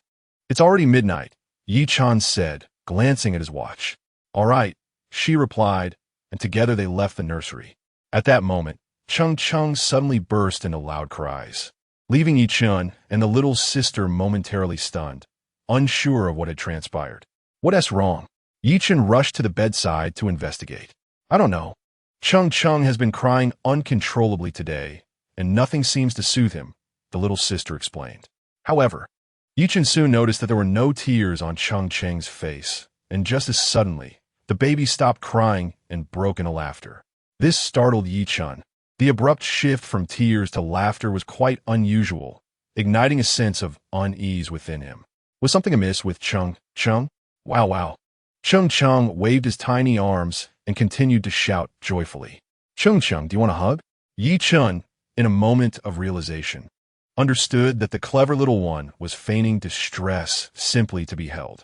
Chung Chung looked at his father and nodded, which brought joy to Yi Chun as he scooped him up. The moment he embraced him, Chung Chung ceased his cries and erupted into delightful giggles once more. Oh dear, this little rascal is quite the trickster, yet undeniably charming, the little sister remarked. It's astonishing that such an adorable baby would resort to deception. One could easily be fooled if not paying attention. That is only natural. Just look at whose child he is, Yi Chun replied with pride. All right, enough boasting. Let us get the baby to sleep. As it's getting late, the little sister urged. Of course, Yi Chun said, as he lulled Chung Chung back to sleep. I'm so exhausted. I think I'll retire for the night, the little sister declared, darting towards her bedroom. Yi Chun gazed at Chung Chung, who lay peacefully asleep beside him. It was indeed a rare sight to witness such a tiny being displaying affection. The next morning, sunlight streamed through the curtains, casting a warm glow upon Yi Chun's face, stirring him from slumber. He stretched lazily and sat up in bed, having enjoyed a restful night, as the babies had been remarkably well behaved, allowing both him and the little sister to sleep soundly. However, it was now the time when children tended to be most fussy and in need of attention. Yi Chun made his way to the nursery to check if the babies' diapers needed changing. They were all sleeping soundly, their peaceful expressions exuding sweetness. Yi Chun gently touched the babies' backsides and, after a night's rest, confirmed that they were indeed wet. He then proceeded to change their diapers. After removing the diapers, Yi Chun cradled the babies as he prepared to enter the bathroom. At that moment, the little sister was still asleep, so Yi Chun carried the babies into the bathroom. He first washed them meticulously, then gently wiped their tiny bottoms with a warm towel before changing their diapers. Yi Chun approached the task with utmost seriousness, taking great care to avoid causing them any discomfort. This meticulousness reminded him of the early days after the babies were born, when he was solely responsible for their care. Once he completed the task, he dressed the babies and hung their clothes back on the drying rack. Yi Chun pondered that perhaps this life was his ultimate destination. After the washing was complete, he picked up the babies and gently placed them back in their beds. At that moment, the little sister ambled out of the room and, upon seeing Yi Chun, remarked, "You're up quite early. Aren't you worried about waking the babies?" Yi Chun chuckled, "Not at all. I've lulled them back to sleep, and they are resting peacefully now." "All right then, come eat. Breakfast is ready," Li Meiling called from the kitchen. "Mom, you're up early too?" Yi Chun inwarded. "I slept early and woke early. Besides, your sister needs to recuperate, so she must not skip breakfast," Li Miling replied cheerfully. That's true. Yi Chen nodded in agreement. Now, hurry and wash up so we can eat, Li Miling urged. All right. I'll wash my face and brush my teeth first, the little sister said. Chapter 68. Darling, let's not have any more children. After Yi Chen and the little sister finished washing up, they sat at the dining table, which was laden with a delightful array of dishes. Yi Chen glanced over the spread, noting that everything was to both his and the little sister's liking. It was evident that their mother had put a lot of thought into the meal. Mom, there is so much food. I can't possibly eat it all. If we eat this much every day, my sister and I will turn into pigs. Yi Chen joked. As long as you two can eat it, that's what matters. I haven't dared to give you too much lately, fearing it might upset your digestion, so I prepared easily digestible foods for you, Li Miling explained. Thank you, Auntie. The little sister expressed gratefully. Silly child, why say thank you? I care for you both sincerely, and there is no need for formality, Li Miling replied warmly. I understand, the little sister said obediently. Here, have some porridge. It's good for your stomach, Li Miling said as she brought a steaming bowl of rice porridge to the little sister. Upon receiving it, the little sister inhaled the fragrant aroma, and her stomach rumbled in response to the enticing scent. Seeing her reaction, both Li Miling and Yi Chen shared a smile. Dai Xiaomei took a sip of the rice porridge, and an overwhelming sense of satisfaction enveloped her. The flavor of the porridge was simply exquisite, undoubtedly the most delectable in the world. Not only was it flavorful, but its texture was also remarkably delightful, prompting continuous admiration from Dai Xiaomei. Observing her relish in the meal, Yi Chen decided to partake in the porridge himself. By the way, Xiaomei, what would you like for lunch? Tell Andy, and she will prepare it for you, inquired Li Miling. I'm not quite sure what I want to eat. Since you're the one cooking, I'll eat whatever you make, replied Dai Xiaomei, sticking out her tongue playfully. Mom, you needn't worry. I'll handle lunch. I have it all figured out.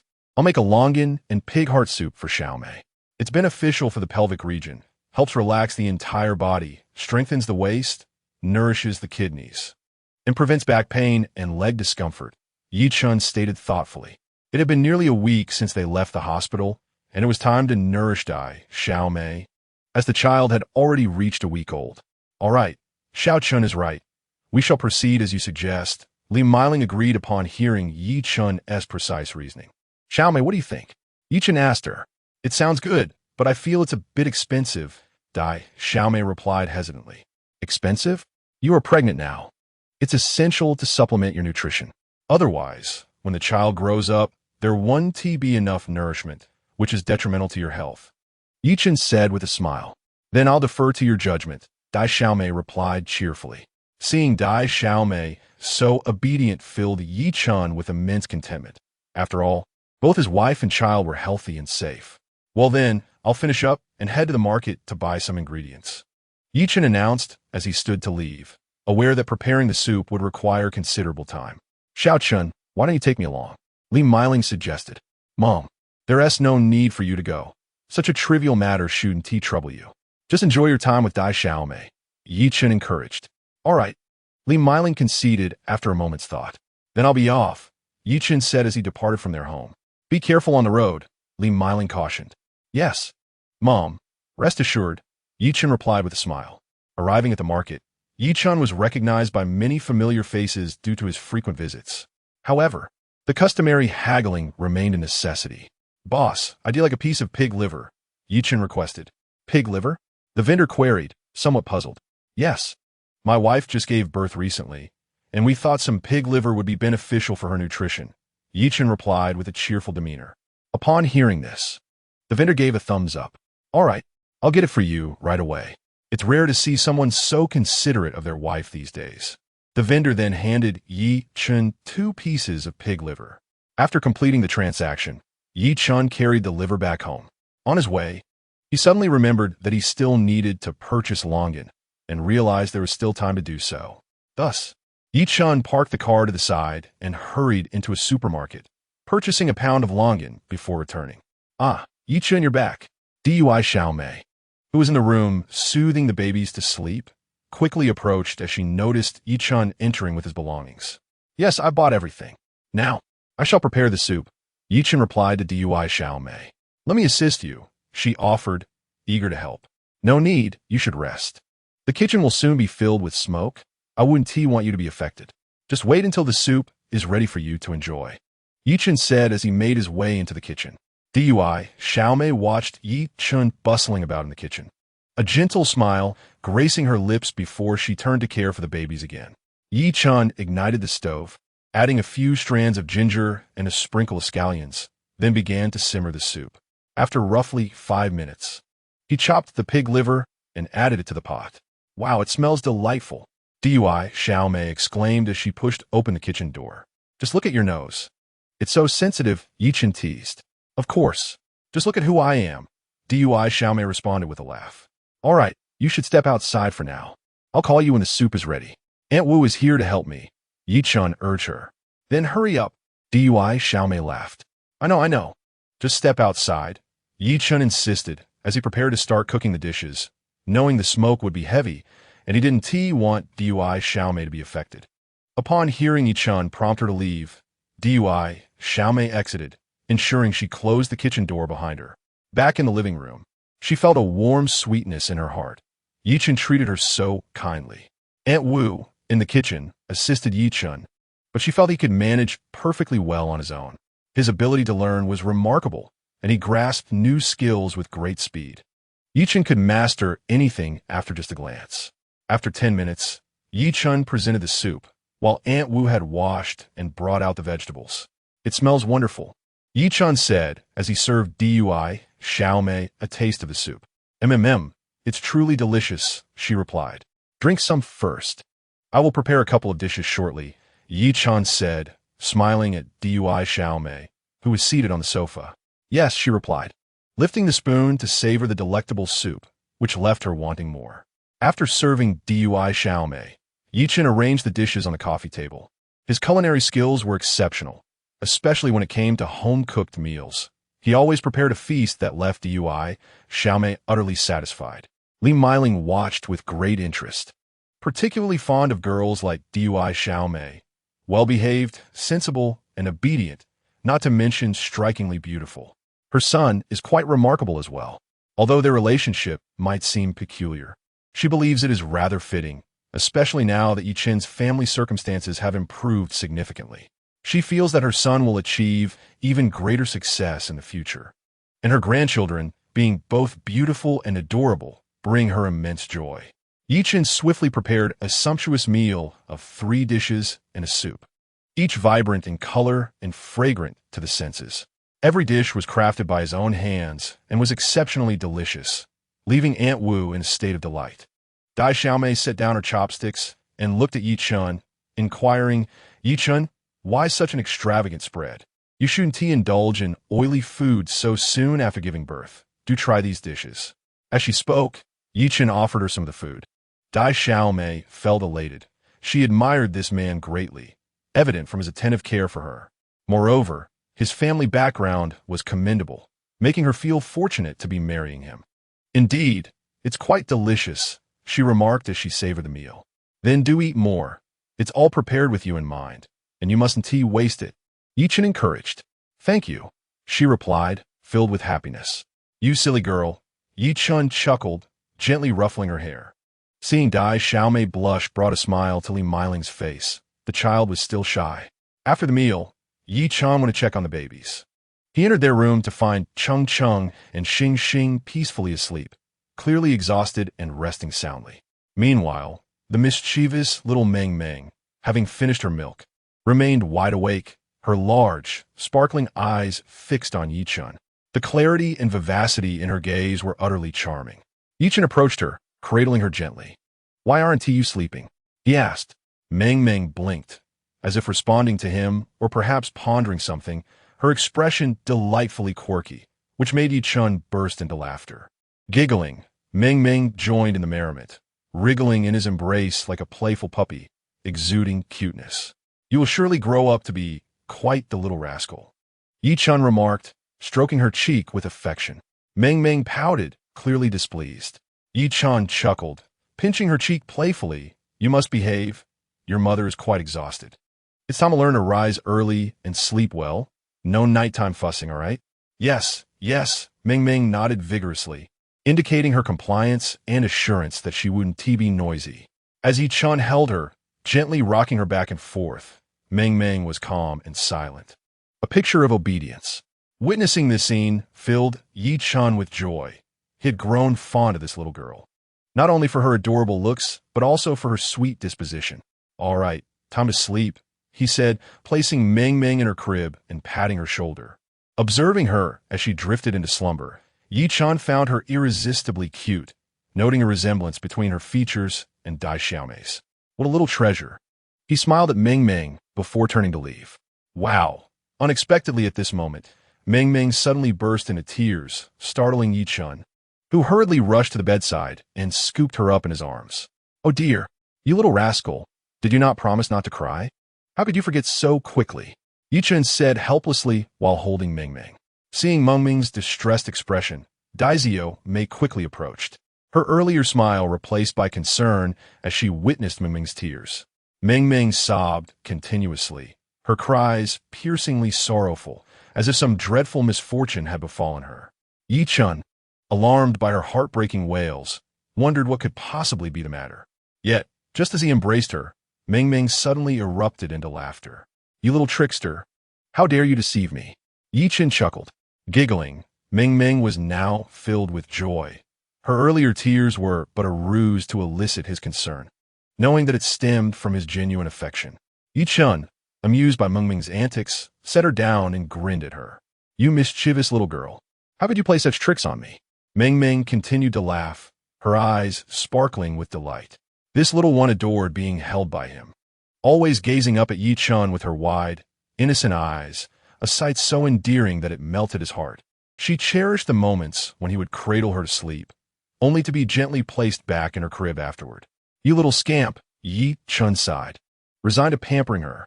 As he held Ming Ming, her chubby little hand reached out, exploring his chest with curious fingers, their softness eliciting a delightful tickling sensation within him.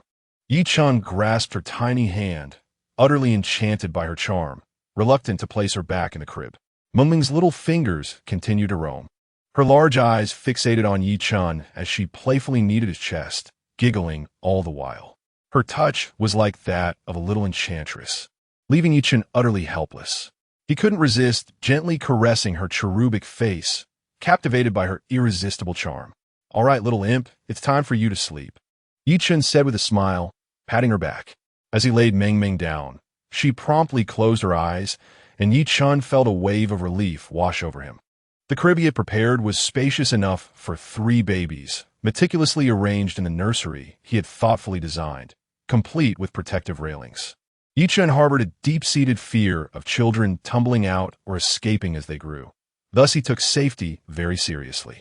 Chapter 70. Persistent Whining. At that moment, Dai Zio Mei entered, her heart warmed by the sight of Yi Chun soothing Ming Ming to sleep, a clear indication of his genuine affection for her. She then surveyed the nursery's arrangements, feeling deeply gratified by Yi Chun's thoughtful preparations. The quaint little room further showcased his meticulous and caring nature. Even the protective measures on the crib have been taken into account, ensuring that the little ones cannot tumble down even when they crawl about. Yi Chun, I'm truly pleased with all these details. Thank you so much, said Dai Xiaomei, gazing at Yi Chun with gratitude. It's nothing. This is what I ought to do, so please don't mention it, replied Yi Chun with a smile. The babies are now peacefully asleep, and Dai Xiaomei found their slumber utterly adorable. These little darlings are simply delightful. By the way, Yi Chun, when you plan to visit the university? You are a college student, and it has been quite a while since you last attended. Will this absence affect your graduation? Dai Xiaomei inquired with a hint of concern. There's no need to worry. I have already requested a long leave from my teacher, so I won't be going to school for a while. Moreover, I have completed my thesis and am merely awaiting my defense. Rest assured, Yi Chun assured her, having long since finished his paper. Well, make sure to take care of yourself and attend to any matters that require your attention, Dai Xiaomei nodded. This is a very important issue, and she must remind Yi Chun to prevent him from forgetting it. Don't worry, I won't overlook this. I trust the teachers won't deliberately hinder me. So you need not fret, Yi Chun said with a smile. Although he did not wish for Dai Xiaomei to worry, He could not dismiss her kindness. Dai Xiaomei felt relieved. She feared that Yi Chen's studies might be affected, as a degree is indeed a crucial stepping stone. And she certainly did not want Yi Chen to face difficulties in graduating, which would be truly troublesome. Observing Dai Xiaomei's lingering concern for him, Yi Chen smiled and reassured her. Rest assured, I have everything arranged, so you can be at ease. All right, Dai Xiaomei nodded. At that moment, Yi Chen's phone buzzed. Upon checking, he saw a message from the university classmates group. Yi Chen was aware that recently his classmates had been discussing him, speculating about how he had fathered 3 children. And gossip was circulating, with some feeling quite envious.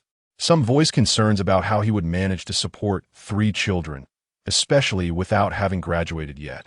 Unless his family was wealthy, it would be quite challenging. There were even harsher comments made. Yi Chen understood their thoughts. They merely wished to see how he would provide for 3 children. However, he paid them no mind. As long as he had financial means, it mattered little. These classmates were merely a group of idle chatterers, and he saw no need to engage with them, as they were unaware of his family's circumstances. Nevertheless, Yi Chen was unconcerned, while Wang Li and Zhang Hao, who were now the uncles of the 3 babies, were quite perturbed and felt compelled to defend him. Just as the group message was sent, Wang Li's response appeared. Why do you all have so much to say? Are you eating your family's rice? Mind your own business. Zhang Hao quickly followed up with, are you still unconvinced? He has a wife and children. What about you? You're just a solitary figure. Indeed, what does having children matter to you? Well, your wife. Yi Chen currently enjoys the company of a beautiful girlfriend, and their household is blessed with several little ones. Do you possess such fortune? If not, perhaps it is best to refrain from this discussion. The two exchanged barbs back and forth, and upon witnessing their banter, Yi Chen could not help but smile, feeling a warmth in his heart. Their camaraderie was a testament to their care for him, which brought him great solace. Regardless of how their lives may unfold, Yi Chen would always cherish their brotherhood, a bond unaltered by the passage of time or circumstance. Ah, are we not simply envious? One remarked, what is there to envy? Yi Chen's wealth allows him to indulge. What of you? Such envy remains unattainable. The conversation continued, filled with playful jabs. As others around them chuckled, the lively exchange creating a delightful chaos in the group chat. Yi Chen observed their antics without intervention. After all, they were no longer children, and such spirited exchanges were commonplace. At that moment, a soft cooing sound emerged from Little Star. Yi Chen turned to see the adorable child gazing at him with wide, sparkling eyes, radiating a charm that melted his heart. Oh, Little Star, you're simply delightful, he remarked, gently pinching her chubby cheeks. Her laughter was infectious, and Yi Chen reveled in the softness of her face. As her mouth curled into a smile, revealing her pearly teeth, he found her utterly enchanting. Dai Xiaomei watched Yi Chen playfully squeeze Little Star's cheeks, finding the scene amusing. Yi Chen, noticing her expression, chuckled along.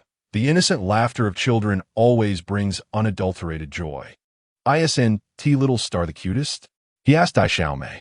Indeed, she is quite adorable, she replied. Little Star playfully nudged her head against Yi Chen's hand, as if tickled, and she reached out to grasp his fingers. The delightful sensation of her tickling caused Yi Chen to burst into laughter. Ha ha ha, he exclaimed, thoroughly entertained by her mischievous side, which he had never witnessed before. Dai Xiaomei, observing Little Star's antics, interjected with a laugh. Oh dear, you should cease this playful ruckus. Look, her little hands are turning red. At her words, Yi Chen released Little Star, who immediately nestled back into his embrace, drifting off into a peaceful slumber. Such is the nature of infants. They can fall asleep in an instant. Yi Chen gently laid Little Star on the bed, tucking her in comfortably. Satisfied to see her back in dreamland, he and Dai Xiaomei quietly exited the room. Checking his phone, Yi Chen found a flurry of messages from a group of aimless individuals, hurling insults at one another, and he decided it was best to ignore them entirely. Chapter 71. Marriage. Yi Chen was exceedingly content with his current life, surrounded by family, friends, and 3 precious little ones to cherish. Half a month had elapsed since their discharge from the hospital. Under the nurturing care of Dai Xiaomei's breast milk, the baby had been growing increasingly robust. her little face a rosy picture of health and cuteness. Daixiomi had also nearly recovered her own health, although she was not yet fully healed. There was no cause for concern, as Yi Chen's attentive care had been impeccable. Yi Chen had grown accustomed to this lifestyle, often finding joy in the simple pleasure of witnessing his children's smiles, feeling that this was the essence of true happiness. During this period, Daixiomi contemplated much. In just half a month, the full moon celebration would arrive, necessitating preparations. However, the baby was still quite small, merely cooing and crying when hungry, regardless of the hour.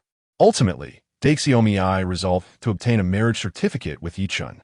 His unwavering care for her and the children, coupled with the encouragement from Yi Chen's parents to hasten their marriage, solidified her determination. Daixiomi believed that providing a complete family for her child was paramount, and marriage was the most suitable path. Regardless of the circumstances, they would marry first and develop their relationship gradually thereafter. She decided to broach the subject with Yi Chen that evening. "What's on your mind?" Yi Chen inquired, discerning the weight of her thoughts. "It's nothing," Daixiomi replied hastily, waving her hand, hesitant to reveal her thoughts to Yi Chen. She worried about how he would react if he learned of her intentions regarding marriage. Even though she was mentally prepared, the prospect of her feelings being laid bare made her anxious. "If there is something, just tell me," Yi Chen suggested, mistakenly attributing her demeanor to the fatigue of caring for the baby over the past few days. "Really, I'm fine," Daixiomi reassured him, returning her attention to her phone. "All right then, let us eat," Yi Chen said with a cheerful smile. During their meal, Yi Chen inquired about Daixiomi's health, asking, "How have you been feeling lately?"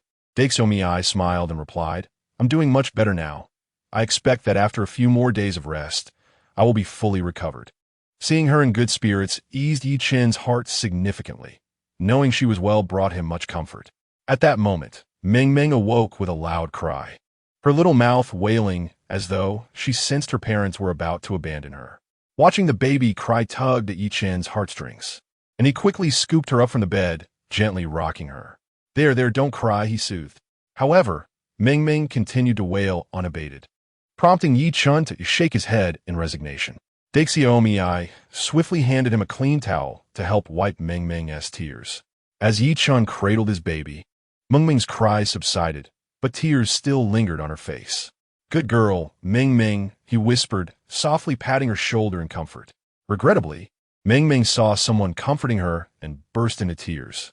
Daizio hurriedly rushed to the baby's side, cradling her gently and soothingly saying, "Be good, darling, don't cry anymore." With a whimper, Meng Meng replied through her tears, "Woo-woo, woo-woo. All right, no more crying." Daizio continued to comfort her, while Xiaoxing beside them wept continuously.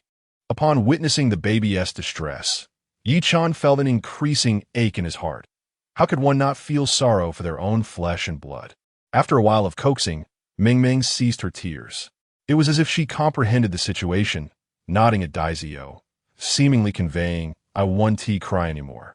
Meng Meng was truly obedient. Daizio felt immense joy at the realization that Meng Meng understood her words, signifying her influence over the child, which was indeed a delightful revelation. Watching his daughter's adorable demeanor filled Yi Chen with happiness. Any father would surely be enamored by such cuteness. "Look, Yi Chen, how well Meng Meng behaves," Daizio exclaimed joyfully. "Indeed, she is quite well behaved," Yi Chen nodded in agreement. The two continued to soothe the baby until nearly 9 o'clock before returning to their bedroom. Through the experience of comforting the baby alongside Yi Chen, Daizio witnessed his caring nature towards the children. Yi Chen's demeanor was truly commendable. How wonderful it would be if her children could have such a good father. Thus, Daizio finally mustered the courage to speak. "Yi Chen, there is something I wish to discuss with you." Upon hearing Daizio's sudden intent to address a serious matter, Yi Chen felt a wave of curiosity wash over him, wondering what could be so grave. "In fact, I would like to discuss something with you," Daizio said cautiously. "Please, feel free to speak your mind," Yi Chen encouraged. "I want to marry you," Daizio declared, summoning all her courage. "What?" Yi Chen was taken aback, stunned that such a proposition could come from Daizio. How could she contemplate marrying him? "I'm not joking," I truly wish to marry you, Daizio said earnestly, gazing deeply into Yi-chen's eyes. Yi-chan was at a loss, unable to fathom that Daizio would raise such a topic. Noticing his silence, Daizio quickly clarified, I'm serious. I genuinely want to marry you. Please don't misunderstand. It's not that I'm unwilling. I just didn't want to rush you.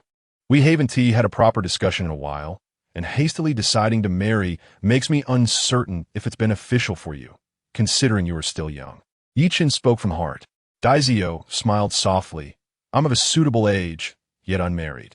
I understand that marriage is a serious commitment, but I am earnest about marrying you, for both myself and for our children.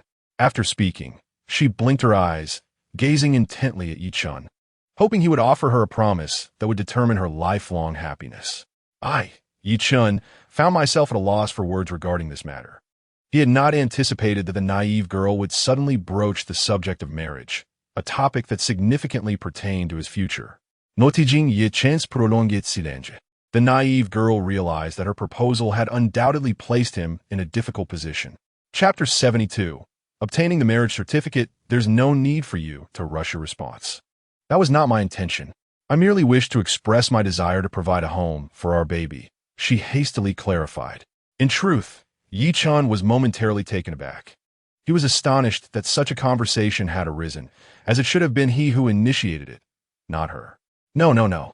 I'm simply a bit shocked. I did not expect you to be the one to discuss this matter first. I had intended to find a suitable time to bring it up myself. Yi-chan quickly replied, I shall await your answer, and I hope that my decision today is the right one. The naive girl said with a smile as she gazed at Yi-chan. Have you made up your mind? Yi-chan asked earnestly. Yes, I have thought it through, she affirmed. Observing her resolute demeanor, Yi-chan understood that he could no longer procrastinate. Delaying would be of no benefit to their child. Unsure of how to respond, he finally said, Very well, I respect your decision. You must realize that this is a significant commitment for you, so please consider it carefully. Of course, I am aware. Thank you, Yi-chan, the naive girl replied, embracing him warmly. Once this month of confinement is over, let us go to the Civil Affairs Bureau to obtain our marriage certificate, Yi-chan proposed. All right, I look forward to that day, she replied. You should rest now. I will go take a shower, Yi-chan said as he rose and headed toward the bathroom.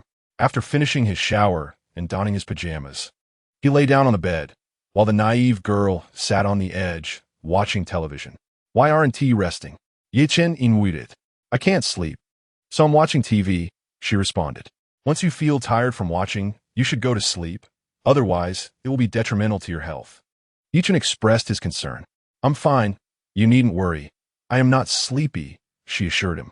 Despite her words, Yi-chan continued to express concern. Even if you're not sleepy, you should still try to rest. It is important for your well-being. Very well, she conceded reluctantly, unsure of why Yi-chan was so anxious about her. While Yi-chan watched television, his mind was clouded with thoughts. This matter had taken him completely by surprise, to the point that he struggled to adapt. Observing that the naive girl had closed her eyes, he realized she had drifted into slumber. Once he confirmed she was asleep, Yi-chan quietly rose and exited the room, for he had other matters to attend to. Upon entering the nursery, Yi-chan felt an overwhelming surge of excitement. He had fretted over this issue for so long, unsure of how to approach it, yet here it was, resolved so easily tonight. He longed to shout with joy, but fearing he might awaken the babies, he could only whisper, Your mother has finally agreed to marry me. How exhilarating. Ha ha ha. As Yi-chen's voice fell, the little ones erupted into a cacophony of cries, their sounds hammering against his heart, causing a flurry of anxiety within him. This was his first experience in such a situation, and he felt exceedingly nervous. Children, please refrain from causing a ruckus and go to sleep obediently, Yi-chen implored. Upon hearing their father's words, the little ones ceased their peculiar sounds and dutifully nestled into their blankets, albeit still emitting soft mews as if in protest. Noticing that the children had quieted, Yi-chen chose not to disturb them further and tiptoed out of the bedroom, gently closing the door behind him. Upon entering the bedroom, he discovered that the little sister had already succumbed to slumber, her small blanket having fallen to the floor, revealing a pristine white pillow. Alas, at this age, One should still be so restless in sleep. Yi Chen sighed, shaking his head. He made his way to the kitchen, poured himself a glass of water, and took a sip. Sitting on the sofa, Yi Chen pondered the words of his little sister. The situation had unfolded so unexpectedly that he had not anticipated such a turn of events today, especially her request for him to marry her. This notion felt surreal, leaving him questioning his reality. Am I truly not dreaming? Yi Chen mused, rubbing his face to confirm the sensation of pain. Is everything truly real? He exhaled deeply, feeling as if the entire world had brightened at that moment. Am I Yi Chen? Is this a dream? Yi Chen, what is the matter? Are you unwell? The little sister emerged from her room. Ah, little sister, why are you up? You should return to rest, Yi Chen replied, somewhat embarrassed. Are you all right? She inquired. Nothing's wrong. What could possibly be wrong? Yi Chen responded. I heard you shouting outside. Did you have a nightmare? She asked, which made Yi Chen feel a tad bashful. No, I was just on a call. Please go back to sleep, he replied, feeling sheepish. Seeing his discomfort, the little sister nodded and retreated back into her room. Once he heard the door click shut, Yi Chen breathed a sigh of relief. He then resolved to check if the little ones had wet their pants and to assist in changing their diapers. With utmost care, he opened the door to their room and stepped inside, finding the children sleeping soundly. As he approached to lift their small blankets, he exclaimed, "Oh dear, they've wet themselves." Upon noticing the dampness of their bedding, he swiftly uncovered their little backsides. In that moment, the children seemed to sense the chill and instinctively turned over, presenting their bottoms. Such mischievous little ones, Yi Chen muttered. Observing their tiny behinds, he marveled at their adorableness, captivated by their innocent beauty.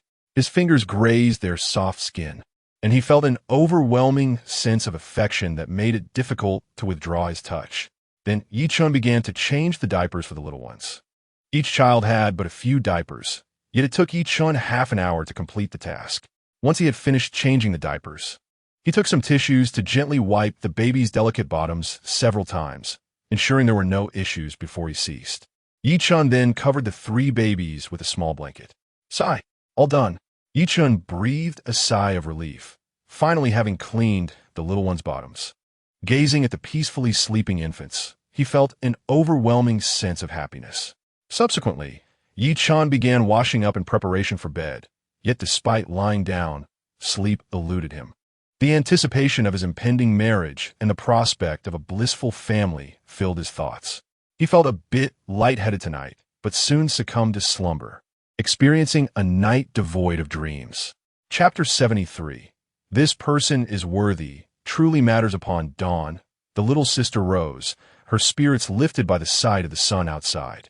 Since the arrival of the children, she had been living this way, and each morning, waking to the sight of the babies' faces filled her with immense joy. At that moment, the door swung open, and Yi Chen entered, carrying a bowl of porridge. Little sister, rise and have some porridge. Breakfast is getting cold, Yi Chen said, placing the bowl on the coffee table before sitting beside her gently. Thank you, she replied, sitting up straight to take a spoonful of the aromatic porridge, which whetted her appetite. After realizing the porridge had cooled, she took another spoonful and exclaimed, "This porridge is delightful, better than any I've ever had. What did you make it with? I specially prepared it for you, using lard, chicken broth, and some cabbage along with other ingredients. How does it taste?" Yi Chen inquired. It's truly the best porridge I have ever tasted, the little sister praised. Really? Then you should have a taste every morning from now on, Yi Chen suggested. Sounds good. She agreed. After enjoying breakfast for a while, the two engaged in light conversation.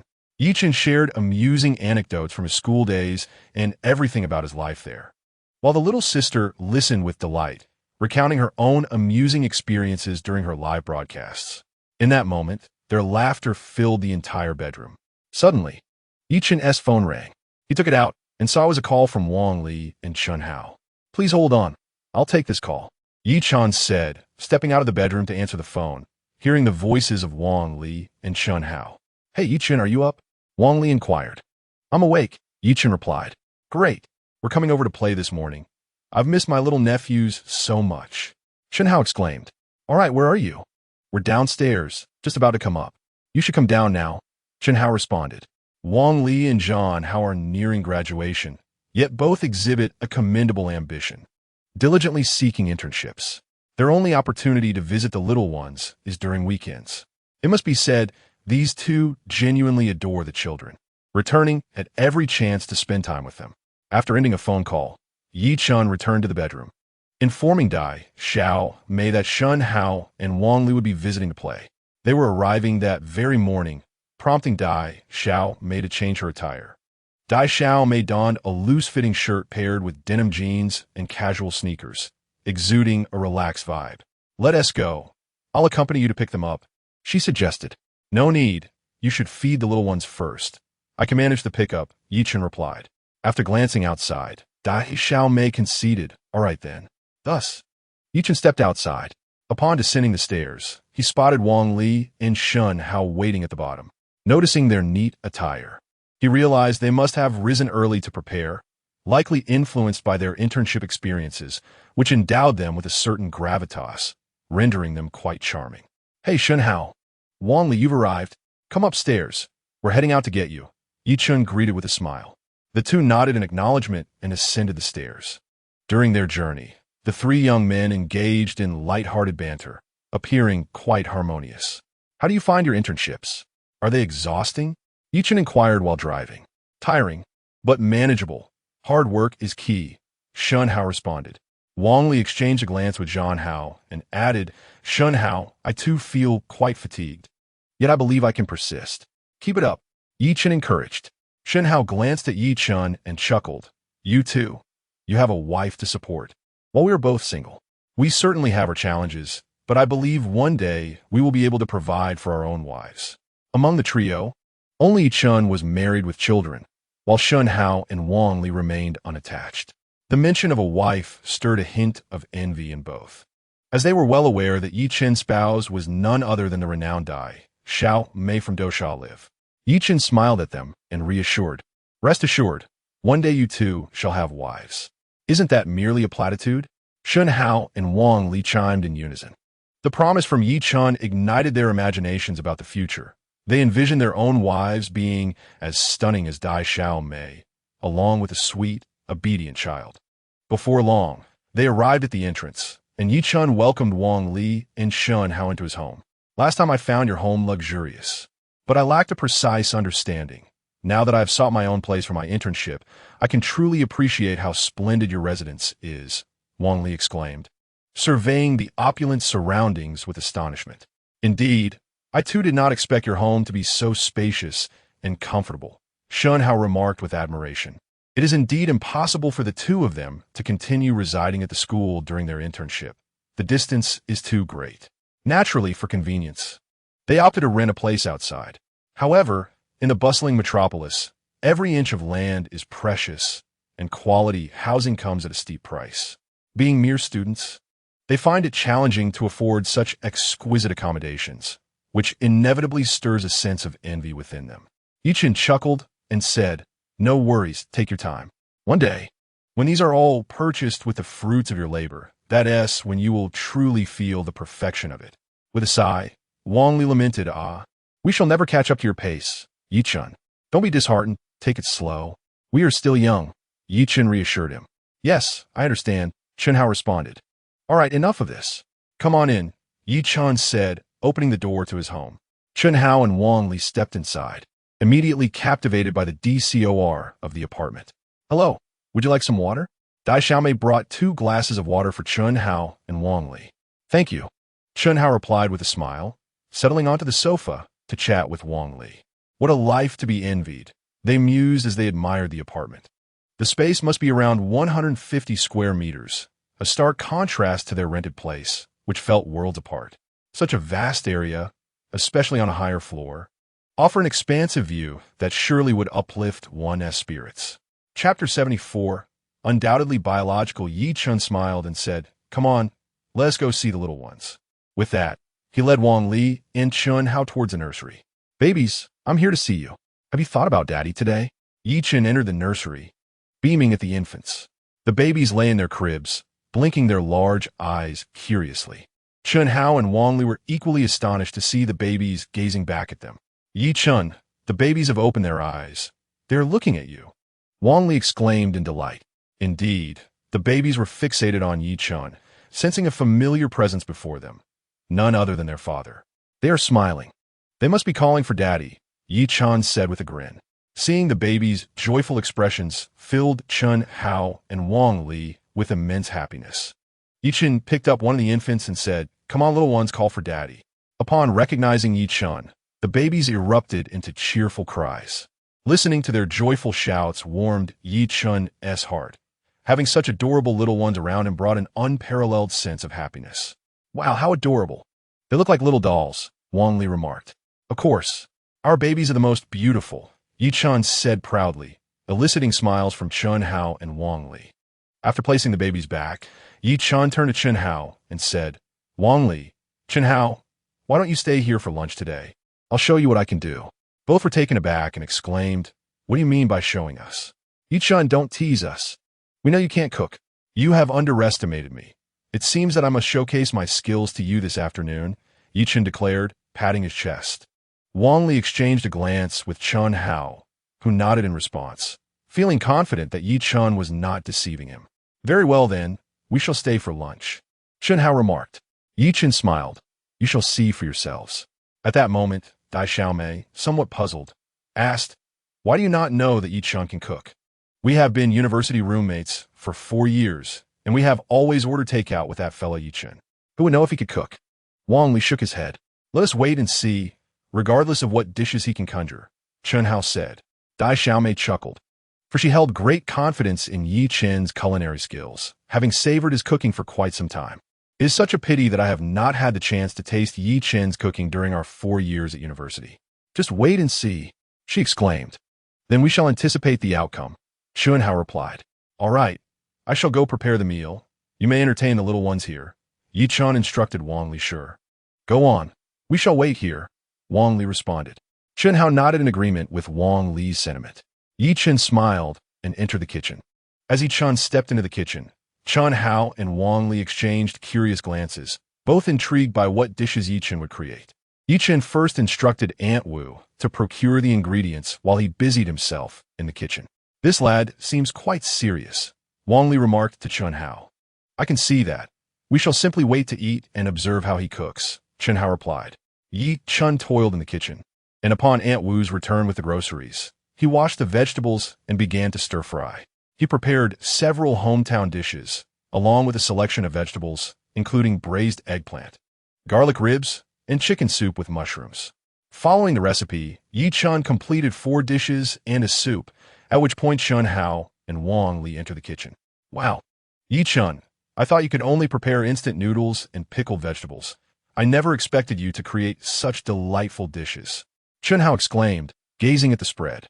"These are my family's secret recipes. Do give them a taste," Yi Chun replied. "The colors look splendid, and the aroma is delightful. You truly are a master chef," Chen Hao remarked after sampling the food, clearly impressed with Yi Chun's culinary prowess. At that moment, Aunt Wu entered, noticing that all the dishes were ready. She smiled at Yi Chun, saying, "Yi Chun, you prepared everything so quickly. I didn't even see you at work. Your speed is remarkable. Dai Xiaomei, please take a seat. The food will lose its appeal if it cools down." Wang Li and Chen Hao, "You should sit as well," Yi Chun invited. Once seated, Chen Hao commented, "Wow, I have never tasted Yi Chun's cooking before. I am in for a treat this time. Indeed, do try this braised eggplant, garlic ribs, and chicken soup with mushrooms," Yi Chun encouraged. "Hurry and taste it." Chen Hao picked up a piece of meat and placed it in his mouth. As he chewed, his eyes widened in astonishment, and his mouth gaped open. He felt that this was truly a culinary delight. It was simply exquisite. "Yi Chun, this dish is phenomenal. It is far more delicious than anything I have ever tasted. It is simply wonderful. I am thoroughly enjoying this."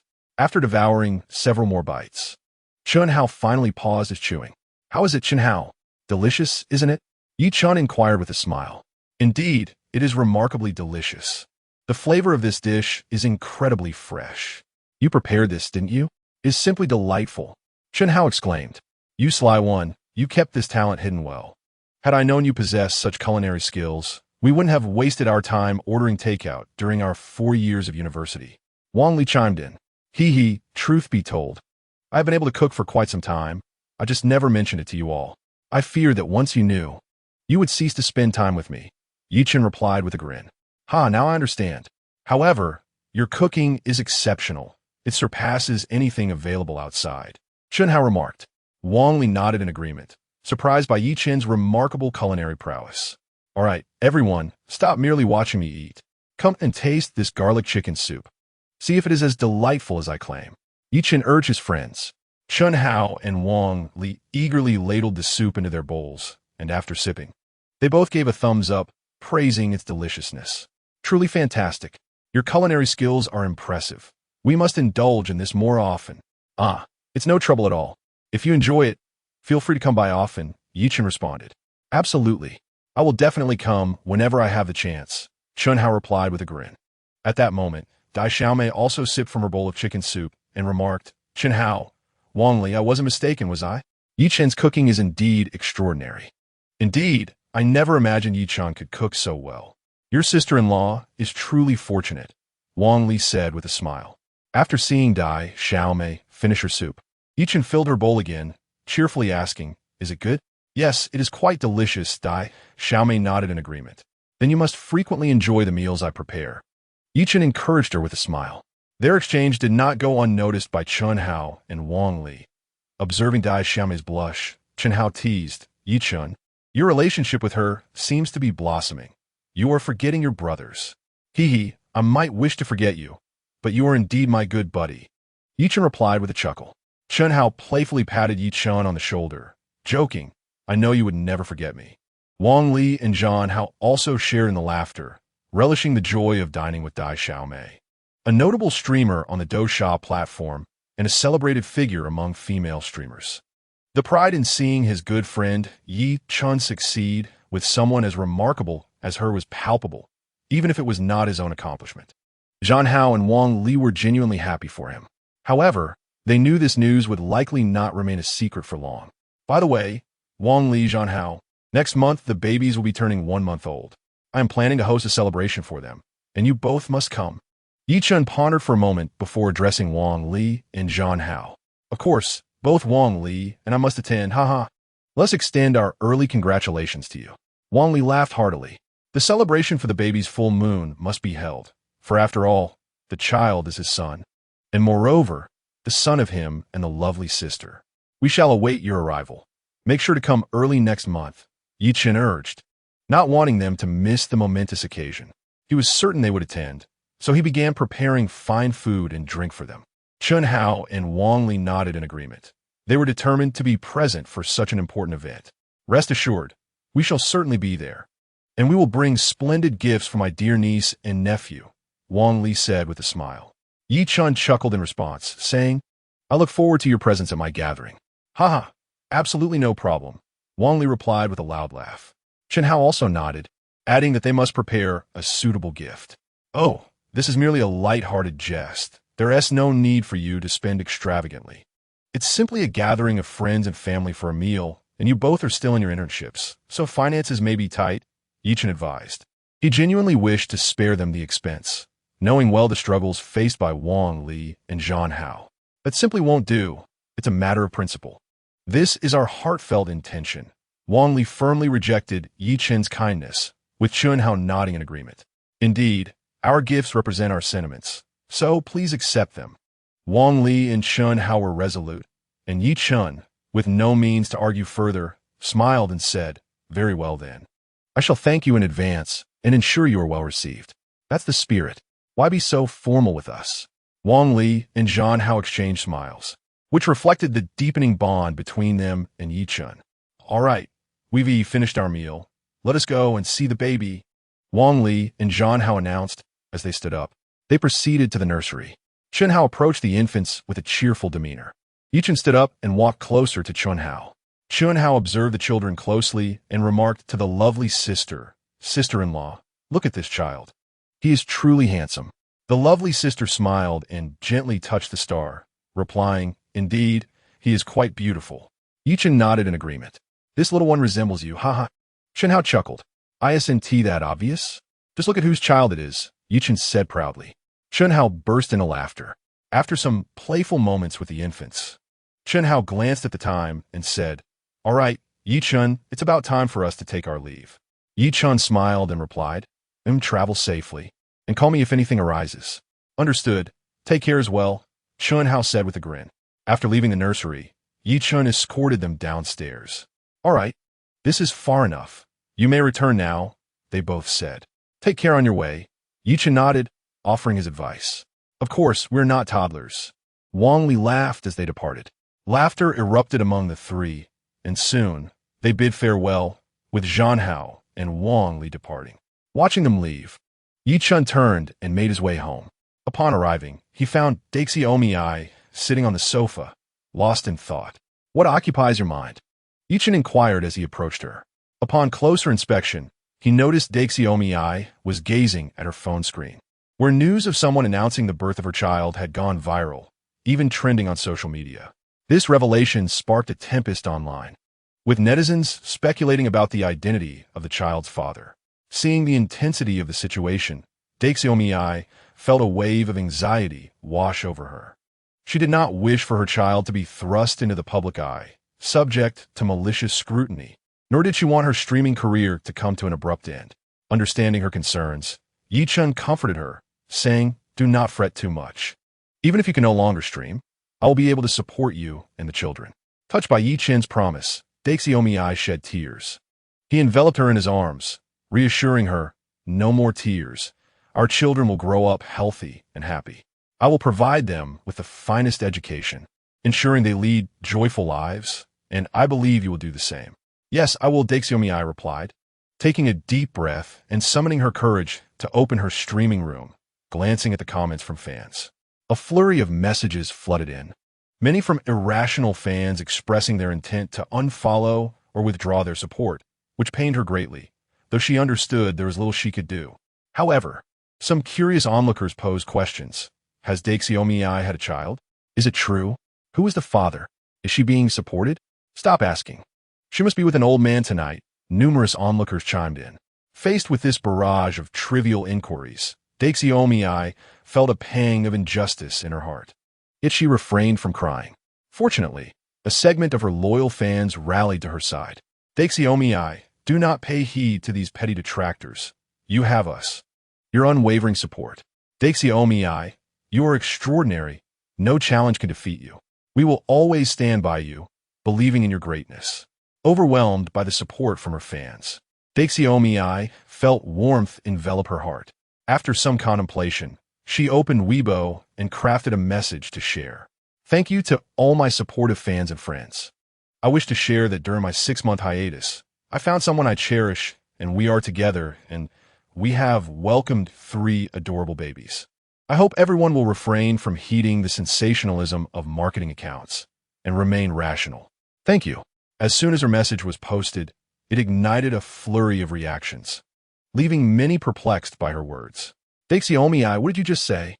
I didn't understand a single word." "Dai Xiaomei, what did you just say? I couldn't comprehend a single word. Did you mention that you have given birth? Who are you with?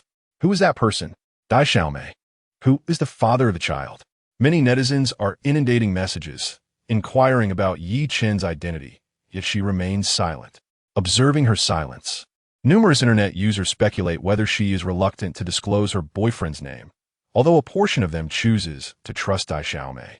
Yi-chun understands that at this moment, it is essential to allow her to find tranquility. Is it truly appropriate to share such things now? Yi-chun inquired. "Why not?" Dai Xiaomei retorted. Yi-chun gazed at her and said, "If people discover that you are with me, you might face harsh criticism." Dai Xiaomei shook her head, asserting, "No, I am unafraid. You are my husband, my man. I wish to share everything with him. He should accompany me in sharing both the scorn and the blessings. Our togetherness is a blessing in itself." Hearing her words, Yi-chun felt a tinge of sweetness in his heart. He affectionately ruffled her hair, saying, "Silly girl, how could I bear to scold you? I merely fear for your safety." Dai Xiaomei nodded, reassuring him, "Rest assured, I am not easily harmed. My heart is resilient and unyielding. I believe you will only grow stronger," Yi-chun replied. Noticing an unusual expression on his face, Dai Xiaomei asked, "What is the matter? Is something wrong?" "Nothing much, just that your fans are clamoring for me to break up with you, urging me to leave you and let you return to freedom." What do you think I should do? Yi Chen lamented. Haha, what are your thoughts on that? Dai Xiaomei inquired. What else can I think? I only wish to be with you, together for a lifetime, Yi Chen declared earnestly. Dai Xiaomei was deeply moved by his words. She had not anticipated such a declaration from him. Do not fear. I will always be by your side, she said, embracing Yi Chen tightly. She recognized him as a good man who had brought her immense warmth since their acquaintance. Yi Chen felt immense joy knowing how much she depended on him. Dai Xiaomei had carefully deliberated before posting her sentiments on Weibo, understanding that this matter would eventually come to light among her fans. It was better to acknowledge it openly now, preventing marketing accounts from creating misleading narratives that could lead to severe repercussions. As for losing followers and unsubscribing, such occurrences were inevitable, and she must learn to confront them. She could not remain in the shadows forever. Yi Chen was also quite attentive to these matters, as they were closely linked to him. In this current state, Dai Xiaomei did not wish to go live, nor did Yi Chen, as he believed that live streaming held little benefit for him. He was not fond of being the center of attention, and soon, Dai Xiaomei's mood settled. In truth, she was not particularly upset, as she had anticipated this outcome long ago. At that moment, her phone rang. It was her agent calling. Dai Xiaomei understood that this call was undoubtedly related to the recent incident, but she had already mentally prepared herself for it. Dai Xiao, you saw the trending topic on Weibo today, right? Her agent inquired. I did. Dai Xiaomei nodded, fully aware of the purpose behind her agent's call. However, what her agent said next astonished her. Instead of reprimanding her, the agent offered words of comfort. It's all right, Dai Xiao. This situation was not of your own choosing. There is no need to be afraid or dwell on a live broadcast. Just focus on taking good care of your child at home. If you encounter any difficulties, let me know. The company will assist you. Rest assured. Hearing her agent's leniency filled Dai Xiaomei with gratitude. Thank you. I truly appreciate it, she responded. All right, Dai Xiao. I want to keep you. Live your life as you wish. If you face any challenges in the future, feel free to reach out to me. Her agent said over the phone. Thank you. Dai Xiaomei expressed her gratitude before hanging up. Although her agent's response surprised her, it was reasonable. Typically, a streamer who has just given birth would struggle to find time for live broadcasts, as balancing childcare and streaming would undoubtedly be overwhelming, leading to a swift decline in popularity. Consequently, the news indicated that the slot for the Dosha live streaming of the survival game would likely be relinquished to others, and even the officials might prefer not to discuss the matter further. After all, this was a distressing situation for Dai Xiaomei, who would willingly relinquish their career. Nonetheless, she had no option but to accept it, as the streaming platform was not a charitable organization. Moreover, compared to how other platforms handled such matters, Dosha's approach might have been more favorable. Chapter 77. Dai Xiaomei shocked to earn effortlessly, however. The internet's uproar was fleeting. Within a few days, people began to forget, as most were merely spectators who lost interest once the excitement faded.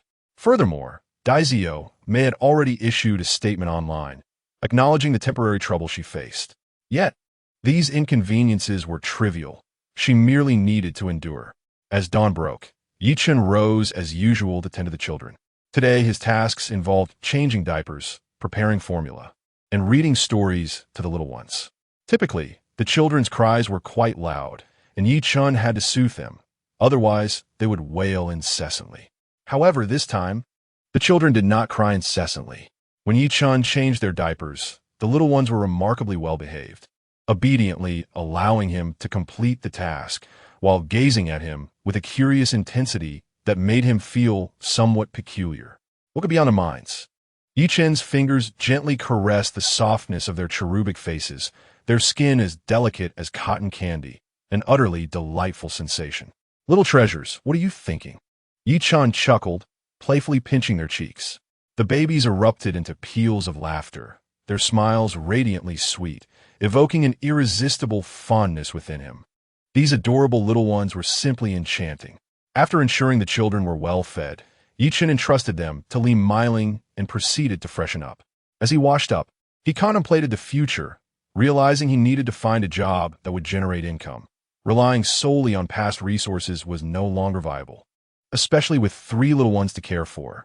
After much deliberation, He remained uncertain about his next steps. At that moment, the system's voice resonated in his mind. A father should bear the responsibility of earning, rewarding you with ownership of the Yueying Pavilion Baby Product Store. Yueying Pavilion Baby Products Store? In essence, it was a shop selling maternal and infant goods, part of a franchise of a super brand, the system elucidated. This clarification sparked understanding in Yi-chun. He was not oblivious to the purpose of such stores, aware they catered to mothers, though he had never managed one himself, having only heard of them in passing. Now, an opportunity had arisen, and the allure of the Yueying Pavilion was undeniable. The first option was to establish a dedicated maternal and infant store, wherein he could acquire all manner of suitable items: clothing, shoes, bags, cosmetics, and baby supplies.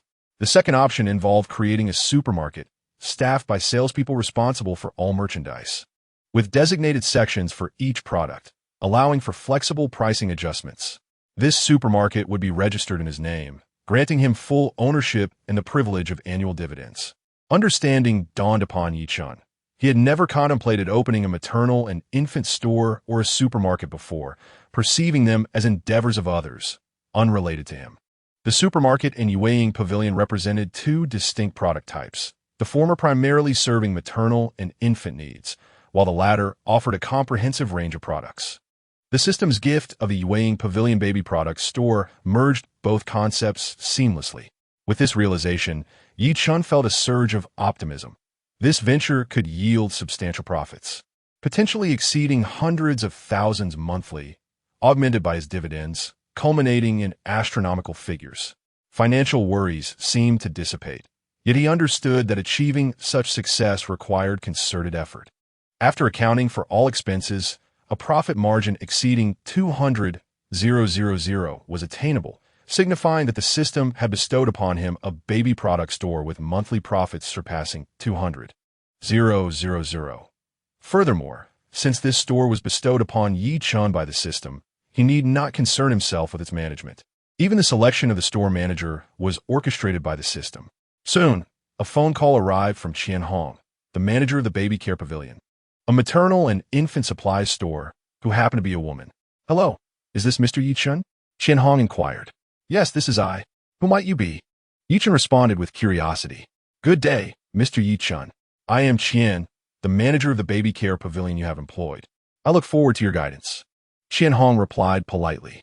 "Oh, this is the first I have heard of such matters," Yi-chun remarked, taken aback by the revelation that his appointed manager was not only female, but also quite youthful. He had assumed it would be a man in the position. "Is there something you wish to discuss?" Yi-chun asked. "Indeed, Mr. Yi-chun. The baby care pavilion is a venture I co-founded with a friend. We operate this store together, and it is renowned as one of the finest maternal and infant supply stores in the country," Chen proudly introduced. Upon hearing Chen description, Yi-chun realized just how fortunate he was. "Is that the purpose of your call?" Yi-chun inquired, feeling a mix of happiness and confusion, uncertain of the intent behind Chen communication. Yes. I only just learned from the company that our store's ownership has changed, and I would like to ask when it would be convenient for us to meet," Chen stated, being aware of the ownership change after a decade of service. Chen was eager to understand the new owner better, thus prompting her call. "Oh, when would you be available?" Yi-chun, unfamiliar with the operations of the baby care pavilion, found it difficult to ascertain his schedule. "How about tomorrow? Let's meet at the baby care pavilion at 2 in the afternoon," Chen suggested. "All right," Yi-chun agreed. Although he had appointed the baby care pavilion, it was still his enterprise, and he felt it was essential to visit and inspect his property. "Then I shall see you tomorrow afternoon, Mr. Yi-chun," Chen concluded. "Very well," Yi-chun said before hanging up the phone. At that moment, Dai Xiaomei had just awakened and, with bleary eyes, approached Yi-chun to inquire. "Yi-chun, who were you speaking to on the phone?" "Oh, it's nothing major. I have a matter to attend to regarding a maternal and infant store, and I need to visit it tomorrow," Yi-chun replied cheerfully. "What? A maternal and infant store?" Dai Xiaomei exclaimed, her expression one of utter astonishment. Yi-chun, puzzled by her reaction, wondered if the store held some significance for her. "Yes, what of it?" Yi-chun asked, equally surprised, as this was his first mention of the store. "What do you mean, what of it? When did you acquire your own shop?" That's impressive. In the bustling metropolis of Shanghai, where every inch of land is precious, it is quite a feat for Yi Chen to have managed to purchase a home. To the surprise of Dai Xiaomei, he even owns a shop of his own. Chapter 78. Your father is wealthy. Yi Chen has opened a maternity and baby shop. That means we need not worry about baby supplies in the future, she exclaimed. Ah, it's merely a baby store. Nothing extraordinary, Yi Chen replied modestly. Where's this store located? Dai Xiaomei inquired with curiosity. On Jinan Road, Yi Chen replied with a cheerful demeanor. He had only just received the news that his shop was situated there. Wow, Yi Chen, I admire you so much. You are truly impressive. Dai Xiaomei exclaimed in awe. It's nothing, just a stroke of good luck, Yi Chen humbly responded. Is running a maternity shop profitable? She asked with anticipation. It's decent, I suppose. With the country now implementing a three-child policy, some people are bound to support it. For instance, we inadvertently fulfilled the three-child policy ourselves. After deducting all expenses, the profit is about 200,000 a month, so the customer volume is quite substantial. After all, selling baby products mainly relies on profit margins.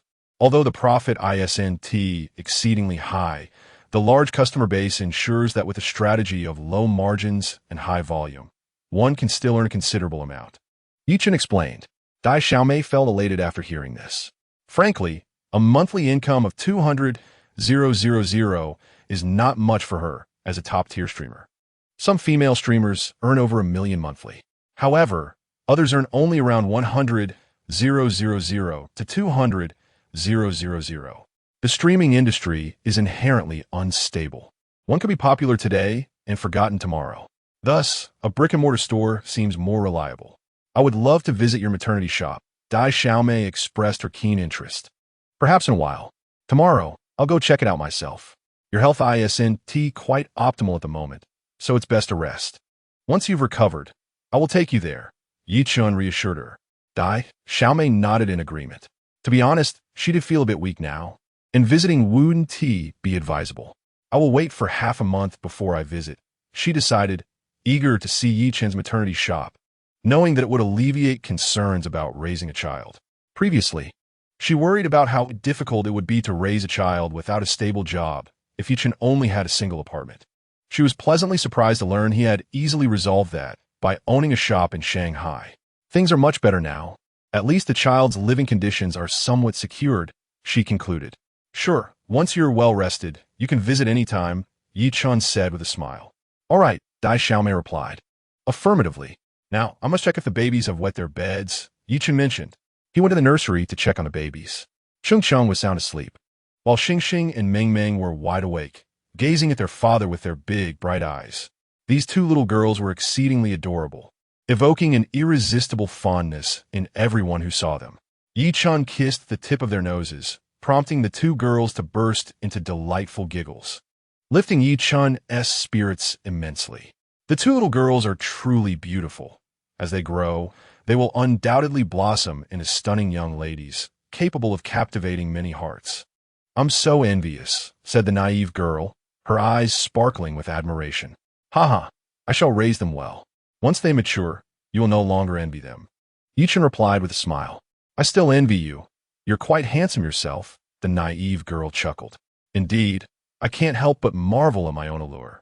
Alas, being so handsome does make one a bit conceited, Yi Chen said with a playful smirk. The naive girl found his arrogance amusing. After all, who wouldn't adore such charming twins? At that moment, Xing Xing began to wail, extending her little arms toward Yi Chen. He hurried over, scooping her up and lifting her high into the air. Xing Xing waved her arms energetically, reluctant to leave his embrace. Oh my, what a darling! Yi Chen exclaimed, grinning. Xing Xing continued to flail her arms, vocalizing her delight. Haha, this little one is so mischievous. Let me hold her, the naive girl said, eager to take her. But Yi Chen gently declined. He was concerned about the naive girl's well-being. Her health was fragile, and she needed rest. He viewed her as a delicate flower, requiring tender care to prevent her from wilting. You are truly considerate. You are the most gentle man in the world, the naive girl expressed her gratitude to Yi Chen, who was indeed attentive. Oh, I'm not that remarkable, but I do find myself particularly gentle in your presence. Hee hee.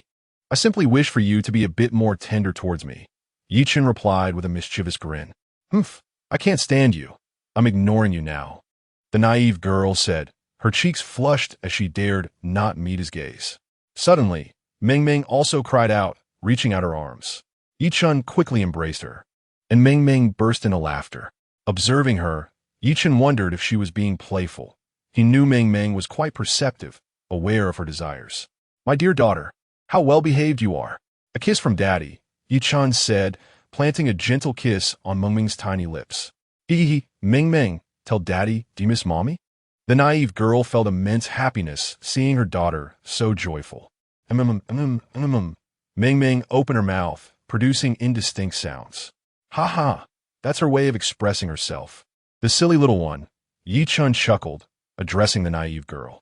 Ming Ming squirmed in his embrace, seemingly protesting his playful banter. Stop it. My daughter doesn't quite fancy you. Chen teased, giving her a playful pat on the bottom. Hee, I don't believe that. Ming Ming surely likes me. If she didn't, why would she have been smiling at me just now? The naive girl countered. Indeed, my precious daughter certainly adores her mother. Just look at her beaming smile. Chen replied, Lahin heartily. Stars and Dream observed the interaction between the dazed little sister and Chen, and they too began to chirp with delight. Hearing their voices, Chen couldn't help but smile. They were truly adorable. As he gazed at the cherubic faces of the two little ones, his heart brimmed with satisfaction. What charming little treasures they were. Chapter 79. Are you trying to drive your mother mad? Early the next morning, Chen rose with the intention of changing the baby's diapers. As he looked at the three little ones nestled beside him, a wave of happiness enveloped him. Though children were a rarity in this era, Chen wished for the healthy growth of his two little darlings. He picked up Dream and Star, proceeding towards the bathroom to prepare their milk formula. He gently placed Star in a cradle while Dream sat quietly beside him, her gaze fixed on Chen, while Chung continued to sleep soundly. Chen smiled at the two little ones and spoke in a tender tone. All right, my dears, Daddy will give you a bath first, and afterward we shall play together. Shall we? The two little treasures looked up at Chen with wide eyes, and he chuckled before beginning their bath. As he observed their adorable demeanor, he couldn't help but smile again, cradling them as he made his way to the bathroom. He placed them in the water, and the two little ones soon began to frolic, their joy evident. Chen watched them, then took the shower gel to gently cleanse their bodies. Their skin was remarkably fair and smooth. Giggling filled the room as the two little ones began to laugh heartily. Once they were all cleaned up, Chen dressed them, transforming them into two identical little angels. Standing side by side, he found it difficult to distinguish between the sister and the younger sibling. They looked so alike. Their skin was truly exquisite, and as Chen caressed Star's cheek, he marveled at its softness and smoothness. He carried Dream and Chung out of the bathroom. Back in the nursery, a sleepy Chung gazed around, perplexed. Where are my sisters? He wondered. Look, big brother's awake, Chen remarked, and upon seeing him, Chung ceased his cries, smiling at Chen before drifting back to sleep. This scene brought Chen great amusement. At that moment, Dream approached him, and he lifted her into his arms. Dream beamed with joy, gazing into Chen's face. Unable to resist, he planted a kiss on her cheek. During this time, he had been devotedly accompanying the little sister and the children, witnessing their blossoming beauty firsthand. All right, my little treasures, it's time for you to sleep. Daddy will go prepare some food, Chen said to the two children. Hearing this, they nodded and closed their eyes once more. Chen then entered the kitchen to begin his culinary duties, as it was his responsibility. Chen opened a refrigerator and discovered an assortment of ingredients. Without further contemplation, he began to prepare a sumptuous meal, knowing that seasonal vegetables were still available for a delightful lunch, such as pork rib soup and chicken soup with green beans. He cut the pork ribs into small pieces and placed them in a pot to simmer. The green beans and shiitake mushrooms were sliced and stir-fried in hot oil, and once cooked, they were plated and set aside. Chen then proceeded to julienne potatoes, adding them to the oil along with chopped scallions and shredded carrots.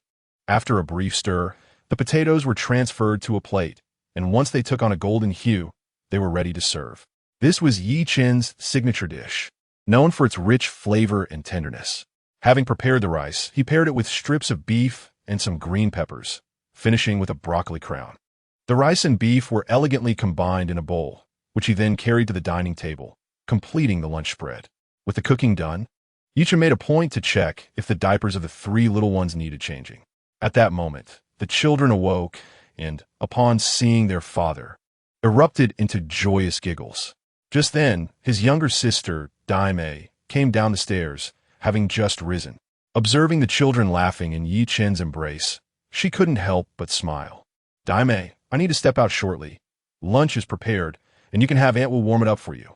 Yi Chen had planned to ensure everything at home was in order before he departed. "All right, I understand. You go ahead. Aunt Wu and I will be fine at home. No need to worry about us," Daimei replied with a smile. Yi Chen nodded and then left, while Daimei watched his retreating figure with a grin before chatting with Changqing. After exiting, he noticed Aunt Wu bustling in the kitchen and greeted her warmly. "Aunt Wu, I've prepared lunch. Please heat it up for Daimei when the time comes," he said with a smile. "Ah, certainly," Aunt Wu responded cheerfully upon hearing his words. Yi Chen then drove to the baby care store on Huaihai Road, where Qian Hong had been awaiting the new owneress' arrival since early morning. Upon his arrival, Qian Hong and her two assistants were already there, and upon spotting Yi Chen, she hurried over to greet him. "You must be Mr. Yi? Welcome, welcome," Qian Hong exclaimed with a smile. "I am Yi Chen. It's a pleasure to meet you all. Shall we proceed to the office?" he replied with a friendly demeanor. Qian Hong nodded, and the group made their way to the office. The space was modest yet impeccably clean, featuring a sofa positioned by the window. The decor was tastefully designed with contemporary aesthetics, reflecting the summer season with a refreshing ambience that kept the heat at bay. "Please, have a seat. Would you like something to drink? Coffee or tea?" Qian Hong inquired with a pleasant smile. "No, thank you. Just a glass of plain water will suffice." "I'm not particularly fond of coffee," Yi Chen responded, shaking his head. "Very well. Please wait a moment while I fetch your water." Qian Hong nodded in understanding. Soon after, Qian Hong placed 2 cups of plain water before Yi Chen. After taking a sip, Yi Chen set the cup down and remarked, "The ambience here is quite pleasant, and it's convenient as well. Working here should be more comfortable." Qian Hong nodded in agreement, stating, "Indeed, the environment in our store is exceptional, and our monthly performance has been commendable." She then scrutinized the young man before her. Truth be told, she had not anticipated that her new boss would be such a youthful figure. Upon noticing the designer attire Yi Chen donned, she realized he was certainly not an ordinary individual. Yi Chen regarded the woman before him. Her appearance was rather unremarkable, yet she exuded a warm aura, far removed from the demeanor of someone who might be considered superficial. Chapter 80. This is quite profitable, all right. I won't meander. I'll get straight to the point. I'm here today primarily to understand the basic situation of the store, Yi Chen stated candidly. Qian Hong nodded, then began to elaborate on the circumstances of the Yueying Pavilion. It turned out that the main business of Yueying Pavilion revolved around maternal and infant products, yet they had also begun to venture into the high-end consumer market.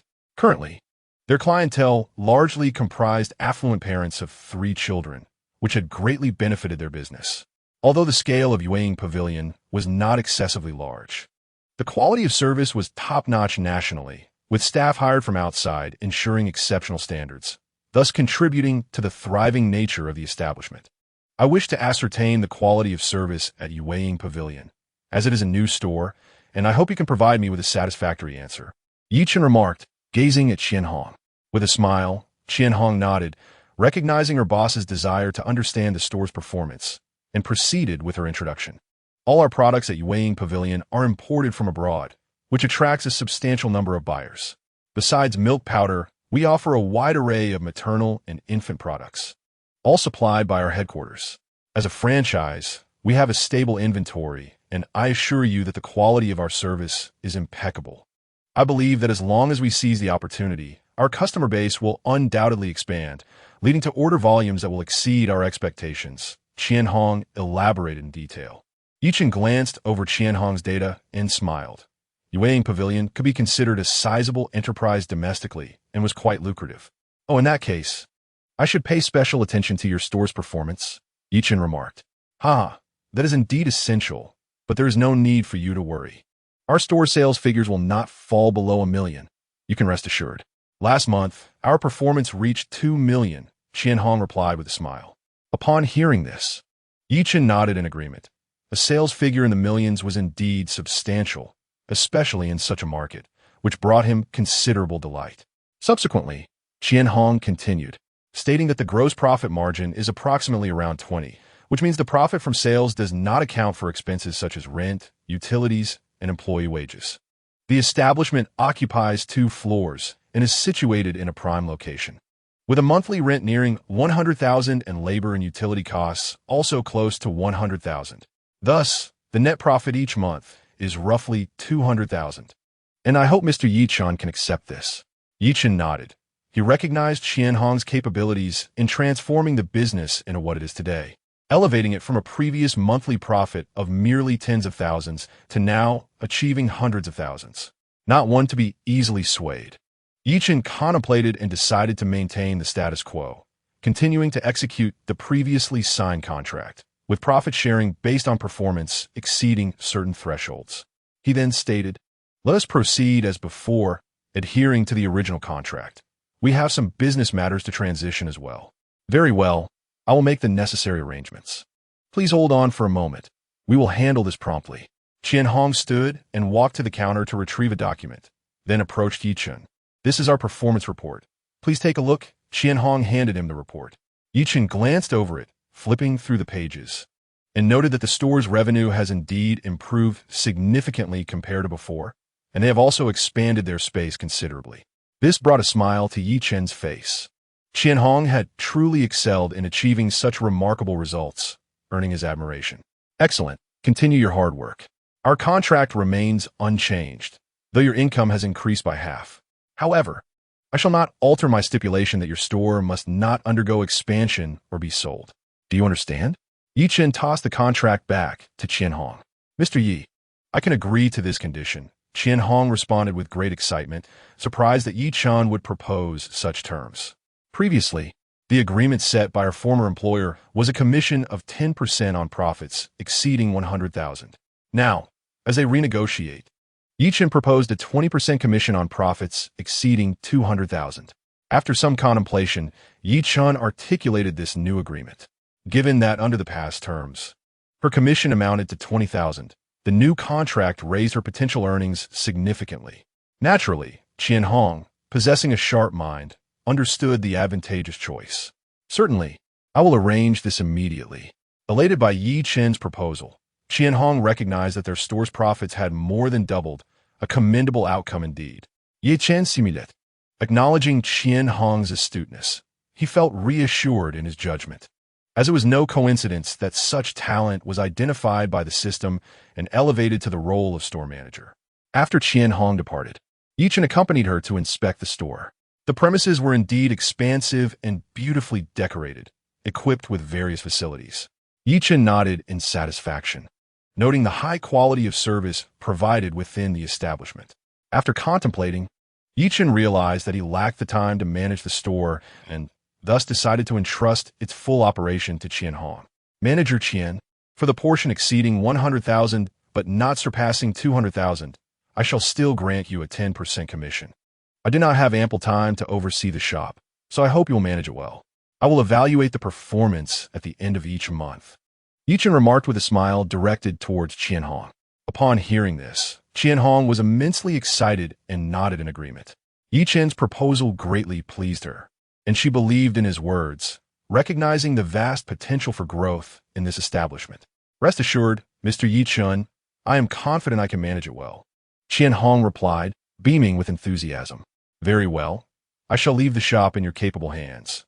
Chen expressed his trust in Chen Hong, acknowledging her as not only a talent, but also an astute woman. "Thank you, Mr. Chen. I will certainly give it my all," Chen Hong exclaimed, overwhelmed with joy at the trust bestowed upon her. Such an opportunity was truly rare. "Now, you may get back to your duties. I have matters to attend to." Chen concluded. Chapter 81. Are you robbing a bank? After bidding farewell to Chen Hong, Chen departed, leaving her to reflect on the fact that this great benefactor had finally left. Watching his retreating figure, she sighed, "I hope our collaboration will be fruitful," before turning to tend to the tasks at hand. If she performed well, She might even earn rewards from Yi-chun, enhancing her own benefits. Upon returning home, it was just around noon. As Yi-chun entered, he noticed Aunt Wu setting the table after warming the dishes. "Mr. Yi, you're back." Aunt Wu greeted with a smile. "I prepared the meal according to your preferences. You may start eating now." As the housekeeper, Aunt Wu typically arranged everything in accordance with the client's wishes. Hearing this, Yi-chun felt no need for formality and took a seat, calling out, "Mom, little sister, come out for dinner." At that moment, his younger sister, Dai Xiaomei, appeared, elegantly dressed in a white dress with her long hair cascading down her shoulders. Dai Xiaomei entered the dining room and spotted Yi-chun waiting for her. "How was your day, Yi-chun? You're back quite early. Have you finished handling the store matter?" she inquired cheerfully. "Rest easy. There was nothing complicated, just some issues regarding the store orders. It was quite simple to resolve, which is why I returned early," Yi-chun reassured her. Dai Xiaomei let out a sigh of relief and turned to Aunt Wu, requesting, "Aunt Wu, could you please serve me a bowl of rice?" "Thank you. Of course. Coming right up." Aunt Wu replied with a smile before heading to the kitchen to dish out rice. Once Aunt Wu returned with the food and arranged it before Yi-chun and his sister, she went off to check on the little ones. At that moment, Li Meiling happened to emerge, curious upon overhearing their conversation about the store. "Mother, it's nothing much. I merely opened a shop," Yi-chun explained with a smile. "What do you mean just opening a shop? Such a significant matter. And you didn't discuss it with your father and me?" Li Meiling furrowed her brows upon hearing Yi-chun's words. "Mother, I didn't want to worry you. I can handle this matter on my own, so please don't fret. Besides, your main task now is to take care of little sister and enjoy life. I will manage the shop just fine." Yi-chun replied cheerfully. "Sai, your father and I just want to do something for you, but you won't let us." "Alas," Li Meiling siga. "Mother, it's all right. You and father should just enjoy your current life. I can take care of the shop, and I will ensure little sister's happiness. You can rest assured," Yi-chun said earnestly, unwilling for his parents to worry about him. "Well, we can only go with the flow," Li Meiling sighed again. At that moment, Yi-chun noticed that his mother seemed to have lost quite a bit of weight, and he felt a pang of concern. "What kind of shop is it?" Li Meiling suddenly remembered to ask. "Oh, it's a maternity and baby store, selling infant supplies, like the milk powder and diapers we use at home. You can get them from my shop in the future with guaranteed quality and supply," Yi-chun replied. "Do you have any photos?" "Let me see," Li Meiling requested. Yi-chun chuckled. During his recent visit, he had specifically recorded a video to reassure his family. "I have a video, mother. Let me show you," Yi-chun said, opening his computer to play the video for Li Meiling. "Wow, it looks beautiful. Who designed this?" "It's fantastic. I designed it, mother." "Do you think it looks good?" Yi-chun asked with a smile. "Yes, it's absolutely beautiful. You are truly talented. You can create such things." Li Meiling admired as she looked at Yi-chun. "Of course. Who am I?" "I am Yi-chun," he replied with a grin. "Well then, I wish you success. You must work hard. I believe in you," Li Meiling said, looking into her son's eyes. Yi-chun felt that they were the two people he loved most. Although they were aging, their love remained profound. They had sacrificed much for him and continued to support him. Therefore, Yi-chun resolved that no matter what happened in the future, he would never disappoint them. Regardless of his strength or the challenges he faced, he would confront them bravely and persist through whatever life threw at him.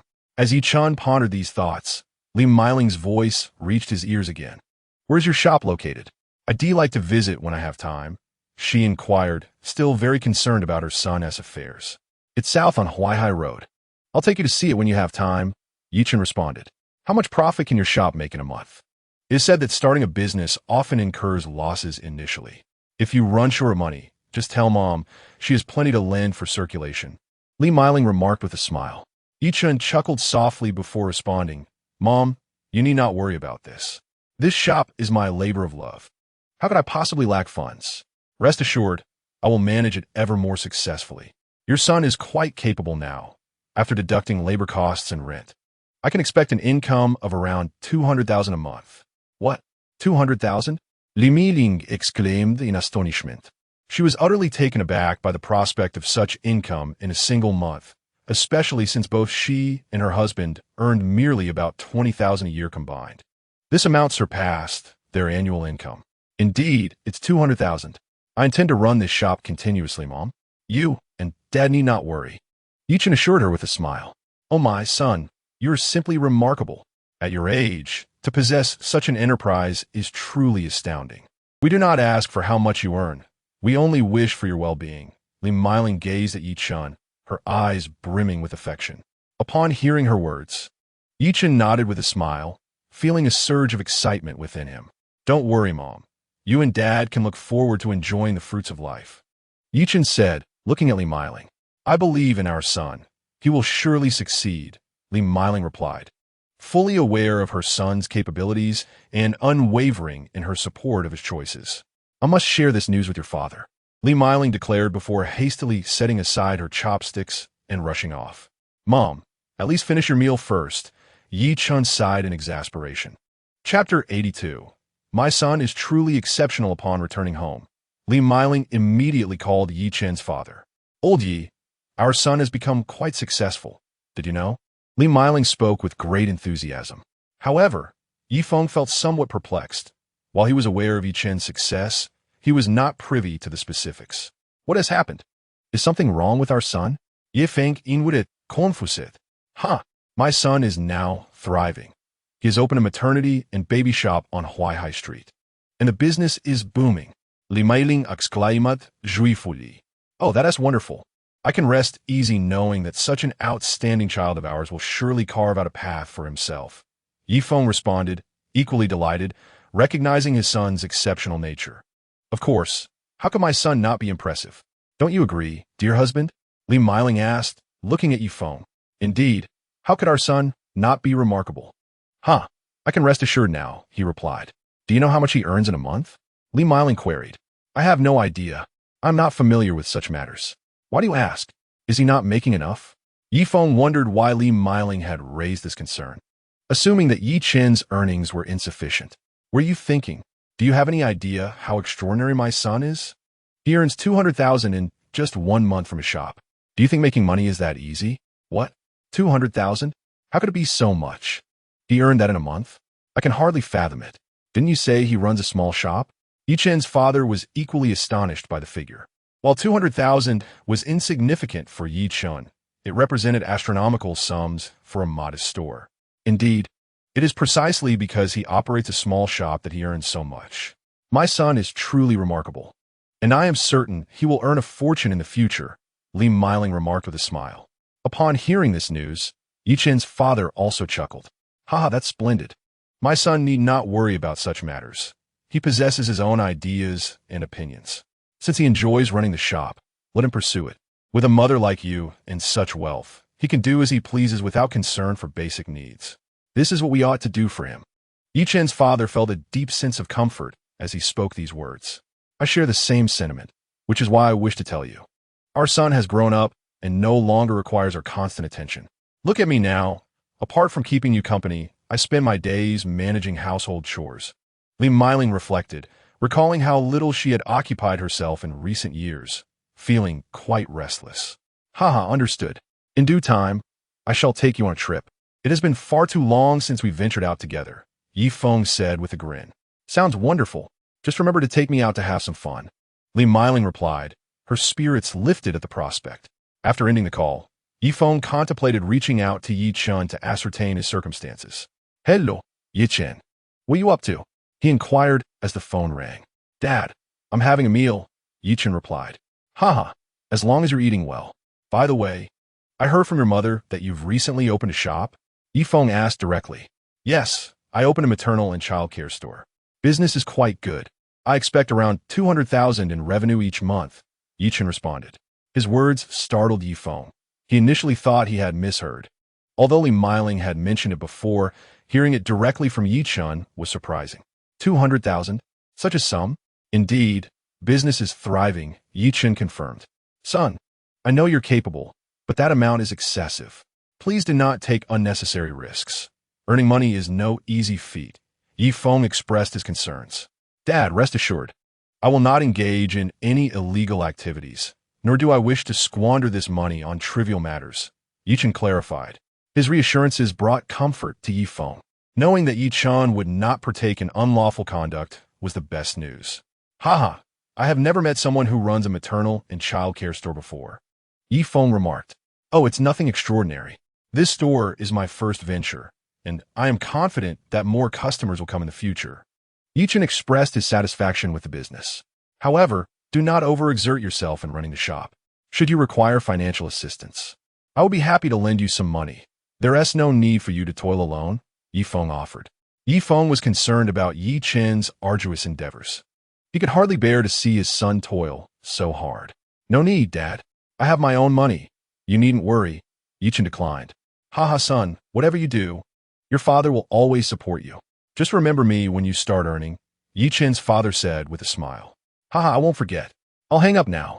I haven't finished my meal yet, Yi Chen replied, chuckling as he ended the call. Li Meiling, upon seeing her son hang up, inquired, whose call was that? Haha, it was Dad, Yi Chen answered with a grin. Oh, that old Yi is quite eager, like a child, Li Meiling remarked. Mom, aren't you the same? You rushed off the moment I finished speaking, without even finishing your meal. Yi Chen shook his head helplessly. You cheeky boy. Dare you tease your mother? Li Meiling, hearing Yi Chen mention his unfinished meal, approached him with a playful intent to pinch his cheek. Yi Chen quickly begged for mercy, while Li Meiling laughed joyfully. All right, I surrender. Is that sufficient? He exclaimed, conceding. Ha, good. I won't tease you anymore. Hurry and eat. After your meal, you can go check on the babies. Li Meiling decided to let him off the hook. Yi Chen nodded and began to eat, while the little sister chuckled, covering her mouth. After finishing lunch, Yi Chen headed to the baby's room, eager to see if they had woken up. After all, his earnings were all thanks to the babies. If he failed to take good care of them, what rewards could he expect from the system? Yi Chen picked up the baby, who smiled brightly upon seeing his father. The baby giggled joyfully, waving his arms and calling out Daddy. In Chapter 83, titled The Baby's Extraordinary Intelligence, Yi Chen kissed the baby's cheek. At that moment, the baby glanced at another nearby infant and reached out a tiny hand to touch him, which elicited laughter from the baby. You are such a good boy. Daddy loves you the most, Yi Chen exclaimed, kissing the baby again on the cheek. The baby beamed with happiness, and seeing this, Yi Chen played with him. He lifted Xingxing high into the air and poked his little nose with his finger. Xingxing continued to laugh, and, after a while, Yi Chen held Xingxing up to his eyes, at which point the baby suddenly opened his mouth and called out, Goo goo. Xingxing giggled incessantly, while Mingming also adored Yi Chen, persistently tugging at his shirt as if she were enamored with him. Yi Chen chuckled, realizing he could let Xingxing spend more time with Mingming in the future. Holding the baby, Yi Chen lifted her high into the air, and she eagerly grasped onto him. Upon seeing her father raise her sister, Mingming excitedly flailed her arms, trying to grab Yi Chen's clothes, though she was still too small to manage it. Observing Mingming's antics, Yi Chen couldn't help but burst into laughter. Mingming, you're so silly, he teased. Mingming could not comprehend why her father had said such things, and she gazed up at Yi Chen with a look of grievance. Upon witnessing Mingming's expression, Yi Chen burst into laughter, which only made her more upset. Realizing that her father was ignoring her, Mingming began to cry inconsolably. Seeing her distress, Yi Chen hurriedly comforted her, saying, Don't cry, Mingming. Your father is just teasing you. With his gentle coaxing, she ceased her tears, and Yi Chen smiled at the little one, asking Chengcheng, Do you like your father? Upon understanding Yi Chen's words, Chengcheng vigorously nodded his head while giggling at Yi Chen. Yi Chen inquired again, Chengcheng, do you like your father? Chengcheng continued to bob his head in agreement. Delighted by Chengcheng's response, Yi Chen said, When you grow up, you must help your father take care of your younger siblings. All right? Hearing his father's request, Chengcheng imitated Yi Chen, nodding earnestly at the younger ones. Observing Chengcheng's enthusiasm, Yi Chen added, Chengcheng, you must be obedient now. When you grow up, you too can care for your younger siblings. Do you like that? This statement filled Chengcheng with joy, and he nodded vigorously to express his willingness. Such a good boy, Yi Chen praised, ruffling his hair before turning to Mingming. You're a good girl too, aren't you? Mingming nodded eagerly at her father and imitated her brother by nodding at Yi Chen. Seeing this, Yi Chen beamed with happiness and tousled Mingming's hair, while Chengcheng mirrored Mingming's actions, grinning widely at Yi Chen. This delighted Yi Chen even further, and he looked at his two sons with a smile. giving them a thumbs up and proclaiming, "Our little ones are all treasures." Yi-chun spoke with sincerity, affirming that Changcheng was indeed a precious gem of the family, the brightest and best. The children understood their father's affection and erupted into peals of laughter, leading to a joyful playtime among the four of them. Just then, Daxiomi approached, opening her phone to show Yi-chun. "Look, Yi-chun, there are so many adorable babies on Douyin," she said with a smile. Yi-chun glanced at her phone and noticed several charming little ones online, some of whom were indeed quite adorable. As he examined Daxiomi's phone, he saw clear photos of both boys and girls, all looking quite small and endearing. Amused, Yi-chun cheerfully said to Daxiomi, let me see." Seeing Yi-chun's interest, Daxiomi turned the screen toward him. Yi-chun, feeling unreserved, clicked on a few images. "Look at them. Aren't they as cute as our little ones?" Daxiomi remarked with a laugh. "Who says that? Our babies are far cuter, don't you think?" Yi-chun replied as he gazed at his children. "Look how handsome you are. Who do you think is the most handsome?" "Of course it's me," Changcheng declared with confidence. Yi-chun spoke, then turned to his little one and asked, "What do you think?" With a playful tone, Changcheng and Meng chimed in, echoing Yi-chun's words. He chuckled softly and handed his phone to the dazed little sister. "That's not what I meant," she replied with a hint of exasperation. "What I meant was, they all look quite similar. Do you think you're more handsome, or the babies?" Upon hearing her words, Yi-chun glanced at the phone and replied with a smile, "I still believe Changcheng is the most charming." With a delighted laugh at Changcheng's adorable demeanor, the little sister couldn't help but join in Yi-chun's laughter. "Yi-chun, I was wondering if we should post a similar Douyin video. I see those baby videos get a lot of views," she remarked, glancing at the phone again. Yi-chun pondered for a moment, acknowledging that many were indeed sharing their cute babies on Douyin. However, he had no desire to reveal his own identity, nor did he lack financial resources. There was no need to showcase his children online, especially since he didn't rely on Douyin for income. "Our babies are the cutest and most beautiful in the world. No matter how appealing others' videos may be, they cannot compare to our little ones," he told her. "Our baby is the most adorable in the universe." Hearing this, the little sister smiled brightly at Yi-chun. His wife's joy brought him immense happiness. "Our children are just as wonderful as anyone else's. I don't see the need to share on Douyin. Have you forgotten we are financially secure? Besides, I still have a baby goods store," Yi-chun reassured her. She acknowledged, recalling their baby store and the variety of products it offered. "Yi-chun, could you show me some videos of the store?" she inquired. Yi-chun obliged, finding a video of the baby store to share with her. The store's decor was remarkably simple yet elegant, creating a pleasant ambience. It was well stocked with everything from infant clothing to various baby necessities, such as diapers and formula. After watching the video, the little sister felt thoroughly satisfied. She found the unique design refreshing, and the well-organized displays brought her great joy, especially since the clothing was beautiful. "Yi-chun, your taste is truly exceptional. We need not worry about formula expenses for the children anymore," she remarked, her curiosity about Yi-chun growing. Initially skeptical about the size of the store, she was now convinced after viewing the video. Chapter 84. The baby's craving all right. I shall prepare dinner now.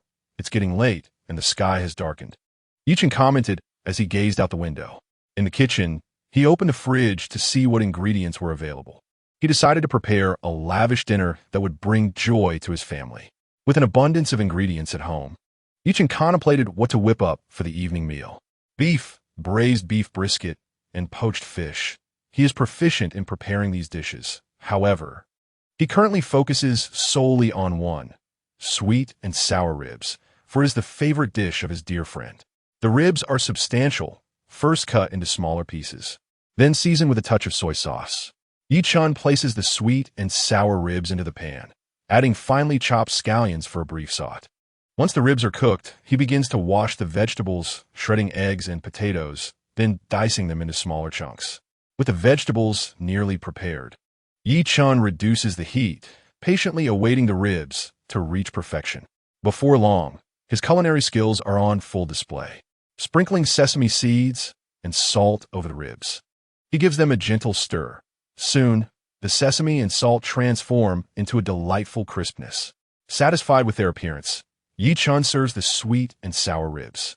Wow, your sweet and sour ribs are simply extraordinary. I can hardly contain myself, exclaims his friend.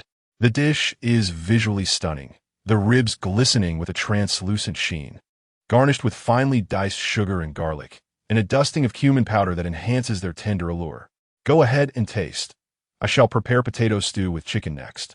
Yi Chun cheerfully remarks. His friend nods eagerly. Seeing her adorable demeanor, Yi Chun feels a pang of tenderness, reluctant to tease her any further. I genuinely believe your sweet and sour ribs surpass those served in five-star hotels, she declares with a smile. Of course, have you forgotten who I am?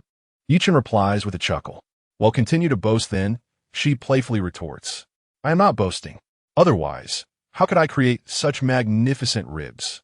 You know sweet and sour ribs are my favorite. I relish them each time. Haha. Then I shall prepare a plate for you to sample tomorrow morning. Is that true? She asks, her eyes sparkling. Thank you so much, Yi Chun. Laughing, he shakes his head. Silly, there is no need to be so formal with me. With a playful giggle, she expresses her joy. Yi Chun shakes his head in mild exasperation and retreats to the kitchen to commence the preparation of the chicken and rib stew. He first cuts the ribs and potatoes into chunks, then places them into the hot oil for a brief fry before adding more oil. A plume of white smoke rises as the rich aroma of meat fills the air. Yi Chun adds the ribs to the pan, drizzling oil over them, and incorporates the chopped scallions. The scent of savory meat wafts through the atmosphere as the ribs sizzle and turn. His friend watches, her mouth watering at the tantalizing aroma, realizing that ribs are a lifelong love. The ribs bubble in the pan, releasing their fragrant essence. How delightful, Yi Chun. I am truly hungry now, she says, gazing at him with anticipation. You'll be able to eat shortly, Yi Chun replies with a gentle smile. Moments later, steam rises from the potato soup, and the ribs are perfectly seared. Yi Chun retrieves the potatoes and places them into the broth, followed by the ribs. Wow! Dai Xiaomei gazed in admiration at Yi Chun's technique. Yi Chun smiled gently, placing the ribs into the broth, followed by a sprinkle of spices. After stirring the potato soup to perfection, he covered the pot and set 2 chopsticks on the table. Try it, and tell me how my ribs taste. Yi Chun said to Dai Xiaomei. She picked up the chopsticks and took a bite.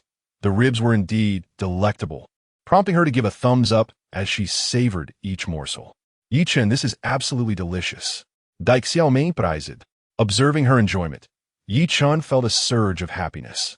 He took a bite himself and found the taste delightful.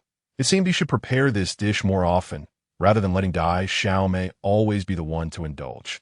Yi Chun, your cooking is truly delightful, she inquired, looking at him with bright eyes. If you like it, eat as much as you want. I will make more for you in the future, he replied. Thank you, Yi Chun. I feel so happy, she beamed at him. Haha, from now on, just tell me how much you want, and I'll ensure you are well fed, he chuckled. Thank you, Yi Chun, for being so kind to me, she smiled sweetly. Haha, silly girl, let me go call Mom for dinner, Yi Chun said with a grin. Dai Xiaomei nodded, her face radiating joy as she watched him leave the kitchen. Yi Chun entered the living room and called out, Mom, come out for dinner. Coming, Li Miling replied cheerfully. What are we having tonight? She inquired. Sweet and sour ribs. Yi Chun answered. Sweet and sour ribs? I love those, Li Miling exclaimed with a smile. I'm glad you do, Yi Chun said. Come, little sister, eat more to nourish yourself, Li Miling said as she served Dai Xiaomei some ribs. Thank you, Auntie, she replied cheerfully. Silly girl, eat up, Li Miling said, delighted by Dai Xiaomei's understanding nature. Dai Xiaomei nodded and continued to eat, while Yi Chun watched her with a heart full of contentment. After dinner, Yi Chun proceeded to the nursery to tend to the babies. Chung Chung had become the most obedient, rarely needing Yi Chun to comfort him. He played by himself and ate and slept on schedule. Xing Xing was also relatively well-behaved, crying only when hungry but settling down once fed. The youngest sister, Ming Ming, was a bit mischievous.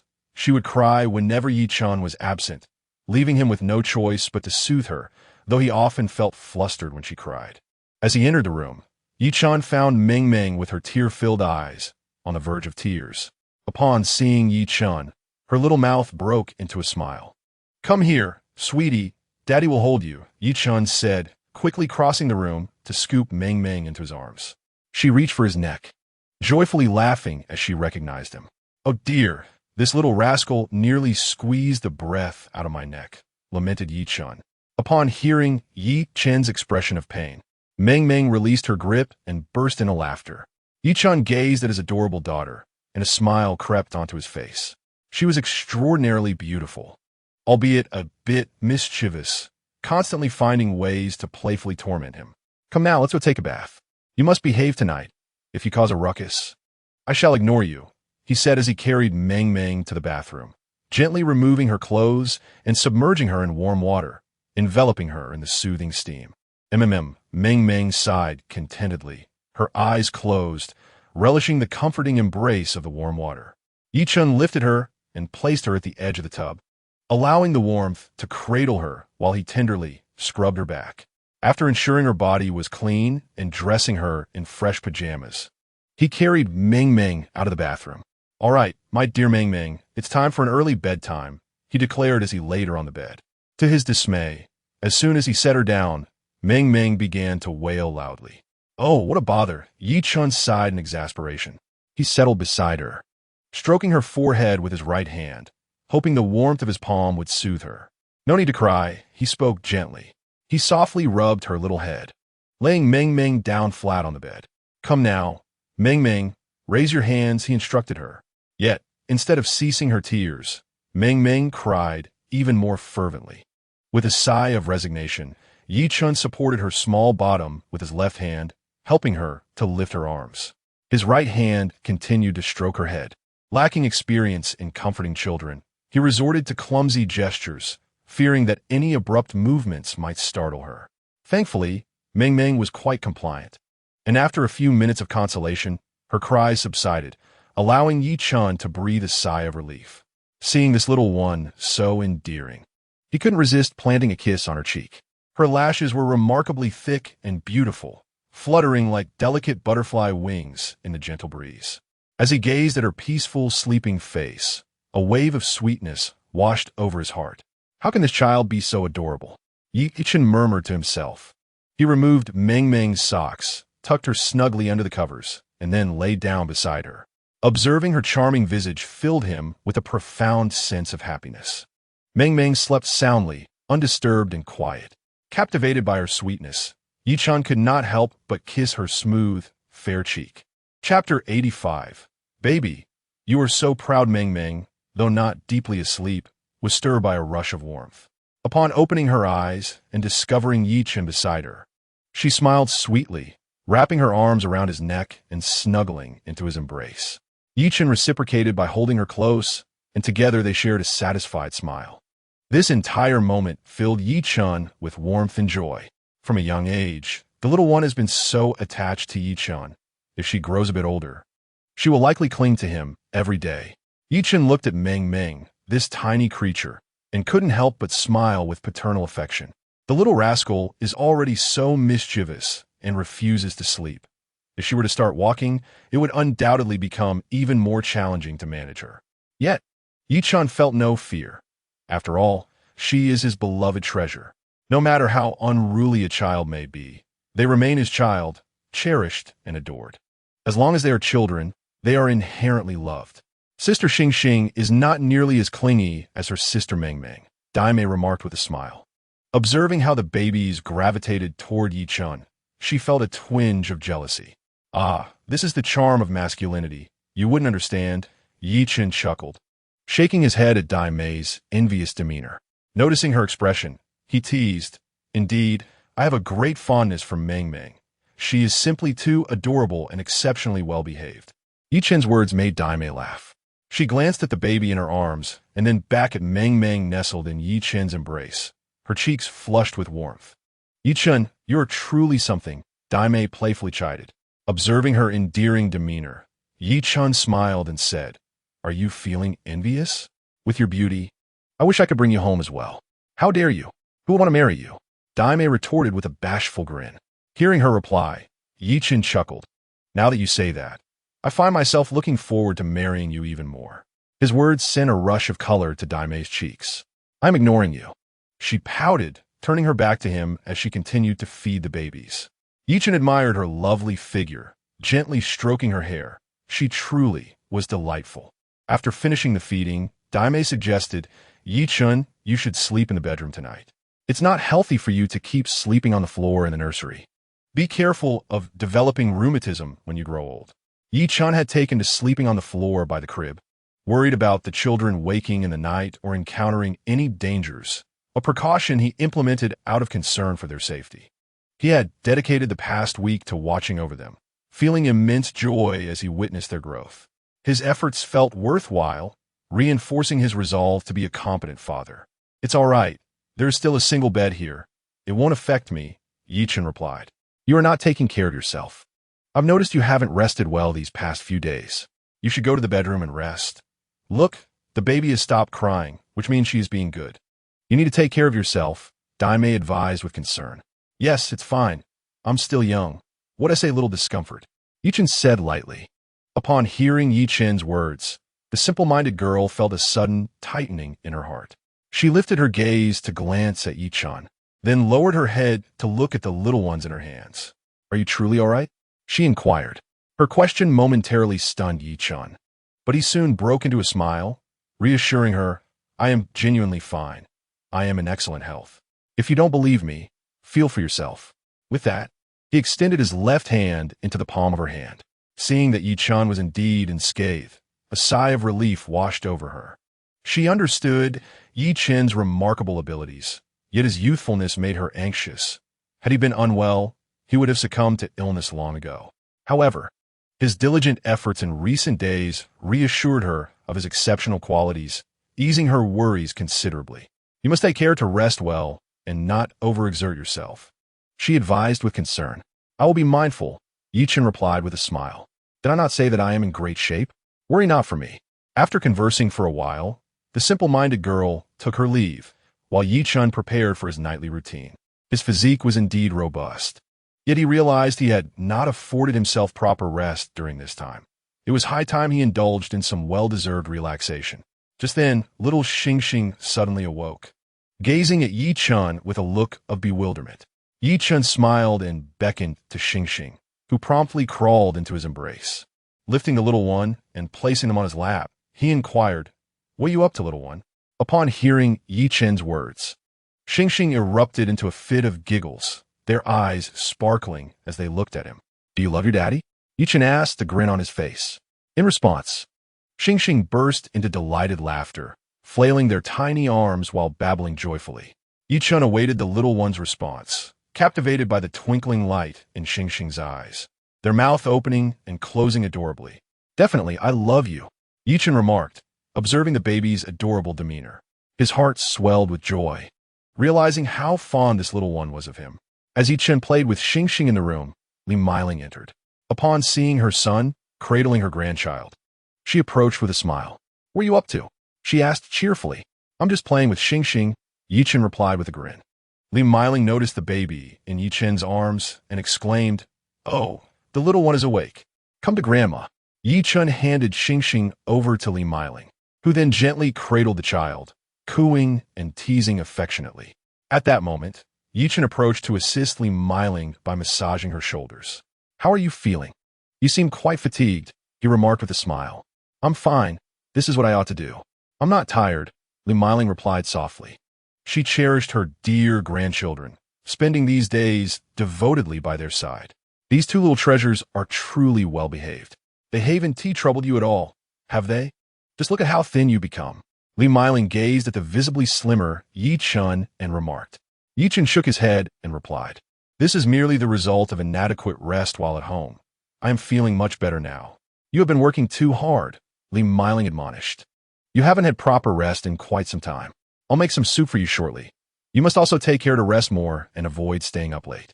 You are still young and need to pay attention to your health. Do you understand? I understand. Thank you for your concern, Mom. Chen smiled. Seeing that Chen had regained his vitality brought Li Meiling great joy, for she held deep affection for her beloved children. All right, Mom, you should get to bed early. The little ones are in my care, Chen said. Yes, all right. You too, sleep early. Good night, Li Meiling replied before departing. Chen looked at the little stars, feeling quite content. The presence of these children filled his home with warmth, a sensation both comforting and blissful. "All right, my darlings, let us sleep," Yi-chan said with a smile. He embraced the little star and lay down, gently kissing its forehead. The little star gazed at Yi-chan with wide eyes and then smiled, its grin radiating purity. Yi-chan closed his eyes and gradually drifted into slumber. After days of busyness, he finally had the leisure to enjoy a good night's rest. Chapter 86. Confirmed couple time passed swiftly, and only a few days remained until Daiseo's confinement period would conclude. Recently, she had been contemplating whether to resume her live streaming. "Yi-chan, do you think I should continue being a live streamer?" Daiseo expressed her concerns. She worried that returning to live streaming would attract considerable attention, and there would surely be critics accusing her of seeking money, claiming she should not be streaming after giving birth. Yet, being a streamer was a profession she cherished, and it could potentially improve her reputation. "You should take your time to consider this," Yi-chan replied with a smile. Although Daiseo was no longer a star in the streaming world post-birth, her popularity remained robust. If she refrained from streaming, everything would settle down. "Well, I will give it some thought. I'm unsure when I'll reach a decision," Daiseo remarked while gazing out at the scenery. Observing her troubled demeanor, Yi-chan chuckled and said, "You need not worry so much. As the children grow, they will become understanding. I believe they will comprehend your choices." "I hope so too," Daiseo responded with a smile. "However, given my current state, it might be better to withdraw from the internet entirely. My popularity has dwindled, and who could argue against that?" Daiseo still harbored some anxiety. "No worries. You can continue pursuing what you love. If it comes to it, I can support you and the children on my own," Yi-chan assured her with a grin. Daiseo nodded and replied, "You are right. I had forgotten you are now quite well off. Indeed, you can stay at home with the children for now, and whenever you feel ready, you can simply start your live stream," Yi-chan remarked with a smile. "I'm uncertain about what to do. I lack any specific goals. For now, I am just at home, caring for the children and spending my days with them," Dai Xiaomei replied, gazing at Yi-chan. "Hee, I understand your feelings. It's perfectly fine. Whenever you decide to become a streamer, you can pursue it then," Yi-chan said, still smiling. "Yes, I think the same. When the moment strikes me, I will go for it," Dai Xiaomei responded with a smile. Seeing Dai Xiaomei finally rejuvenated, Yi-chan felt a sense of relief wash over him. "All right, I need to head over to Aunt Wu's company to settle some accounts. Please wait for a moment," Yi-chan said, affectionately ruffling Dai Xiaomei's hair. "Sure, Aunt Wu has indeed been doing well lately, taking great care of both me and the little ones. Be sure to prepare a generous red envelope for her," Dai Xiaomei suggested thoughtfully. "Absolutely, I will take care of that right away," Yi-chan replied with a smile before heading out. Upon arriving at Aunt Wu's company, Yi-chan sought her out to discuss the expenses incurred during this period, as he wished to settle his debts promptly. "Mr. Yi, you've arrived. What brings you here so early today?" Aunt Wu greeted him with a smile. "I don't have anything particularly important, so I thought I would come by to chat and settle the accounts," Yi-chan responded earnestly. Aunt Wu smiled warmly. "You haven't had lunch yet, have you? Let me order some takeout for us to enjoy while we talk." "No need to trouble yourself. I've already eaten," Yi-chan politely declined, as he had another matter to attend to. "All right then," Aunt Wu acquiesced, understanding that he was there to settle the accounts. "Here you go. Aunt Wu, this is for your care of the little ones and my sister during this time. Please check to ensure everything is in order," Yi-chan said cheerfully as he handed her the money. "Mr. Yi, you're far too considerate. How could you ever owe me anything?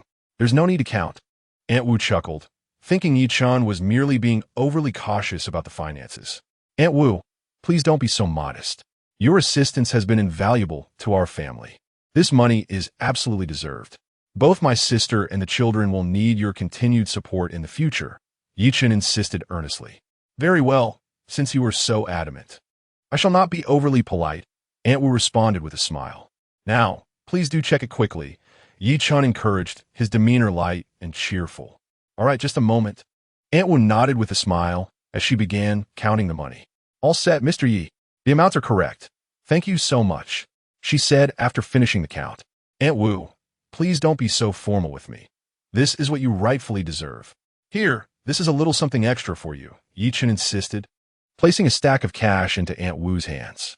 No, I truly feel undeserving of this, Aunt Wu exclaimed. Shaking her head vigorously at the sight of the money, Yi Chen offered. Aunt Wu, please accept this. During this period, your assistance in caring for my younger sister and the little ones has been invaluable, said Yi Chen with a smile. Oh no, Mr. Yi, you should keep it for yourself. This past month has been the easiest I've had as a nanny. I haven't done much in Shu Tea except such a large sum. Besides, I believe you are quite capable of taking good care of the child. Aunt Wu humbly declined. It's all right. Consider this money a token of my gratitude for your help in looking after the children. Please take it. Yi Chen insisted with a smile. I really cannot. You should keep this money for yourself. Otherwise, I would feel pressured, as I haven't done much and you have handled most of the daily tasks. Aunt Wu continued to refuse. As you wish, I won't press you. I merely wish to express my appreciation for your care of my wife and daughter during this time. Yi Chen replied with a smile. It's no big deal, Mr. Yi. Please feel free to ask me for anything you need, Aunt Wu said cheerfully. She was a straightforward person, and though Yi Chen expressed his gratitude, she understood that he wished to reward her, yet she was principled and believed in not accepting rewards without merit. By the way, Aunt Wu, there is indeed something I would like your help with, Yi Chen said with a grin. Please tell me, Mr. Yi. I will do my utmost to assist you. Aunt Wu responded earnestly. Well, we are planning to host a celebration for the babies at the end of the month, and you must come, Yi Chen said cheerfully. A celebration? I never expected Mr. Yi to organize such an event for the babies. It will surely be lively. I will definitely attend, Aunt Wu exclaimed excitedly. Thank you. Aunt Wu, you must come, Yi Chen encouraged with a smile. Absolutely. I will be there for sure, Aunt Wu assured him repeatedly. Seeing Aunt Wu's enthusiasm brought joy to Yi Chen. I shall take my leave now, Yi Chen said with a smile as he prepared to depart. All right, take care, Aunt Wu said, escorting him to the staircase before turning back. After leaving Aunt Wu's company, Yi Chen took a taxi home. Ah, Yi Chen, you're back. DUI, Xiaomei greeted him with a smile as she saw him enter the house. Yes, I'm back. What you all been up to? Yi Chen asked as he settled onto the sofa. I've been playing with the baby-s building blocks, DUI, Xiaomei replied, then inquired about how things went. It went smoothly. I even invited Aunt Wu to attend our baby celebration, Yi Chen replied cheerfully. That's wonderful. DUI, Xiaomei responded with a smile. You should rest now. I will take care of the babies, Yi Chen said kindly to DUI, Xiaomei. All right then, I will go rest for a bit, DUI, Xiaomei said to Yi Chen. After Yi Chen agreed with a smile, he began to tend to the babies. They had grown quite a bit in the month since their birth and were adorably mischievous, especially the third one, Meng Meng, who insisted on being held by Yi Chen as soon as she woke up.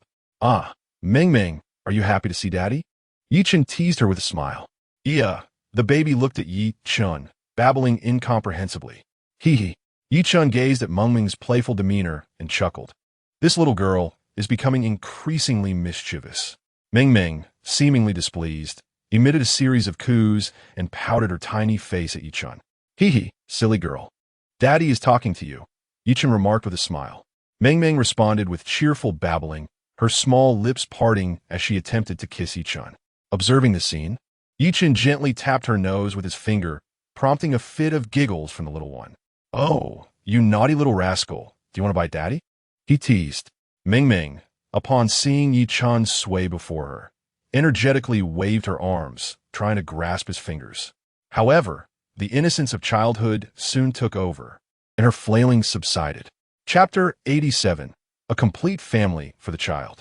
Little Meng Meng squirmed in Yi Chen's embrace, and as he beheld her adorableness, warmth enveloped his heart.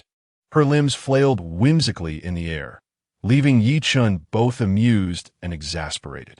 Noticing her father's expression, Meng Meng abruptly halted, her big, bright eyes fixed intently on Yi Chen, filled with curiosity. Ha ha! Meng Meng, you're truly adorable. Yi Chen laughed, ruffling her hair. This little girl increasingly resembled her sister, especially with those eyes, which were reminiscent of her sister's, albeit slightly smaller. Yet, her tiny mouth bore a striking similarity, evoking fond memories of her sister. Shall we take a stroll, my dear? Yi Chen playfully pinched Meng Meng's cheek. He realized that they hadn't ventured downstairs in a while, fearing that the little ones and his sister might grow restless. Yes, yes, little Meng Meng eagerly nodded. Just then, her sister entered. Chen, where are you two headed? She inquired upon noticing the father and daughter preparing to leave. Oh, just going downstairs to play and take Ming Ming for a little outing, Chen explained. I see. She nodded. All right, Chen, you take Ming Ming along. Would you like to join us for a stroll? You've been cooped up at home every day. It must be quite dull, Chen suggested, turning to his sister. He felt it was essential to take her out for some fresh air. Otherwise, the confines of the house might drive her to madness. All right, just give me a moment, she replied after a moment's contemplation, recognizing that indeed it would be refreshing to venture outside. Chen and his sister pushed the stroller, taking little Ming Ming for a leisurely exploration downstairs. The surroundings were quite pleasant, featuring a swimming pool, a gym, and a park within the community. Fortunately, no one recognized them as they strolled. The area was secure, equipped with comprehensive surveillance, alleviating any concerns for their safety, as it was an upscale neighborhood. Let's take a walk in the park, Chen proposed. Sounds good, his sister agreed. In the park, Chen gently pushed the stroller, strolling leisurely amidst the verdant trees, where sunlight bathed the grass in a warm glow. Everything appeared splendid as Chen and his sister quietly pushed little Ming Ming along. From time to time, one can encounter flocks of small birds chirping amidst the trees, creating an atmosphere of sheer tranquility. Chen felt that such a life was exceedingly comfortable. How wonderful it would be if every day could be like this. Suddenly, he spotted a bridge not far away and began to gently push Xiao Ming Ming towards it. Chen vowed that this was undoubtedly his most cherished moment. Xiao Ming Ming was simply adorable. As he pushed her along, passers-by cast envious glances in their direction, and both Chen and the dazed little sister felt an overwhelming sense of happiness. However, an elderly woman strolling nearby had a different demeanor.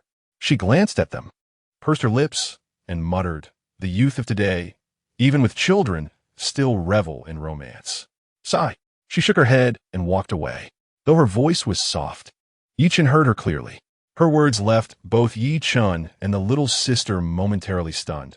The little sister felt shy, while Chen was left feeling awkward and unsure of how to respond.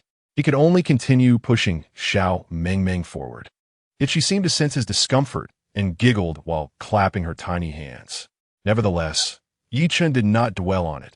As long as he was happy, that was sufficient. Upon reaching the bridge, he gently placed Xiao Ming Ming on it. She appeared to realize she was about to sit down, extending her hands to grasp the railing and gradually lowered herself. However, her balance was unsure, and she promptly sprang back up, twirling her body and babbling joyfully. Does Xiao Ming Ming enjoy playing with water? Chen crouched down and affectionately patted her head. She looked at him and repeated her sounds, and at that moment, Chen understood that she was expressing her fondness for water. He stood up and said, "No, we cannot play with water. It's very dangerous." Xiao Ming Ming nodded, seemingly comprehending his words. "Well then, let us be on our way." Chen took the little sister's hand, and they strolled leisurely through the park. Chen, let us take a break here, the little sister suggested, observing Xiao Ming Ming as constant bouncing and feeling a tad weary herself. All right, let us rest for a while. We can continue our stroll afterward, Chen agreed. Thus, they found a bench and sat down. Ming Ming, do you like it here? Chen inquired. Xiao Ming Ming nodded vigorously, clapping her hands excitedly. Very well, we shall bring you back next time, Chen said with a smile to the little sister. She nodded, though it was uncertain if she was truly absorbing his words. By the way, Chen, we must meticulously plan the baby's full moon banquet, the little sister suddenly remarked. Chen pondered for a moment and replied, Indeed, we must prepare well for the banquet. Moreover, we should organize a lavish dinner, as this full moon celebration is meant to invite family and friends, so there is no need for excessive worry. Chen believed that a child as full moon banquet should be grand and splendid, ensuring that the little ones would not be slighted. Upon hearing Chen reassure her that the full month banquet need not be a source of concern, Dai Xiaomei felt a wave of relief wash over her. In recent days, she had come to understand that she and Chen were not the pampered offspring of wealthy families, but rather a couple from an ordinary household. Thus, there was no need for extravagance or ostentation. Their happiness together was more than sufficient. I'll leave everything in your capable hands. She remarked with a smile, directed at Yi-chan. Of course, Yi-chan replied, thumping his chest. One cannot allow the celebration of our little one's full month to be anything less than splendid. And what of our marriage certificate? Dai Xiaomei said, a hint of shyness coloring her words. Ah, indeed we must obtain it. Is there an issue? Yi-chan inquired, puzzled. You previously mentioned that we would secure our marriage license once I completed my confinement. I'm nearly there. So when shall we go? Dai Xiaomei spoke softly, her eyes cast downward in bashfulness. Very well then. Let us find a moment to obtain it, Yi-chan said with a smile, a man of his word. I believe it would be best to do so before the banquet for the babies, lest others gossip, she added, a touch of coyness in her tone. Yi-chan contemplated her words and replied, that is quite understandable. How about we go tomorrow to avoid prolonging the matter? What do you think? Dai Xiaomei met his gaze and nodded. All right, then tomorrow it shall be. Excellent, Yi-chan affirmed, nodding in agreement.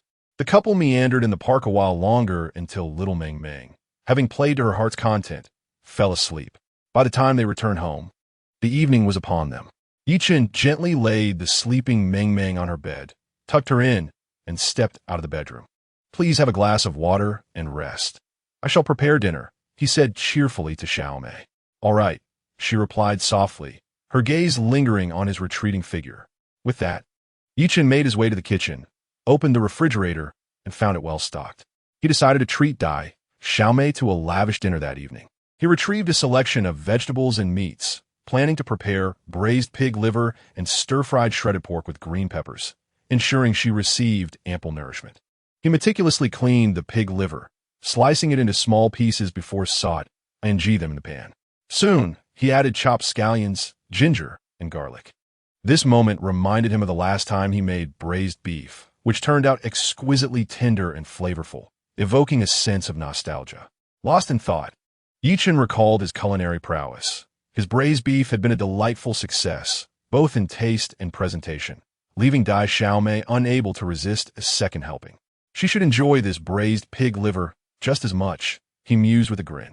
However, he quickly refocused, continuing to stir the liver in the pan, preparing a meal filled with care and love. Chapter 88. Please take care of me in the years to come at this moment. Yi-chan realized that the oil in his pan had nearly reached the desired temperature. He poured the oil into the pan and began to stir-fry vigorously, simultaneously tossing in thinly sliced green peppers to fry. After half an hour, the braised pig liver was finally cooked. Yi-chan plated the dish and transferred the liver into a large bowl. Holding the bowl, he and the naive little sister made their way to the living room. Yi-chan arranged the dining table, then beckoned to the little sister, signaling her to join him for the meal. Upon seeing the table laden with braised pig liver and shredded pork with green peppers, she couldn't help but swallow hard. It had been ages since she had enjoyed such a meal, and she was pleasantly surprised by Yi-chan's culinary prowess, indicating his deep understanding of cooking. How's my cooking? Not bad, right? Yi-chan asked with a sense of pride. It's wonderful. You're the first man to make braised pig liver taste this good. I'm truly delighted. The little sister replied with a beaming smile, touched by the array of exquisite dishes laid before her. Yi-chan smiled in response, choosing not to elaborate, as he was well aware of his own culinary skills. All right, you eat first. I'll go call Mom for dinner, he said cheerfully. Okay, she replied, not one to be overly coy. She picked up a spoonful of braised pig liver and savored slowly. Observing the little sister's enraptured expression, Yi-chan felt his heart stir with affection. Is it delicious? He asked with a grin. With a smile, she responded, yes, it's delicious. Better than our hotel chef's cooking. I think you're the best chef in the world. Hearing her praise filled Yi-chan with joy, yet he remained modest. As long as it tastes good, that's enough. You continue eating. I'll go fetch Mom, he replied before heading into the room to call Li Meiling for dinner. Upon hearing her son call her for dinner, Li Meiling hurriedly dressed and arrived at the dining room. Seeing the table full of dishes, she smiled at Yi-chan and said, the dishes you made today smell quite fragrant. It seems you've learned a lot. Mom, you should try this pig liver, Yi-chan said, placing a piece of braised pig liver in front of her with a grin. Li Meiling tasted a piece, nodded, and smiled. It's quite delicious. As they enjoyed their meal, Yi Chen casually remarked, "Mom, the little sister and I plan to get our marriage certificate tomorrow." "Getting a certificate?" Li Miling inquired. "Yes." Yi Chen replied with a smile. "That's wonderful.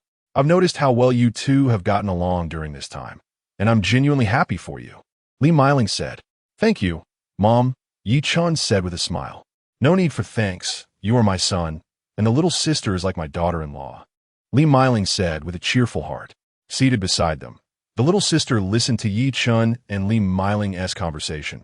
Her head bowed and her cheeks flushed. Lost in her thoughts. "All right, you two hurry and eat. It will get cold soon," Li Miling said with a smile, urging them to enjoy their meal.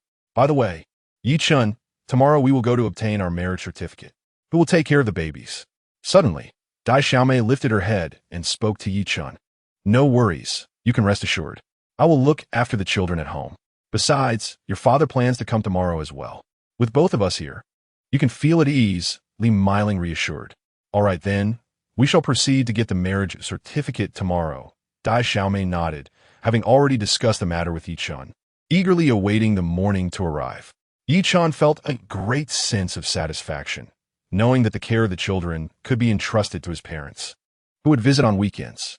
The house was spacious enough for them all. "Thank you, Mom," Yi Chen expressed his gratitude. "No need to be so polite with me. Now, stop daydreaming and hurry up to eat," Li Miling said. Thus, the family of three sat down for their meal. Yi Chen placed a piece of braised pig liver into Dai Xiaomei's bowl, believing his cooking to be quite commendable. Though he may not possess the skills of a professional chef, he was confident in the quality of his dish. After finishing their meal, Dai Xiaomei returned to her room. Feeling exhilarated, she paced back and forth, her mind consumed with thoughts of what would transpire after they obtained their certificate the following day. "Hey, Xiaomei, what's the matter?" Yi Chen inquired, noticing her restlessness. I, Dai Xiaomei stammered, struggling to find the right words to convey her emotions. "Yi Chen, what is bothering you? Please tell me. I can offer some advice. Or perhaps you might suggest something to me." Yi Chen smiled, encouraging her to share. "I don't know how to explain it to you," she admitted bashfully. Yi Chen chuckled, understanding that it was likely related to their impending marriage. However, it was ultimately a decision she needed to make for herself. "All right, I see. In that case, I will step outside. Just call me if you need anything," Yi Chen said as he stood up. "Wait a moment, Yi Chen. After we get our certificate tomorrow, could we take a photo and post it on Weibo? I want my fans to know, and I believe they would send us their blessings," Dai Xiaomei expressed with anticipation, envisioning the outpouring of well wishes from her followers. After a moment's contemplation, Yi Chen nodded in agreement. "Wonderful. Thank you, Yi Chen," Dai Xiaomei exclaimed, embracing him in excitement. Her heart raced, as their relationship had blossomed rapidly, culminating in this momentous step towards marriage. "Foolish girl, what are you saying? Quickly sit down and rest," Yi Chen chuckled. The next morning, after completing his morning routine and preparing breakfast, Yi Chen heard some commotion in the kitchen. Li Miling emerged, observing the affectionate bond between the two, smiling to herself, pleased that their relationship had finally progressed. "Xiao Chen, breakfast is ready. Go wake up Xiaomei so we can eat and head out to get the marriage certificate," she instructed. "Got it, Mom. I will go wake her up now," Yi Chen replied with a nod. As such, Yi Chen approached the bedroom and gently knocked on the door, saying, "Little sister, it's time to wake up. Today we are to obtain our marriage certificate." "Oh, all right," came the response from within, followed by the door opening. The little sister appeared at the threshold, clad in a white nightgown, yawning as she remarked, "Yi Chen, has morning arrived so soon? Indeed, today marks the day you and I will register our marriage, so rise quickly," Yi Chen encouraged with a smile. "Okay, brother Yi Chen, please wait for me. I will be ready shortly," she replied, turning back into the room to don her slippers and prepare herself. Yi Chen chuckled softly and returned to his own room to change. When the little sister emerged, Yi Chen was taken aback by her appearance. Originally a delicate beauty with fair skin and exquisite features, she now donned a white shirt and jeans, radiating youthful charm that rivaled even the top models. Her figure was likewise alluring, drawing the attention of many. Feeling shy under Yi Chen's gaze, she bashfully inquired, "Yi Chen, do you think this outfit looks good?" Yi Chen nodded in approval, exclaiming, "It looks wonderful, absolutely wonderful." Upon hearing his words, her cheeks flushed deeper, exclaiming, "How embarrassing! Haha, let us hurry and have breakfast," Yi-chan said, taking her hand as they made their way downstairs. After their meal, they drove to the Civil Affairs Bureau. During the journey to collect their marriage certificate, the little sister exhibited signs of nervousness and fear, while Yi-chan felt composed, fully prepared. Upon arriving at the bureau and parking the car, they approached the registration desk. Yi-chan noted the office was filled with people, and as they entered, only one table remained unoccupied. They chose a seat and settled in. The staff member responsible for processing marriage certificates was a man who first inquired about the little sister's ID number before filling it in. After completing the necessary paperwork, he began to write in the register. After a brief interval, the staff member looked up and said, "You may proceed to take your photos." They stood and walked towards the photography area. Standing together before the camera, the photographer pressed the shutter, capturing their shared moment. Yi-chan observed the little sister, who shyly lowered her head, avoiding his gaze, yet her lips bore a sweet smile. Once the photo was taken, the staff member handed the picture to Yi-chan and the little sister, smiling warmly at them. Yi-chan accepted the photo, beaming back at the staff member, his smile radiant. Looking at the picture, depicting their joyous and sweet expressions, he felt an immense sense of happiness and warmth. The little sister's smile mirrored his own. "All right, please hand me the photo." The staff member approached with the picture in hand. Yi-chan handed the photograph to the staff. The two were seated nearby, resting. While Yi-chan's gaze was fixed ahead, the eyes of the girl, Dai Xiaomei, were upon him. She felt an unparalleled joy in this moment, one she believed she had never experienced before in her life. All of this happiness was due to Yi-chan, who had bestowed upon her the finest gifts: freedom, love, family, dreams, and her beloved children. A radiant smile graced Dai Xiaomei's face, and as she beamed, Yi-chan could not resist reaching out to gently caress her long hair with his right hand. "Husband, I love you," Dai Xiaomei suddenly declared to Yi-chan. His hand paused in its motion. Her voice was soft, yet he heard her clearly. The words, "I love you," from her lips filled him with immense joy. It was the first time she had referred to him as husband. Though merely 3 words, it signified her complete acknowledgement of him as her spouse. "Wife, you are truly wonderful," Yi-chan responded with a smile. "Husband, I love you." Their eyes met, sharing a knowing smile, as tears of happiness flowed from Dai Xiaomei's eyes. "Fool, do not cry." Yi-chan quickly fetched a tissue to wipe her tears. "Husband, thank you for granting me such a blissful moment," Dai Xiaomei expressed gratefully. "Xiaomei, I shall ensure you have countless such moments of happiness," Yi-chan vowed. At that moment, the staff handed them their marriage certificate. They exchanged glances and held each other's hands.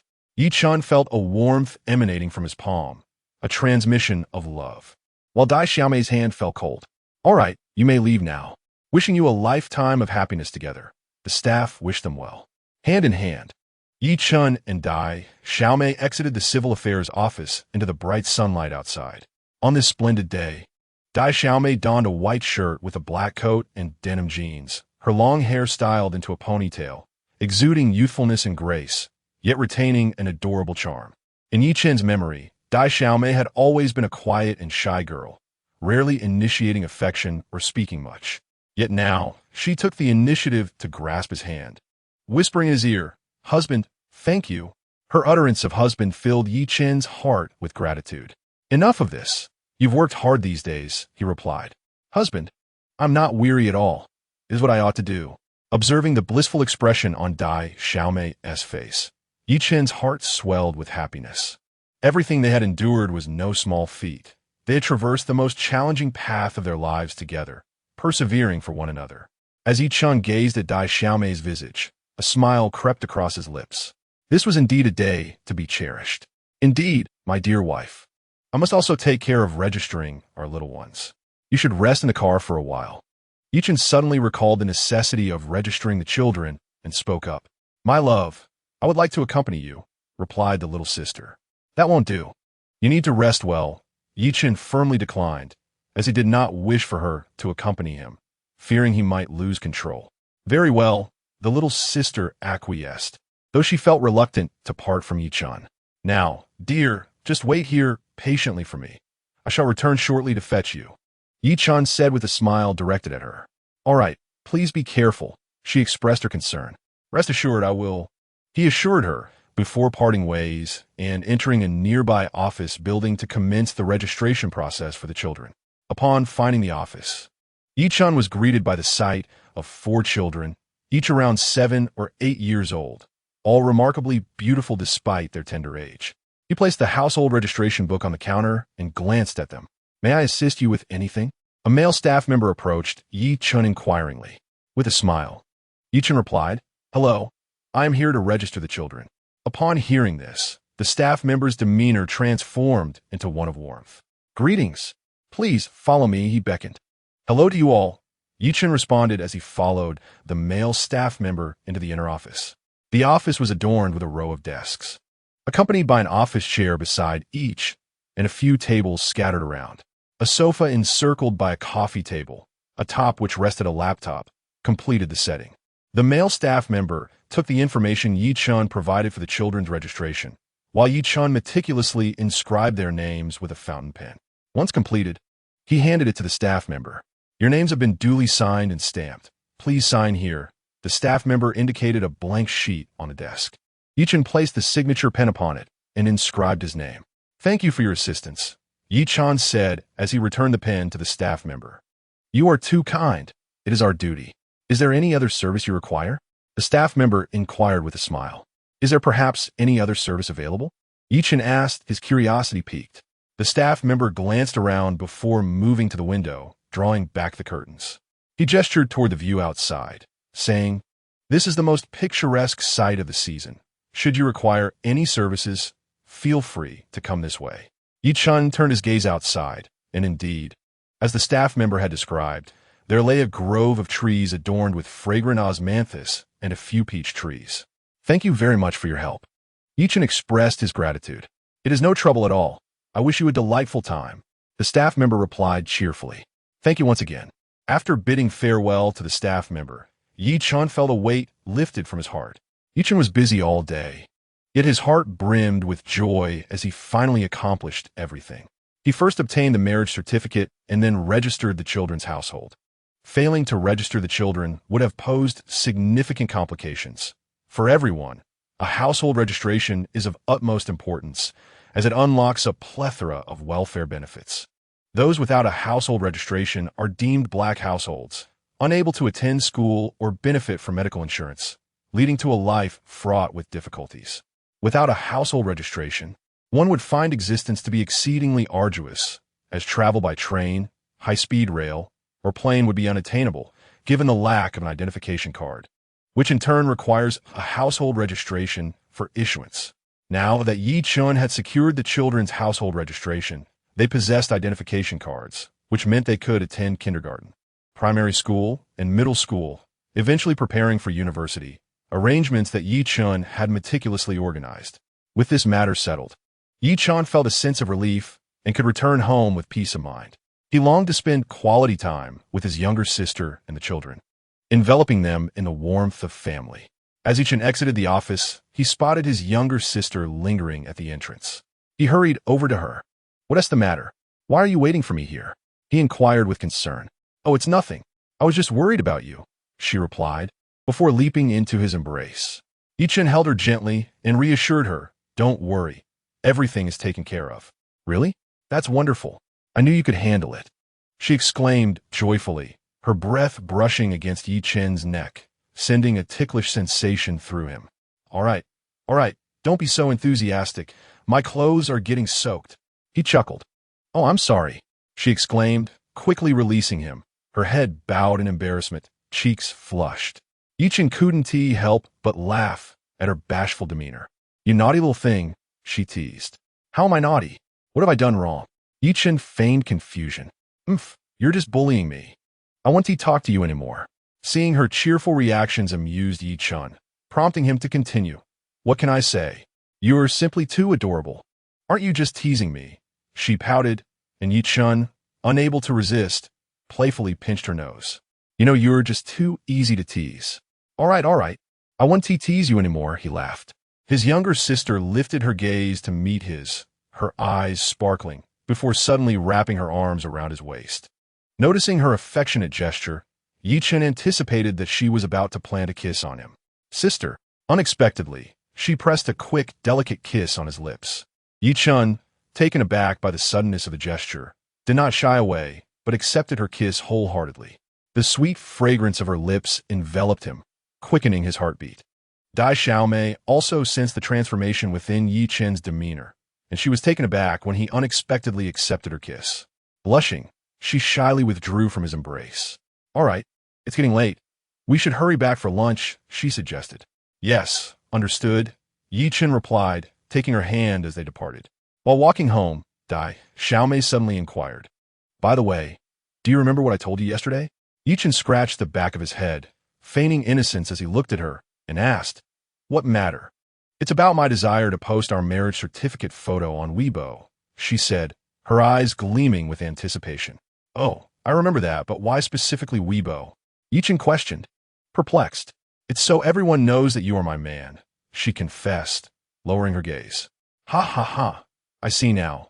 You silly girl." Yi Chen chuckled upon hearing her words. "What are you laughing at? I haven't done anything wrong. I merely want others to recognize our relationship." She pouted, slightly displeased. "I'm not laughing. I'm simply happy." "Happy about what? Do you think I didn't do well?" Dai Xiaomei asked, her gaze fixed on Yi Chen. Yi Chen smiled gently. "Not at all. You did wonderfully. I adore your kindness and cuteness." Upon receiving Yi Chen's compliment, Dai Xiaomei beamed with joy. Once they returned home, she uploaded the photo to Weibo with the caption, "Please take care of me for the rest of my life."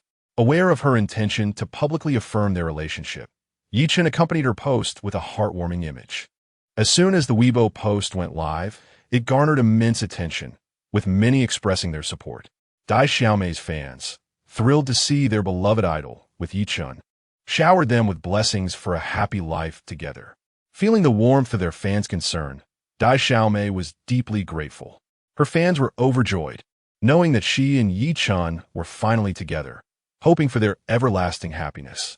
The sight of their encouraging comments made Dai Xiaomei's cheeks flush with warmth.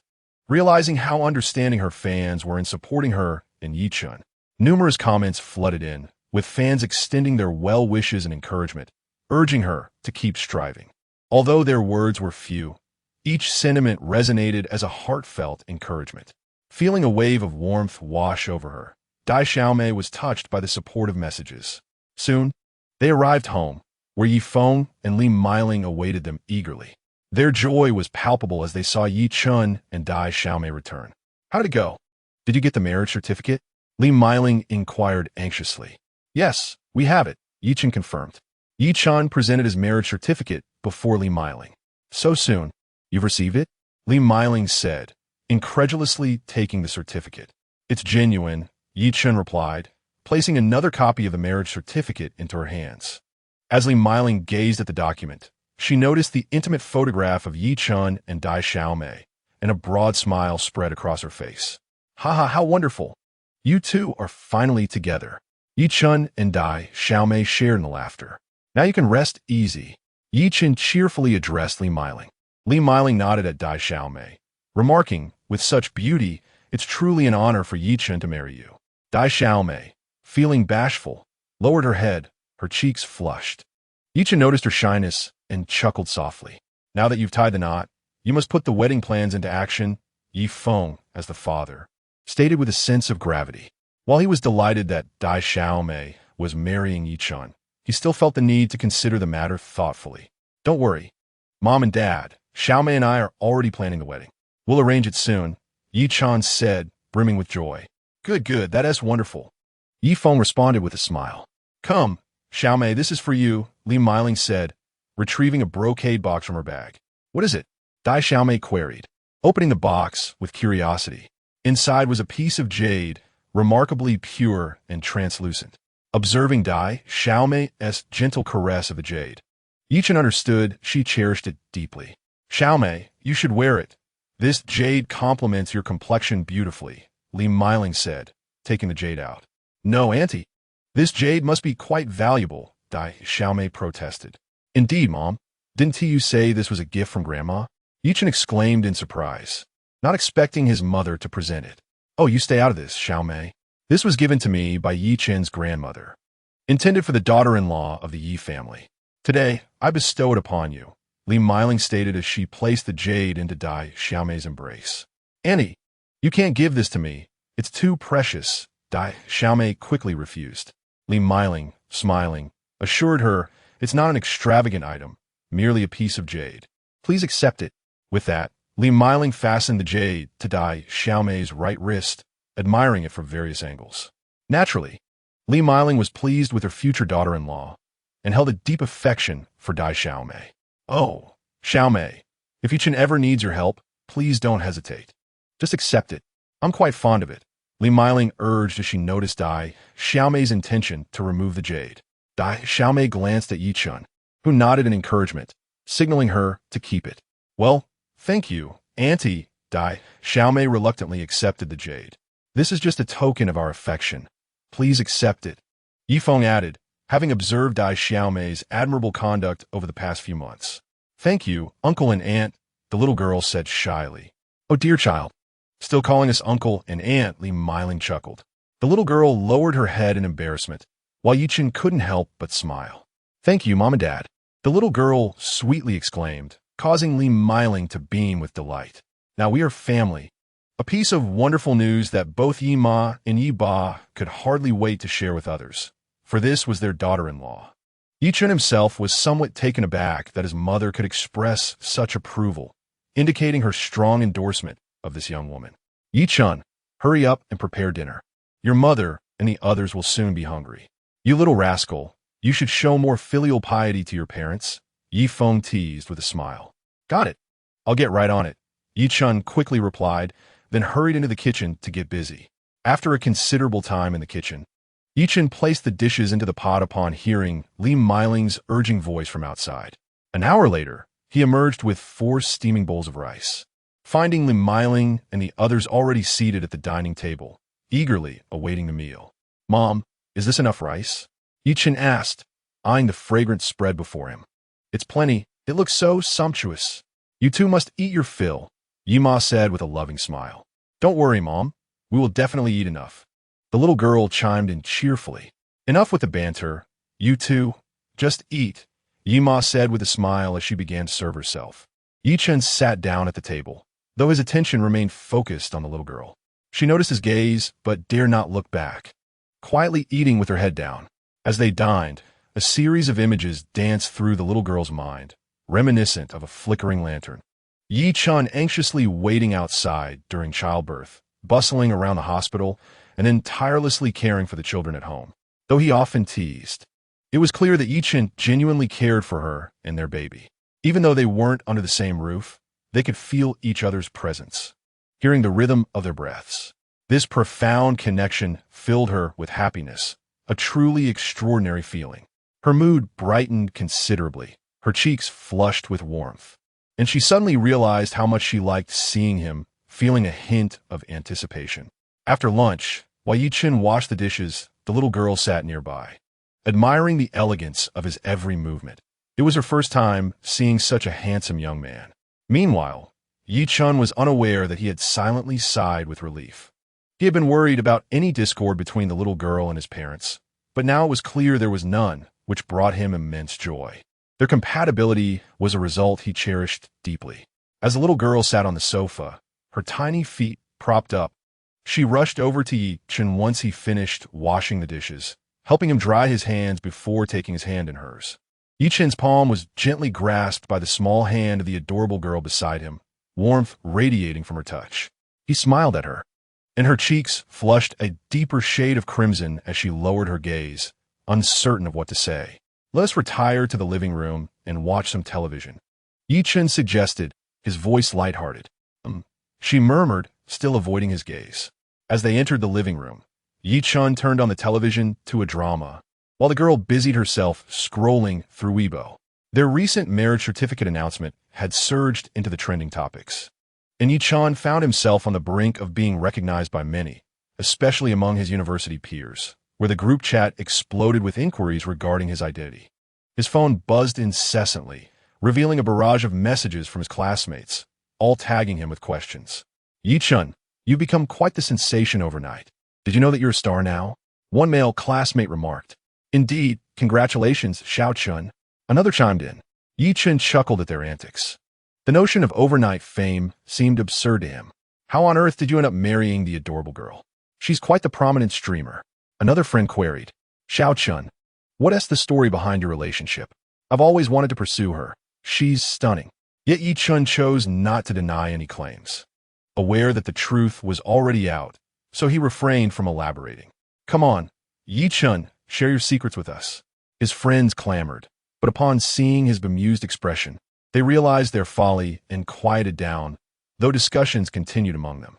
The adorable girl stifled a laugh, covering her mouth as she watched this amusing scene unfold beside her. What did I go wrong? I don't understand, a boy lamented in the chat. Exactly. I refuse to accept this. Another echoed. These boys were truly entertaining. Their conversations perpetually revolved around this singular topic. Yi Chen glanced at them, saying, You wish to hear my secrets? Very well. Spill the beans. What is your secret? They urged excitedly. Yi Chen feigned a mysterious pause, deliberately prolonging his response to heighten their anticipation. Their patience was amusingly thin as they urged him on. Please, just tell us. They implored. The reason we are together is because. Just as Yi Chen was about to divulge the secret, a sudden hush fell over the group. All eyes were fixed on him, hanging on his every word, anxious not to miss a single detail. Chapter 92. The key factor is my handsomeness. It is primarily because I am handsome, Yi Chen declared with a playful grin. Yi Chen finally articulated the crux of the matter, igniting a wave of laughter within the group. Yi Chen, you're going to make us laugh ourselves to death. We're terrified of you, a girl exclaimed, her laughter ringing out.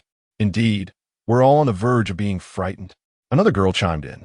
Yi Chen chuckled heartily, and Daimei, observing the messages Yi Chen had sent, couldn't he help but join in the laughter. This group was indeed entertaining, and Yi Chen's ability to jest was remarkable, causing them to laugh until their bellies ached. At that moment, Daimei noticed that the incident she had posted on Weibo the previous day had also made it to trending topics. Her fans had flooded the comments with congratulatory messages, all expressing concern for her well-being, while also speculating about Yi Chen's identity. Who exactly is Yi Chen? I've never heard of him before. The group was abuzz with theories about Yi Chen's background, with some even conducting online investigations. Yi Chen's followers on Weibo were rapidly increasing, soon surpassing 50 million. Though this number did not rival that of major celebrities, it was still quite impressive. Observing the curiosity in Daimei's gaze, Yi Chen smiled and asked, Am I quite famous? Daimei nodded. Yes, you're quite the sensation now. My fans admire you greatly and are eager to meet you. You're truly impressive.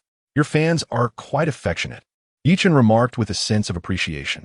Of course, they are your closest friends, and since you're my man, they naturally support you, Daimei teased. Yi Chen smiled back at Daimei, recognizing that her fans supported him because they understood he was their idol-esque partner. As he perused the comments on his Weibo, filled with praises, he felt a surge of happiness and gratitude for the unwavering trust of his friends, something truly worthy of cherishing. While Yi Chen and Daimei were comfortably chatting on the sofa, a new trending topic suddenly emerged, revealing that the Yi Chen who had married Daimei was merely a college student. Stunned by this revelation, Yi Chen was taken aback. He had not anticipated that a reporter would expose his personal information. Well, there goes my secret, he sighed helplessly. It's all right, Daimei reassured him. Then she noticed a comment in her Weibo feed that read, An old cow eating tender grass. Daimei found herself wanting to laugh at the news. This particular comment quickly ascended to the top of the trending list, a surprising outcome she had not foreseen. Now, many netizens were searching for Yi Chen, curious about how a college student could win the affection of a female streamer, and questioning the plausibility of such a scenario. Yi Chen, uninterested in the online chatter, found the whole situation rather tedious. Why were these people searching for him? Did they truly find him so captivating? Yi Chen was uncertain as to why they took pleasure in creating trouble for him. Yet since they seemed to relish in such antics, he decided to acquiesce to their whims. The naive girl mused that Yi Chen did not rely on live streaming for income.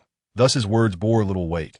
Moreover, she had no intention of returning to the limelight, as her children needed her maternal presence.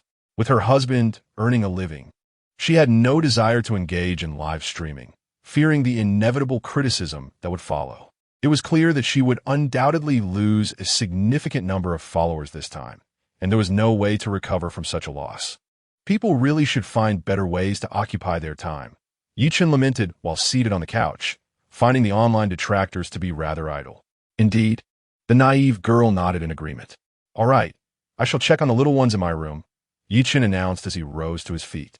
Upon entering his bedroom, he was greeted by the sight of two adorable little ones peacefully slumbering on his bed. How precious, Chen remarked, crouching to caress the children. Don't overexert yourself. Remember to rest, the naive girl advised from the side. Not to worry, you can rest assured. I'm no longer a child. I understand my limits. Chen replied with a smile. Very well, the naive girl conceded, seeing his resolute demeanor. Gazing fondly at his three delightful offspring, Chen felt a profound sense of contentment. He pressed gentle kisses to their cheeks, knowing they were still too young to understand. Yet he was certain that as they grew, they would become well-behaved and sensible children. The little ones remained quiet, blissfully asleep, their lips curved in smiles. They are so adorable, I can hardly bear to leave. I wish they could remain in my embrace forever. This feeling is pure bliss, Chen said, watching his sweet children as they dreamed. Suddenly, Chengqing opened his eyes. Upon spotting Chen, he immediately smiled and called out Daddy, which filled Chen with immense joy. He scooped Chengqing up and planted a kiss on his forehead, to which Chengqing returned the gesture with a kiss of his own, prompting Chen to shower him with more affection. Chen engaged in playful antics with Chengqing, trying to coax him back to sleep.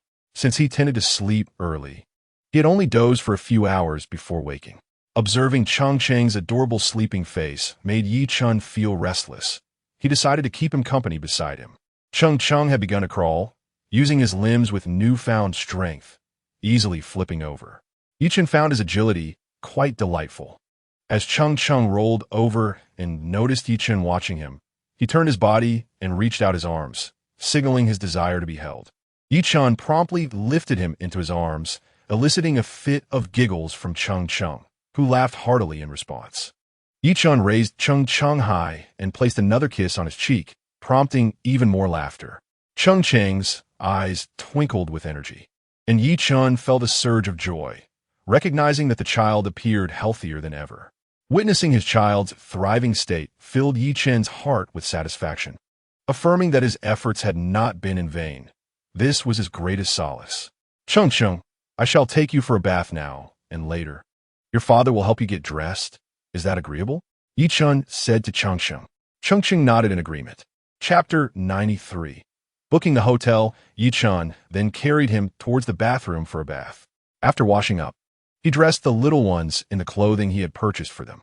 Chengqing looked particularly adorable in his outfit, and seeing the children clad in his chosen garments filled Chen with immense joy. Subsequently, he laid Chengqing down on the bed, which was adorned with soft cushions, making it quite comfortable for slumber. That evening, Chen conversed with Daizio in the living room, casting glances at the three little treasures. Chen felt that this was one of the greatest joys of his life. He had finally established a family, something he had never even dared to dream of before. Yet, it had come to fruition with such ease, and he now possessed his own family. When Daizio was ready to retire for the night, Chen returned to his room, feeling fatigued after the day's exertions. Upon entering his chamber, he lay on the bed, closed his eyes, and prepared for sleep. Enveloped by an unprecedented sense of security, Chen quickly succumbed to slumber, and before long, he was fast asleep.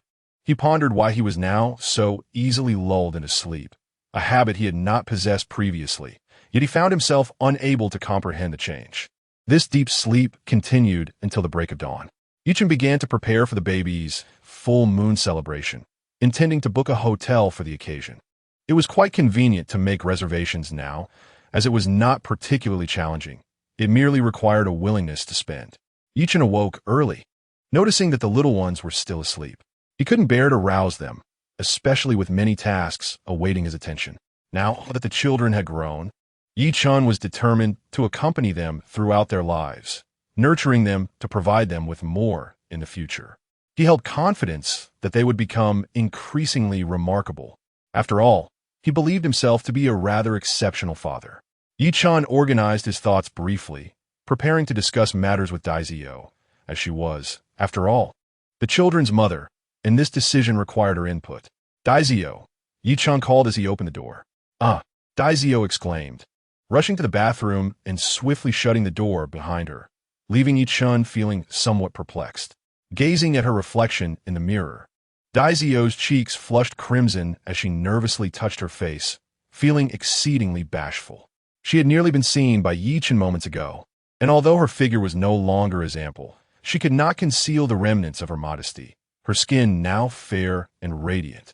Taking several deep breaths to steady her nerves, Daizio finally turned and opened the bathroom door, making her way to the sofa, unable to meet Yi-chan's gaze. Yi-chan chuckled at Daizio's demeanor and inquired, "What was that all about just now?" With her head bowed, Daizio replied, "Why did you enter without knocking?" "I was changing," she said shyly.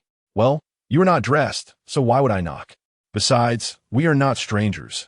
We are husband and wife," Yi-chan retorted playfully. "Go away." Daizio shot him a glare, realizing just how mischievous Yi-chan could be. With a light-hearted chuckle, Yi-chan exited the room, closing the bathroom door behind him. Dumb little sister gazed at Yi-chan's retreating figure, her cheeks flushed. Moments earlier, she had changed into her own undergarments, which, though delicate, allowed Yi-chan to discern their details. Her pink lingerie, quite aesthetically pleasing, nevertheless surprised Yi-chan due to her unexpected dimensions. At that moment, dumb little sister recalled Yi-chan's words regarding marriage should she gain weight, and her heart raced. Had she truly put on weight? Upon closer inspection, she indeed noted some development in her bosom. "Well, what do you want with me?" she inquired, seated on the sofa, addressing Yi-chan. "Ah, it's about the baby's full moon banquet, little sister," Yi-chan replied with a smile, moving beside her and wrapping his arms around her slender waist. The sensation quite pleasant. "What are you doing? Let go of me." "What if someone walks in?" she protested, struggling to rise. "Relax. There's no one around. I simply wish to discuss the banquet with you," he said, holding her firmly. "Oh, what do you plan to hold it?" she asked, her heart elated at the thought of discussing their children's matters with Yi-chan. "I was thinking a hotel would be suitable." "What do you think?" he inquired, looking at her earnestly. "Yes, a hotel sounds good. Let us proceed with that." She nodded in agreement. After much deliberation, they finally settled on a hotel. "Shall we host the full moon banquet at this hotel?" she asked. "Absolutely. It's indeed a fine choice. Pleasant ambience, convenient transportation, and a prime location. I quite like it," Yi-chan affirmed. "Then it's settled. Let's head to the hotel shortly and secure our reservation," she declared. Of course, Yi-chan nodded in agreement, believing it to be the optimal choice. "All right," she replied with a slight nod. "I'll call the hotel to make a reservation," Yi-chan said, retrieving his phone and dialing the hotel's number. "Hello, this is the hotel." A sweet voice greeted him from the other end. "I wish to host a full moon banquet at your establishment and would like to book the entire venue. Please determine the pricing," Yi-chan stated directly. Upon hearing this, the staff member on the other end was taken aback, unable to believe the audacity of his request. Was it not too extravagant to reserve the entire venue for a banquet? Although their hotel was not the pinnacle of luxury, it was still quite opulent, and the cost of such a reservation would be considerable. "Sir, I think this might be unwise, considering a full moon banquet requires a substantial sum. You may not have enough to cover the costs." The staff member hesitated. "I will manage the financial aspects. Just inform me if your hotel is willing to accommodate us." Yi-chan replied, "Very well, sir. Please provide your name and contact information." The staff on the opposite side spoke respectfully. Yi-chan provided his name and left his contact information. After hanging up the phone, Yi-chan sat there in anticipation. After approximately 10 minutes, the phone rang. "Hello, I'm a manager of the hotel. May I ask if you're Mr. Yi-chan?" The manager inquired politely from the other end. "Yes, I am," Yi-chan replied. "Mr. Yi, you wish to host a full moon banquet at our hotel, correct?" The manager asked courteously. "Indeed, I would like to hold a full moon banquet at your establishment. What do you think?" Yi-chan inquired. "Very well, Mr. Yi. Will the banquet be held soon?" The manager queried. "There's no rush. I would like to make a reservation first. Is that possible?" Yi-chan articulated. Of course, Mr. Yi. Please hold for a moment. The manager replied before ending the call. Mr. Yi, please hold a moment. The hotel has agreed to assist you in hosting a full moon banquet, but it does require a certain budget, the manager stated politely. All right, I appreciate your help. I await your news. Yi Chun concluded the call. Certainly, Mr. Yi. I look forward to our collaboration, the manager expressed joyfully. Likewise, Yi Chun responded. Chapter 94. Such a little one knows how to steal a husband upon returning to the room. Dai Xiaomei saw Yi Chun and asked, How did it go? Did you secure the reservation? Of course, with me on the case, you need not worry, Yi Chun smiled. Hee, Dai Xiaomei chuckled. Yi Chun, I plan to invite some friends from my live streaming circle. Do you think that would be all right? She shared her intentions. Absolutely. I support any decision you make. Yi Chun replied. Thank you. I adore you. Yi Chun, Dai Xiaomei exclaimed excitedly and embraced him. Yi Chun was taken aback by her sudden action and quickly pushed her away. Realizing her lapse in composure, Dai Xiaomei's cheeks flushed slightly. We're merely inviting family and friends for the baby's full moon banquet, so it's perfectly fine for you to invite your friends as well, Yi Chun said with a smile. All right, I understand, Dai Xiaomei responded. It's good to hear that. I must prepare diligently for the baby's full moon banquet. This will be their first interaction with others. So it must be done well, Yi Chun stated earnestly. Yes, I believe you will manage splendidly. However, I need to discuss with my friends. If they all attend, it might be quite lively, Dai Xiaomei expressed with a hint of anticipation. Indeed, Yi Chun nodded in agreement. At that moment, a sudden cry from the babies next door interrupted their conversation. What is happening? I will go take a look, Yi Chun said as he stood up. Wait for me. I'll go with you. Dai Xiaomei also rose. Thus, Yi Chun and Dai Xiaomei proceeded together to the adjacent room. Upon entering, Yi Chun saw Meng Meng wailing heartily, appearing utterly distressed. Yi Chun approached and gently picked up Meng Meng, softly patting her back while comforting her. Don't cry, Meng Meng. Be a good girl. Does something hurt? Daddy will blow it for you. Upon hearing someone call her name, Meng Meng opened her eyes and glanced at Yi Chun, then burst into tears. Don't cry, Meng Meng. Who made you cry? Daddy will teach them a lesson, Yi Chun said tenderly. Be good now. No more tears, he continued to soothe her. Dai Xiaomei walked over to Meng Meng, gently stroking her head. Meng Meng looked at Dai Xiaomei, then turned back to Yi Chun and cried even louder. All right, no more crying, Yi Chun said, shaking his head in resignation. No more tears, he reassured as he shook his arm playfully. Upon seeing Yi Chun's gestures, Meng Meng immediately ceased her weeping.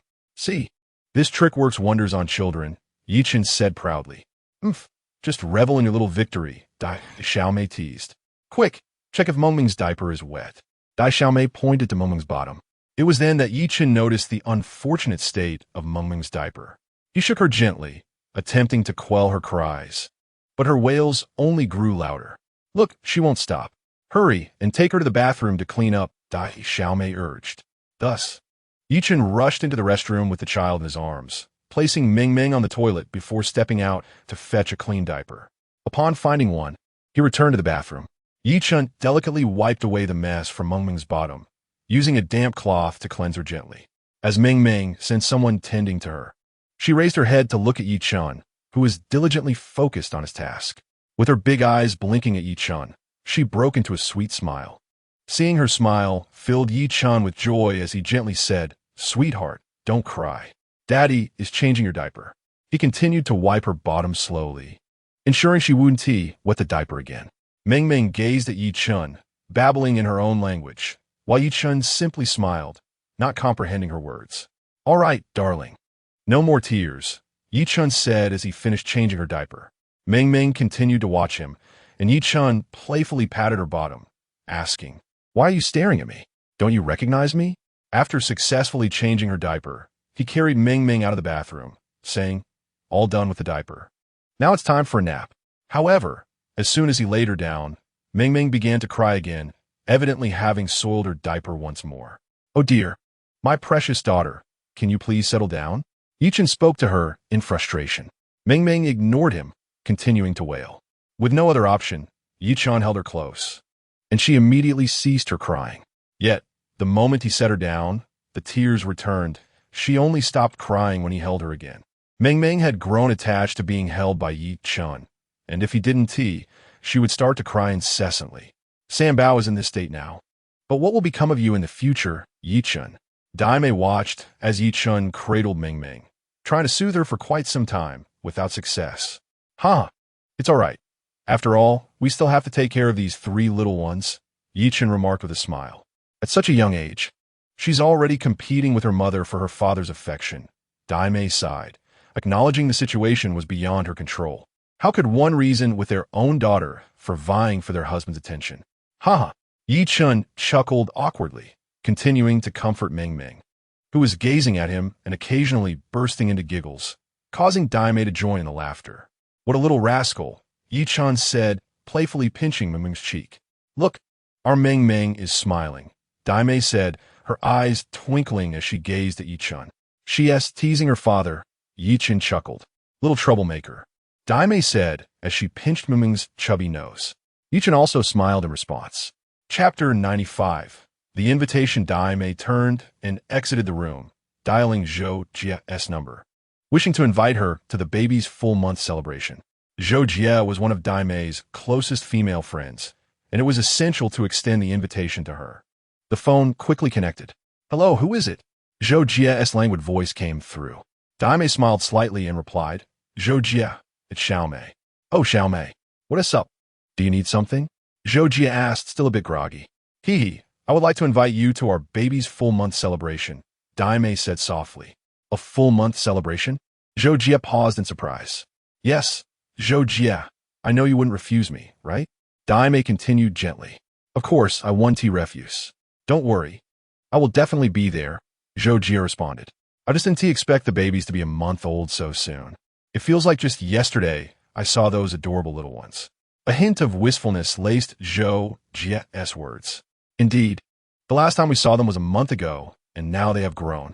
We have all been eagerly awaiting your presence, Daimei replied, her tone playful yet sincere, which Zhou Jie could sense.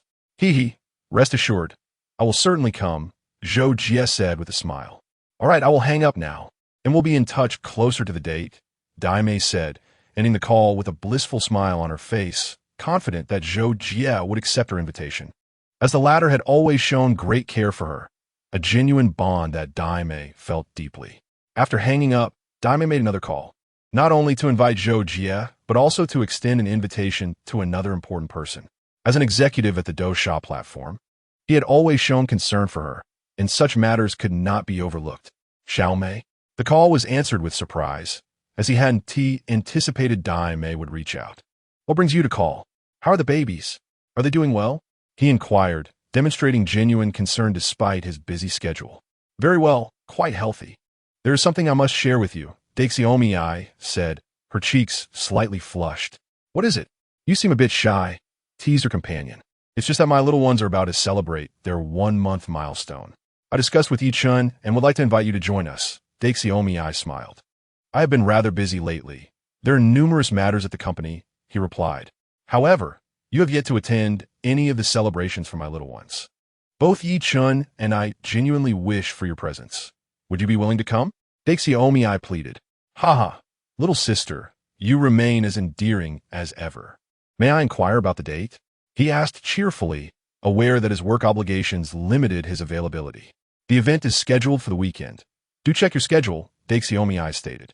All right, that sounds fine, but I must warn you, I'm quite occupied these days, so don't hold it against me if I can't make it, he joked. You absolutely must come, Daixiomi insisted with a smile. Haha, I was merely teasing you.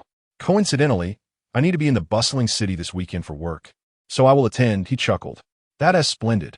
The timing aligns perfectly, Daixiomi exclaimed joyfully. I shall see you then. Let us go together, he said. Sounds good. Daixiomi replied with a beaming smile. Goodbye, he said, ending the call. After hanging up, Daixiomi dialed another number. In addition to Sister Zhou, she intended to invite several other female friends and streamers. One by one, Daixiomi reached out to her friends, inviting them to her little one celebration.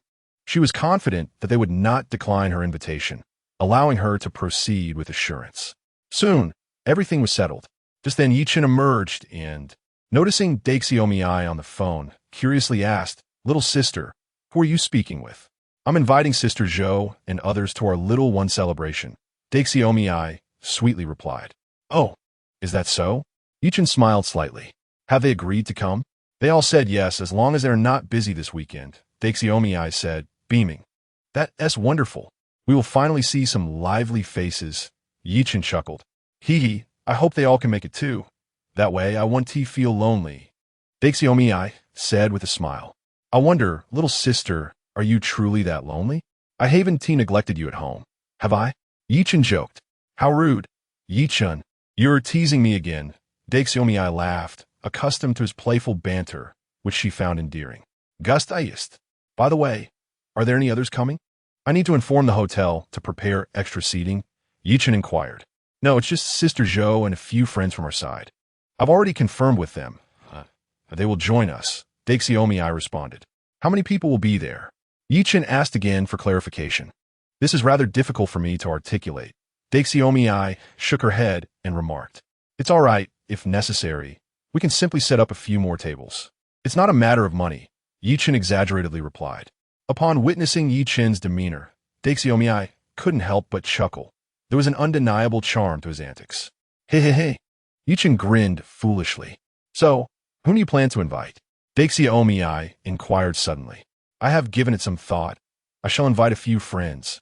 Like Wang Li and Zhang Hao along with my parents, Yichen pondered before responding. All right, that sounds quite lively, Daxiomi said with a smile. Hehe, Yichen nodded. Suddenly reminded of his counselor, Su Xiaofan. He resolved to extend an invitation to her as well. Recalling how she had brought numerous gifts for the babies during her last visit, it was only fitting to invite her, considering how kind Su Xiaofan had been to both him and the little ones. With this in mind, Yichen said, we should also invite Teacher Su to the baby's full moon celebration. Chapter 96. The baby's full moon celebration. Which Teacher Su? Daxiomi asked, somewhat perplexed. The one who visited the babies in the hospital last time. She has a fondness for them and has been quite good to me, Yichen explained. Oh, I see. Daxiomi responded, enlightenment dawning upon her. Should we extend an invitation then? She continued. Of course, I believe Teacher Su would certainly agree. Daxiomi replied with a smile. Hee hee. I will call her when I have the time, Yichen said with a grin. Daxiomi nodded. The two continued their conversation, though they did not delve into many other topics. Yichen began preparations for the full moon banquet, noting that only his parents were likely to attend. There wouldn't be many others unless he arranged for relatives from his hometown for his future wedding, but he didn't want to think too far ahead just yet. Daxiomi had nearly finalized her own guest list. Have you contacted everyone? Yichen inquired. Yes, everyone has been contacted. They will all be there, Daxiomi confirmed with a nod. Then let us head to the hotel to assess the situation and finalize the banquet arrangements, Yichen proposed with a smile. All right, let us go, Daxiomi replied cheerfully. Let us take the babies along as well. They must be feeling quite cooped up at home, Yichen suggested. Very well, I'll go dress them, Daxiomi said, stepping into the room to help the babies get ready. Upon entering the room, she found that the eldest, Cheng, was still fast asleep, while the second, Xing, and the third, Meng, were gazing at her with wide eyes. Daxiomi crouched down and gently teased Xing's nose, smiling as she said, Awake, my little treasures. Let us go out for a stroll. The two little ones turned their eyes towards Daxiomi upon hearing her call. She picked them up and began dressing them. Let Cheng sleep for now. No need to wake him, Yichen said with a smile. He wants to listen to you. If he wakes up and doesn't see you, he will surely cry, Daxiomi laughed. As the conversation unfolded, the two children, Xing and Meng, erupted into fits of laughter, thoroughly entertained. You two, please refrain from causing a ruckus, Yichen remarked with a resigned smile. The delightful giggles of the children continued. We won't cry or fuss. Cheng is quite well behaved now, and with our parents at home, he'll be well taken care of. Yichen chuckled. Let's be on our way. With that, he wrapped his arm around the waist of the dainty girl and proceeded towards the door. She followed closely behind, while Yichen pushed the stroller ahead. The four of them descended the stairs together, arriving at the parking lot. Yichen took his place in the driver's seat, with Xing and Meng occupying the passenger seats, and they set off towards the hotel in the city center. Once the car came to a halt, Yi Chun led the three children into the hotel lobby. Approaching the front desk, he presented a bank card to the receptionist. "Good day, sir. How may I assist you?" The polite receptionist inquired. "Could you kindly inform your manager that Yi Chun has arrived to discuss arrangements for a full-month banquet?" "I have already spoken with him over the phone," Yi Chun replied. "Certainly, sir. Thank you." With the bank card in hand, Yi Chun entered the hotel and approached the front desk once more. The receptionist took the card, processed it, and then respectfully informed Yi Chun, "Please hold for a moment, sir." "Of course," Yi Chun nodded. The receptionist swiftly made her way to the manager's office with the bank card. "Hello, I have a Mr. Yi here who wishes to discuss his full-month banquet reservation. He mentioned he has already contacted you by phone," she conveyed politely. "Mr. Yi, I will be there shortly," the manager, Chen promptly acknowledged before hastily making his way to Yi Chen's location. After knocking and receiving permission, the manager entered. "May I inquire if you're Mr. Yi?" he asked. "Indeed, I am. How may I assist you?" Yi Chen responded. "I am Chen, the general manager of this hotel. Please have a seat. We have made preparations for your full-month banquet," Chen said with a warm smile. "Thank you." Yi Chen expressed his gratitude, fully aware that hosting the banquet at such a fine establishment was a significant affirmation of his achievements. Chen guided Yi Chen to a side area and personally poured tea. "Thank you," Yi Chen said appreciatively. "No need for thanks, Mr. Yi. Please enjoy your tea." Chen gestured for him to partake. After taking a sip and setting the cup down, Chen refilled it and placed it before Yi Chen. "Manager Chen, we are here to arrange for my friends to attend the full-month banquet for my little ones," Yi Chen stated directly. "Understood, Mr. Yi. Leave this matter to me. What sort of banquet do you envision?" Chen inquired, steering the conversation into the main topic. "I hope for a banquet of higher standards," Yi Chen replied with a smile. "Rest assured, the standards for the full moon banquet are designed according to a VIP system. Your friends will certainly not be neglected," Chen replied with a smile. "Then I shall leave it to you, Manager Chen," Yi Chen responded. "By the way, Mr. Yi, how many tables do you plan to set?" The manager inquired with curiosity. "I would like to arrange approximately 3 tables, as I wish to invite some friends to join the full moon banquet. What do you think?" Yi Chen said with a smile. "Understood. I will make the necessary arrangements immediately," Chen assured him. "What would be the approximate budget?" Yi Chen asked. "You have booked 3 tables, and at a cost of 666 per table, it will amount to nearly 20,000, the manager calculated. "Is it that much? Well, just do as you see fit. These are trivial amounts, primarily aimed at ensuring my friends have an enjoyable time at the full moon banquet," Yi Chen stated. Regardless of the cost, he proceeded to finalize the booking, determined that the banquet for his child must be splendid. Failing to do so would reflect his inadequacy as a father. "All right, I understand what needs to be done," Chen nodded in agreement. Upon concluding their conversation, Chen handed Yi Chen a business card. "Mr. Yi, should you need anything, please do not hesitate to contact me. I am Chen." He warmly introduced himself. "Thank you, Manager Chen. Goodbye," Yi Chen said as he accepted the card and departed from the hotel. Chapter 97. The adorable babies at that moment. Yi Chen suddenly smiled as he observed his second and third children being playfully entertained by a young lady at the hotel, clearly adored by her. Meanwhile, the little girl stood nearby, grinning. "So adorable," the hotel attendant exclaimed. "These 2 delightful babies are simply irresistible. One cannot help but love them." She couldn't resist holding them. "May I hold them?" the attendant asked, seeking the little girl's permission. "Of course," the little girl replied. The young lady picked up the little ones and planted a kiss on their cheeks, radiating happiness. "This baby is so cute," she exclaimed, noting their exquisite features, which indicated they were certainly not ordinary children. The luxurious attire of their parents suggested that they belonged to a remarkable family.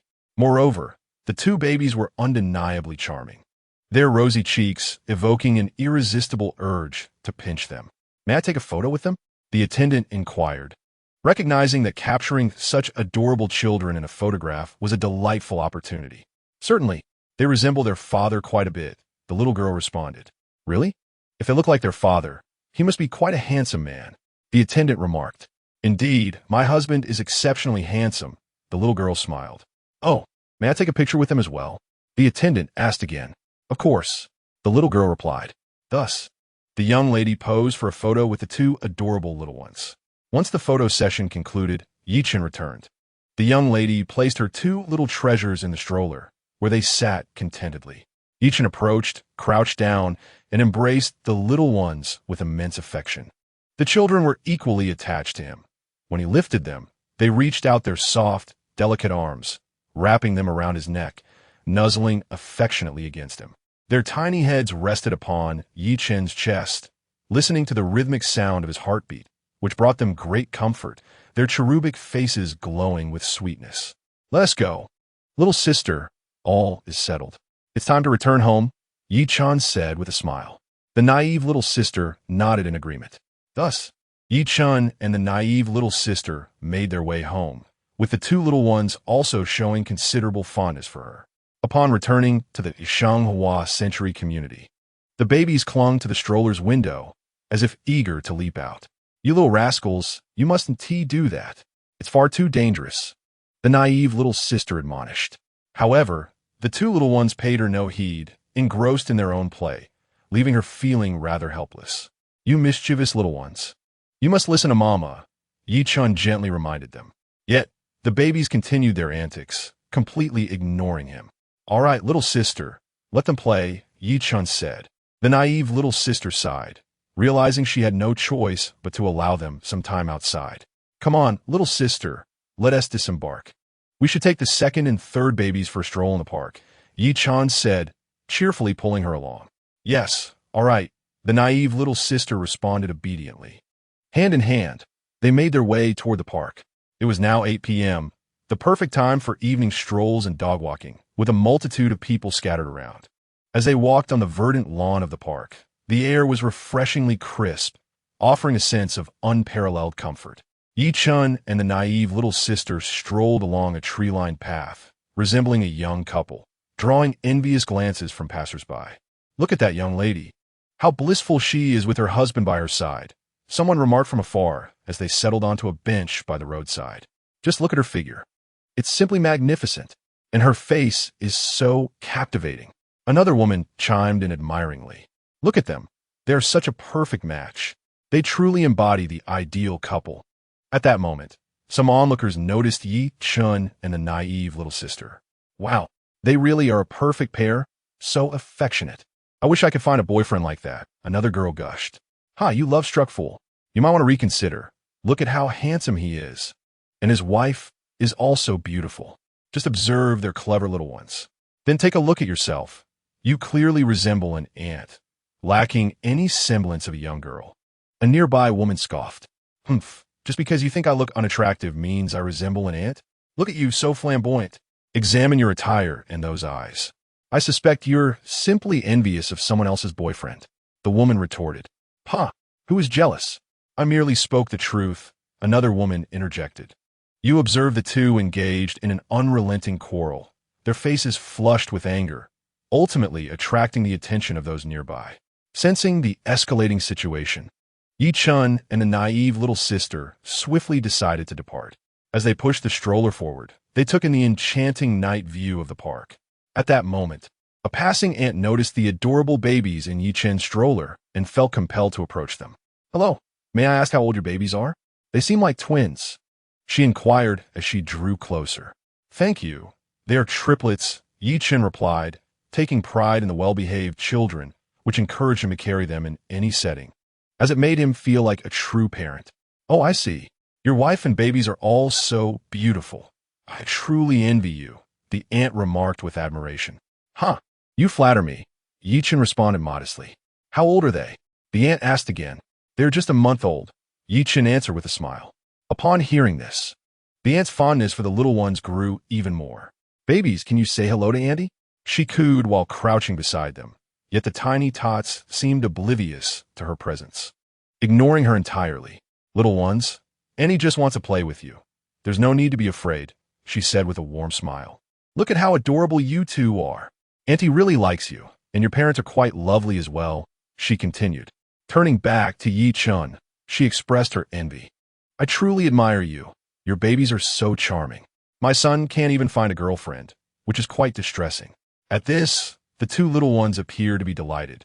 Chuckling incessantly, Yi-chun and the naive little sister exchanged amused glances, finding the aunt's lively spirit quite entertaining. Well, I won't disturb you lovebirds any longer. Goodbye. The aunt waved cheerfully. With smiles on their faces, Yi-chun and the naive little sister continued on their way, captivated by the joyful expressions of the two children, which left the little sister utterly enchanted. Chapter 98. Perhaps they are not genuine fans, Yi-chun. I simply adore you, the naive little sister suddenly confessed. Catching Yi-chun off guard, he had not anticipated such a declaration in public, and he sensed a change in her, a newfound maturity. Sister, please, let's not make a scene. Shall we continue our stroll?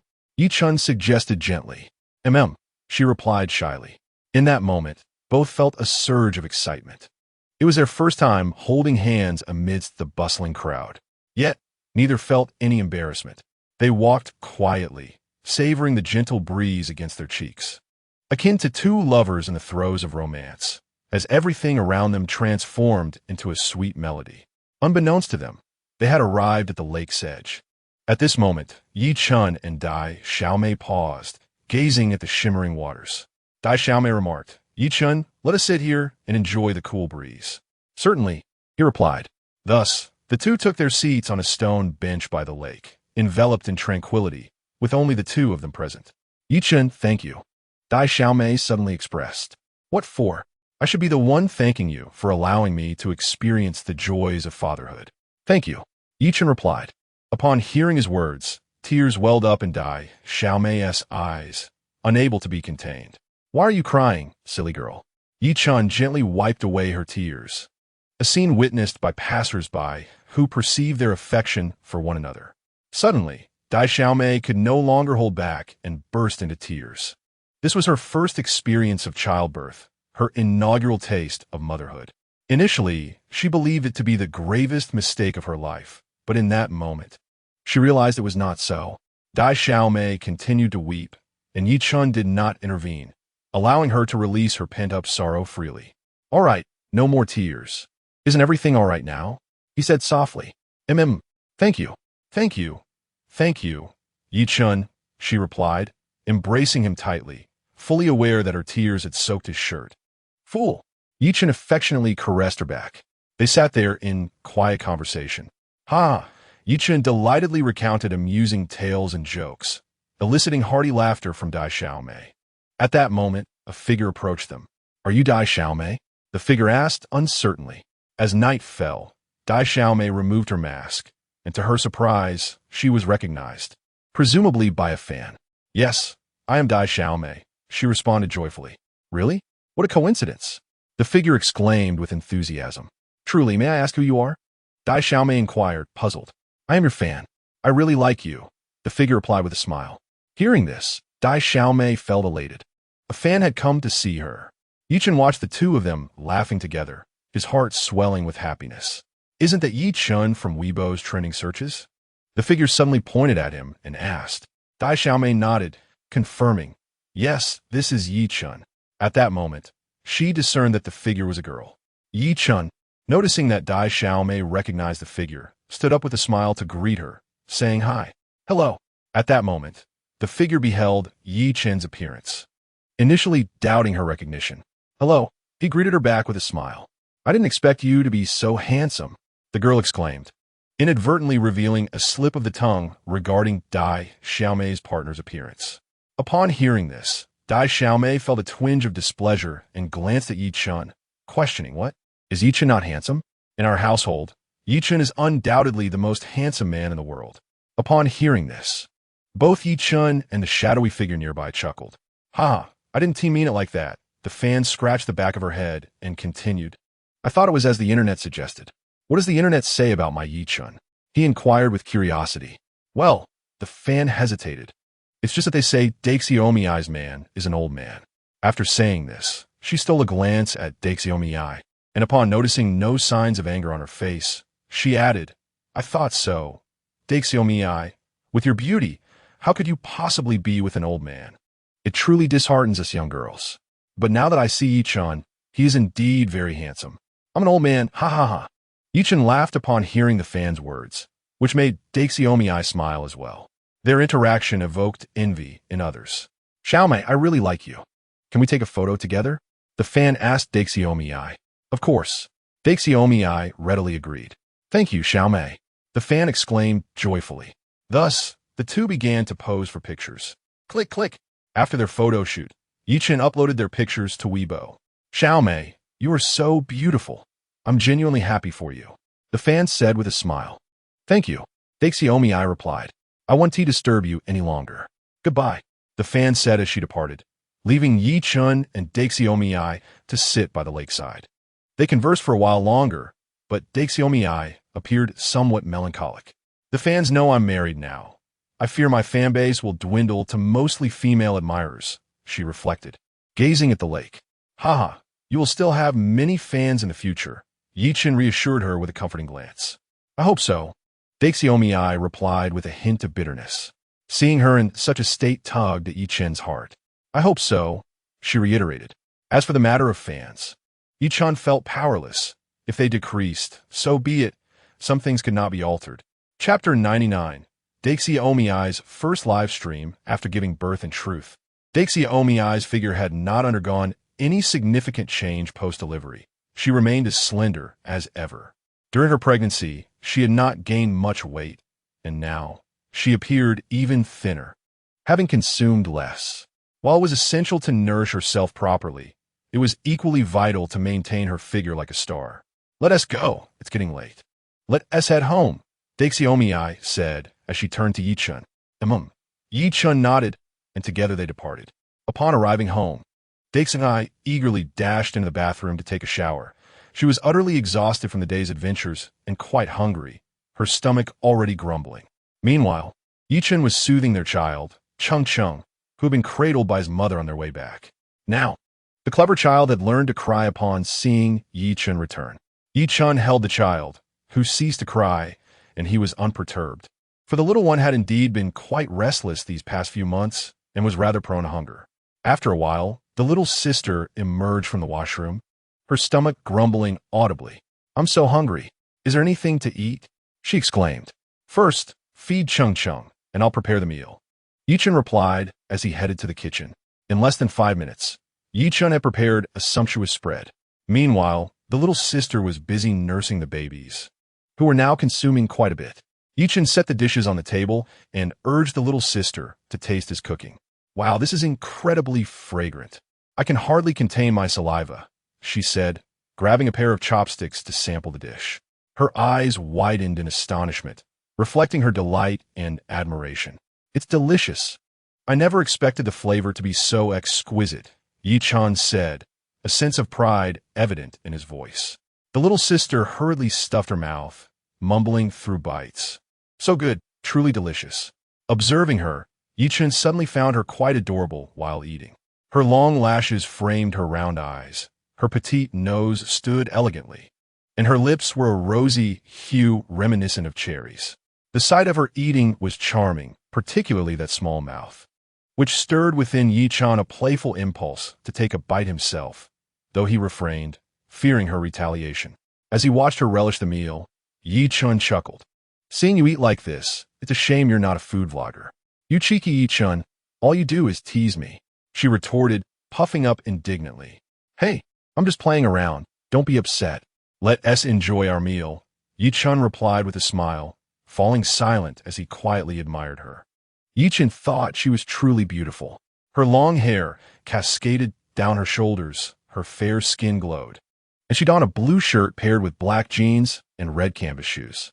This simple attire accentuated her beauty, making her appear like a princess from a fairy tale.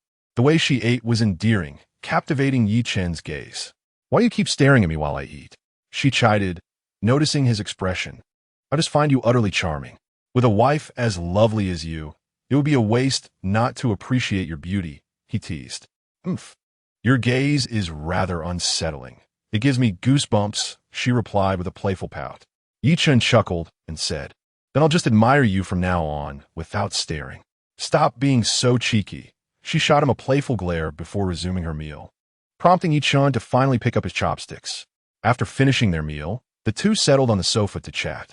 The little sister pondered aloud whether to start a live broadcast, considering it had been a month, which was typically sufficient time to begin.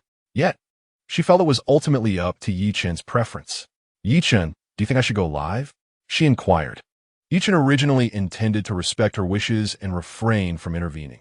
However, he feared that she might face criticism, which would be even worse. Observing the backlash she was receiving from numerous detractors, he recognized the challenges faced by the naive girl. The absence of children might be manageable, but once one marries and has children, the audience tends to dwindle.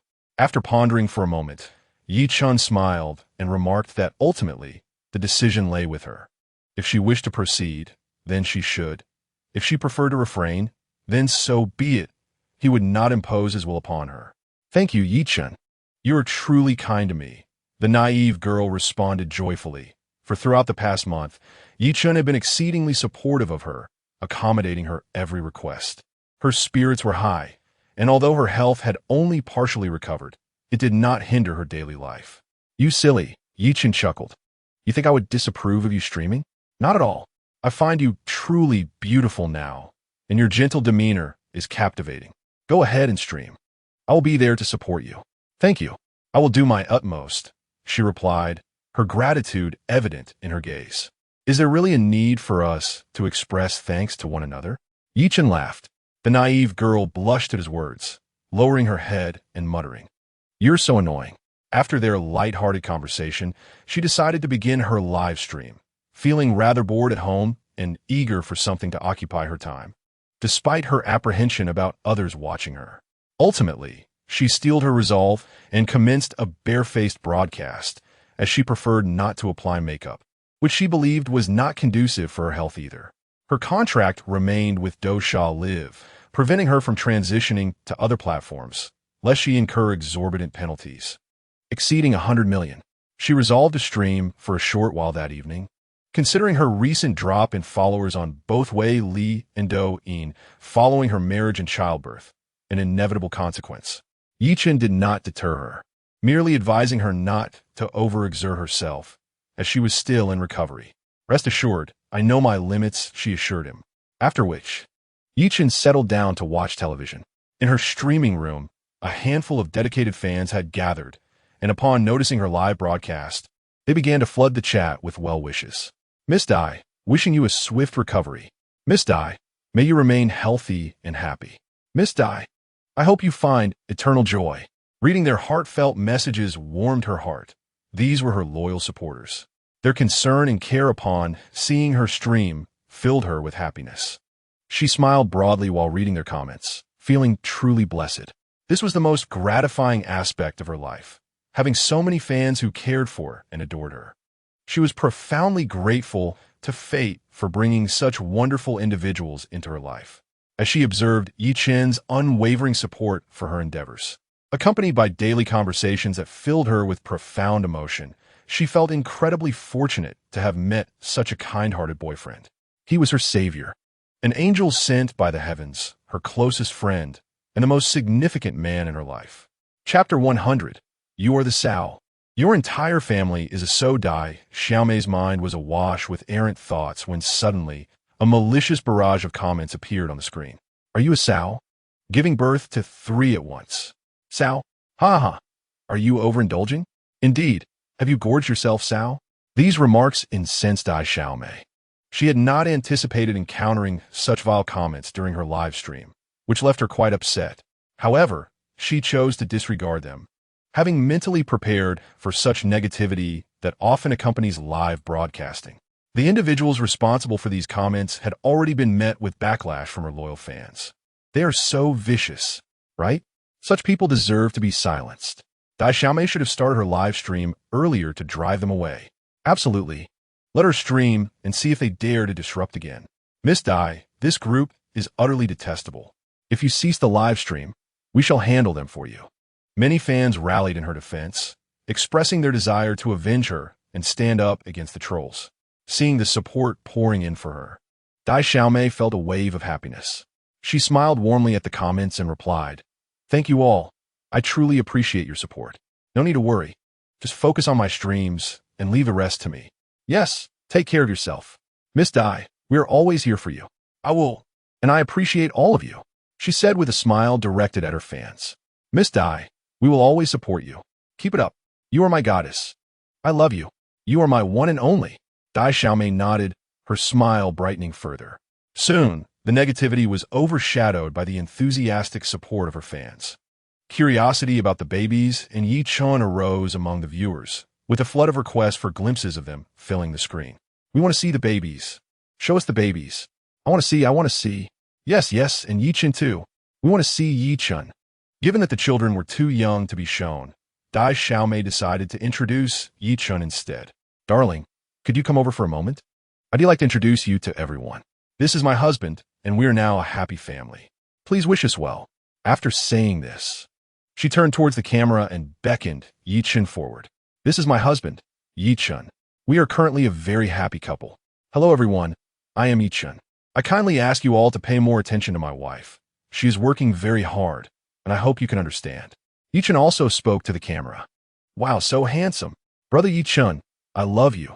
Brother Yi Chun, you are so handsome. I want to bear your children. I wish to be your bride. Brother Yi Chun, you are truly impressive. I want to learn from you. Indeed, you are amazing. I adore you. As they gazed at the live stream featuring Yi Chun and the adorable girl, the audience erupted in applause. Captivated by Yi Chun's striking appearance and filled with admiration for him. While Yi Chun's handsomeness was undeniable, the audience was oblivious to how he had won over the host. Some even inquired when he would divorce, hoping to take his place. Naturally, with praise comes criticism. Yi Chun is indeed quite handsome, but he is merely a pretty boy. Who is our dear Miss Dai? She is a stunning beauty. Exactly. How could our Miss Dai settle for such a pretty boy? She is 100 times better than Yi Chun. Indeed, Miss Dai is exceptionally talented. She is a remarkable woman. What do you know? Many netizens are saying Yi Chun is not worthy of Miss Dai. Him. I believe he is utterly unworthy of Miss Dai. I concur with that sentiment. Do you think he has money? Does he own a car or a house? Or is it that wealthy men are often unfaithful? Yes, a person like him is simply unworthy of Miss Dai. I doubt he even measures up to an average salaryman. However, Yi Chun merely laughed off the remarks. He regarded these individuals as nothing more than clowns on the internet, unworthy of his concern. Some even inquired about Yi Chun's occupation. Miss Dai responded, Yi Chun runs a small business. After hearing Miss Dai's explanation, one person remarked, I think Miss Dai should consider divorcing Yi Chun. A man like him is unreliable. She should marry someone more dependable to avoid being hurt. This comment infuriated Miss Dai. She could not believe her staunch fans would suggest that her husband was unworthy of her. How dare you say such things? You have no right to claim my husband is unworthy of me. Let me tell you, those of you with narrow perspectives do not deserve to comment on my husband. He is not only handsome and fit, but he is also wealthy, gentle, caring, and extremely responsible, Miss Dai retorted unceremoniously. We love hearing Miss Dai speak. She is truly delightful. Miss Dai is absolutely right. Upon encountering such individuals, Yi Chun found himself at a loss for words. What manner of people are these? They seem to wish for nothing but their own benefit. Truly, this group is exceedingly malevolent.